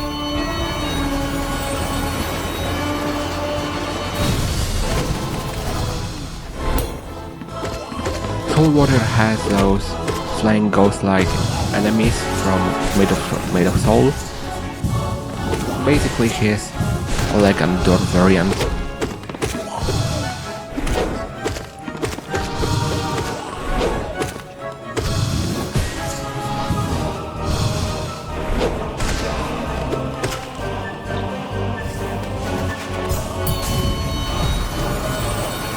Brooding Mawlek gets a new arena, and I personally think after playing Pantheons quite much, I found Ascent Arena to be easier now than Ascended. I mean, Ascended easier than a regular one. Maybe it's because I played this game so much. It would have been cooler if both Nail Masters were active since the very beginning of the fight.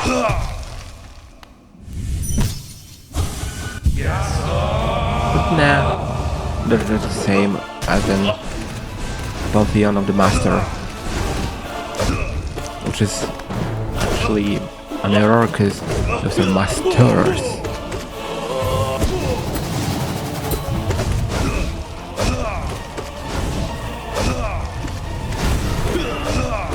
It's really interesting when one of them is performing a nail art, the other one is doing a parry.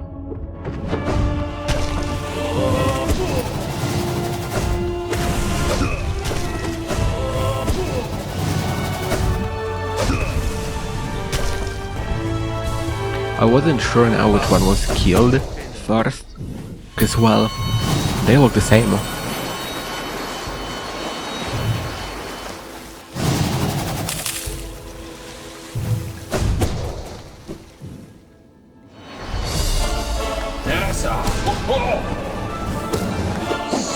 The Zero has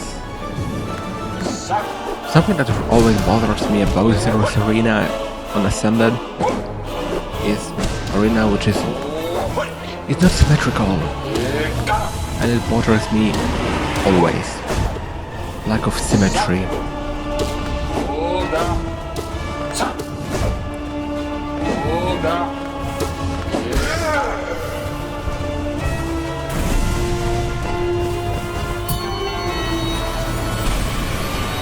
And as you could see, in Continental Master the bench was after before Gorb, and now after before Gorb it was only a Godseeker dialogue, and the bench was after Brothers.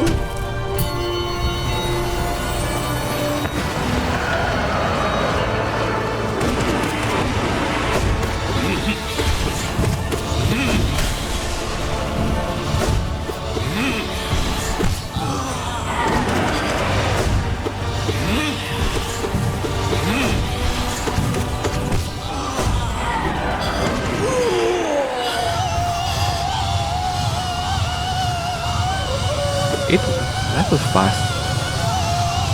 It was a total distraction.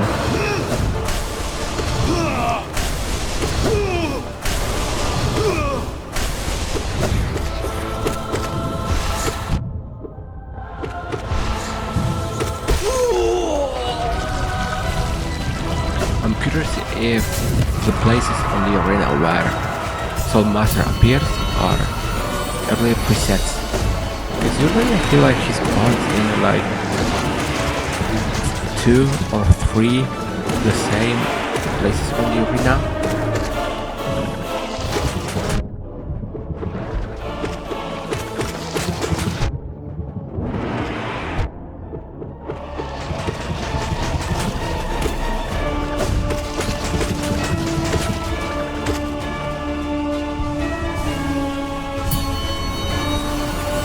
Blobbles didn't get any change, and Fangasks, a harder arena with boss would have been so insufferable.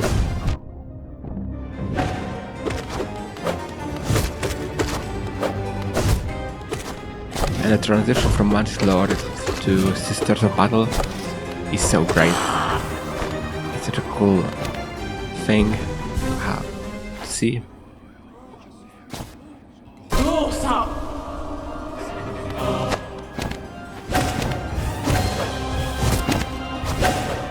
And first, these sort of battles are difficult when you have all 3. When you defeat one of them, the fight is so much easier. I would say the fight with two of them is easier than Mantis Lords.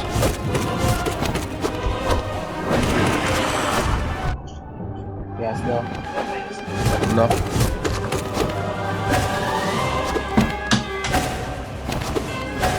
And there was another thing that we had to cut off. Okay. My mom had to tell me something. I mean, you won't hear it because it's already been cut off. For you.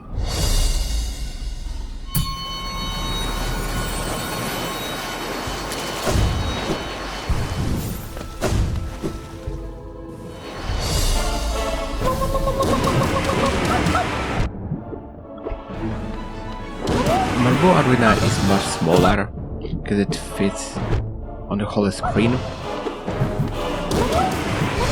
and gives Marble more bounces around the walls, and it gives me another reason to dislike Marble.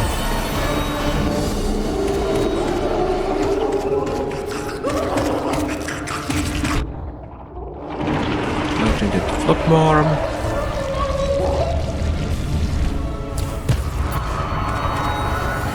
I'm still lacking one mask.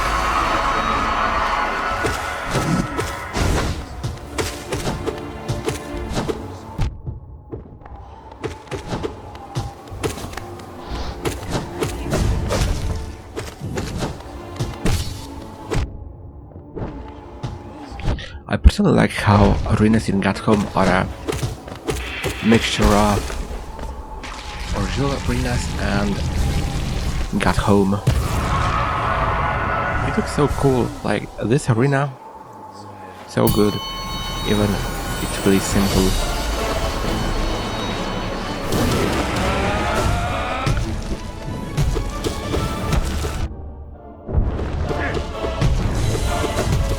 Honestly, something that they could do to make Golden harder is adding 4 spinning something. And Golden gave him a small window to heal actually.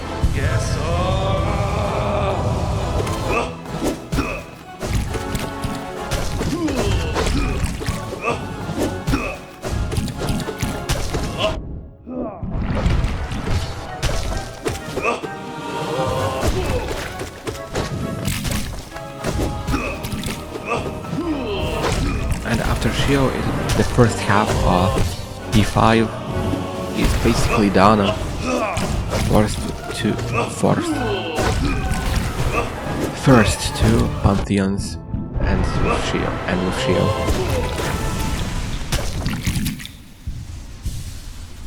Bam. Final. And he was blown away by the strength of the knight. I could fill my vessel with hot spray, but I wanted to hurry up.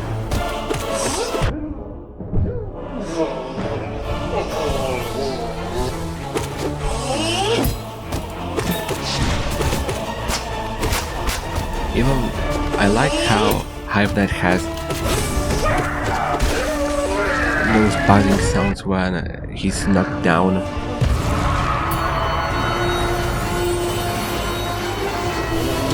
All this infection was covering most of the screen, and I'm surprised that Hive Knight was even infected. He feels all loyal to the Hive Queen.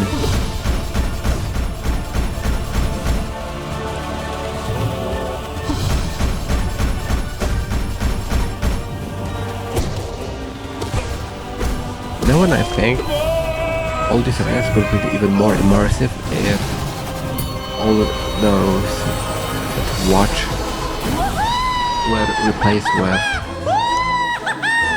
area-themed versions of them. Imagine some that could be in a jar during the collector, and the collector on Ascended can spawn Colosseum Baldurs instead of regular Baldur, Colosseum Mosquito instead of Vanderflies, and the worst, he can spawn Primal Aspis. And it's one of the reasons why Pantheon 5 with all bindings would be so difficult. All those enemies have reduced health compared to their original counterparts from Kingdom's Edge and Colosseum, other than the fact that they're primal aspects and with a nail biting they cannot be one-shotted.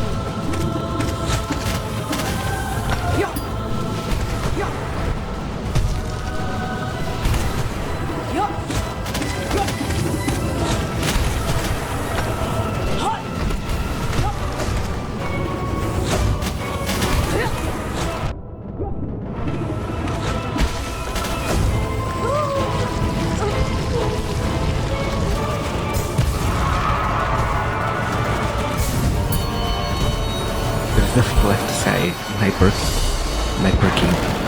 The Troop Master Grim, not Nightmare King.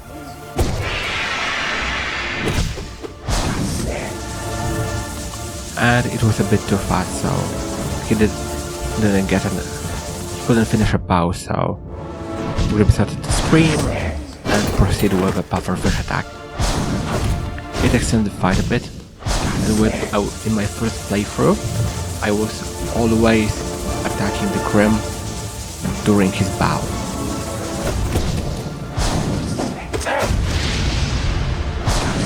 Which was...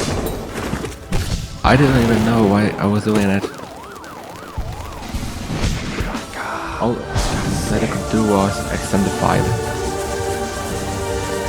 And the pufferfish attack, I used to find it so difficult to dodge.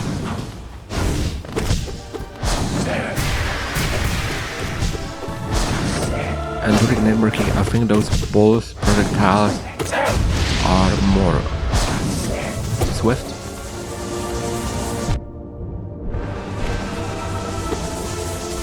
Or faster.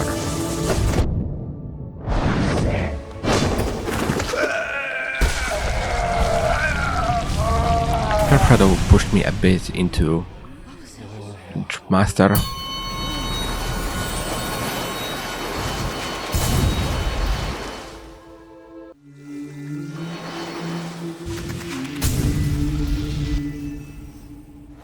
And it shows Lake of Un, and I think it's Un in the background. What it tells, I don't know. Maybe Gatsikaru can tell. But I really don't remember what he was saying when I was reading all of dialogue. Oh, I think it was 4 years ago. Time flies. When you look back at time, it feels like it went so fast, but when you look like... Season will be tomorrow? Oh no! I gotta wait so long! But when I look back in time, that I read and did my first playthrough of Hollow Knight, recorded one, 4 years ago. I'm like, it's already been 4 years.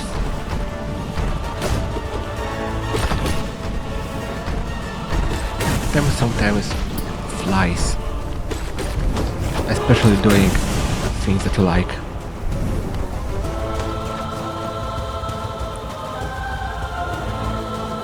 Something got into my eye. I think it's some bug. Umo Ascent Arena has one difference, and instead of acid at the bottom, it's basically nothing, so when you fall you get respawn on an area beside you.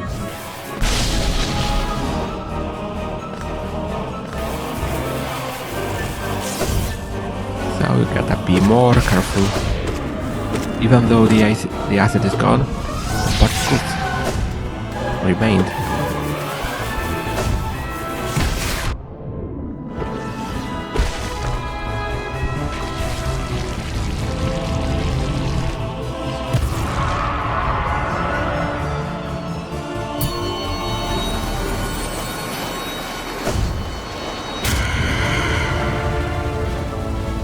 And Nosknet.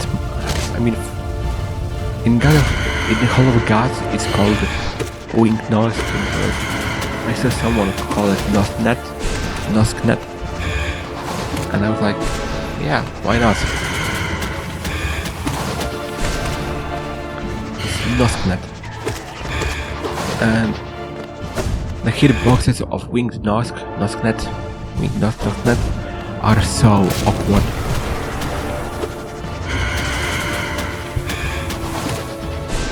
So weird to pogo bounce on it more than once. And I think the main hitbox is on the body, but wings make it really unclear. That's why.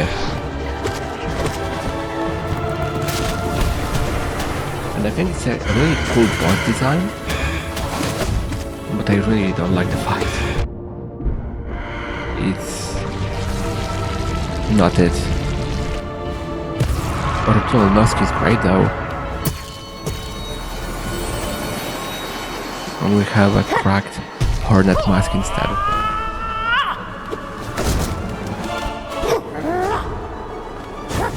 And I think in Pantheon 3, the boss before Sly was Hornet 2, and then in B5, the boss before Sly is Nosknet. Because Hornet 2 was moved to a batch of bosses from P4. P. And I think she's one of the last bosses.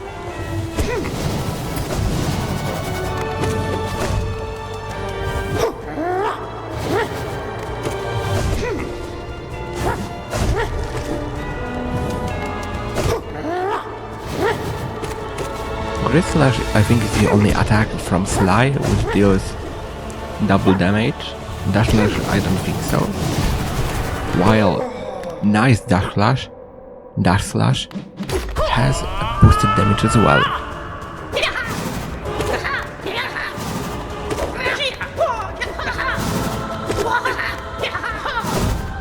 I'm not sure if it was overlooked or purposefully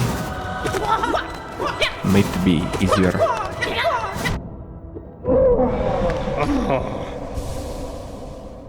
Same with Shio.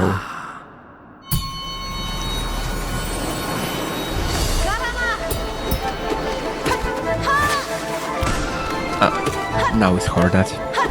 So I must stop the order of bosses a bit. Those are over 40 bosses. I think it's pretty easy to get lost in it.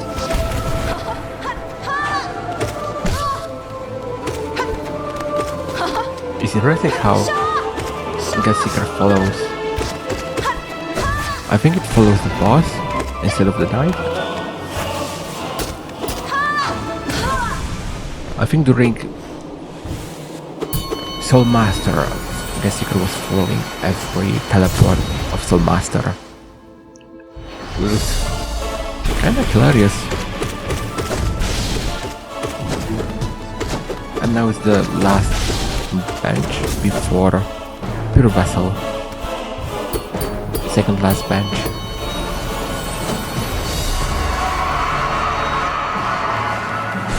And Pantheon 5 is the reason why I didn't save without. Don't get me wrong, it's not a terrible boss, but I'd rather have one boss less.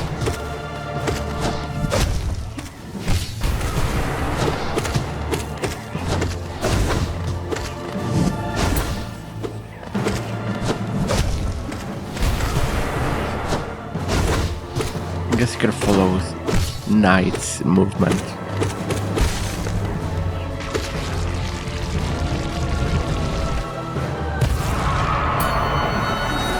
But I think she was following every Soul Master teleport last time I was looking at her. Now I've got a brand new arena. And I'm not really sure if it's more difficult or not.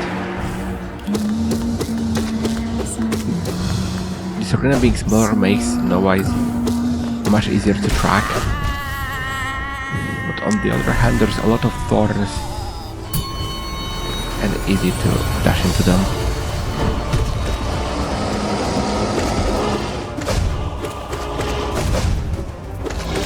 I think it would have been cool if Traitor Lord on Ascended got his Queen's Guardians arena, which has low ceiling. It's the main reason why Traitor Lord is much easier, maybe not much easier, but easier in Pantheon. The low ceiling makes this fight difficult a bit.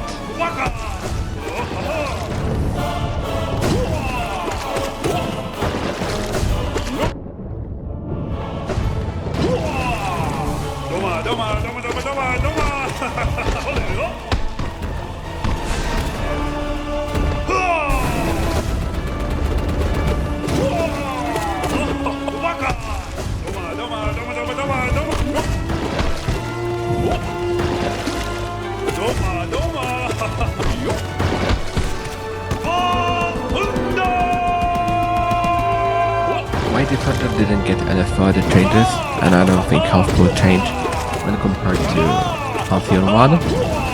What one? 4. My defender is in Pantheon 4.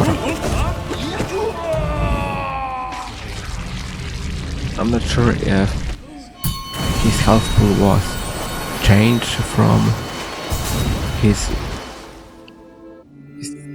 original variation, the one outside of Godhome, when he was moved to Godhome. And in the background was the white lady, and she's huge. And my lingering question is still here. How did they put her in this cocoon? Did she made it this cocoon by herself or what?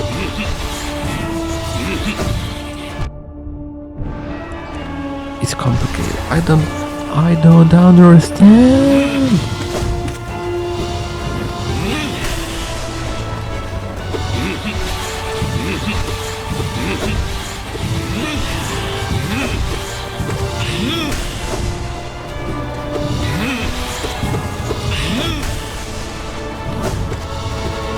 I wish there were essence particles during dream bosses, such as Soul Tyrant. It would make the arena more immersive. It's a recreation of kinda a recreation of the original one.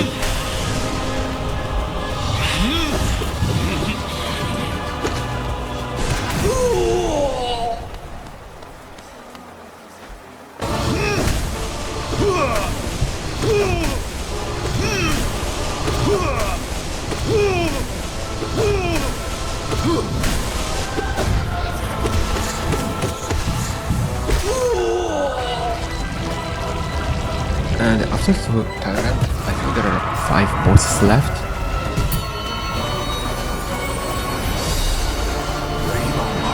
If I count correctly, Markov, son of a bitch.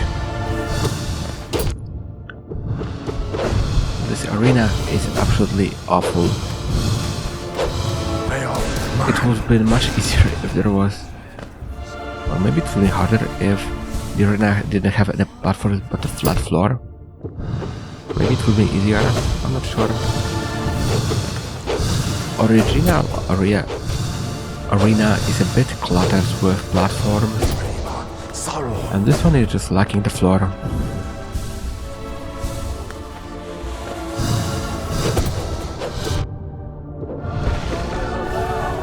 And beating this boss in Radiant, oh boy, it was an experience. Felt champion.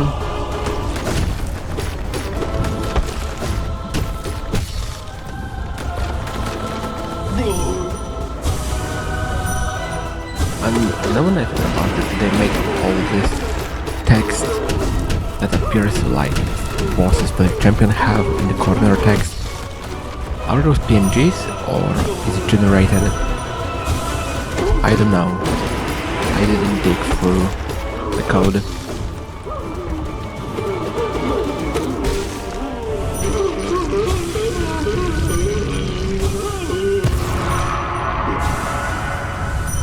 Easy.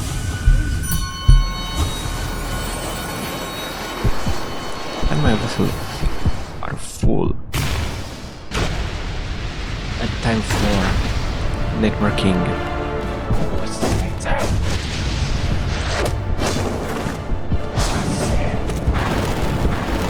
And despite it lacks this soundtrack,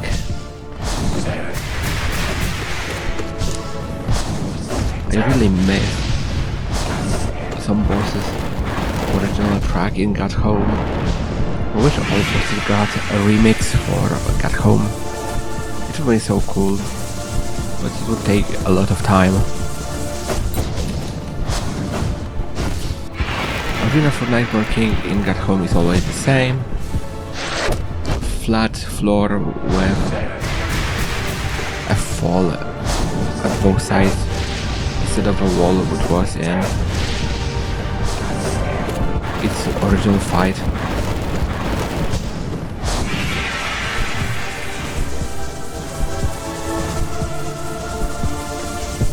And even the Get Home variation has a glowing heart at the background.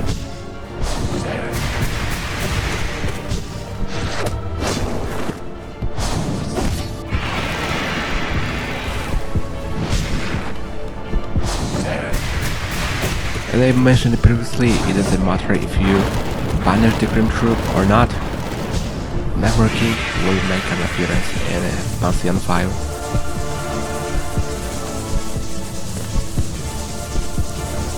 I'm so happy that I didn't remove the heartbeat in Got Home.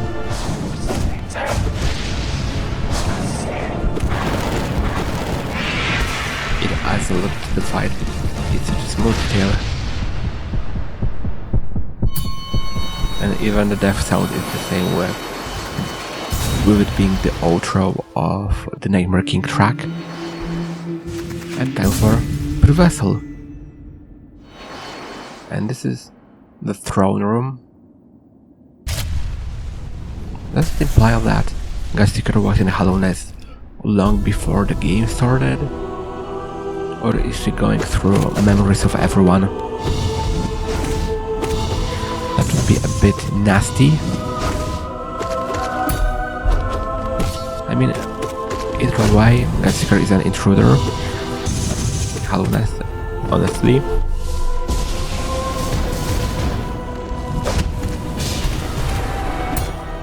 I doubt that she would make a good fight.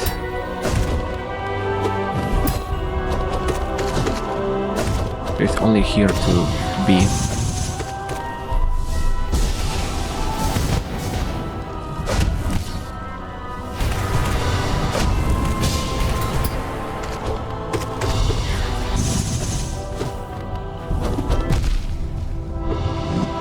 And also the wall in the Vessel fight is a symbol of binding, I think.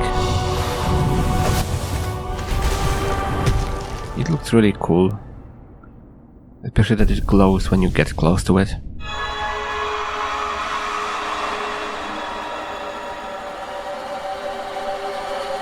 Here she comes! And nobody's happy about that.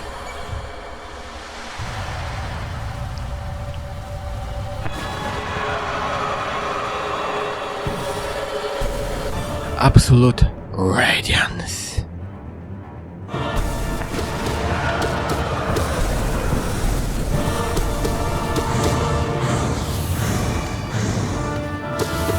It's a much faster variation of the radiance.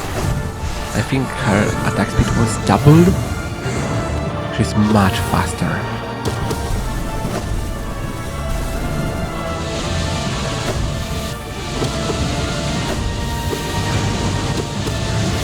But all attacks are the same. Some are a bit longer and faster. All deal 2 massive damage. Instead of falling on the spikes, those still do 1. The first phase smashed.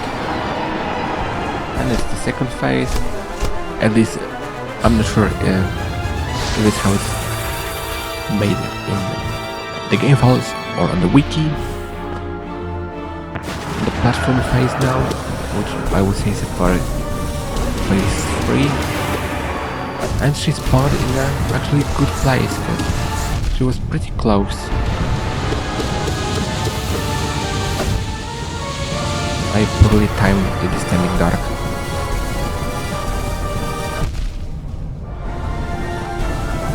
And it went out really fast, and the later overall dying on the climb is such a bad thing. One thing also, if the night is made of void, so why does the void which is rising still kinda hurt him? Hurts it.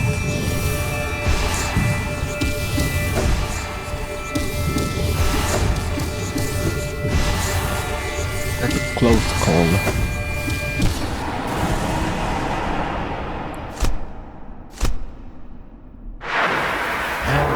she's falling down. And it was actually a second attempt because I died the first time on the climb. It's so fucking satisfying to smash her face. It's so brutal, but so satisfying. And that's what she deserves. To be ultimately destroyed.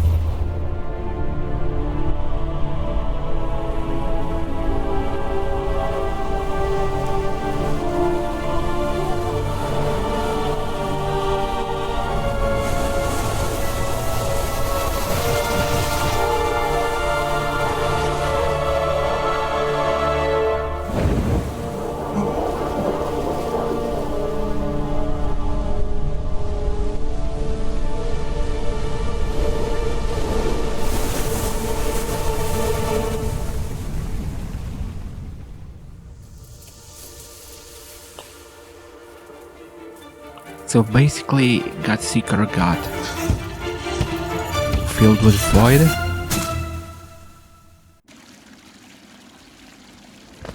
And killing Hornet, Radiance made the actual Radiance die. And time to go give her a delicate flower for a second ending variation, but the ending of Embrace the Void ending in Godseeker's dream, she got filled with void. The void was all around when Radiance died, and the void escaped from her. What does it mean? Maybe we'll see in Silksong. Well, void will surely appear.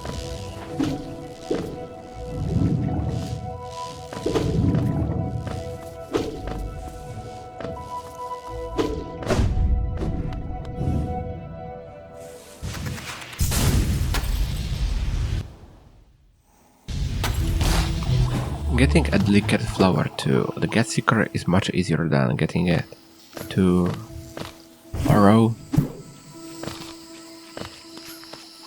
It's much safer path. It's still easy to destroy it on the way.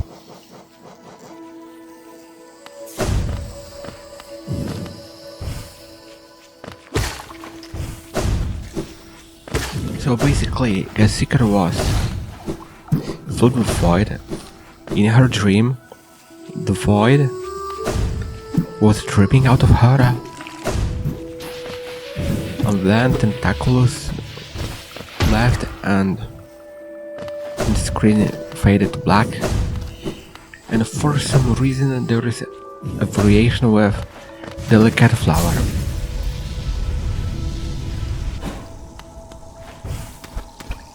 And what does it change? I don't know. Lore-wise? I don't know.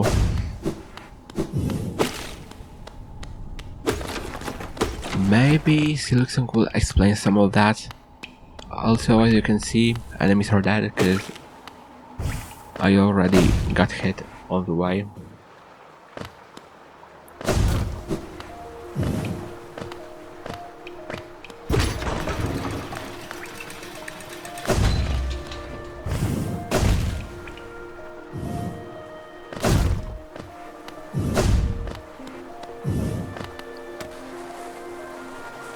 Even though I know all enemies are dead, I still watch out, because carefulness, well, never enough of it.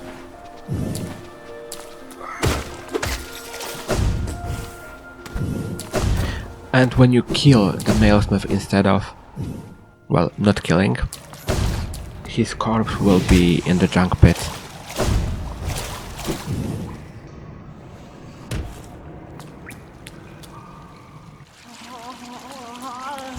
It will be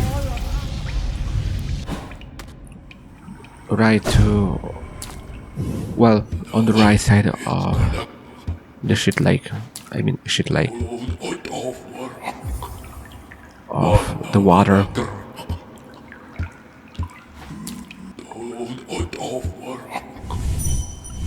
And why is Godseeker so big here, but so small in her dream?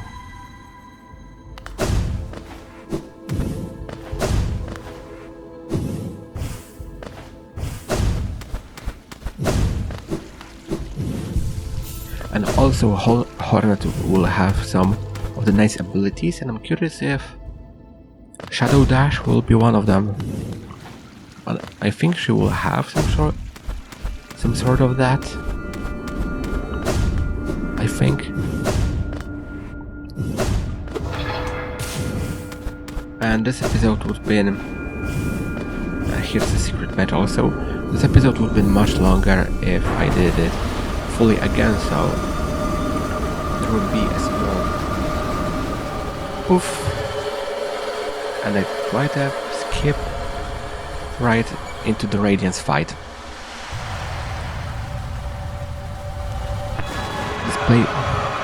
This video is long enough, so it would have been over 10 hours long if I decided to keep a second full Pantheon 5.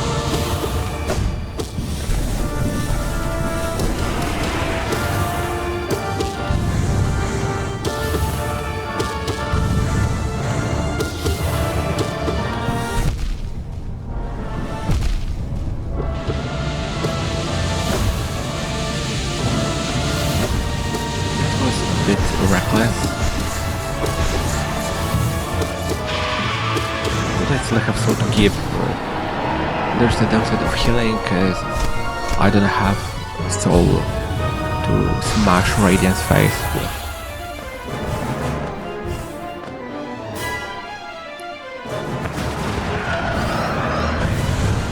And also, while the void is right beneath me, the void already would flood Godseeker while it's riding up.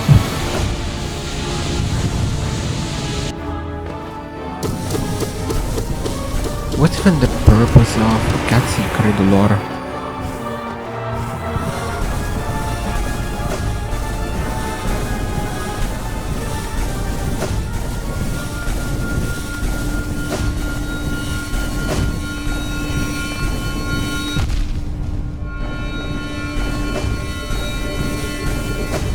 Not gonna lie, even though I'm not playing right now, I feel really stressed. I can feel the tension. Break the tension, and it really goes much better than it went in previous attempts.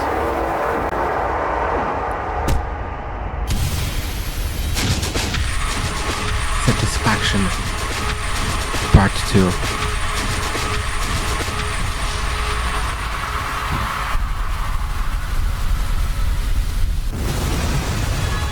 Sweet, sweet revenge. And that's how Radiance burst into the oblivion. And gets, well, voided again.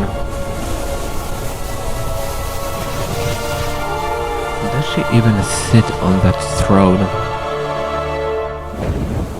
Does she even know how to sit?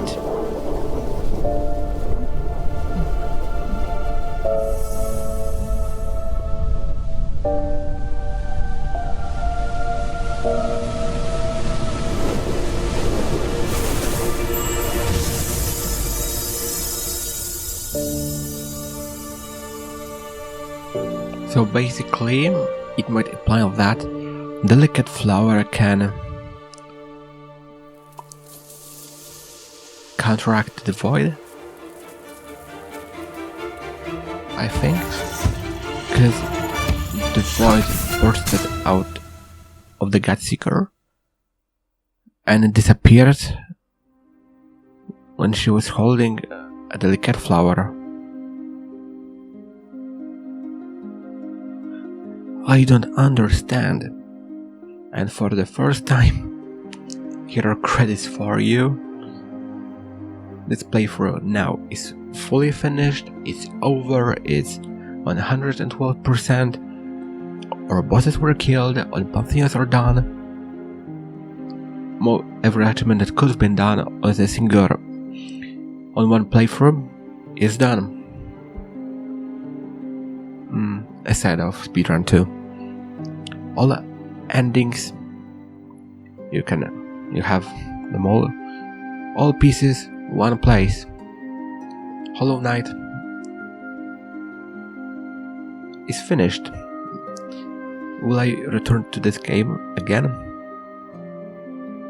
Obviously, I will. I cannot live without it, kinda. I just like this game so much.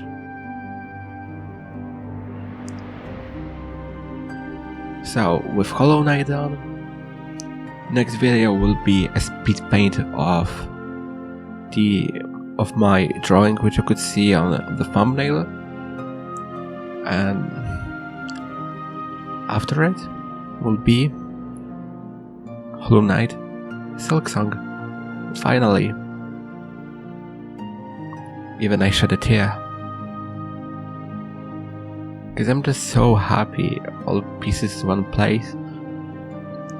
My beloved game is fully finished, even though it literally finished since April. But aside of that, this playthrough is it has everything. Well, most of that could have been done. A lot of secret I showed you. I didn't show the Land of Storms because getting to it is really tedious. There is 2% chance, I think, to get to the Land of Storms every time you enter the cat home. So I skipped that.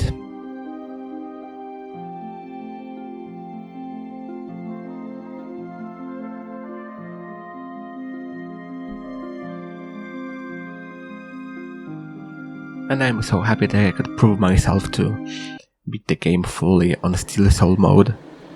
And I hope for something like that in Silksong.